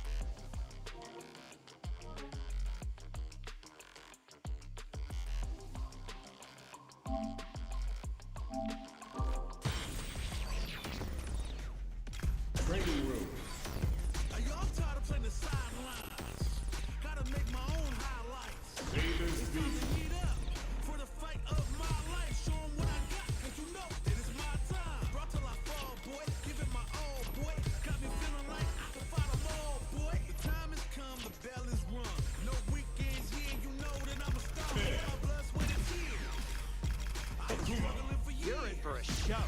Are you worthy of death? They ain't built them like me. Vision myself a champion. One day I might.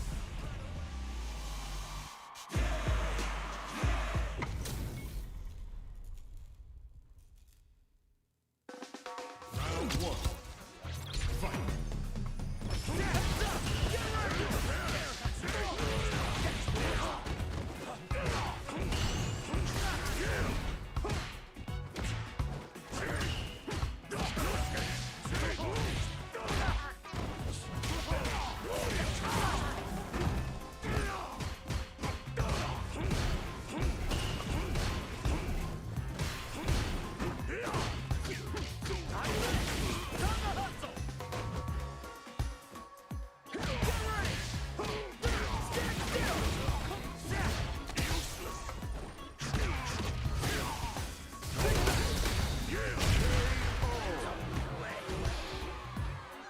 Round two. Fight.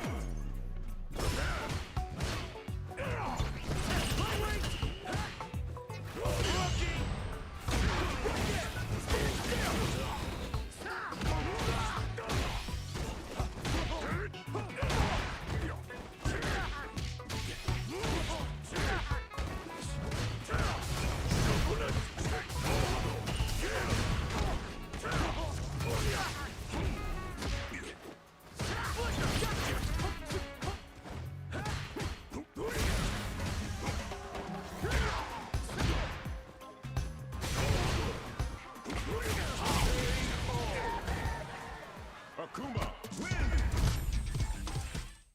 I've been a failure, I've been a success.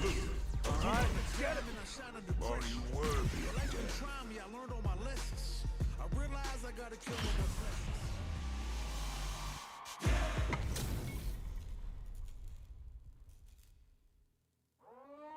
Round one. Fight.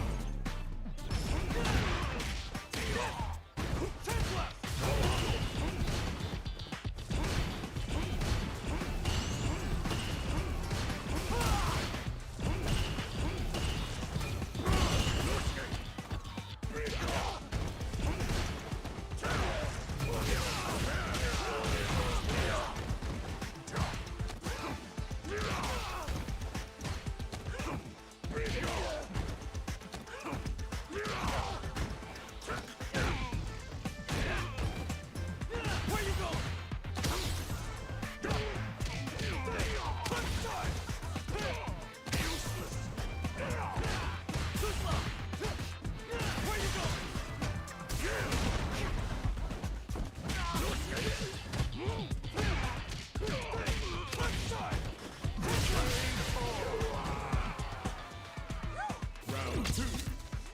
Fight.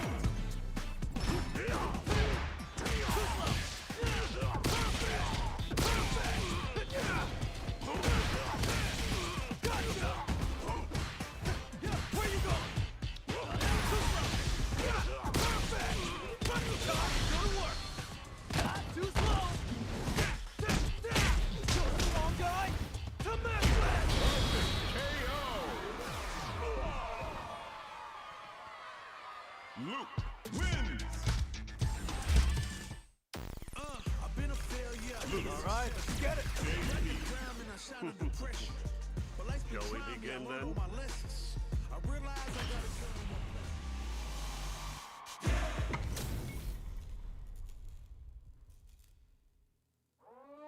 Round one. Fight. You'll excuse me. Away. Go. Now observe. Away. Here. Now observe. Where you go? Here. Now observe. Excuse me.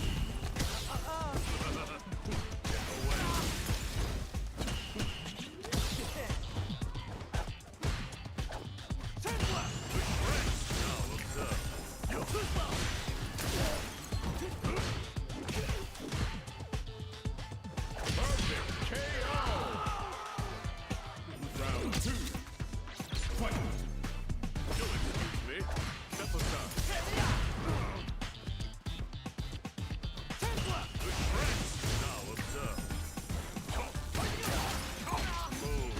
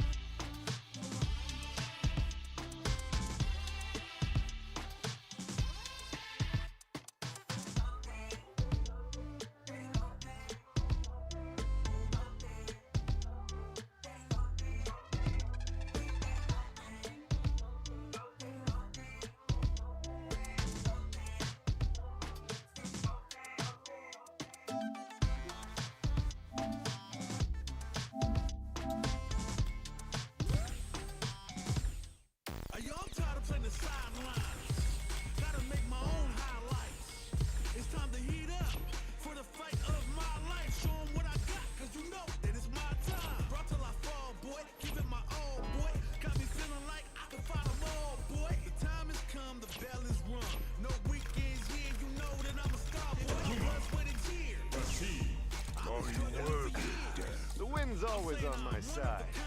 They ain't built them like me. Vision myself a champion. One day I might be proud of what I see from the man. I'm ready for a fight when it's on, it's on.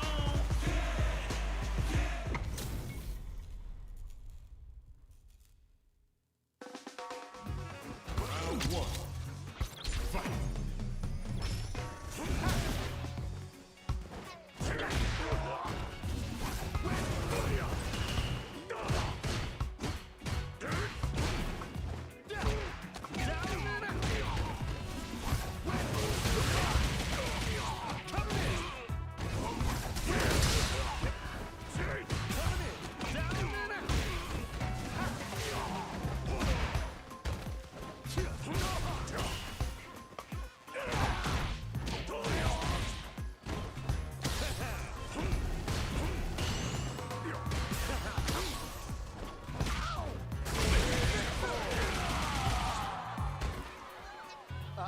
Round two.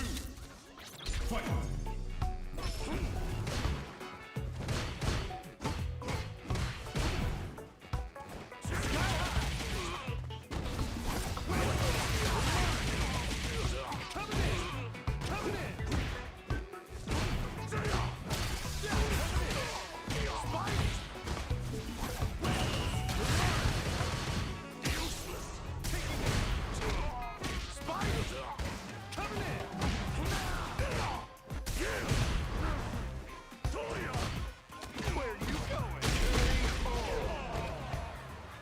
Rashid wins!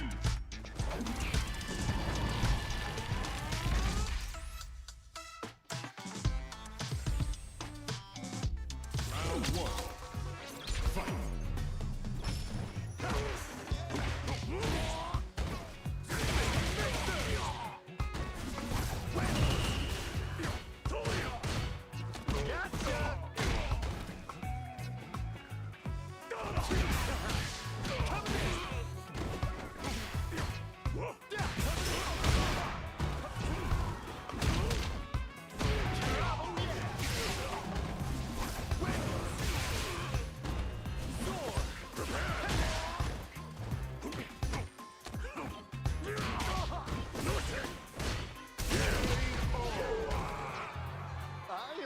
Round two.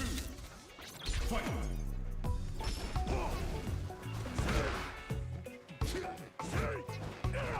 Spike! I got a cold. Where are you going?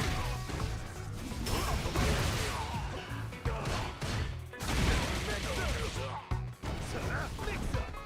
Slow. Yo, gotcha.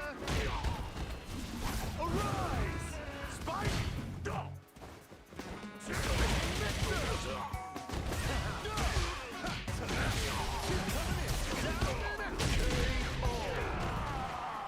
Rashid wins!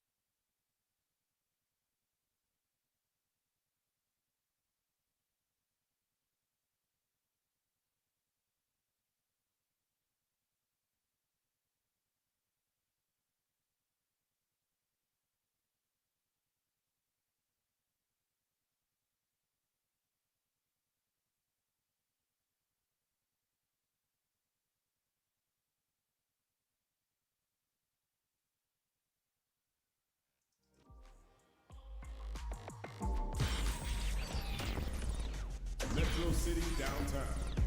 I've been a failure, I've been a success. I'm like a diamond, I shine a depression. But life's been trying me, I learned all my lessons. I realize I gotta kill all my blessings. I'm working hard every day to be a better man. Metro City downtown. I suffer from defeat, so success is my medicine. Destined for greatness, so you know that I'm back again. Back on my feet after I fell down. Always ready for a fight, never back down. Behold this body of work. I'm fighting for life. Reputation on the line. You are. You ain't gotta really like me, but you must respect me.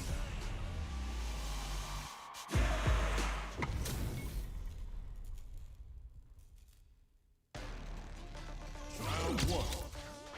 Fight.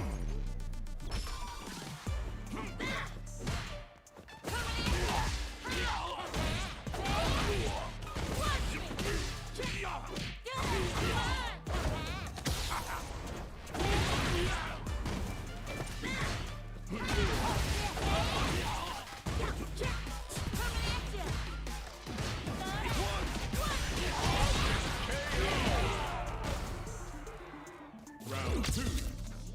Fight.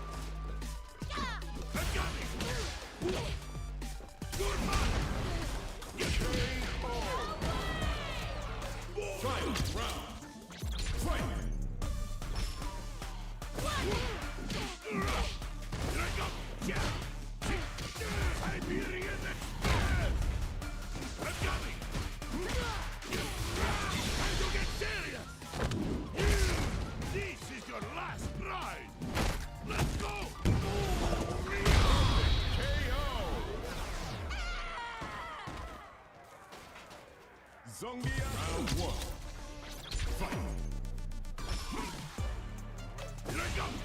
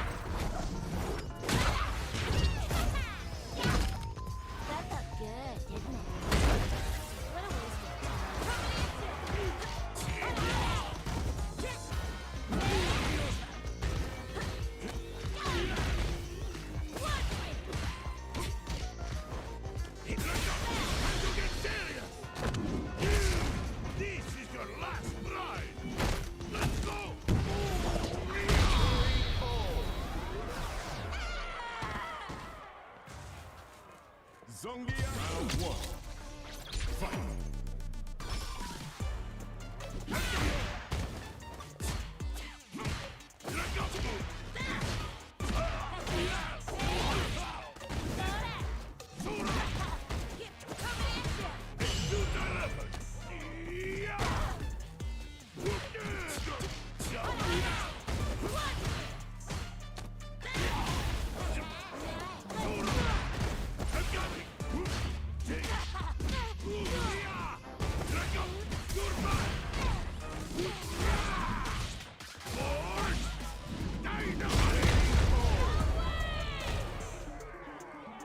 Round two.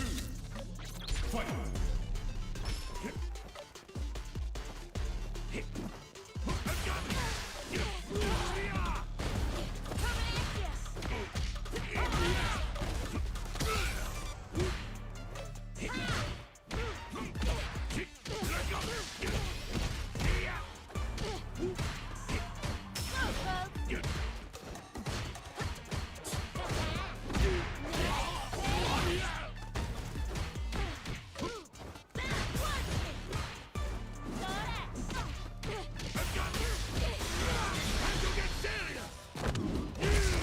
This is your last try. Let's go.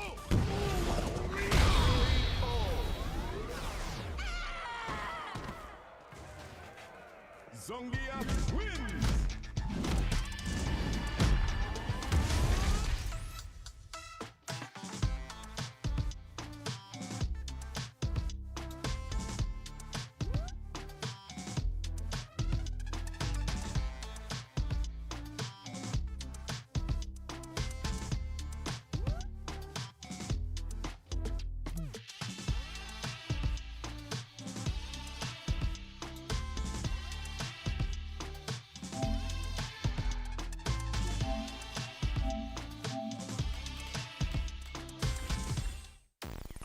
Survivalist, heroic as a tiger is. Earn my stripes cause you know I'm do or die with this. Journey started young, super hard-headed. Call me crazy, but you is not my psychiatrist. Been through a lifetime of strife and struggling. Be the best. All right, let's get it. And I'ma live forever, that's my legacy. Greatest of all time, that's what they gon' label me. Put in work, I did my part. They like, keep on going cause you got hard. They know that I'm non-stop, I keep on pushing forward. Highly motivated. Metro City downtown. If you from where I'm from, you're not supposed to make it. The opportunities arise, so I gotta take it. Too many people in my corner, so I gotta make it. I'm in it for the love of winning, spot of all the hatred. They gon' say what they gon' say regardless. Not afraid to fail, I try my hardest. Power up, the time is now.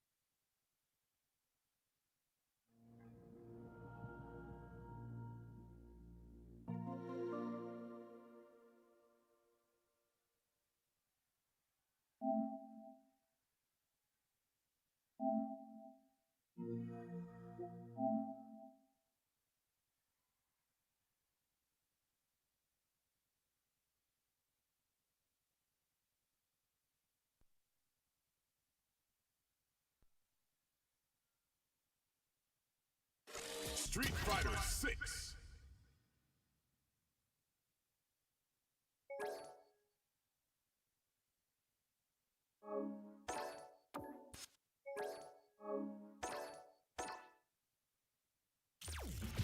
Fighting round. 1-on-1.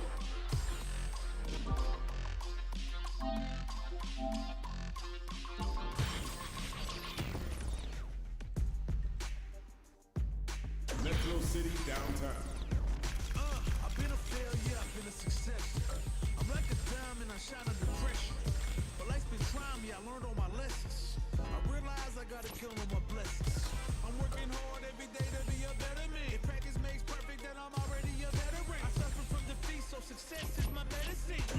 right, let's get it. Are you worthy of death? At this point, I'm fighting for pride, I'm fighting for light. Reputation on the line.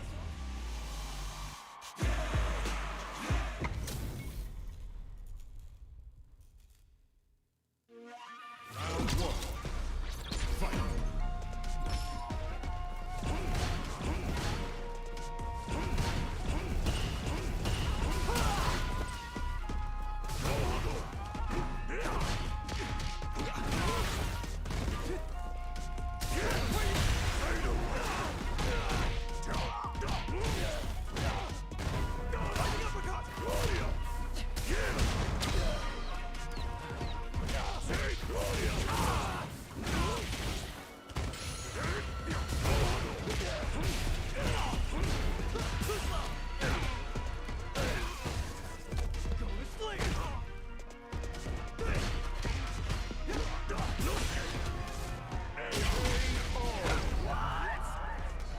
Round two.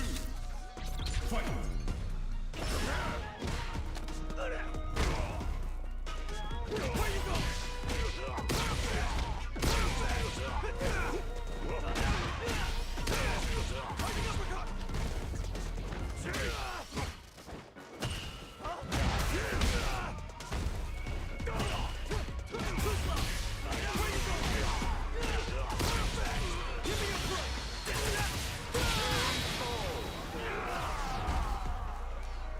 Final round. Fight.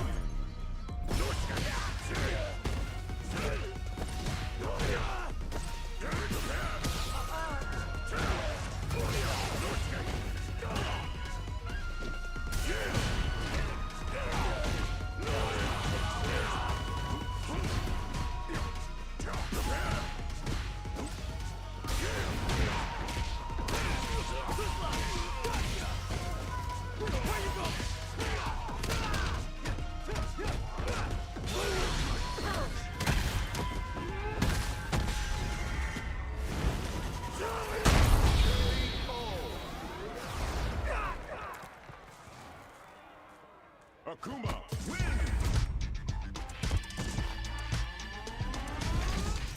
Round one. Fight!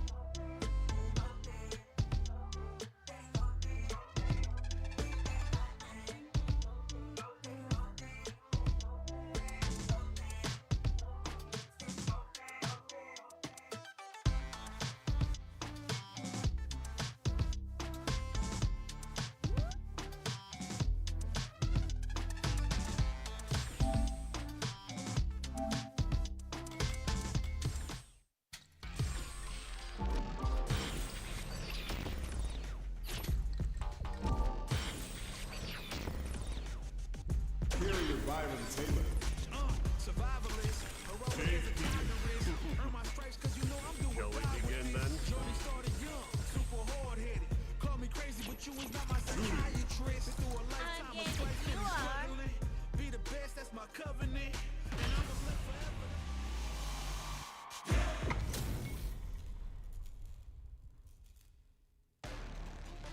Round one. Fight.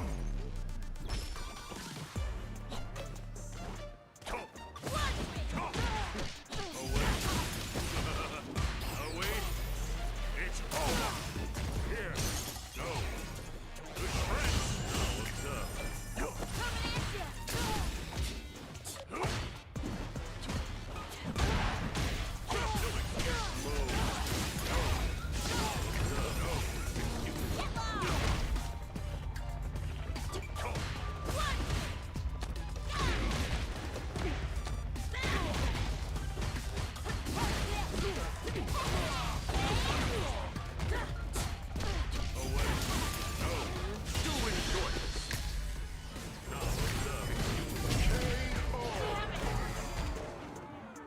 Round two.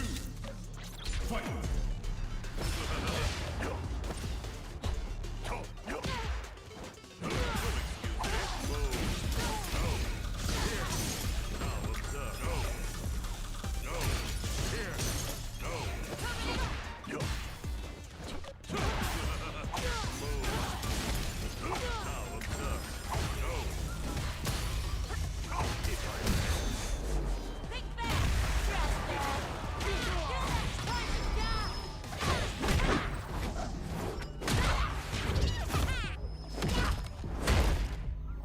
Such a lovely face. We're just getting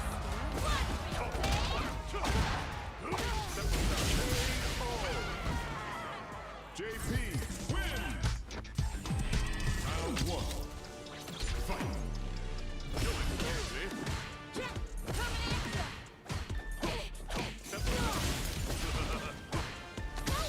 Here. Pointed. Away. Now observe. Here. Here. Now observe.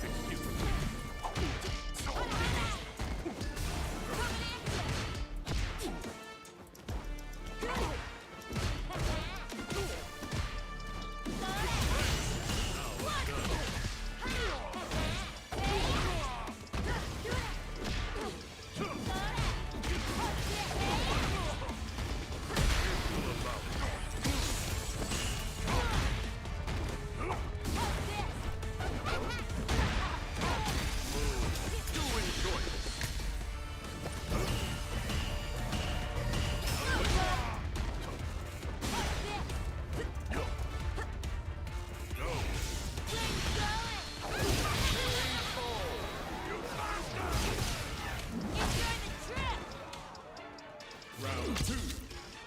Fight.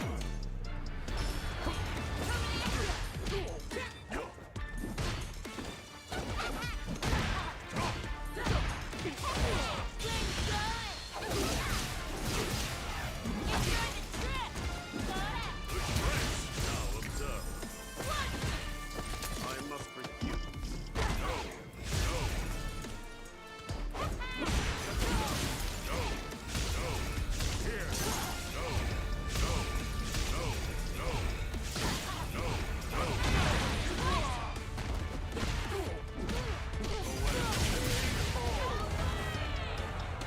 Final round. Fight. Away.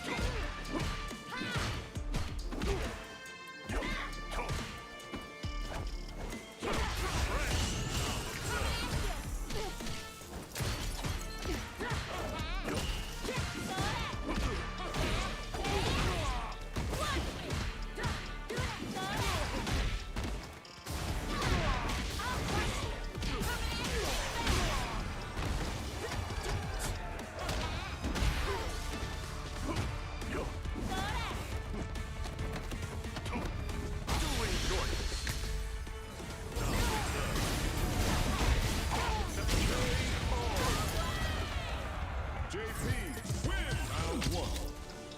Fight!